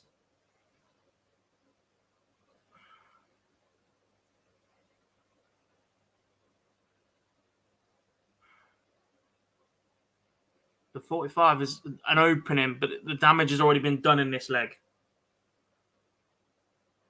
Now you're chasing for trebles.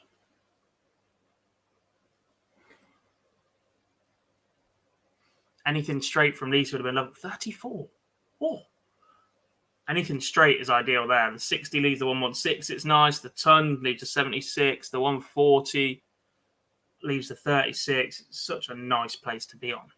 It's not finish, but if you ain't got a choice how you get there, to set up when you've got time, it's just perfect. 85 from Mikuru. Still not found a ton yet in this leg. When she really could have done with 1. Needs at least a ton here, though. Put some pressure on this 58. Otherwise, Ashton is going to be 4-3 up and throwing for the match. Oh, and the other game is underway. Didn't even see that happen.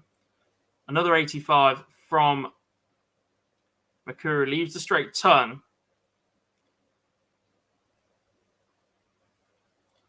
And the 58 does not go. No Yuki Sakaguchi. No, she was beaten by Lisa Ashton, 4-2 in the previous round.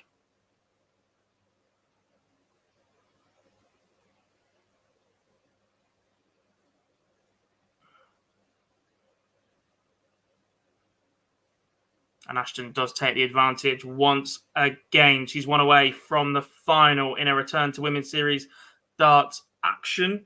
Obviously, she did miss this morning's event due to overnight travel issues.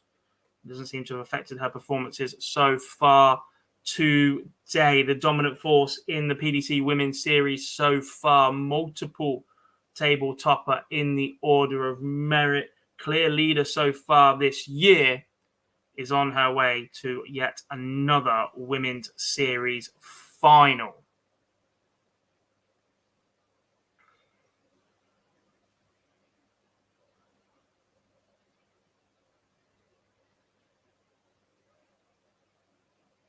Excellent scoring leg so far for Laura Turner against Bo Greaves as well. Look at that.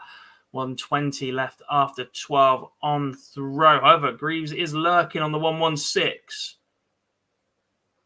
And the 120 goes lurk on the 116. All you want, Bo. You are not getting a shot at it. Superb from Turner. Responded, though, in kind. Take your 120 and do that with it.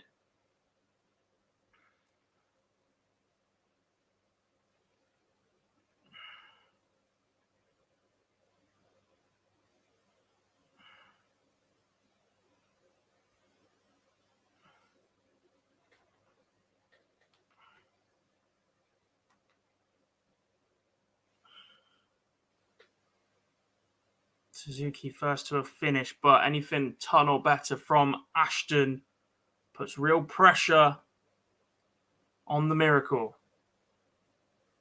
180, 60 flipped by Turner. 60 followed by 180. Scores level after 6 in that one.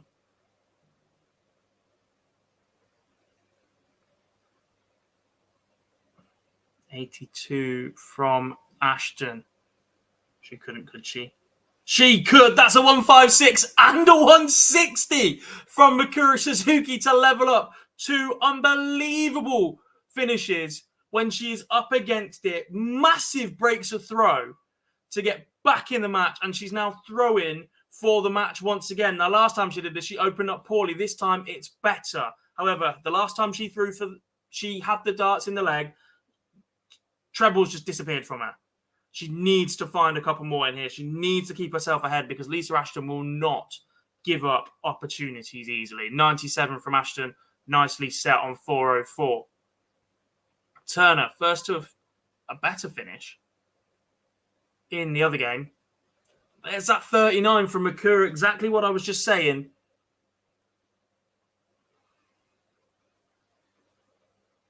But Ashton lets her off.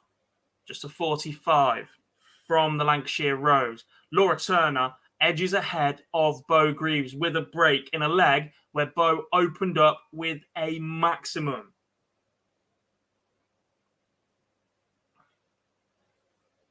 Madness. What a level of darts these four are producing right now. Told you I was excited for this semi-final lineup. Just look at it. Just getting a bit edgy in the Suzuki-Ashton game. Both players have only found one treble each. I think Mikuru's found two, but she found two single ones to follow it.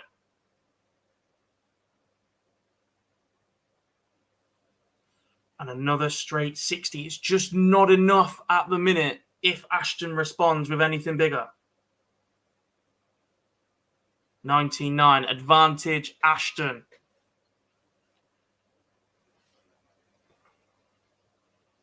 $140 or more.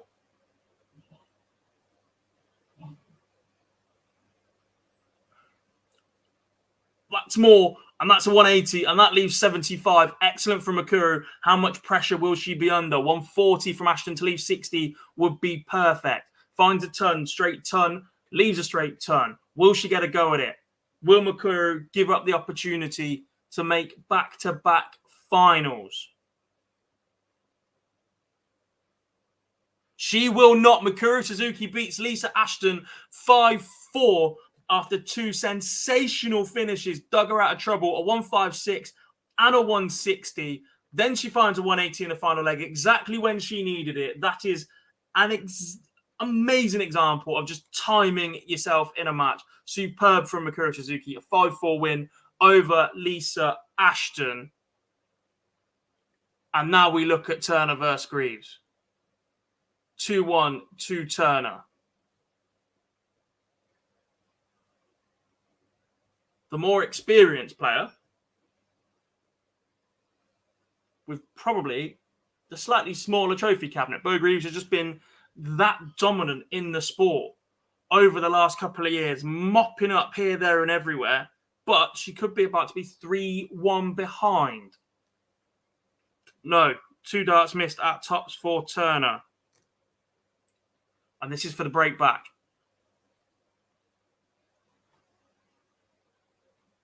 Goes in 1 16-dart break straight back from Bo Greaves. She now has the advantage of throw.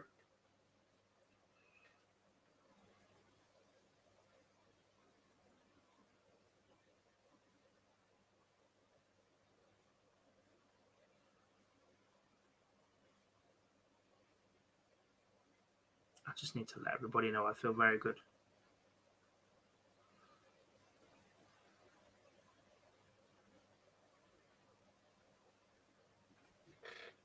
Splendid. Next question. Does anyone know what the cricket score is? Have we won yet? We bowled them out. Any danger? Back-to-back troublous visits from Bo once again.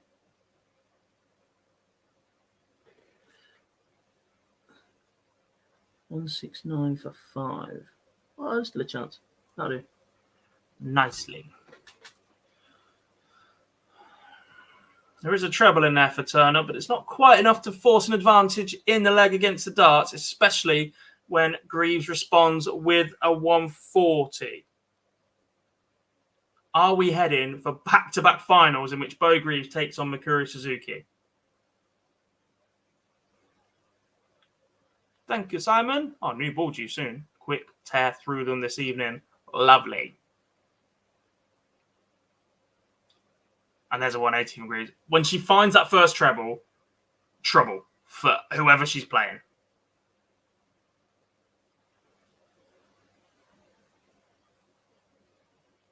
Steady turn from Turner, but it's not enough. No pressure on this 62 at all.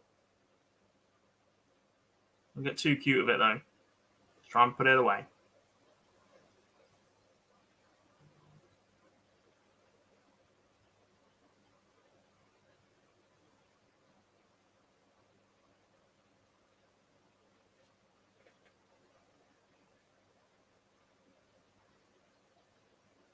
Taking a while.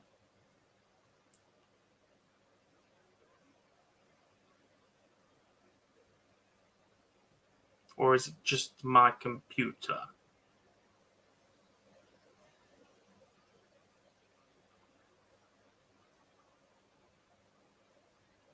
Goes in 3. No idea what the hold-up in that one was.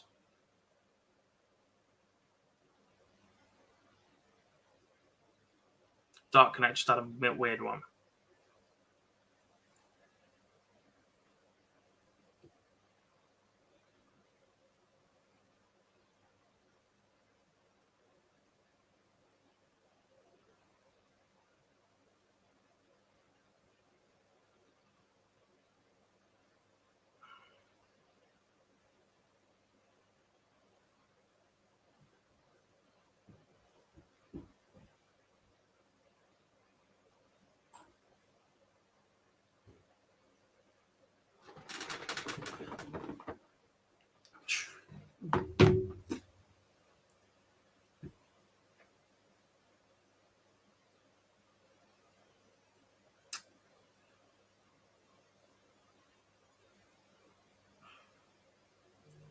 Just waiting for somebody to hit something big in this leg and just burst it into life a little bit. Like that. Now Turner has to respond. 60 is not enough here. Wouldn't have left a finish either. Turner leaves 136, outside chance, but ton or more from Bo. She goes favourite in the leg. There we go. Leaves the 62. She took that out in the last leg. Will she get a go at it in this one? Seen some ridiculous finishing from Mikuru Suzuki in that other match against Lisa Ashton just a couple of minutes ago. Will we see something similar from Turner? We will not. And Bo Greaves wants 62 for the second leg in a row for a 2-leg cushion in this semi-final. And she will be throwing for the match if this goes. It does go in 3. Greaves has the darts here in leg number 7. And if she hits a double before Laura Turner in this leg, she will meet Mikuru Suzuki in the second final of the day.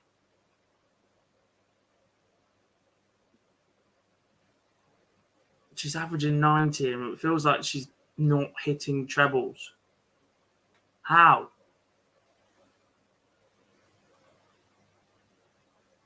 How?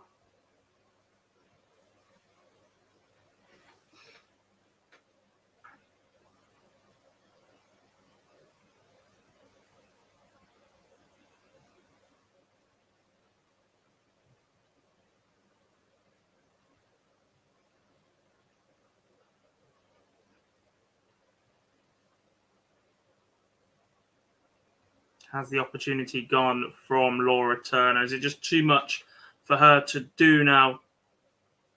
No treble from Bo in the first 2 visits. Door was open. But we'll take something big from Turner now. Minimum needs a 140 just to stay in touching distance. Ideally needs 3 trebles though. Just let Bo know you're still there. That doesn't quite do that. And if you're a Laura Turner fan, you're possibly starting to fear the worst in this match.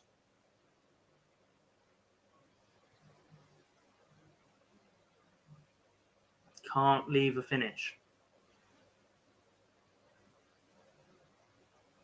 No matter what she hits here.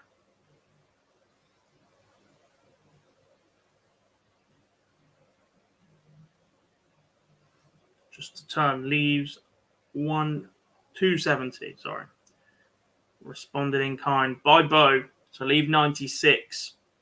2 dart combination to wrap up another semi-final victory, and she's got plenty of time to do it as well. Laura Turner scoring boots. I've just absolutely deserted her in this leg when she needed it the most to stay in the match.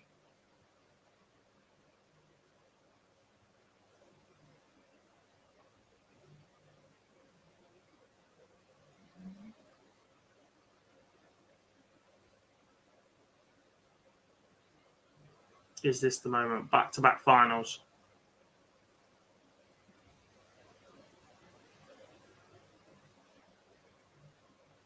It is Bo Greaves.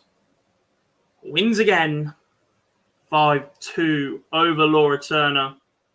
It's an 86 match average in the end. It was above 90 for a fair bit of that game.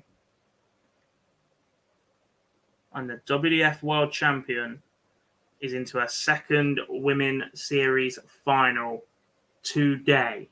She picks this up. She will have earned £2,000 in Germany. And it will also move her up to 9th in the order of merit. She's already put herself 13th.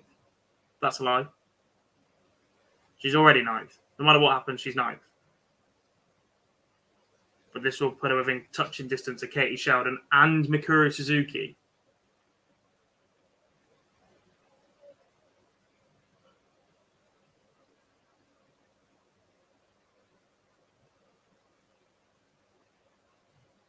Right, it's going to be a couple of minutes, so quick ad break. Got any questions? Let me know ahead of the final. You know the deal as well. Get in the chat room. Let me know who you think is going to win the final as well. Get some scoreline predictions in. You know all the works. And I'll be back after. Let's go for this one. This is just the beginning.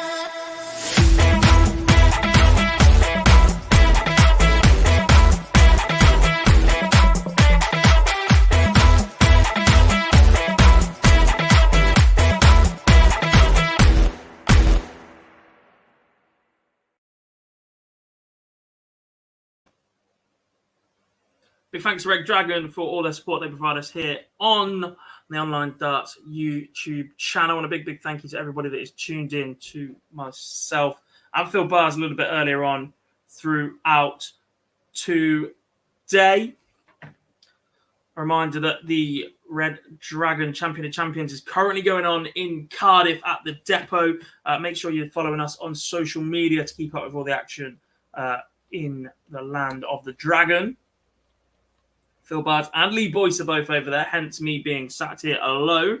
However, Bardsy should be back in the morning to sit through with me until about this time tomorrow. So we might just get it all done, depending on how quickly we play tomorrow. If not, they'll be leaving me to do the final on me ones. However, heading into the final in a couple of minutes' time, it will be once again Mikuru Suzuki against Bo Greaves. And look, there's been a lot of talk about Bo's participation in the women's series so far this year, or lack of participation in it, after she picked up that world title at the Lakeside. And she's come in and she's done exactly what a lot of people expected her to do. She's come in from the off, looked comfortable, produced her B game at large times as well. I still think there's an extra gear to be seen from Bo in this position, and is 5 legs away potentially from back-to-back titles. Superb from the youngster so far. Rose thinks Bo will win again. Adrian, yes, you are right in seeing Liverpool won 9-0.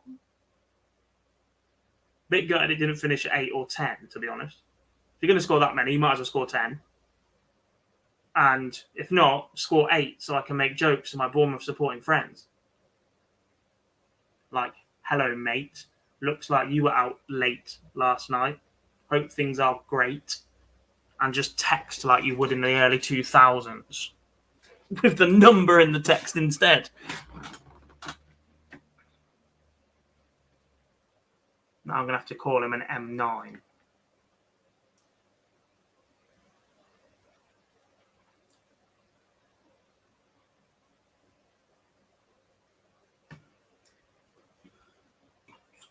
Yeah, I mean, Bo only dropped 6 legs in the first event.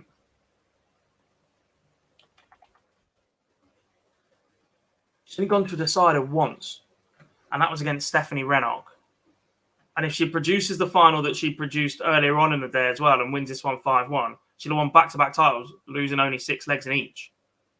She went 4-0, 4-0, 4-0 earlier on today. Anka Zylstra's averaged 70 and not laid a glove on her. The next 2 games weren't very competitive. Stephanie Rennock came very, very close, but she finished 22 points lower in the average. Bo just turning it on when needed. I don't think we've ever had a 10-dart leg in the women's series, and Bo produced 3 11s in the first event today alone. So she's come in, won the first event, in the final the second event, and I'm pretty sure matched the best ever leg we've seen in the women's series 3 times over without even thinking about it.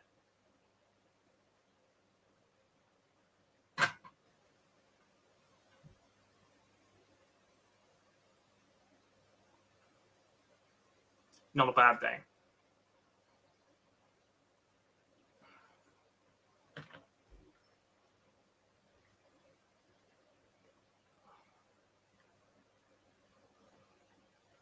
Not a bad day at all.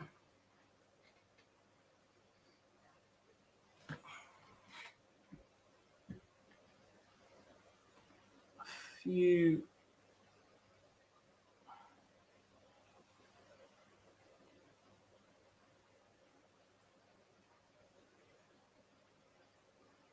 more shout-outs as well. Really impressed by Stephanie Rennock this afternoon in particular, a little bit earlier on. Yuki Sakaguchi seems to have gone up a level since we last saw her here on the women's series. Really impressed with her. And Priscilla Steenbergen.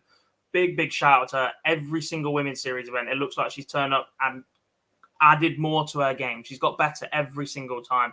Her action looks mustard when she follows through properly. She gets a little bit lazy. I've seen a couple of times on the stream earlier where it just gets a little bit flicky. There's not a full extension, but a full extension on it, her action is absolutely mustard. Big fan of that. Positive return for Dieter Hedman. Not quite all conquering that we've seen from her before. top 16 in this event. Lorraine Winstanley's been steady, but without being spectacular. Not sure we've seen her A game yet this weekend, which she'll be a little bit disappointed about given the absence of Fallon and her opportunity to close the gap a little bit. She's only picked up £200 today. She would have been hoping for a lot more of that to get closer to Fallon for that second spot in the World Championship. Still £1,900 between those two, with just 2 events to go with her absence.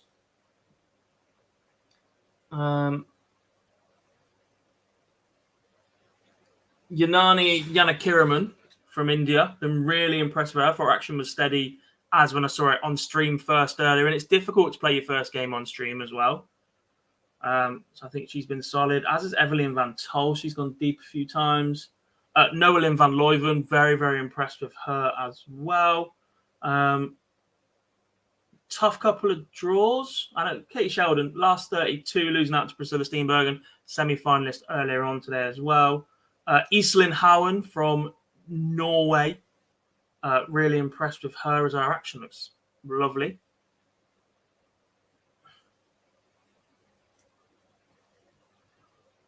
And that's about it so far today. Hopefully it continues on to tomorrow. But there are some lovely throws we're starting to see in the women's series now. And I think that's... if somebody's got a nice throw,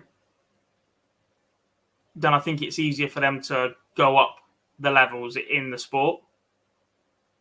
If you've got a horrid throw and you're still averaging 56, chances are you're not going to average much more than 56 for a while because there's something wrong with your throw. If you've got a nice throw, it's just about focus, concentration, and it becomes more mental than it does physical, especially if you repeat the action over and over and over again.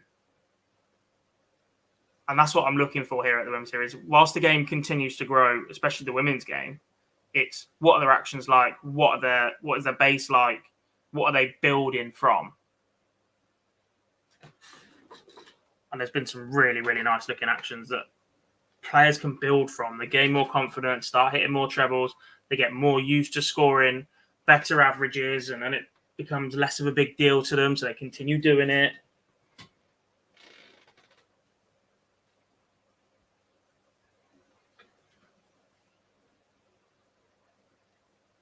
It's a big if Bo clinches second place with the PDC change the World Series schedule as Fallon was there. What, for next year?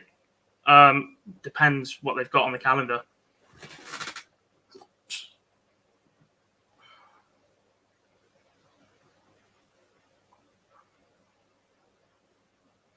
The final is underway. Mikuru winning the bullseye.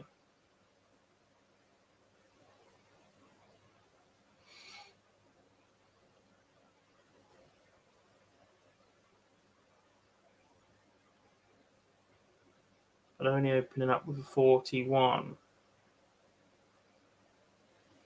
As our continental Owen Binks, the referee, gets the players underway.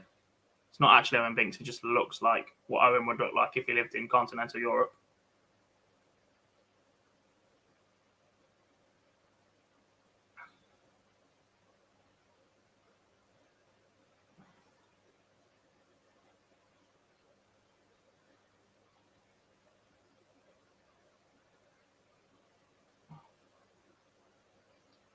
They're starting now. Sorry, Annie. Completely missed that. They normally get about a 5-minute break between each match, so it would have been whenever Bo was ready, because I've seen Mikuru versus Lisa finish a little while ago.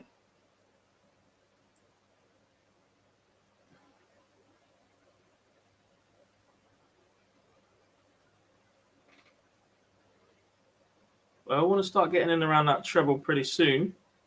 There we go. Settled.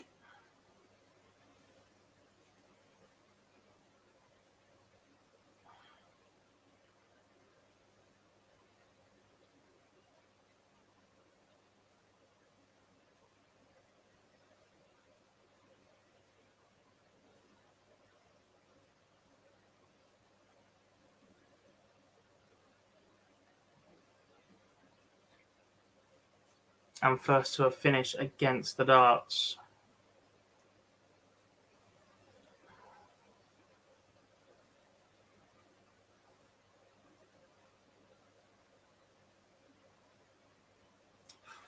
a slip from Akuru. Doesn't leave a finish either. So 6 darts from 164 for a break for Bo Greaves to start this final. What a way to start it would be. 118 leaves 46. Gives yourself options. 10 or a 6. 4 to 14. For the double 16.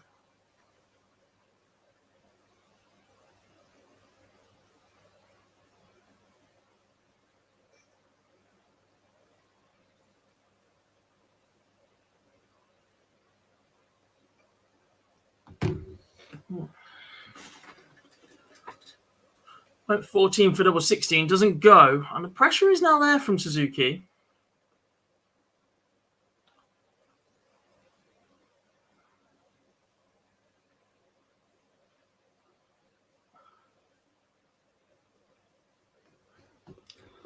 Who holds her throw. Didn't look like that was going to happen that way after the 180.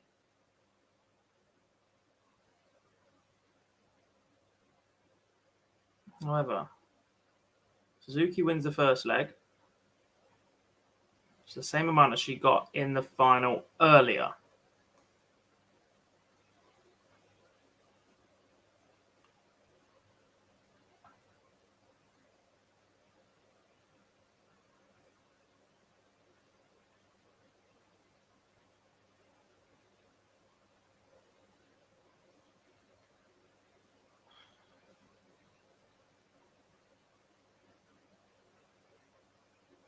Been impressed with Makuru today. Hard not to be when she's been in back-to-back finals.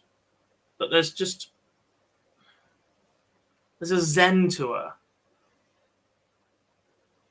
It's just eyes straight on the dartboard, get on with it. And she's basically got hair in her eyes as well. I'm not quite sure how she can see it. But there's been no emotion, no big reactions, no real sulks that we've sometimes seen from her. Sighs of exasperation when the dart doesn't go where she wants it to. There's been a maturity to Makuru's performance today.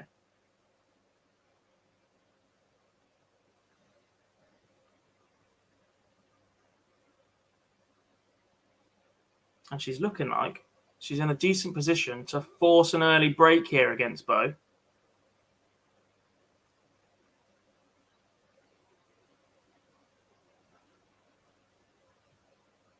Maybe not anymore.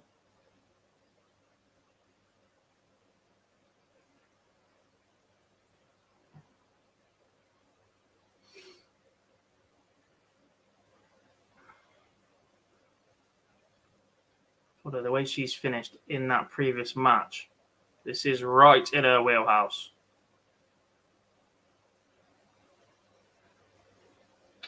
No, but has to go now, Bo. 2 darter would be lovely, especially the way her darts stick up. Might be forcing tops around it. Unless you go 18s.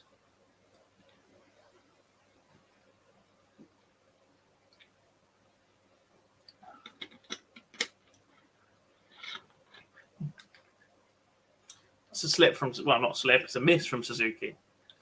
2 darts at double, gone for a 2-0 lead. So lets Bo have another opportunity in the bottom left-hand corner at double 8. And it goes in 2. Was that the chance to apply some real pressure? Would have forced Bo to have to break Makuru twice if she was going to win this final. Makuru winning the bullseye. An early break of throw would have been absolutely massive.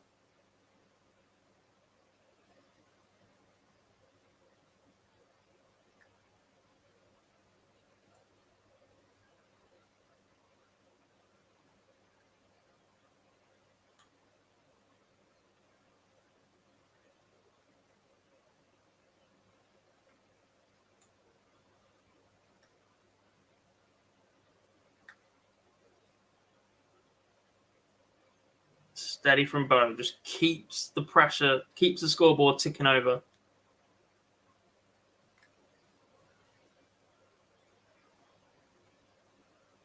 First dart just seems to be going that little bit higher at the minute, which is better for it in the bed. So when they drop low, you start chasing around the board, blocking beds, especially when the darts stick up a bit. Superb 140 as well. Needs to be matched now. Ton just hands Bo the advantage. Suzuki's been so good at timing when to hit the big shots today, and that's not one of them.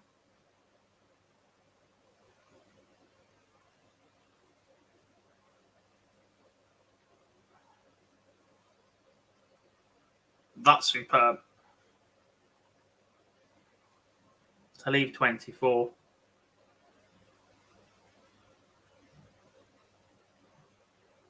And a potential 16 dart leg to break the Mikuru Suzuki throw and take a 2-1 lead in this final. Doesn't go.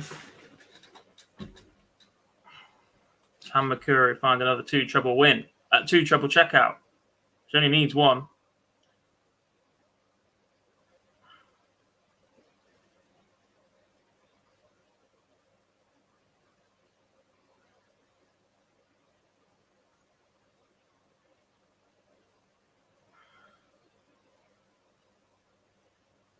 But O cleans up the double 12. Takes a 2-1 lead.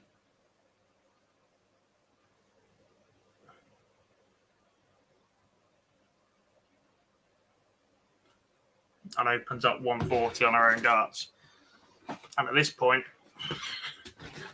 there is a distinct possibility of history repeating itself. When these two met in the final of Women's Series 13 about 4 hours ago, Bo Greaves left with a 5-1 victory.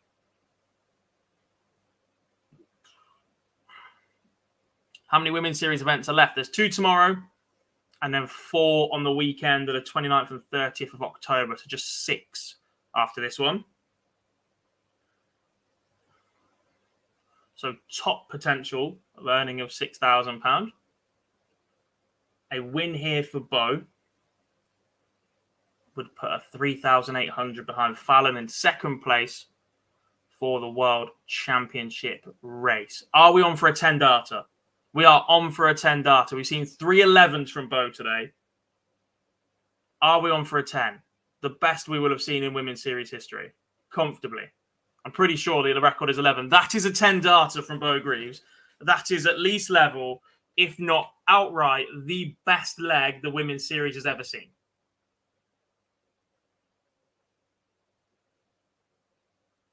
Good luck living with that. That's ridiculous. A Suzuki opens up 180. Now the final catches fire. Can Mikuru back it up? Are we going to get a 10 followed by a 9?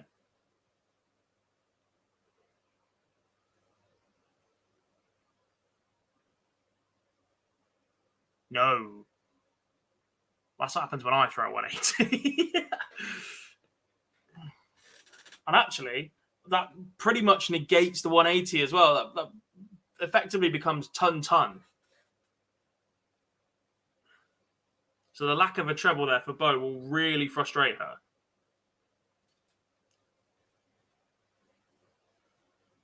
Especially as you can't leave a finish from 3-4-9. Doesn't matter what she hits now.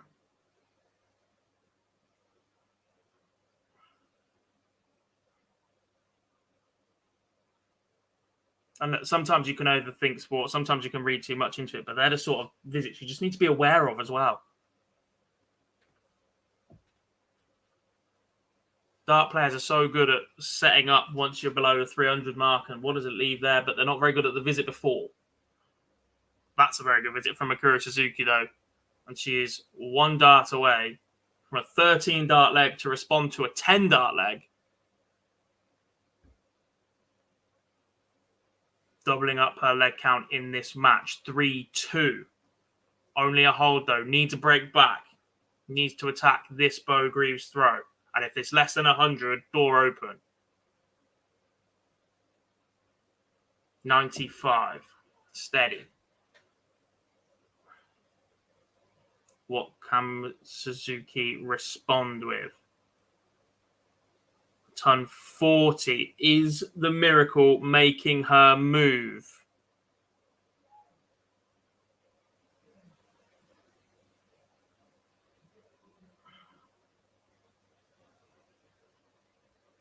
Treble loss from Greaves.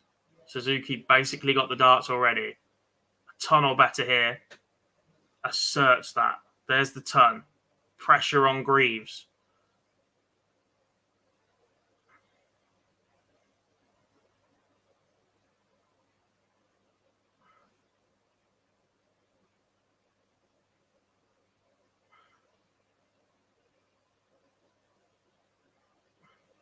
.180, huge response, but leaves a bogey. Outside chance for Suzuki on the 161, but Bogo's favourite from here. Unless she goes trebleless. That's huge. What a setup that is from Bo Greaves. What a response. Looking like her throw's under serious pressure to be broken. She responds with a 180 and a 134 to leave 32 after 12. Bust? Bust? Not a bust. What on earth? I think bust 161, I was going to say.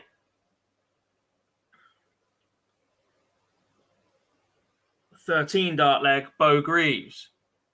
The last three legs, 11, 10, 13, 13. Now then. A ton from Mikuru.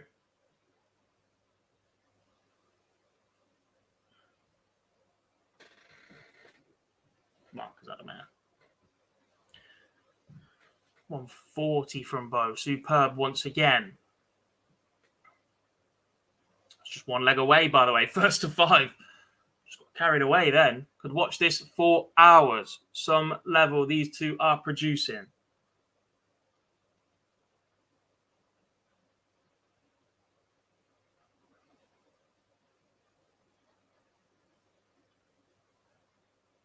Advantage Greaves. Needs a treble to set up a finish. But advantage Bo. Unless this is 140 or more. Yeah, there we go. Greaves in the ascendancy.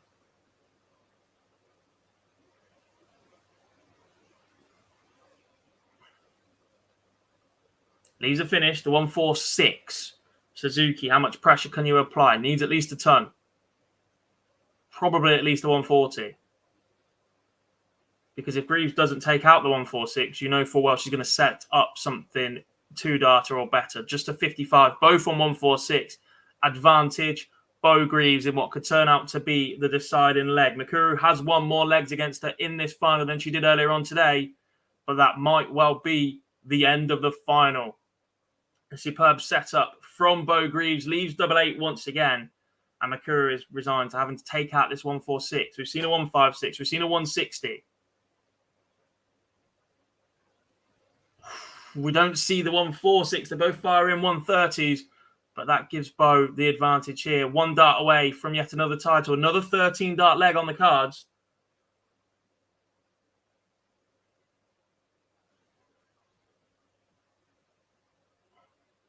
She'll take a 14, though, as she picks up back-to-back women's series titles. Oh, my. I'm watching it back, by the way. The 146. Bo missed a dart inside at double 16 for it. That's how she scored the 130. And Mikuru did the same. They both followed each other. And Mikuru's was just that little bit closer on the wire. But superb from Bo Greaves, who picks up back-to-back women's series titles on her first day of action this year.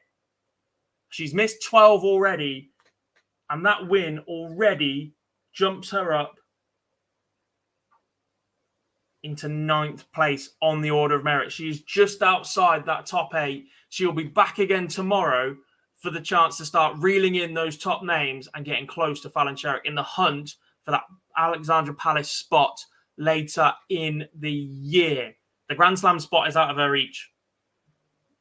And the other thing to remember is she's just made a fantastic start towards the Women's World Match Play next year. She's won the first 2 events in the order of merit, building up to Blackpool. Superb from Bo Greaves throughout today. All pretty effortless, as Rose says in the chat room. That's a 94 average in the final, and it looked like she's barely put any effort in. Ridiculous talent, ridiculous win today, and we'll be back again tomorrow to see if she can do it all over again in Germany. A big thank you to everybody who has tuned in and watched throughout the day. Really appreciate you keeping me company for the last 8 hours and 43 minutes. Time to get out of this chair and go and have a wander about and find some food, I think.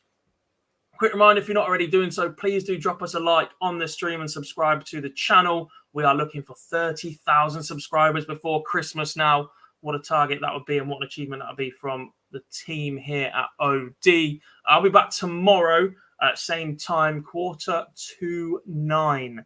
We'll be up and running in the stream tomorrow ahead of all the action in Germany once again. Get over and find us on socials, on Instagram, Facebook and Twitter. Phil Barr's lead boys both in Cardiff at the minute at the Red Dragon Champion of Champions.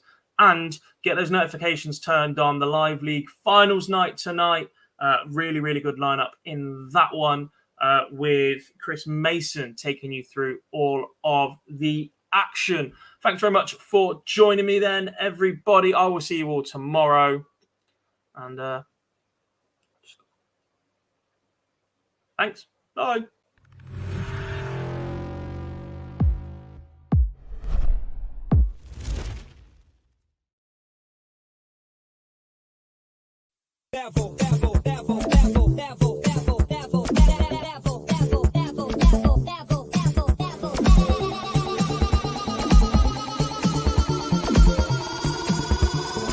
Take it to the next level.